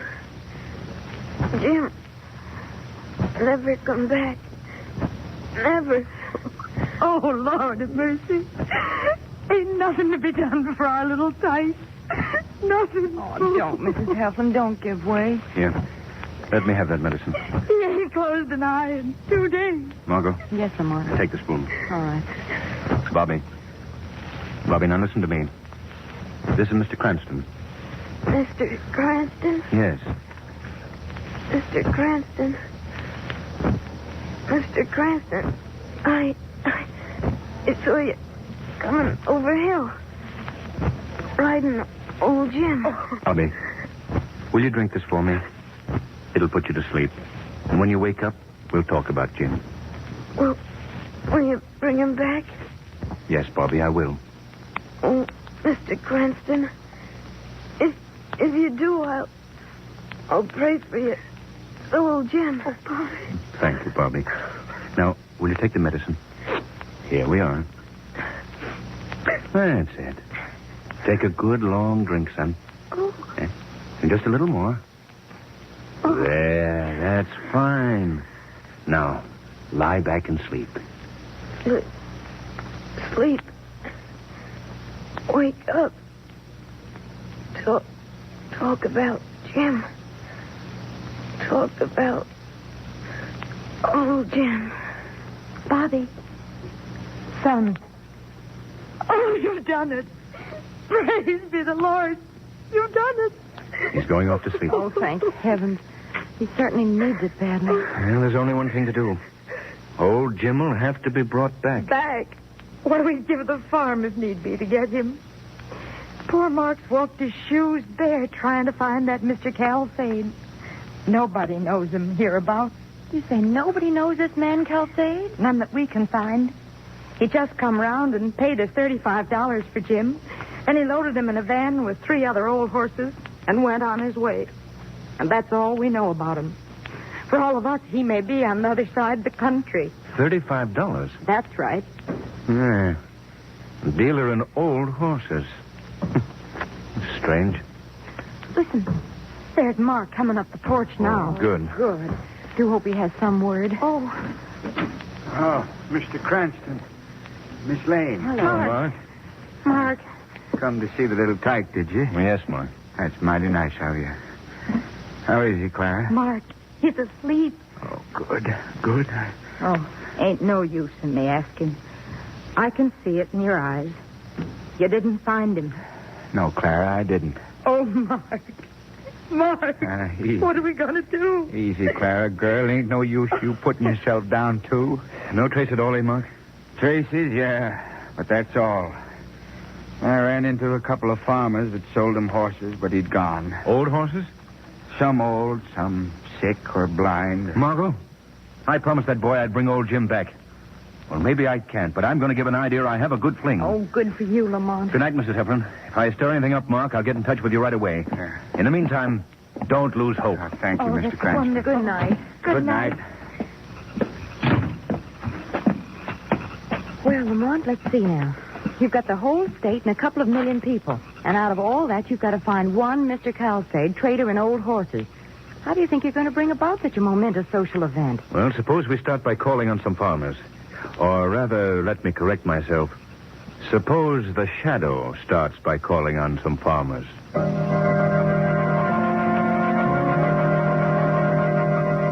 Calsade, you say? You never heard of him? Never?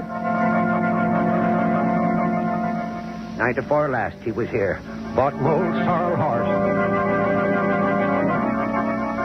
Long about noon today he came, but I had nothing to do.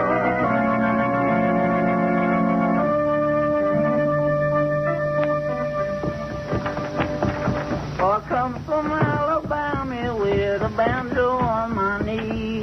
I come from Alabama for my true love for to see. Oh. Uh-oh. Sorry to interrupt your song, but I'm pressed for time. Pull up. Whoa there, mustard plaster. Whoa. Whoa there. Yeah, that's better. Now we can talk. Who is that addressing Rufus? Whoever you is, come on out from under that hay. That ain't no place for talking with a gentleman. I'm not hiding in your load of hay, Rufus. I'm sitting right beside you. Yeah, you see you... Oh, now chicken fritters I done eat. What kind of game are you all playing? I don't see nobody beside me. You can't see me, Rufus. I have the power to cloud men's minds and make myself invisible. Oh, Lord, help me. You're not afraid, are you, Rufus? Afraid? Mister, I'm scared stiff. I mean no harm. I simply want to ask you a few questions. You ain't the man from down below, is you? Because if you is, I want to tell you that Rufus. that was... I'm not the man from down below. I'm the Shadow. Yes? I want to ask you if you know a man by the name of Calsade. Boss, I swear I never met a gentleman my whole life. He's a horse trader, and he goes A horse about... trader? Yes. Horse trader, you say? Well, there's a gentleman was buying a horse from my boss tonight. Yes? What kind of horse? Well, sir, he ain't no account. An old horse? No, sir. Yes, sir. Rufus, don't mention a word of this to a soul. I want to follow that man when he leaves your boss's farm. Remember now, not a word. Mr. Shadow, after this, I don't reckon I'll be able to open my mouth for at least 4 days.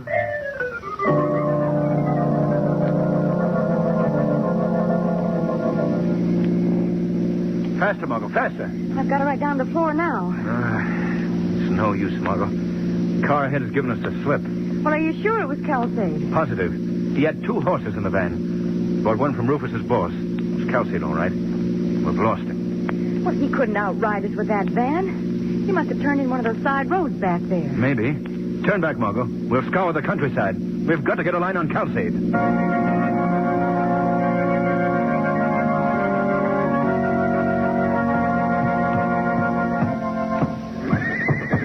Okay, Hockey, the stock vans with the thoroughbreds got away safe. Now we got to work fast.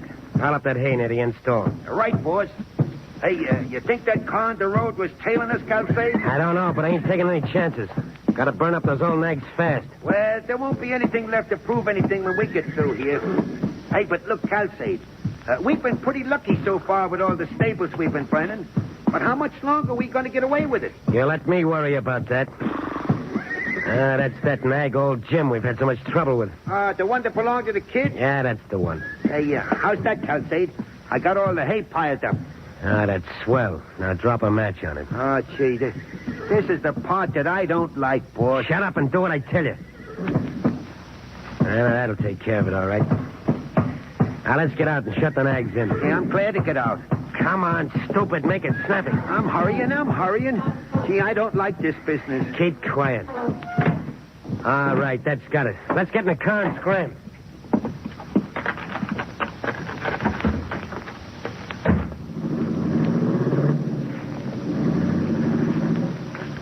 Come on out, Margot. They've gone. Thank heaven. Phew, Brammer's had my face all scratched. That was a strange performance, wasn't it? I don't understand it, Lamont. They took 10 thoroughbred horses out of that barn and then put 10 old ones into it. Yes. I wish we could have been near enough to hear what those two were talking about. Lamont, look. What? Margot, it's smoke. The barn's on fire. The horses, they'll be burned up. Oh, Lamont, we've got to get them out. Hurry, Margot, hurry. Well, what are you going to do? Stand back, Margot. I'm going to try and run those horses out. Well, I'm going in with you. No, Margot, you can't do that. You can't handle all those horses alone, Lamont. All right. Release those in the center stall. Fire hasn't reached there yet. They'll run for the door. Well, how are you going to get the others to pass the plane? I'll blindfold them with my coat. Work fast, Margot. Be careful, Lamont. Come on, boys. Come on.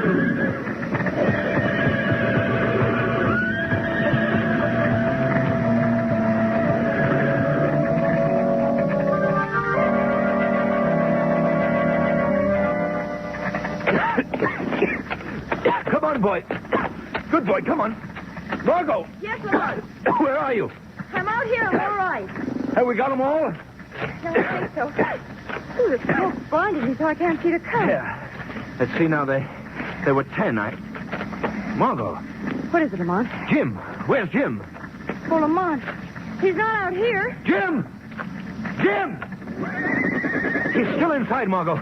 I've got to get him. Oh, you can't go in there now, Lamont. The side wall's ready to come down. I've got to, Margot. I've got to get Jim. Lamont, don't go in there, please. Jim!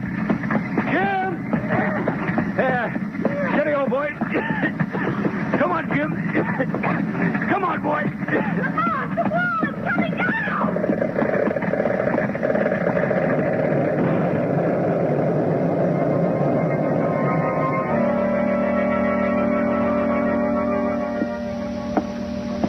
What kind of an insurance outfit is this? How long do I have to wait, Macy? Sit down, Mr. Colsade, and calm yourself now.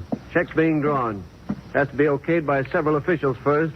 Oh, by the way, Mr. Colsade, this is the 5th time in 2 months that you've lost a stable full of horses. Rather unusual, isn't it? Isn't it enough that I lost my fine-blooded stock without being tied up in red tape? And answering your silly questions?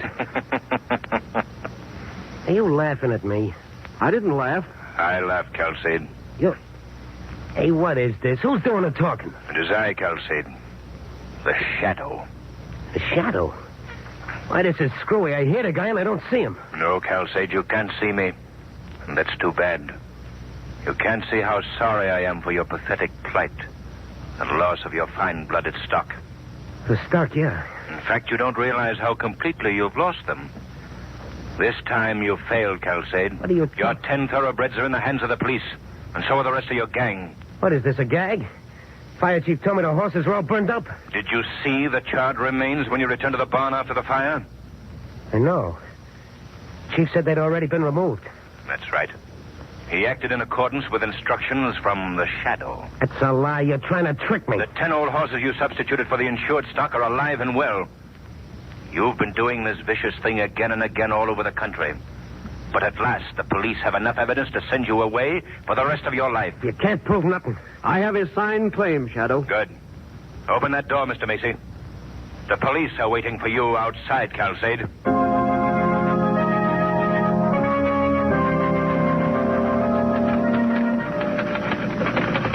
Well, package is all set, Margot. How about the note? Here we are, Lamont. All right, read it to me, will you, Margot? Mm-hmm. Dear Bobby, enclosed is your riding habit, made just exactly like Mr. Cranston's. Old Jim's blanket should reach you before you get this. Mm-hmm.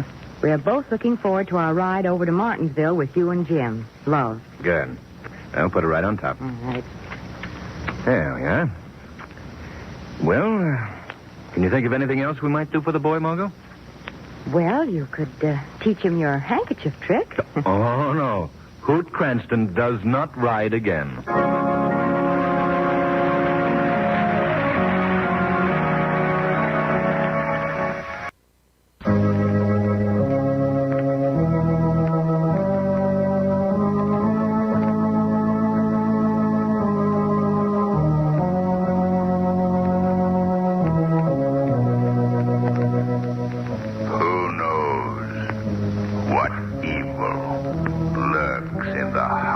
of men. The Shadow knows.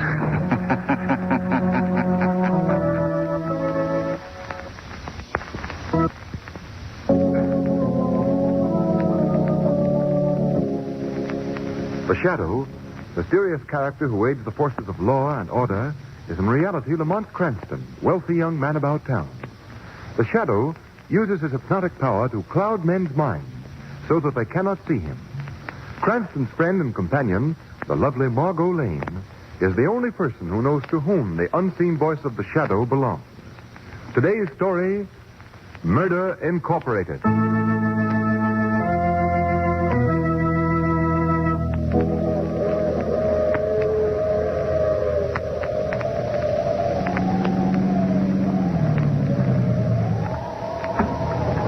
Are you Mr. Conrad? Yes, I'm Mr. Conrad. Come on, get in, please. Thank you. You must be Mr. Pascal. Yes, that's right.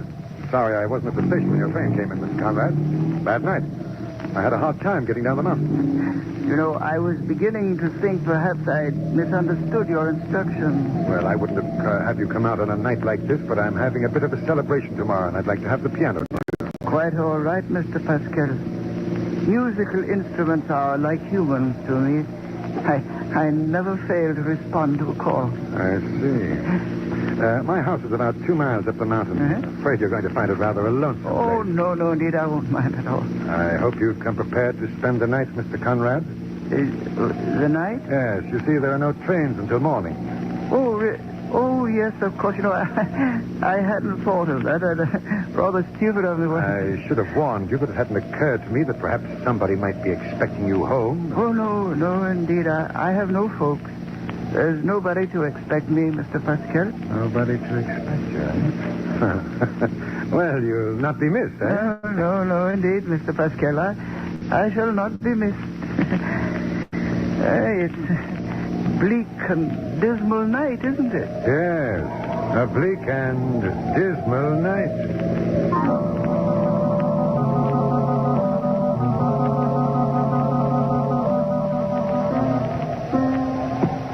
I can't stand it, I tell you. Sit down, Nelson. Police is driving me nuts. Take it easy. Pascal ought to be up here any minute. I can't stand it anymore. Wallace, I'm going. Don't be a fool. Shut up and listen. What's the matter? I think I hear Pascal on the stairs. You're batty. That's the floors creaking. You're liable to hear anything in this old house. Yeah, it is a joint, all right. Give you the creep. Just the kind of a hideout Pascal pick. Even a ghost be afraid of haunting. Yeah. What? Oh, Pascal. See, boss, we thought you... Sorry, gentlemen. Say, Pascal, what's the big idea? You call us here to talk over a scheme to clean up a couple of $100,000. Quiet, please.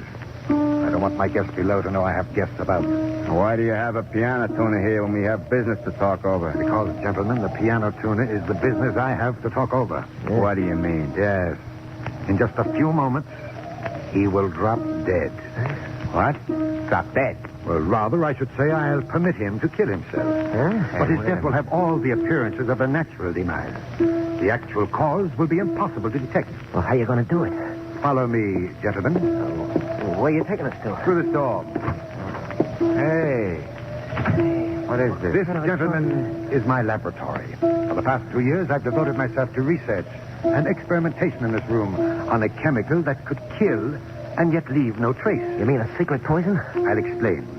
After I perfected my chemical, I next had to devise the best means for its use. Yes. You see this match? Yeah? The head of this match has been dipped into my secret formula. Yeah? So downstairs, I've placed some cigars in a package containing the treated matches beside our guest. In a little while, he'll light a cigar. So what? Then, gentlemen, you'll have the positive proof that my labors have been crowned with success. Pascal, when it comes to anything in the chemical line, you're the tops. But I don't get it. How does this thing pay off? Gentlemen, we all know that the world is full of maladjusted people. Men and women tied to each other by force of circumstances. Go ahead. So isn't it reasonable to suppose that one party to these unfortunate associations would welcome the means by which he or she would be rid of the other? Oh, I get it. It's an insurance shake. It sounds swell to me. But how are you going to contact these clients? Have you figured that out? Perfectly. When people are in trouble, they go to one of three men. A doctor, a lawyer, a mind reader. Those professions will be represented by the three of us. You're going to hang out the old shingle again. The officers of Dr. Bruno Pascal are already selected. It'll be my job to impress the prospective client with the physical necessity of escape. What's my trick? As the master of the occult, you shall visualize the way out for them. The legal and material aspects will be your responsibility, Nelson. Yes? You will see that our clients carry the proper amount of insurance. Okay. When the mind of the client is conditioned to accept murder as a solution to a problem, then we shall provide the means to what will truly be the end. The matches. The matches. Listen, that piano stopped. At last. Maybe the old guy's taking time out for a smoke. We'll see. All right, all right. How long's it going to take? Why don't he light it? Why don't he do... That's it, gentlemen. Yeah, come on, let's go.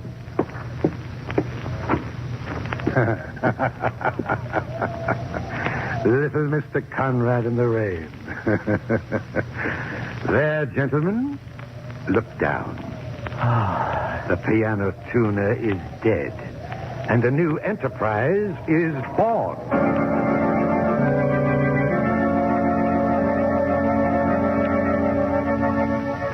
She was just sitting there smoking, and all of a sudden she kind of gasped for breath and toppled over dead. Never said a word or uttered a... He died real peaceful, just like in a cigarette he was. It was such an easy death. You do nothing, ma'am. Just give him the matches. He does it himself. That's all there is to it. You haven't a thing to worry about.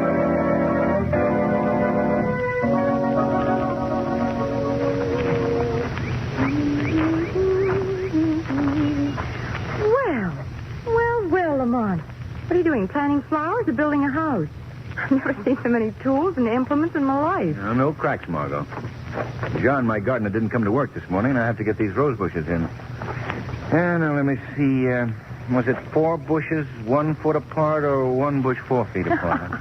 I wouldn't have missed this for the world.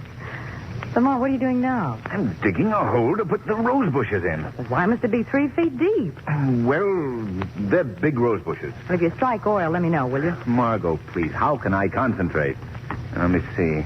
Does this burlap come off or does it stay on? I have a suggestion. Huh? If that bush doesn't grow in that hole, you can always put some concrete around the edges and use it for a swimming pool. That's very helpful. Ow!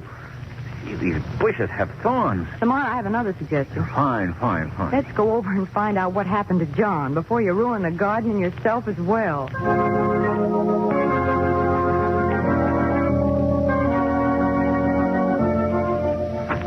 Who is it? Oh, Mr. Cranston. Good evening, Miss Graham. Hello, Miss Lane. Hello, Miss Graham. And John home? Why, yes, sir, he is. Well, he didn't report for work this morning. We thought perhaps he might not be well. Matter of fact, Miss Lane, he's sick in bed. Oh, I thought so. May I go up and see him? Well, I don't think you better. The doctor says he wasn't to see anybody. Then it must be serious. John was always so healthy. He's complained to me before, Mr. Cranston. You see, it's his heart. Oh. Yes, his heart's been pretty bad lately. Mrs. Graham, John called you. Oh, did he? Well, tell Mr. Cranston I'd like to see him. Well, I'll go right up. Mr. Come along, Cranston, Margaret. Yes, Lamont. Now, don't worry, Mrs. Graham. We won't stay with him long. Well, I won't go up. I've got to call the doctor. Lamont, Yes, Margot? isn't Mrs. Graham a terribly nervous woman? Yes, very. Then I suppose it's understandable under the circumstances. Yes, I suppose so. Here we are. This is the room. Well, hello, John. Hello, Mr. Cranston, Miss Lane. Hello, John. I asked my wife to send for you, sir. You asked Mrs. Graham to send for me? Yes, sir. But your Please, wife... Margot. Tell me something about this illness, John. It's your heart, isn't it? Yes, sir. Looks as if I'm going to be like those gladiolas we planted last spring. Fine one day and dead the next. Oh, John. And me, who's never had an acre of pain in my whole life before, sir. I see. Well, John, you said you sent for me because you wanted to talk to me. Yes, sir. It's about my wife. You know how little women know about money matters. Yes? I don't want nobody to talk her out of little I'm leaving. You see, sir, as luck would have it, I just took out a new insurance policy. Yes? It's much bigger than any I've carried before, but I'm glad I did it now. She won't have to worry. Well, John, how did you happen to increase your insurance? Why, it was that doctor my wife's been going to. He sure gave me some good sound advice. Yes.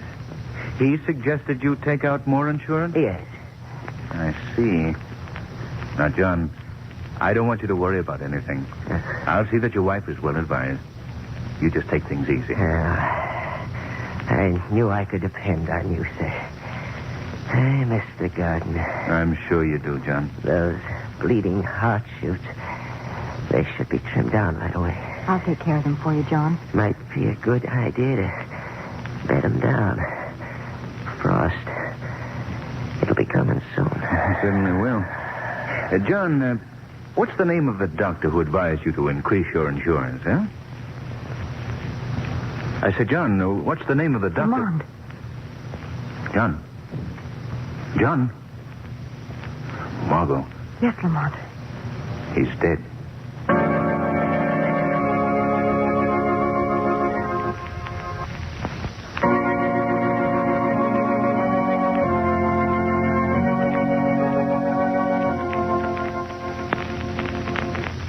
Well, Lamont, how do I look?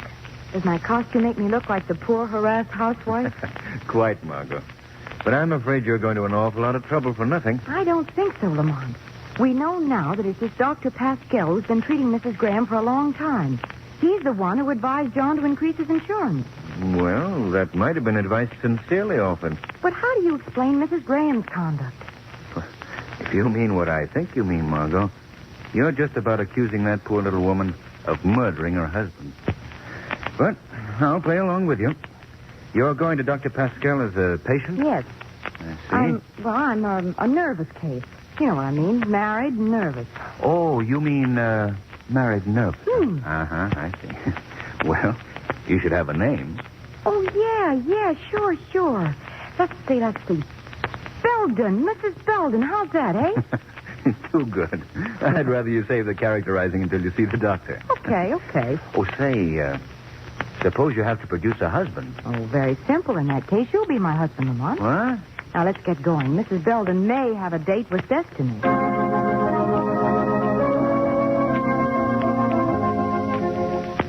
Come on, fellas, let's get to our business.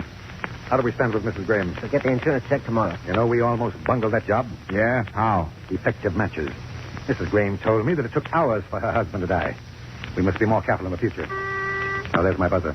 You gentlemen wait in the next room. You wouldn't be ashamed of Wallace and me, would you? Do I have to answer that? No. Okay, Pascal. There are cigars and matches on the table. Help yourself. No, thanks. I carry my own matches. A wise guy. Yeah. Well, how do you do? You wish to see me? Yeah, are you Dr. Pascal? Yes, I'm Dr. Pascal. Oh, Well, come right in, please. Thanks. Yes, sit down here. Yes, sir. Now then, what's your trouble?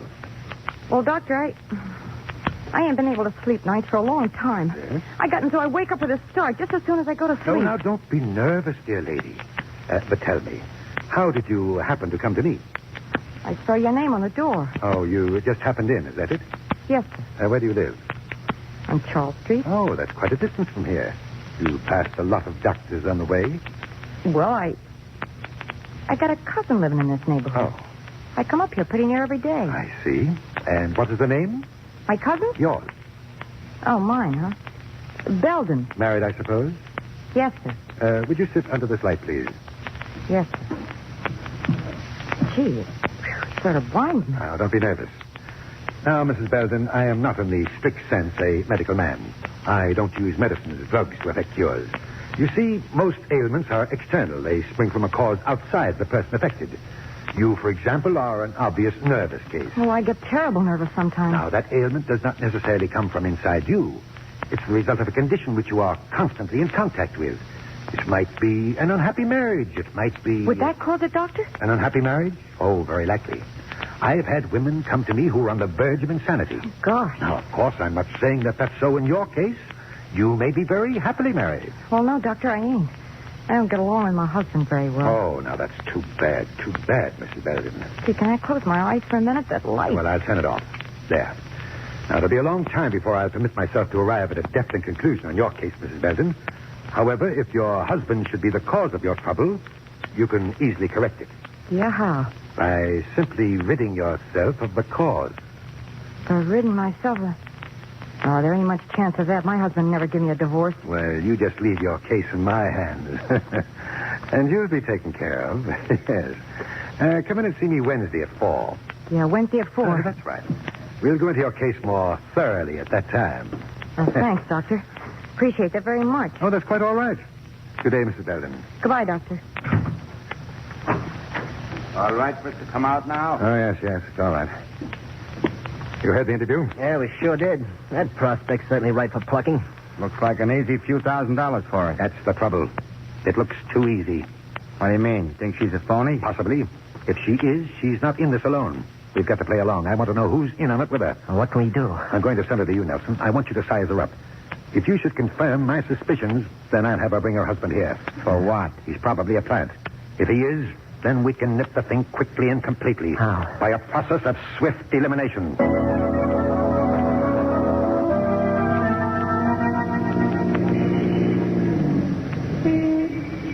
There it is, Lamont.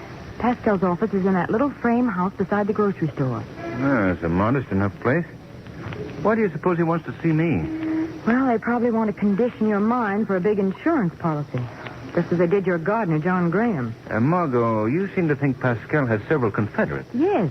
Well, there's that lawyer he sent me to, Nelson. Then there's a mind reader by the name of Wallace. But remember, Margot, all of these deaths have been certified as natural. How do you suppose they bring about these deaths? Well, I haven't progressed that far in their confidence yet.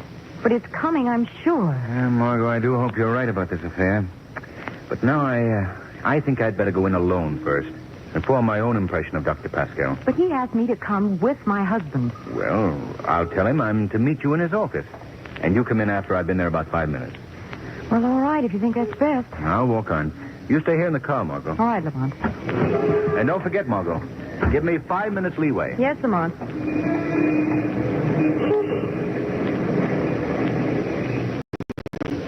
There's no mistake about it, I tell you, Pascal. I knew there was something familiar about her face. Then I remembered where I'd seen her. I went down to the newspaper office and dug up this issue of the paper. That's her picture, all right, Nelson. Margot Lane, prominent society girl. That's right.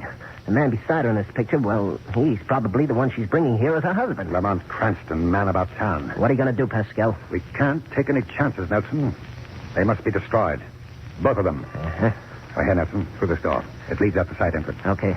Good luck, Pascal. Thank you. Oh. Well, how do you do? You wish to see me? Dr. Pascal? Yes?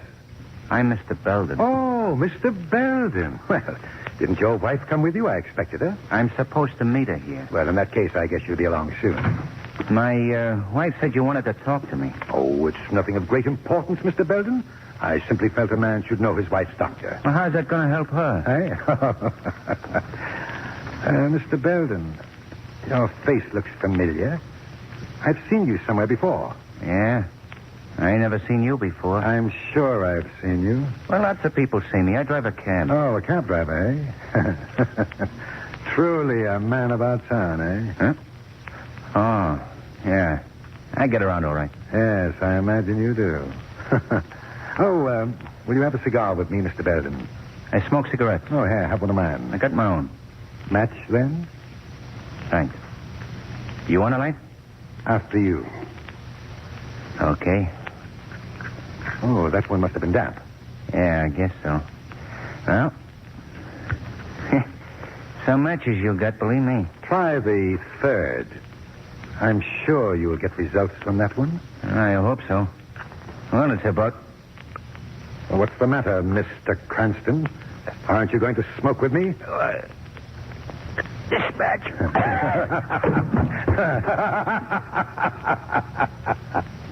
My, what an inglorious end for the glamorous man about town. Yeah, now, come along, Mr. Cranston. I have a room all ready for you. Ah, there's your wife. There we are. Now, you won't be alone long, Mr. Cranston. You'll be joined directly by the corpse of Margot Lane. Ah, Ah, Mrs. Belden. Do come in. Thanks, Doctor. My husband here? Your husband? Oh, yes. He was supposed to come with you today. Well, make yourself comfortable. He hasn't arrived yet. What? Well, now, in the meantime, I have something which I'm sure will interest you. A little picture a friend of mine cut out of the paper. Oh. Surprised, aren't you, Mrs. Belden? I was, too, when I saw it. I said, my, what a strange coincidence. This Margot Lane looks exactly like my Mrs. Belden. Yeah. Yeah, she does look like me. Now, wouldn't it really be amazing if Mr. Belden turned out to resemble this Lamont Cranston in the same picture? It could happen, you know. Yeah, I guess so. Well, I better go and see what's keeping Oh, her. no, Mrs. Belden. He should be here directly. Be patient. Just sit down, please. There we are. Cigarette, Mrs. Belden? No, I don't smoke. Oh, but you should. Good for the nerves. As your physician, I prescribe it. Here, I'll give you a light. Oh. What's the matter, Dr. Pascal? You dropped the matches. Why? I didn't drop the matches. They were knocked from my hand. What was that? I heard a man's laugh. So you did, Doctor. Hey, who spoke? Who are you? What are you? I am the factor you failed to reckon with when you embarked on your murder-for-profit enterprise. I am the Shadow. The Shadow? Yes, I've heard of you, but murder for profit. I don't know what you mean by that. You're responsible for the death of John Graham and many others. Why, this is nonsense. I never heard of a John Graham. No use bluffing, Pascal. I've already phoned the police to pick up your two henchmen, Nelson and Wallace. You're next. The police have no evidence against me. That's a lack I shall supply. I have some of your ingenious little matches. Matches? You lie. You can't. And I have proof that at least 10 people died with a box of your matches beside them. I see. And you think you can stop me from leaving here? Try it. Very well, I'll call you. Look out, Margot. Don't let him go. Oh. Perhaps you're convinced now that it would be best to await the police quietly? Well, I suppose you're right. I've always believed that one should accept the inevitable in good grace. In fact, with nonchalance. I know of no better way to emulate that attitude than to have a smoke. Pascal, don't. Wait. Now, Mr. Shadow, your police shall find me waiting in supreme calm.